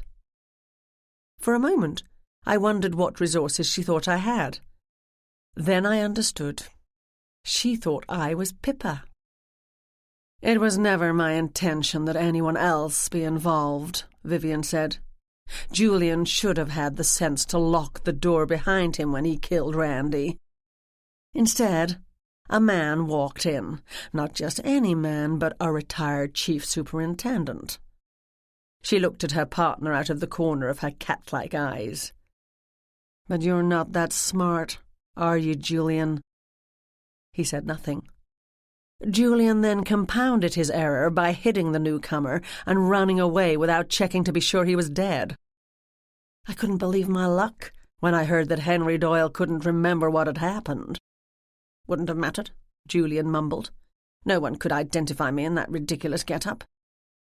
"The little details always matter," Vivian said. "Haven't I taught you that, at least?" I didn't like the way she referred to the potential murder of my father as a little detail. I also didn't like the smug expression on her face, or the way she held that gun, loose and relaxed, on my friends.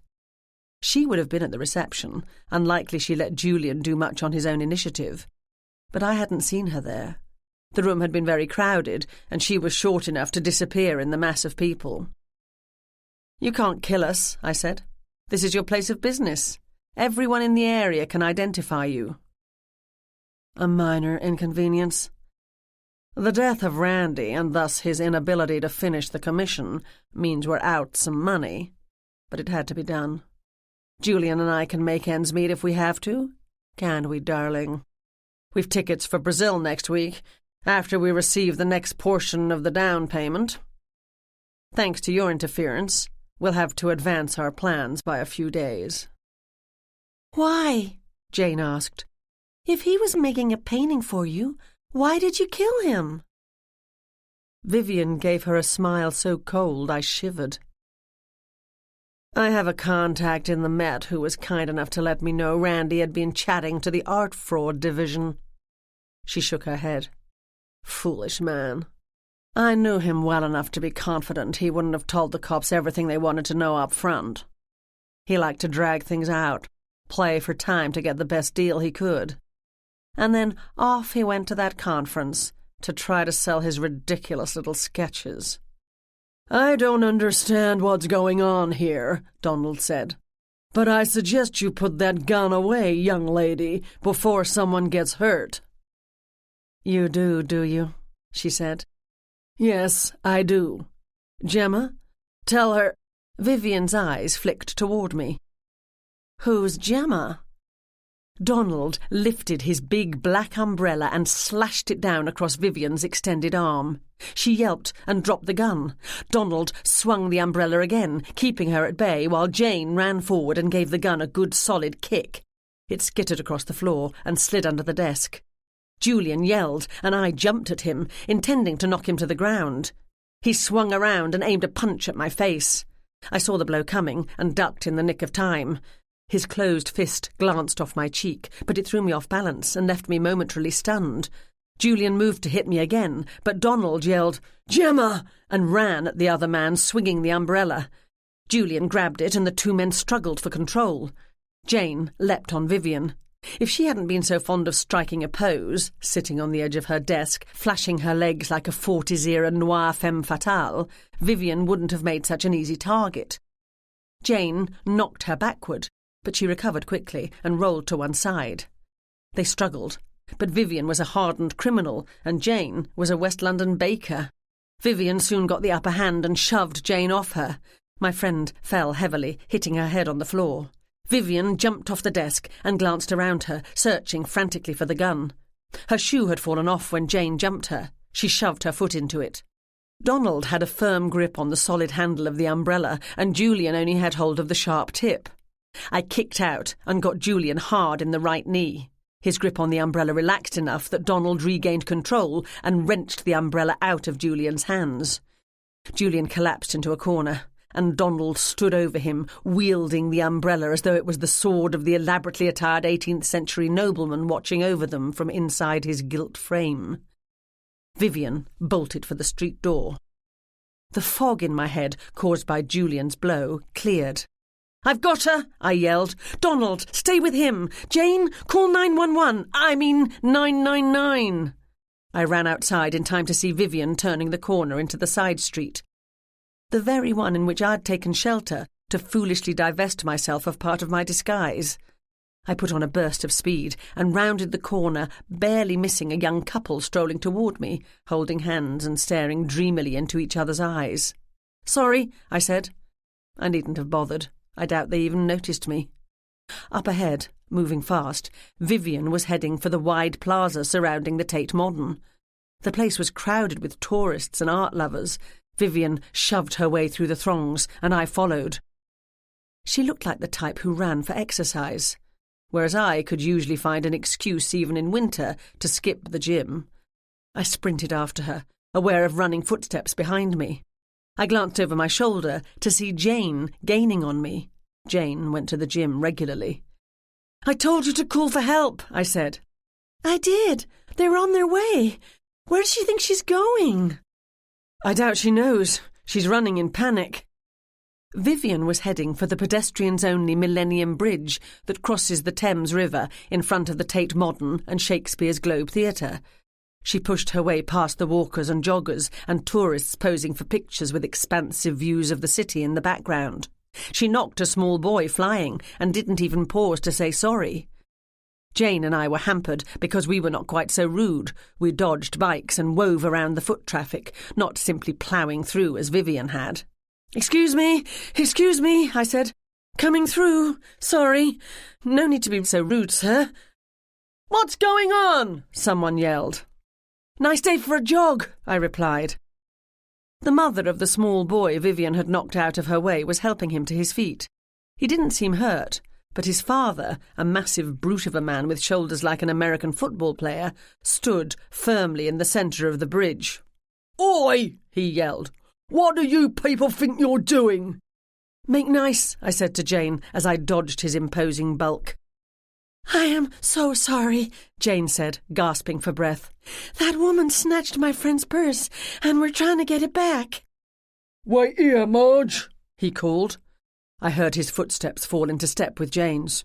"Can't have that. Bad for tourism." Vivian reached the bottom of the bridge. She ran on. I was getting a bad stitch in my side, and the distance between us was lengthening. If she could disappear into the traffic and slip down a side street or into a shop, I'd lose her. I summoned something deep inside me and put on one last burst of energy. The traffic on Queen Victoria Street was heavy, a steady stream of cars, buses, taxis and lorries. It was mid-morning, and we'd emerged from the bridge into the centre of the city's financial district. Vivian reached the street and momentarily hesitated. She glanced around her, seeing sidewalks packed full with streams of office workers heading for meetings or in search of sustenance. Making up her mind, she ran into the road after first checking the traffic to her left. All was momentarily clear, so she dashed into the brake. A car hit her, coming from her right. Vivian, the Canadian, had forgotten that in England we drive on the left-hand side of the road. Chapter 19. I had a strong sense of déjà vu as vehicles screeched to a halt and pedestrians came running from all directions. Vivian had bounced off the bumper of a two-person Fiat and lay in the road in a crumpled heap. I dropped to my knees beside her. She groaned and looked up at me. I could see no immediate sign of damage. She appeared to be only stunned. Vivian moved as though to try to stand up. I put my hand on her chest and pressed her back down. She fell with a moan as sirens sounded in the distance. "Gemma, it's me. Get up. We've got her." I looked around at the sound of my name, and to my considerable surprise, saw Ryan Ashburton holding his hand out to me. I took it, and he lifted me to my feet. "What the heck?" I said. "What are you doing here?" Two uniformed police officers crouched next to Vivian. A yellow and green ambulance attempted to push its way through the line of stopped cars. "That woman is to be placed under arrest." Pippa flashed her wallet at a third officer. He moved toward me. "Hey," I said. Pippa paused for the briefest moment, and then said, a touch reluctantly, I thought, "Not that one. The one on the ground. Accompany her to the hospital and see that someone remains with her at all times." "Yes, ma'am," the officer said to her. "Sorry," he said to me. Grant Thompson stood on the sidelines, watching Pippa with his mouth hanging open. Ryan didn't let go of my arm, but guided me, more like force-marched me, out of the road. Jane ran up, followed by the big man. "That's how we deal with handbag snatchers in England," he said proudly. "The streets of London are once again safe for you Americans. Cheers!" He trotted back to join his family. "Nice work, Jane," Pippa said. "Thanks," Jane said. "What?" I said. "Let's get out of the way and let these people do their jobs," Pippa said. "D.I. Robinson has been called. She'll want to talk to you, Gemma. We'll wait in the boat." "What boat?" My sister spun on her heels and walked back the way we had come, past the buildings lining the walkway to the riverfront. A Metropolitan Police launch, used to patrol the River Thames, was pulled up to the muddy banks next to the Millennium Bridge. People leaned over the bridge railings to watch the activity. Quite a number were taking pictures. Pippa jumped lightly on board. A handsome officer leapt forward to offer a helping hand to Jane. Ryan shoved me up, and then he and Grant climbed in. It made for a very crowded craft. I found a seat on the gunwales. "OK. Is someone going to tell me what's going on? I can't possibly believe you happened to be out for a pleasant cruise and saw that I could use some assistance." "Donald! I forgot Donald! He's at the gallery, watching over Julian Lambert." "That's been attended to," Pippa said. "Mr. Lambert is under arrest." I turned to Jane, who squirmed uncomfortably under my accusing glare. "Might as well tell her," Ryan said. "You told me to call 999 when you ran out of the gallery," Jane said. "I had a better idea, and I called Pippa." "Why do you have Pippa's number? And why would you call her rather than the police, like any normal person would in such a situation?" "I didn't need the number," Jane admitted. "She gave me a burner phone with it programmed in." "You've been spying on me," I said to my sister. "Someone has to. And before you get too mad at Jane, she did take some convincing that I had your best interests at heart." I thought of the way Pippa had almost let that cop arrest me, and said nothing. "You didn't make a call to the bakery, did you?" I said to Jane. No, I lied about that so I could take the time to tell Pippa where we were. I mentally kicked myself once again. We'd arrived at the gallery at 10 o'clock, 5 a.m. in West London. Far too early for Jane to be making arrangements with suppliers. I'd been so focused on my mission I hadn't even noticed. As Vivian had said only a few minutes ago, it's the little details that matter. And thus, Pippa said, I was able to organise the launch and have it ready when we needed it. The fastest way to get around London is on the river. And you? I said to Ryan. I didn't believe for a minute, he said, that you were going to talk to some woman about funeral arrangements. Pippa and I had earlier come to an understanding. An understanding? That you needed to be watched, Pippa said. I wouldn't put it quite like that, Ryan said. She and I were together, waiting for Jane's call to tell us where you were. And I just happened to tag along, Grant said. Suddenly, out of nowhere, I was angry. I got to my feet and faced my sister. You knew everything, but you let me put myself, not to mention Donald and Jane, in danger. Vivian had a gun. If things had gone slightly differently, she might have killed us all. But I didn't know everything, Pippa said calmly. I didn't, in fact, know anything. Gallery Lambert and Julian Lambert were nowhere on my radar or that of the official investigation into Randy's murder. I still don't know who that woman is we arrested. The thing is, Gemma, I trusted you to find out. Oh, I said. I told you my office couldn't be involved. My hands were tied. She glanced around. At the police launch, the listening officers, the people watching from the bridge, police cars, ambulances, onlookers on the road, people snapping pictures. In that, I seem not to have been entirely successful. I fear questions will be asked behind closed doors. Her phone buzzed, and she sighed as she checked the display. I should get this. What sort of doors? Grant said. We all turned at a shout. D.I. Robinson and D.S. Patel were on the riverbank, thick black mud ruining their shoes. Is someone going to tell me what's going on here? Robinson yelled. A smaller boat, also marked police, pulled up on the other side of us. Pippa put her phone away. My ride is here. I'll leave you to it, shall I? Perhaps I'll see everyone later at the house. I'm sure you'll be able to keep my name out of this, Gemma. That should be easy, I said, seeing as to how I didn't need your help. She smiled and let the officers assist her into the other boat.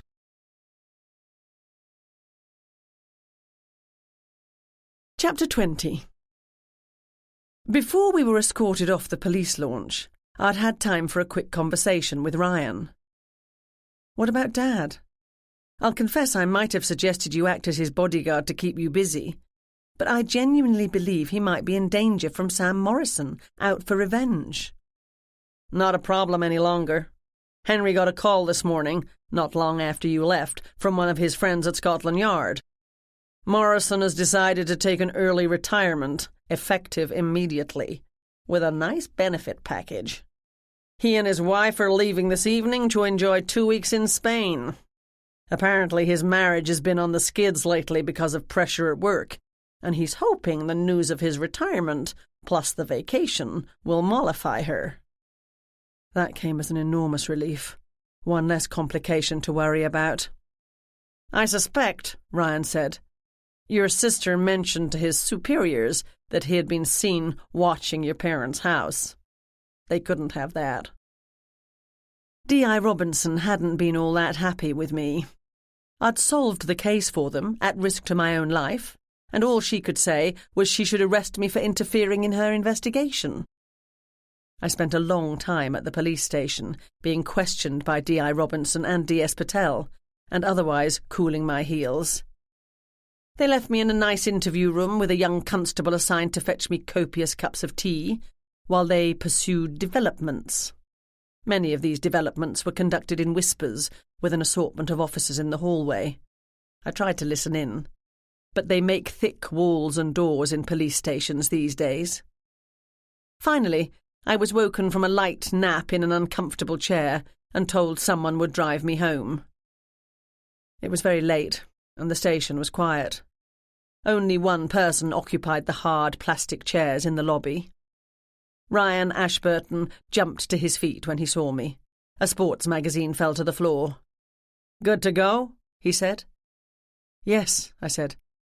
"Thanks for coming down. Have you been here long?" "Long as you have." His jaw was covered in dark stubble, and his eyes were red with fatigue. He gathered me into his arms, and I fell into them gratefully. I closed my eyes and listened for a moment to the steady, reliable, comforting beat of his heart. The young officer cleared his throat. "Car's waiting outside, sir." "Lead on," I said. "I'm to give you this." The officer handed me my phone, which Robinson had temporarily confiscated. I was glad to see it. I'd worried that temporarily meant forever. We didn't say much as the car drove through the dark, empty streets of central London. I checked my phone. "Only one message," I said to Ryan, "in all that time." "We all knew where you were," Ryan said. "Who's the message from?" "Ashley, at the store." I checked the time. 4 a.m., 11 p.m. in West London. It's too late to call her back. I dread to think what might have happened now. "Why? I thought you said everything was fine." "Depends on your definition of fine. The building still stands. Uncle Arthur and Ashley are still alive. Last I checked, at any rate." The house at Stanhope Gardens was shrouded in darkness. A single light burned over the front door. Not even Horace met us when we came in. "Tea?" I said. "If I never have another cup of tea in my life, it will be too soon," Ryan said. "Are you ready for bed?" "No." "I'll have a beer then." We tiptoed through the house to the kitchen. On the way, I let Horace out of the library where he spent the night. I put the kettle on while Ryan rummaged in the fridge for a beer and some cheese to have with crackers. When the tea and plate of snacks was ready, we carried a tray into the conservatory, followed by Horace. I switched on the light, and a deep groan came from the daybed. "Sorry." I hit the switch again, but it was too late. Pippa, all tousled hair and pillow lines on the pale skin of her face, blinked at us from under a comforter. "And so she returns," my sister said. "Triumphant." I didn't feel triumphant. "What are you doing here?" "In the house. Waiting for you, of course, so we can discuss developments." "Don't you know everything the police know?" She snorted and threw off the blanket. Ryan quickly turned away. My sister was dressed in nothing but her bra and knickers. "My boss reprimanded me strongly for allowing my office to be involved in a personal matter." "You have a boss?" "Of course I have a boss. We all have a boss. Although I suppose the head of our country does not. Come to think of it, I suppose you don't either, owning your own business. As for what I'm doing in the conservatory, all the beds in this house have been taken." She rummaged among the pile of clothes on the floor and pulled on her skirt and blouse, both badly wrinkled. "You can look now," she said to Ryan, and he did so, blushing furiously. We kept our voices low, but my dad was the first to come down, wrapping his terry-cloth bathrobe around him. One by one, yawning and stretching, the others joined us. My mother headed straight for the kitchen to put the kettle on. "How'd it go?" Jane looked so adorable in her blue kitten-patterned shorty pyjamas. I was glad Jack Templeton wasn't here to see her. "Are they going to give you a medal or something?" "If anyone deserves a medal, I said it's you. Have you ever thought of taking up life as a spy?" "Now there's an idea," she said. "Perish the thought," Pippa said. Grant, who'd taken the time to get dressed, sat on the arm of her chair. He smiled at her, and she smiled back. Pippa, I thought, seemed to be doing a lot of smiling lately. "What happened while I was temporarily detained?" I asked. Did you learn anything more? Let's wait until everyone's here, Dad said. At that moment, Mum brought the tea tray in. Donald followed her carrying a plate of biscuits. I laughed, and Pippa threw me a worried look. We look like we're in a Noel Coward play, I said. Mum wore a lavender satin negligee and matching fuzzy slippers, and Donald was in a pair of grey checked men's pyjamas with a buttoned shirt, which looked to have been ironed before he wore them. Who, I wondered, irons their pyjamas? Henry's memory has come back, Mum said. Great, I said. What do you remember, Dad? So little it scarcely matters. He accepted a cup of tea. Biscuit, Henry? Donald said. Thanks. I remember leaving the ballroom for a break during the speeches. The bar had closed and the bartenders had left. I took a seat, and Randy came up to me. He must have seen me leave the room. He said he wanted to talk and suggested we go someplace private as the banquet was about to end. Do you know what he wanted to talk about? I asked. He didn't say. It wouldn't hurt to hear him out, I thought, away from Anne. I had to go to the men's room first, so I told him that. I needed some time to think about whether I wanted to get into another conversation with Randy. When I finally made up my mind and walked into the room where we'd arranged to meet, I saw a man dressed in Victorian dinner clothes, and Randy lying on the floor. I didn't suspect foul play at first. I thought he'd had a heart attack, and the man had come in to help. I might have shouted something. The man turned and grabbed at a lamp on a side table.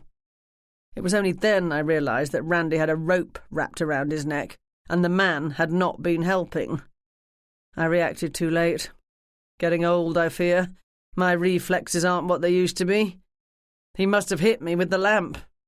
Next I knew, I was on the floor beside Randy. I tried to stand, and then you and Pippa were there.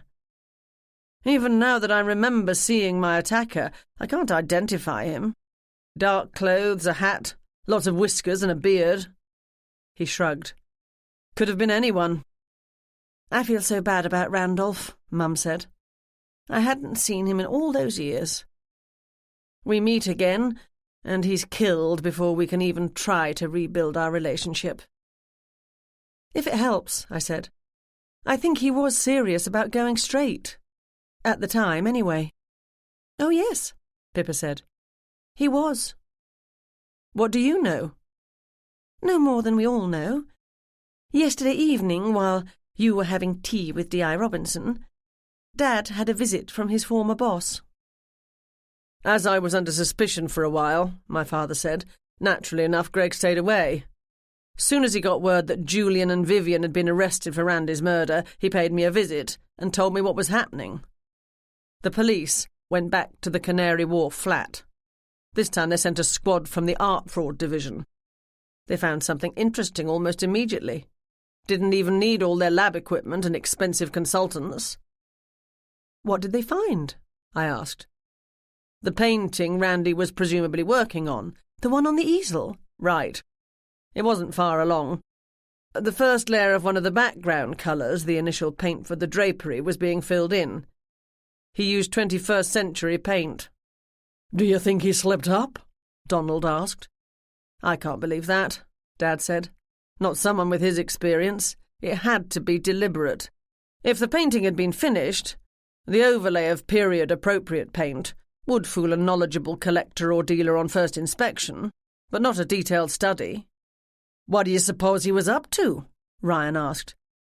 Trying to trap whoever had commissioned him? Or out to cheat them? His deception wouldn't have remained hidden for long, Pippa said. It would be discovered soon, perhaps even before he got the final payment for the work. I have to conclude he intended to help the authorities prosecute the art fraud ring. I agree, Dad said. Randy, being Randy, was being cagey. He'd been out of the business for a while, dabbling in his own art. Including sketches of Sherlock Holmes? Jane said. Yes. 2 months ago, he moved into a nice flat in Canary Wharf, one owned incidentally by a shell company, with everything he needed to create a forgery of a 17th century Dutch masterpiece. The original of the painting is currently hanging in a private collection. The family who owns that painting is in the process of selling off much of their assets in order to raise money for substantial legal bills related to other matters. Randy would have understood that the plan was to replace the real picture with his forgery in time for the auction, and no one would be the wiser, except for the people who had arranged the deal, Julian and Vivian, and the original owner of the painting, who would get to keep it and pay off his bills as well. I've often wondered what sort of person wants to own art that they can look at only in the secrecy of some locked room, Grant said. Owning such a thing is a power trip in and of itself. Pippa helped herself to a second chocolate biscuit. I don't think I'd ever seen Pippa eat a biscuit before, never mind two. Was your office aware of this art theft ring? I asked. She raised one perfectly formed eyebrow. Petty theft? I hardly think it would be worth our time. Randy went to the art forgery division of Scotland Yard, Dad said. Do you remember asking me to find out what I could about that, Gemma? I do now. I forgot to ask if you learned anything. I asked a few questions, but got nowhere, so didn't bring it up with you. Tonight, Greg came by and told me. Randy offered to tell the police where and when he was going to deliver the finished product.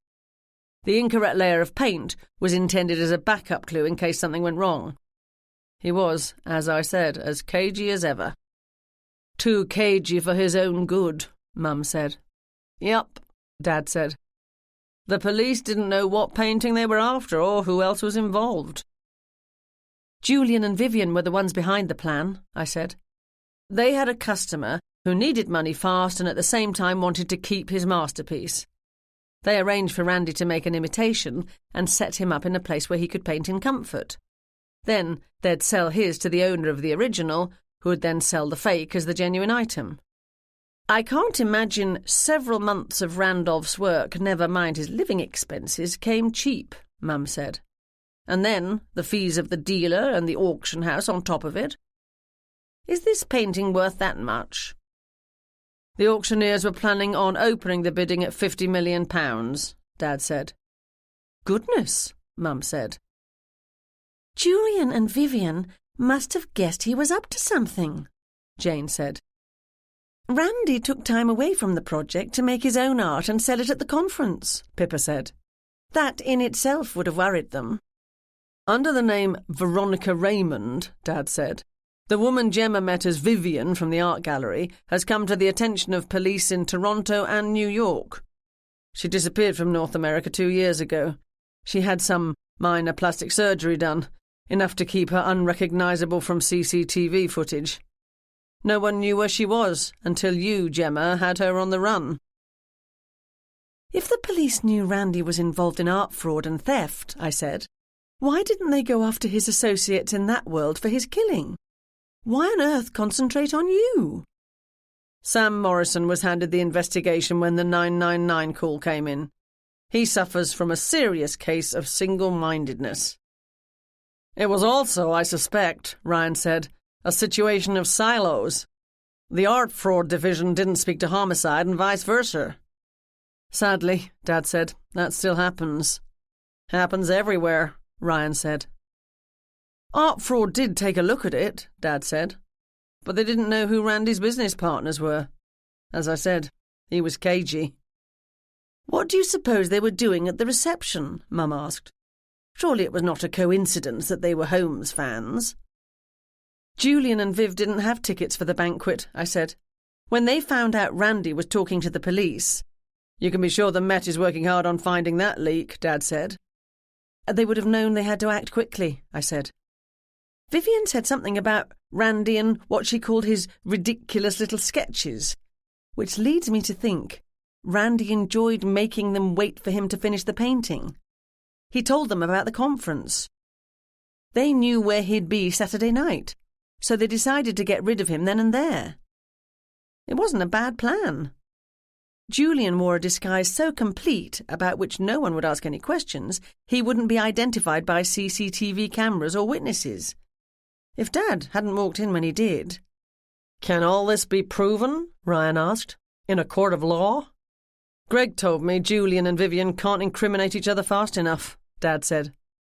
Vivian was the mastermind, so to speak. An art fraud will be spending a lot of time searching her business accounts and records of every painting that's passed through her hands. But Julian killed a man, I said. A lot more serious charge than theft, even at the multi-million-pound level. He claims, Dad said, he only wanted to talk to Randy, but things got out of control. Besides, Vivian made him do it. She claims they came to the reception to talk to Randy, to tell him they were concerned that he was falling behind schedule, and Julian killed him totally on his own initiative. Regardless of whose idea it was, Julian came to the party with a length of rope in his pocket, and that will ensure he's charged with intent. He stretched, and Horace leapt to his feet. Let the lawyers sort it out. As I'm up so early, might as well take the dog for a walk. I yawned, and my mother said, To bed with you, young lady. I haven't forgotten you haven't slept. I dozed at the police station, I said. And we can only assume that's really comfortable. Jane stood up and began collecting used teacups. Just what I need, I said. 2 mothers. What I need, Ryan said, is a cup of coffee. But first, I'll come with you, Henry. You haven't slept either, I said. No, but I'm wanting to hear the details of how the police will proceed with this investigation. Breakfast will be ready when you get back, Mum said. I'll help Gemma, get myself dressed, and then give you a hand, Jane said. I can take myself to bed, I said. No, you can't, Jane said. I started awake as a weight settled on the bed beside me. Soft lips caressed my cheek. I rolled over. Ryan's lovely blue eyes stared deeply into mine. I reached for him. He leapt off the bed. I was sent to get you. We have company. What time is it? 9:05. I rolled back over. Tell D.I. Robinson I'm deathly ill, and more questions will push me over the edge. It's not Robinson, and our visitor is insisting you'll want to be there. He pulled the covers off me. Be downstairs in 5 minutes. Grumbling, I got up and staggered into the bathroom. Once again, like the cast of a Noel Coward play, the family gathered in the library. Everyone was dressed, and they had that wide-awake, sparkly look that meant they'd had adequate cups of tea or coffee and a hearty English breakfast. Even Ryan looked like a man ready to dive eagerly into another day. He was a detective, and used to getting out of bed at all hours and going days without sleep. Whereas I was a bookstore owner, accustomed to a good night's sleep every night, followed by enjoying several cups of tea before so much as thinking about coming alive. I rubbed at my head, trying to flatten some of the curls. The family and house guests had been joined in the library by the visitor. Sir John St. John stood as I entered. "Congratulations," he said. "I hear you single-handedly brought down an entire network of art thieves." "If you want to put it like that," I said modestly. "I do," he said. "I don't," Pippa said. She'd changed out of the clothes she'd thrown onto the conservatory floor, and also looked rested and refreshed. "I'd only just arrived in the office this morning when I got a call from Sir John. He said he had something to tell us and wanted you and me to be here." She turned to our visitor. "We're here. What's so important?" The doorbell rang. "You might want to answer that," he said.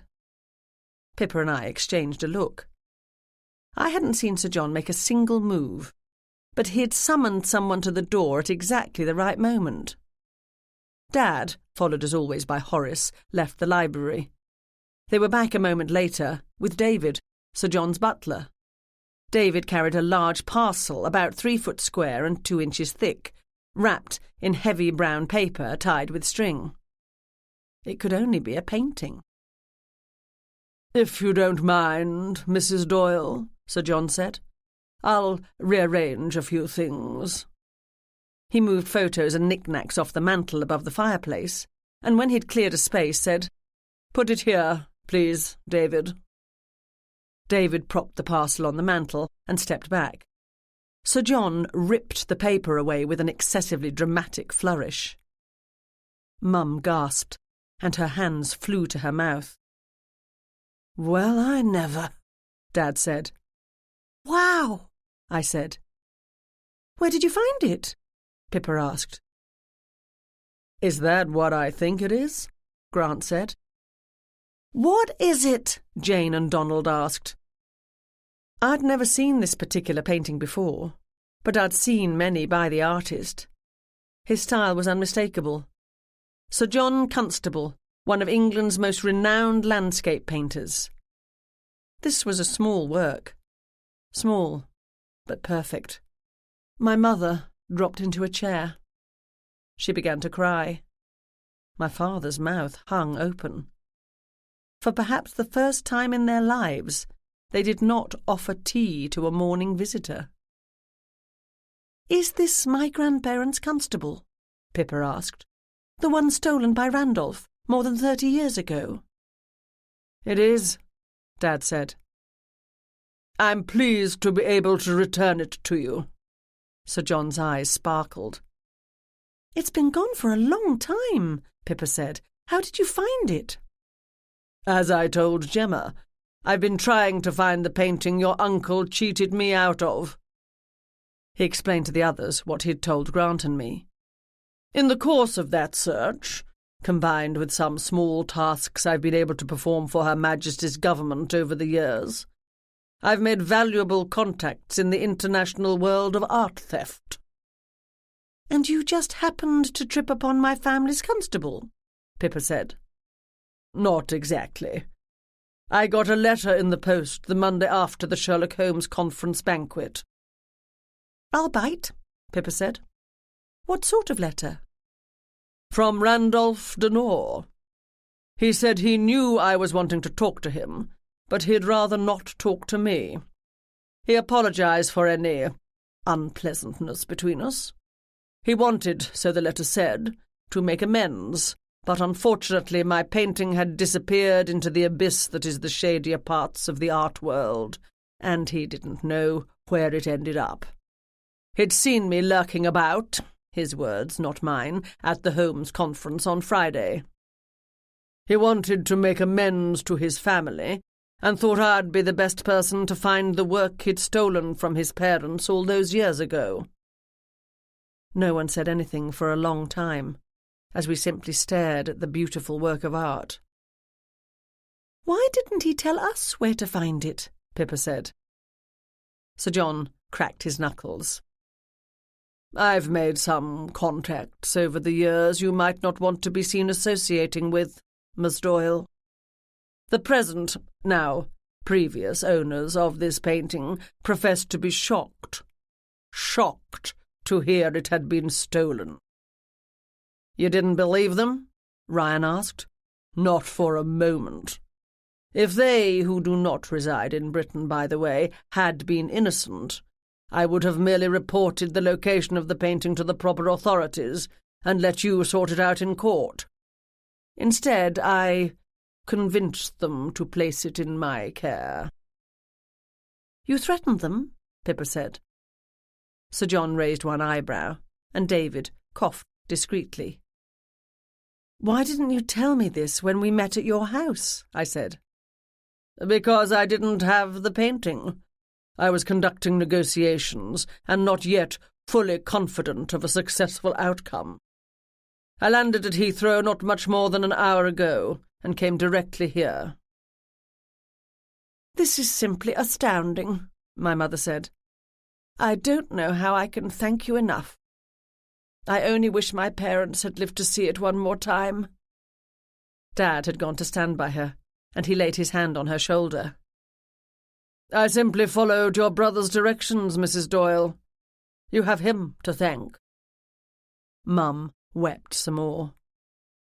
"Will you stay for tea, Sir John?" Pippa asked. "Thank you, but no. I had a long flight." Pippa and I walked Sir John and David to the door. "You've made my mother very happy," I said. I'll be in my office later this afternoon, Pippa said. Please pay me a visit. I'm looking forward to a chat about where you were yesterday. I didn't go to the Hermit Kingdom, he said. No, but your sources had been there. He turned to me. I'm thinking of vacationing in America this summer. I'd love to visit your shop and to pay a call on Arthur. You'd be very welcome. Good day, Sir John said. David touched the brim of his hat. The Hermit Kingdom, I said to Pippa when the visitors had gone. You mean our painting has been in North Korea all these years? If not in that country, then in the private rooms of an embassy somewhere. And Sir John's been... She tapped the side of her nose. Need to know, Gemma. You do not need to know. I have to go back to work. But I'd like one more peek at it before I leave. She linked her arm through mine. Shall we join the others?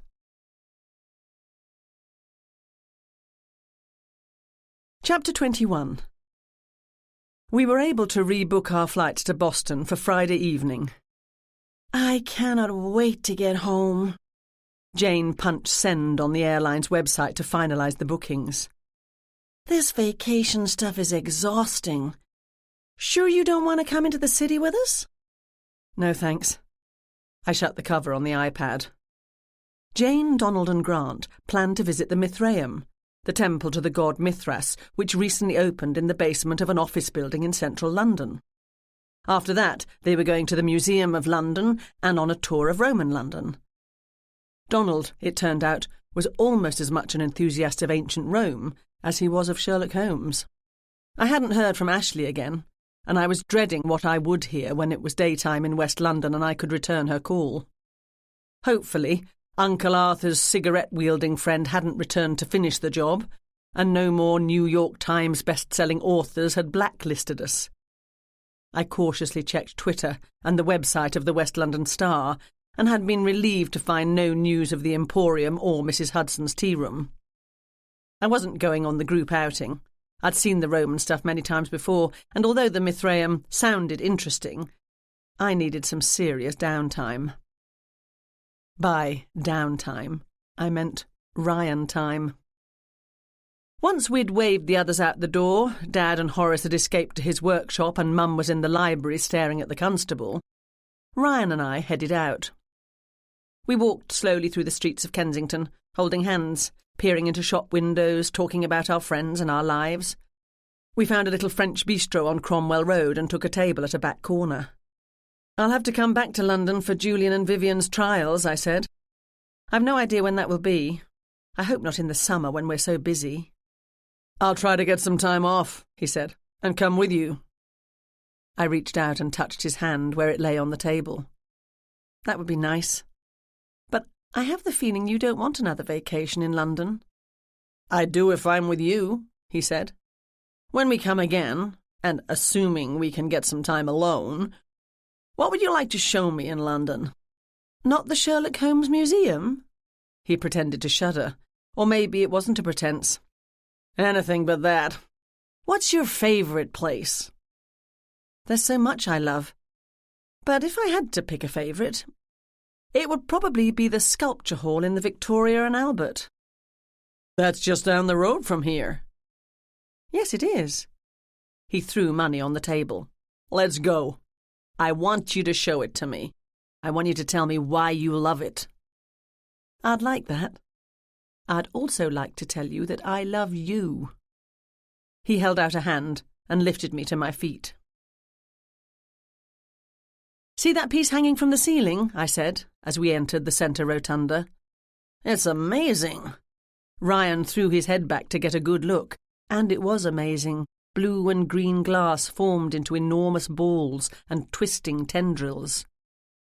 Do you remember the pieces stolen from Rebecca Stanton's house, the day Jane and I catered the fundraising tea for the theatre festival? I asked. How can I ever forget? Same artist, I said. Dale Chihuly. Ryan looked around at the soaring arches, the marble pillars, the ancient gilt statues on the second-floor veranda. It doesn't seem to fit in here, he said. It's so modern. I think it does. Art's not static, nor should it be frozen in time. They had to reinforce the ceiling for this piece. Ryan and I spent hours in the V&A. I was delighted that he seemed to be enjoying it as much as I always did. At one point, I left him having a coffee in the cafe and slipped outside to stand on the steps and phone the Emporium. To my enormous relief, Ashley said she'd called me yesterday just to check in, and that everything was going great in my absence. They didn't miss me one bit. I didn't know how I felt about that, but I said, "Glad to hear it."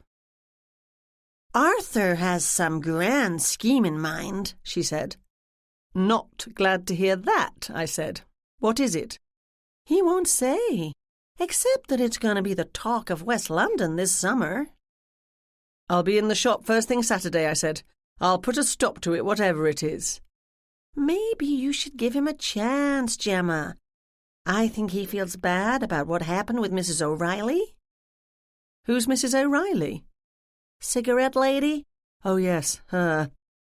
He's sorry about offending those customers from the bus tour.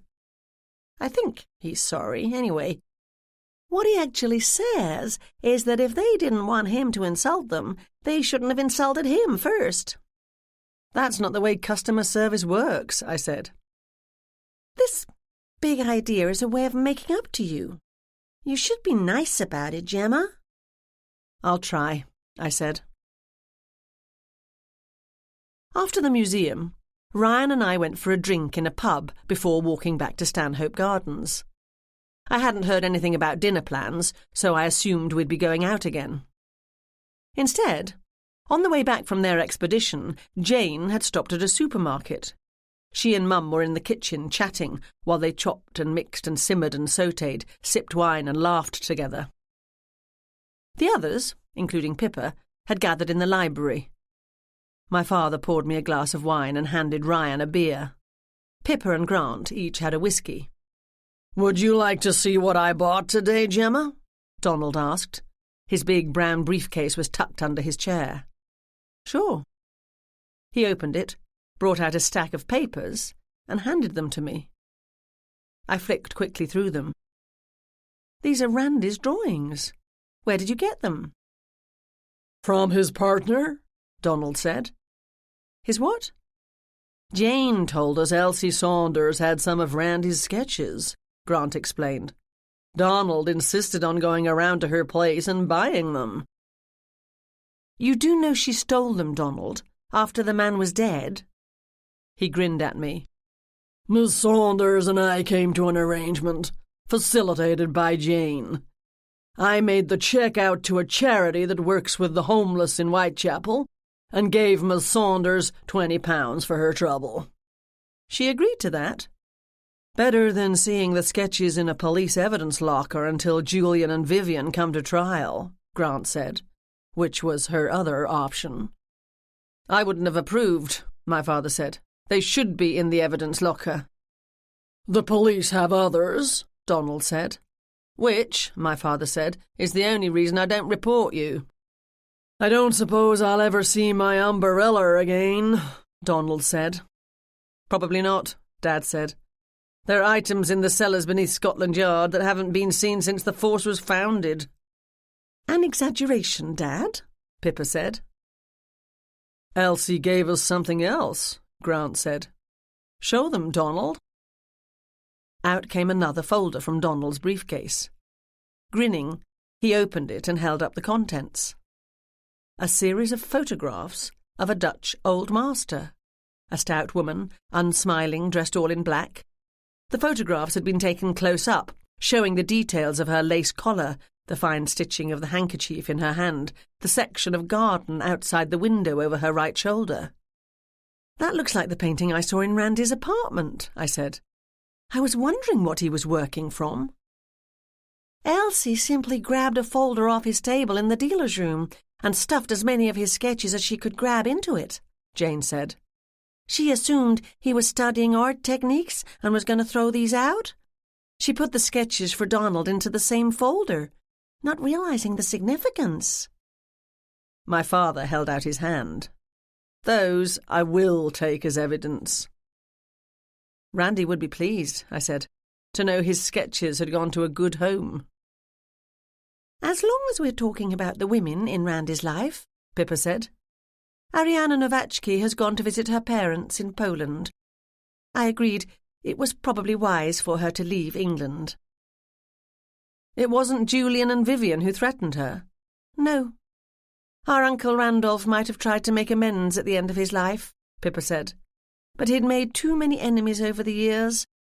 People you've cheated don't forgive and forget just because you say you're sorry. Well, they should, Donald said. Mum came into the library to call us into dinner. We didn't linger long over after-dinner liqueurs.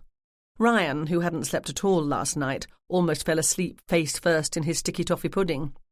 Jane and Donald went up soon after, knowing we'd have a long day tomorrow. Mum excused herself, and Dad said he was going to take Horace out and then turn in. Pippa, Grant and I were left in the dining room with the bottle of Courvoisier. Nothing more for me, thanks. I started to stand. I'm going to bed too. Have a drink, Gemma, Pippa said. Just a small one. I eyed her. I eyed Grant. They were pointedly not looking at each other. Grant's hand shook ever so slightly as he poured my drink. Pippa studied the painting hanging on the wall over my head. "Congratulations," I said. "Can I be a bridesmaid?" "What?" Grant said. "We're not getting married, Gemma," Pippa said. "Oh, sorry." I ducked my head in embarrassment. I'm not often wrong about things like that. "But," Pippa said, "Grant does have news. Don't you, Grant?" He smiled at her. She smiled at him. "I'm coming back to London," he said. "Permanently, I mean. To be with Pippa. I'm only renting my house on Cape Cod, so I don't have to worry about that. And I can move my book dealer business to England. If I still have a business, considering I never did get around to making all the deals on this trip I planned on." "We're not getting married, Gemma," Pippa said. "But we want to be together. We're going to take things slowly. I'm probably not the easiest person to be in a relationship with. My job's important to me." "We'll work it out," Grant said. "I understand about your job." I doubted he did. Pippa got calls in the middle of the night or in the middle of a sold-out play. She had once been called away from the funeral of a close family friend. She worked so many hours, I sometimes wondered why she bothered to keep a flat. I glanced between my sister and my friend, both of them almost glowing with the joy of being in love. Maybe they would work it out. I jumped to my feet. "I'm happy for you both." I hugged Grant. "I'll miss you so much." "I'll miss you too," he said. "I'll miss the Cape. But I love London, and I love Philippa Doyle." Pippa beamed. I hugged her, and she hugged me back. Her thin frame felt strange in my arms. I couldn't remember the last time my sister and I hugged. When we separated, I failed to smother a gigantic yawn. On that happy note, I'll again say good night. "One thing before you go," Pippa said, "if you don't mind. Grant, can you give Gemma and me a moment, please?" "Sure," he said. "I'll see if there's any more coffee in the pot." He left, and I sat back down. "What?" Pippa's face had settled into a serious expression, and I knew she didn't want to talk about wedding plans or the practical details of setting up housekeeping with Grant. "I've been instructed to offer you a job." "A job? What job?" "A government job. They want to hire you." "To do what?" She said nothing. This is unexpected. "Your dogged determination to find Uncle Randolph's killer and to clear our father, as well as your well-thought-out deductions and attention to detail, caught the attention of the powers that be." I decided not to point out that, if not for Donald and his black umbrella, My failure to notice the detail that Vivian was in charge at the art gallery, not Julian, might have gotten us all killed. "No," I said. "If you need time to think about it—" "I don't. You might think my life seems small, unimportant in the grand scheme of things, and I suppose it is. But I love owning that silly little shop. I love living on Cape Cod and in the salt box house I share with Uncle Arthur. I love Jane and the working relationship we have. But most of all, I love Ryan. We have our problems, to be sure, but I can't imagine leaving him. In short, Pippa, I love the life I've created for myself in West London." "You're a lucky woman, Gemma," she said. "I know I am," I said. "Can I come in?" Grant called from the doorway. "I found more sticky toffee pudding." Chapter 22. "I'm back!" I unlocked the sliding door between the Sherlock Holmes bookshop and emporium and Mrs. Hudson's tea room, balancing a take-out mug of tea and a paper bag containing a blueberry muffin. Moriarty met me at the door. He threw me a poisonous glance, hissed once, and then turned around and marched to his bed under the centre table, tail held high, hips swinging. "I've missed you too," I said. Jane had headed into work the moment we arrived in town, but I'd gone home, unpacked, taken Violet for a short walk, and had a shower ready to get to the store in time for opening. I hadn't seen Uncle Arthur yet.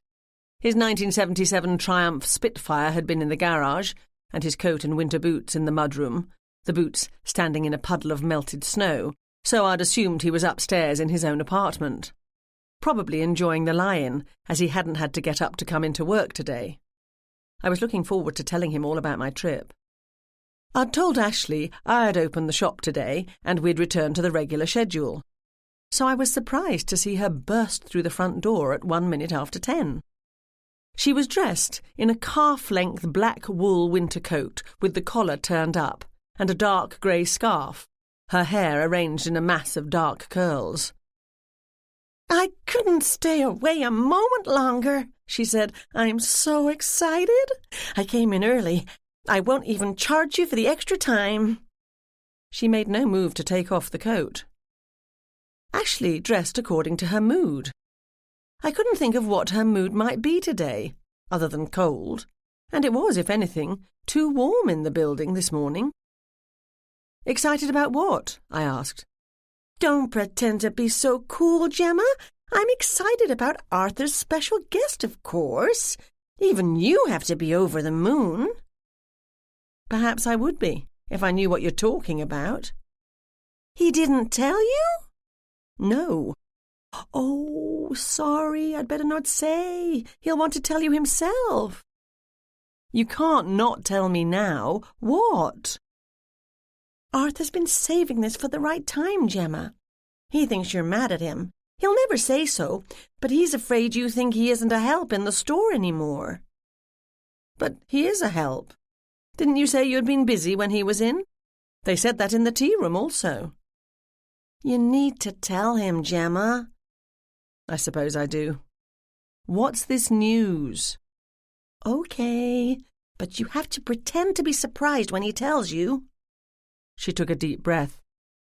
"He has some good friends who have a son who's an actor. Arthur knew the son when he was growing up, and he was sort of like an uncle to the kids." "I get it," I said. "This actor is on British TV sometimes. If he's been a guest on Sherlock or in one of the Holmes movies, it would be nice to have him visit. Aren't you going to take off that coat? You must be hot. I like what you did with your hair." "I'm not finished. Anyway, Arthur once asked the son if he'd come to the store sometime. He hasn't been able to because he's been so busy.